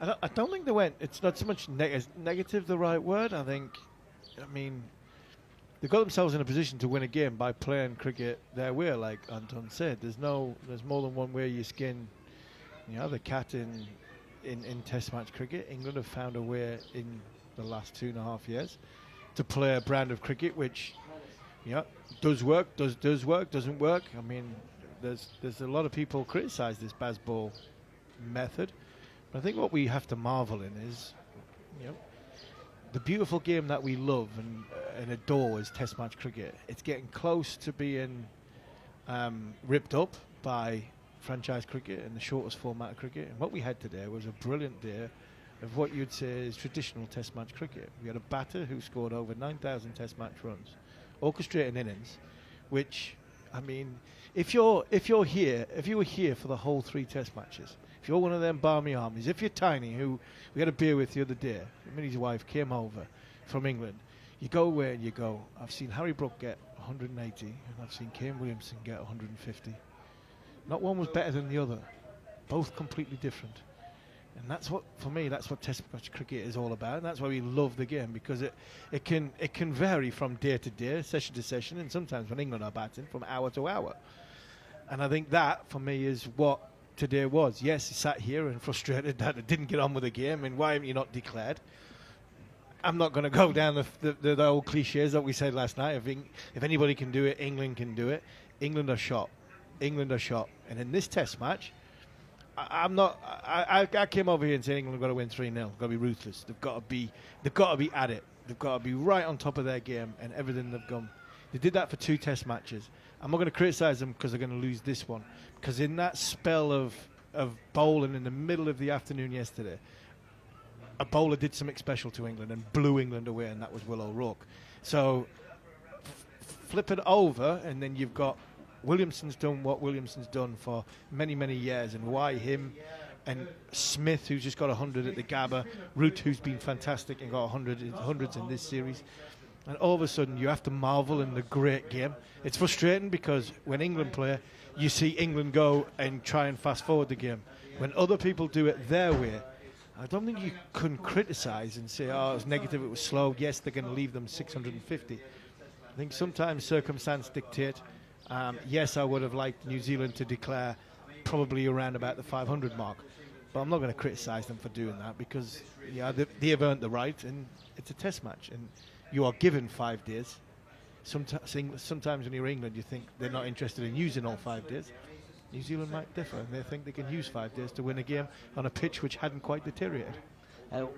The comedian and actor Stephen Fry was, and the former MCC president, was on talkSPORT a couple of months ago, and he went on air and he said something quite interesting. He said that, those who grew up watching cricket the 30s and 40s, 50s, would tell their kids and grandkids about watching Don Bradman bat. And, of course, in this part of the world, if you grew up in the 80s watching cricket, you would tell people about Martin Crowe batting. And maybe if you grew up in the Caribbean, you said the same thing about Viv Richards. You and many, many thousands of cricket fans in this country are going to be talking about watching Kane Williamson bat. It's the era of Kane Williamson. And I suppose when he goes out to bat, he's aware that he's not like Joe Root. He's not going to get 17 Test matches in a calendar year. He's only going to get 4 or 5. And so when he can cash in, he will cash in. And England knew it. And I think we all did. As soon as he walked out this morning, you knew he was going to go on and on and on.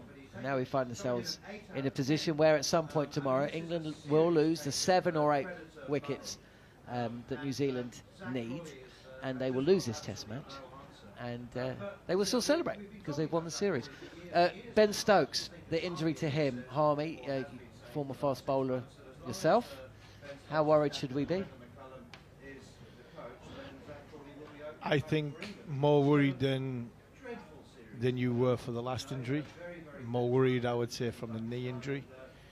Ben Stokes he's not going to thank me for saying this, and he's getting to an age now where that superhuman Herculean effort that he puts in time after time after time, when he's fully fit, you might have to rein that in, because as you get older, your body stops working as much as what you think you are.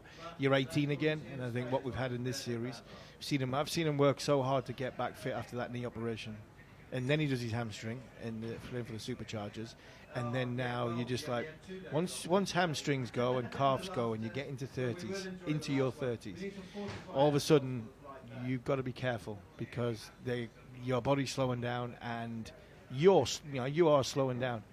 And what we've seen over the last probably 3 Test matches, and more especially over the last probably 48 hours, that Ben Stokes has pushed his body, and he's very good at pushing his body. He's pushed his body to an extreme that he hasn't pushed it with the ball for probably 3 or 4 years now. I don't think Ben Stokes has bowled the way he bowled in this Test match since before his knee started really playing up, and that was before we came here in the last series. So you can't just turn it on, unfortunately, and I think it's hard to tell Ben that as he's going so many times. And I mean, at press conferences where he was asked questions about maybe what I had said, because he was asked one question in the press conferences when he had his knee injury, that I had said he's got to stop bowling because he's going to make serious damage to his body. I'm not advocating he stops bowling, but I think sometimes when he feels as though he's going to have to bowl them 8, 9, 10 over spells into the wind, that somebody really does have to reel him in and say, Ben, we need you so much as captain, we need you so much as the all-rounder, and we need you so much on the field. You've got to stop bowling these hard overs. Somebody else has got to put their hand up and do it for the team, and unfortunately it's brought the brunt. And coming back from this hamstring injury with what England have got coming up, I mean, that's him definitely now out of white ball cricket for England. For me, done. That's him done. I can't see him playing white ball cricket again. I really can't. If he plays white ball cricket, I struggle to envisage how he plays white ball cricket again. I did, because I thought he might not go to India, but he'll definitely play Champions Trophy. Brendan McCullum's back in charge. Brendan Stokes, white ball cricket, last hurrah, Champions Trophy. Now it's all about India, it's all about Ashes, and he gets prepared and ready for that. So I think this injury, the ramifications on that is his white ball career is finished. News from the camp. Stokes will have a scan this evening to understand the full extent of the injury. Until we get the results of the scan, this is obviously from the ECB, we won't know, or the England team here, we won't know the extent of the injury and his involvement in the rest of the test. Let's hear from the England coach Marcus Trescothick, who spoke with talkSPORT's Scott Taylor. So Marcus, thanks for joining us. A tough day out there in the field for you guys. To sum up today's play for Jack? us. Yeah, another tough day. Obviously, the whole game at the moment has been pretty challenging. Can you cut that we haven't quite been at our best. answer from New Harmy Zealand have and been send strong, it to and, bulletins? You can see the difference and an when they've email. got it right and they've put us under pressure. So we've got a lot of work to do going into day 4, I think. So, the challenge is there. We've in all sports done some amazing things as a team in recent times. The opportunity is to do something else. And we saw Ben go off with that hamstring That's fine, injury. but just Firstly, make sure how it goes is he, to and the secondly, how big a bulletins. blow is that for the team and the balance of the team as well? Yeah, he's pretty How long okay we in got? the changing room. I think in terms of deal to talk about, mate. We're prescribing or working out exactly what's going to happen, who knows? I think until he has a scan and they understand what it is and get the professional results and understand it. But it's disappointing, of course it is. He's been so good at getting himself back from fitness in the previous time in Pakistan, and obviously he's been bowling quite a lot within the last couple of weeks as well. So it's just let's wait and see. Hopefully we'll keep our fingers crossed and see what the results are. I know he's the type of person to sort of lead from the front, and that showed today. But how do you sort of hold him back a little bit, because it's the second time in a few months he's had that hamstring problem? Yeah, sure. I don't know if you ever will, really. He's the type of leader that he wants to get ball in his hand and bowl as much as he can and get stuck in, and will bowl 10 over spells. He'll bowl 25 overs in a day. That's how he plays his cricket and how he always has done. I don't think you're ever really going to try and change that too much. Just look after his body, manage him well, look if, get in all the rubs and all the icing you need to do, and try and keep your fingers crossed. And we heard Harry Brook on the stump mic joking how he's quite bored actually during the stage, and as someone who wants to sort of move the game along, what's it like watching New Zealand go about how they did today, and was that something you guys would do? I don't think we get too drawn into what they're trying to do. We're very focused on what our approach is, and we stick to our plans, and we'll allow them to play in their own fashion and respect everything they try and do, because it's worked for many different teams to play in a different way than what we do. So, so be it. And it's just that's how they go about it. It's not something we do a great deal of, but that's not to say it doesn't work. And just finally, looking ahead to tomorrow, your back's against the walls, as you say. What would you want to see from your team tomorrow? Because I know the common assumption would be like, it's at the end of tour, but I know that's not the case. But what would you want to see from your players tomorrow? Well, I don't think you'll see a great deal different to what we would have been if even first game of the series. We'll be aggressive. We'll try and chase down the runs as much as we can.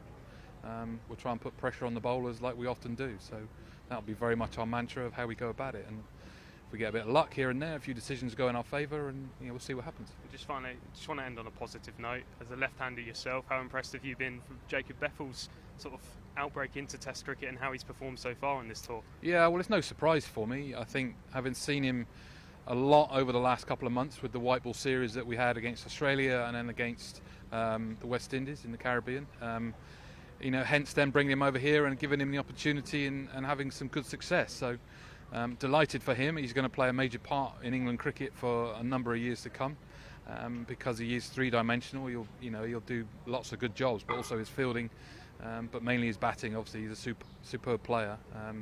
Really exciting to look forward to seeing him lots of times coming forward. Perfect. Thanks for joining us, Stokes. Cheers. Marcus Trescothick, England coach, speaking with Scott Taylor. Actually reminds me, we did have a rain delay. First session was wiped out, and Neil Wagner joined us in the commentary box, and he was saying how Marcus Trescothick was one of the most difficult batters he ever bowled to. And if you want to hear the remainder of that interview, it is or will be available on the talkSPORT Cricket YouTube channel. And also via the podcast feed. Last words really from yourself, Anton, before we get final thoughts from Harmy. But at some point tomorrow, New Zealand probably will win this game. But will there be a sense of frustration? We hear about matches winning catches, but those catches that went down at Christchurch, they may have lost the series. Yeah, and it's uncharacteristic. But I guess for me, what I want to see from the Black Caps moving into tomorrow is I want to see energy throughout the whole innings. Whether they get a couple of wickets up front early or they have to grind out until lunch or tea to get the victory. I think what's important for them is how they keep their standards high. And firstly, that comes with their catching, and secondly, it'll come with the discipline with the ball. Tim Southey's got a big job. I'm sure he'll get a lot of overs tomorrow, and I hope that he just sticks true to what's worked for him over the years, and then with Will O'Rourke coming in, just adding that energy where need be. And I'm actually looking forward to seeing a couple of overs of spin as well. So, yeah. And Harmy, if there to be some positives from this Test match, and of course there are always positive. Well, normally tomorrow, I suppose. 100 for Bethel would be nice. Yeah, 100 for Bethel, something special. Another one of those Harry Brook innings. Yeah. That Wellington innings. Yeah, makes me smile thinking about it now, and it's been a long, long day. It's going to be entertaining. England aren't going to die wondering, as Marcus said. They're going to play their own way, brand that will excite, will entertain. They will lose the game. They will end up being a couple of 100 runs short, 300, could be more. But see something special. Let's get one last hurrah from this team, off your seat. And if people want to criticise if England come out swinging and a couple of players get caught on the boundary, so be it. It's better than dying in a hole. It's better than standing there waiting for the inevitable, which is going to happen, because even in first class cricket, there's no total like this ever being chased down. So England aren't going to chase it. But if Harry Brook comes out and does something special, or Joe Root does, sends the paying public away happy, then that for me will be a fitting end to end the Test match and end the Test series, especially for the England fans, because the England fans have come in numbers this last month, and to see one last big innings by one of their superstars, and if it is Jacob Bethel, wow! Zach Crawley will be under pressure, even more pressure, but it'll just be what the management want. If they can blood Jacob Bethel, he gets 96. If he was to go on and get even better than that, then I think it would be the perfect way to end what has been a good tour for England, even though it would probably end on a disappointing defeat. You mentioned Zach Crawley there. He's not going to feature in England's white ball plans. Doesn't have an IPL contract. Won't be at the Champions Trophy. So he's not going to play a lot of cricket before May. He could probably do with a breather. He, of course, picked up an injury himself during the summer, as toured Pakistan, toured New Zealand, but I guess a spell in county cricket. He does play for Kent when he's available, but I guess a bit of Division 2 cricket. 4 or 5 games at the start of the county season, maybe in order. That's what it looks like, unless there's a franchise tournament out there where you can go and hit some white balls around. I think a good break for Zach might be do him the world of good. Get away for some noise. Yes, he did have an injury. Zach, I don't think Zach Crawley's going anywhere anytime soon out of this team. Key backs him, McCullum backs him, Stokes back him, the team back him. So from that point of view, it could be a good welcome break and then get to county cricket and see where we get to from there. Army, a cold beer awaits. Anton, thank you for your time today. A cold beer awaits, but possibly tomorrow night. The talkSPORT team will be heading out to into Hamilton to celebrate what has been a successful series for England, no matter what happens on day 4 at Hamilton. We will be back early, 9:30 p.m. UK on talkSPORT 2 and the talkSPORT Cricket YouTube channel. And come what may, I imagine it will be entertaining. It'll be Bethel, it'll be Root, then it'll be Brooke and Pope, and maybe Stokes as well. We shall see. But at the end of a long day 3 here at Hamilton, thanks for listening or watching via the talkSPORT Cricket YouTube channel on talkSPORT 2. Live and exclusive coverage of New Zealand versus England. Day 4, we'll be back tomorrow. But for now, thanks for listening.